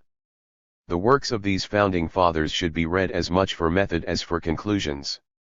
Put in other words, some of their most important conclusions were about method, that is, how to approach and deal with problems, where to begin and what to look for. And it is this side of their work that has been emphasized in Soviet philosophy and actual policy. The relation between what Soviet leaders are doing and the writings of Marx and Engels is not like that of a pharmacist to a prescription which he is expected to fill out to the letter. It is more like the situation of Koch's or Pasteur's pupils, who, having learned fundamental strategies of microbe hunting from the masters, now have to apply them under concrete conditions and to certain specific maladies which did not exist at the earlier period. Whatever may be the extent of agreement or disagreement with their theses, it is evident that Marx and Engels must have been among the best educated men of the 19th century. They were genuine scholars in the traditional sense of possessing mountains of historical erudition and a formidable array of linguistic equipment. They were at home in the world of ancient classical learning, and exceptionally proficient in modern tongues. Each of them apparently could read in practically any European language, and write for publication in at least 3 249. 250. German, French and English. Marx learned Russian when he was past 50. Engels made detailed contributions to problems of philology and linguistics. What was equally important for their work was the fact that they kept in close touch not only with the political and economic problems of their day, but with the new developments in natural science. Engels' anti-dialectic and dialectics of nature leave no doubt as to his competence in these fields. Thus their method and intellectual temper developed in contact with diverse fields and periods. All in all, the work of Marx and Engels represents not only a rare example of intellectual collaboration, actually extending over a period of some 50 years, but an extraordinary fusion of classic historical learning with newly developing science. This sense of range within the old and keen aliveness to values in the new gives an unusual tang of interest to the exploration of their work. It is sometimes heavy, but seldom stuffy, sometimes very complex, seldom merely pedantic. The actual quantity of written work left by Marx and Engels is so great in volume as to be almost unbelievable. Moreover, large as is the quantity of Marx's writings published to date, the amount of his work not yet published is about equal to the amount so far published, according to information given the present writer by the Marx-Engels-Lenin Institute in Moscow, which has charge of publishing fundamental editions and collected works. There is also a considerable amount of unpublished work of Engels, although it does not compare in bulk with that of Marx. The work of Lenin is comparable in importance to that of Marx and Engels as a basic source. In one sense, its importance is more direct, since it reflects the specifically Russian scene and the actual problems of attaining and exercising state power. While it is also comparable in point of bulk, it lacks the diversified range and scope of the work of his two predecessors. Lenin was well equipped in a scholarly sense, trained professionally as a lawyer, and was a master of many languages, with which his writings are sprinkled. Like Marx and Engels, he lived in many countries, and was a man of cosmopolitan culture. His intellectual output tends to center on social, political, and economic problems, including the chief issues of philosophy. He did not possess the historical erudition of Marx or the familiarity with science that Engels acquired. However, there is no one in the history of socialist thought who surpasses Lenin in the incisiveness of his grip on the major issues of social life, in the entire aliveness of his conception and expression, in the high level of shrewd and uncompromising realism which he sustains, somehow, through 40 volumes. The sophisticated student of Soviet philosophy will by no means overlook the important place of Stalin's work. While his written output has not yet attained the extent or historical significance of the other sources mentioned, it is far more extensive, substantial, and significant than is commonly imagined. In an age of specialization, it is difficult for most of us to consider anyone who, like Stalin, figures prominently in the role of a practical statesman, as being at the same time a thinker of philosophic importance. Yet if we bear in mind the vital function of philosophy as a guiding expression of social practice, and the fact that the connection between social practice and philosophic theory is so exceptionally close and explicit in the Soviet Union, we will be led to a realization of the immense significance of Stalin's work. His mind has dominated Soviet developments since the death of Lenin. It is a mind which compares in shrewdness with that of Lenin, but its outstanding characteristic is an ability to see calmly and state clearly what is utterly basic. It is characterized by a certain 252 biblical simplicity which recalls something of the temper of Lincoln's writing, and an associated stylistic peculiarity, repetitiveness without prolixity. The best way to see the scope and feel the fullness of the work of any really important figure is to go through it chronologically. It is an absorbing experience to trace the growth of a powerful mind. This does not necessarily mean to read every word written, but to follow the stages of the journey, lingering at the outstanding landmarks for close scrutiny. The most thorough and comprehensive foundation for an understanding of Soviet philosophy would be gained by exploring, in chronological order, the collected works of Marx, Engels and of Lenin in the editions noted below, and with special attention to the major works listed. There is as yet no collected edition of the works of Stalin. The nearest thing is his Leninism, which has been published in 2 volumes and in 1. This work contains a good many of his articles, speeches, and longer essays, and a new edition has appeared every year or so. Recent editions have appeared under the title, Selected Writings. His separately published book, Marxism and the National and Colonial Question, is also of basic importance. A comprehensive investigation, beginning with these major sources, would follow through with a study of the contemporary Soviet thinkers listed below. However, probably relatively few will feel that they have the time to pursue this sort of thorough exploration. The following suggestions are therefore made for briefer surveys. Anyone who can read 15 or 20 fundamental works would do well to begin with two booklets, Engels' Socialism, Utopian and Scientific, and Marx's Value, Price, and Profit. The first is a short statement of the general theory of historical materialism, the second explains the labor theory of value, and Marx's theory of surplus value. These should be followed by Marx's contribution to the critique of political economy, the first volume of Capital, and Engels' Dialectics of Nature. Then Lenin's Realism and Empirio-Criticism, and his State and Revolution should be read, followed by Stalin's On Dialectical and Historical Materialism, Marxism and the National and Colonial Question, and the other writings in his Leninism. If Gorky's Culture and the People, and brief but important writings like the Essays in Literature and Marxism, a controversy by Soviet critics, Lenin's Essays on Tolstoy, Engels' Origin of the Family, Private Property and the State, and his Ludwig Feuerbach and the Outcome of Classical German Philosophy are added, a substantial foundation will have been laid.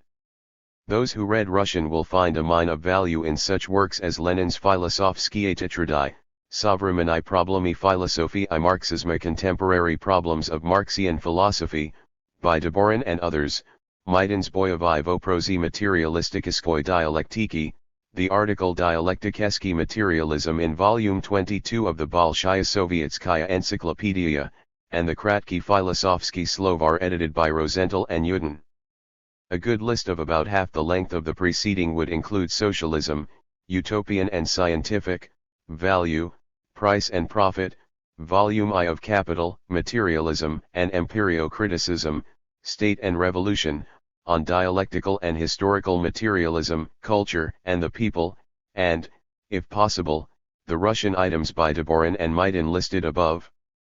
It will be understood that, so far as the philosophy is concerned, we are here listing only original sources, which are, of course, the most valuable to deal with. In this field there are as yet very few secondary sources outside of the Russian, and nothing of basic value that is any easier reading than the major works noted. It will also be understood that a knowledge of the history of Russia and the USSR, particularly the social conditions and problems, will further clarify the content of the philosophy. A good general history of Russia is that of Sir. 254. Bernard Pears, History of Russia, 4th ed. Revised, Knopf, 1944. The best comprehensive sociological treatment of the USSR so far is the two-volume work of Sidney and Beatrice Webb, Soviet Communism, A New Civilization, Scribner's, New York, 1937. The following individual works of philosophic importance are listed in terms of the traditional divisions of philosophy. However, it should be kept in mind that Soviet philosophy is highly integrated, so that works in one category have a real bearing on those in others. Hence, the same work often contains material germane to more than one division. In dealing with these works, the candid reader will realize that a philosophy of life is the sort of thing that can never be understood unless it is approached with a certain amount of what might be called sympathetic imagination or vision.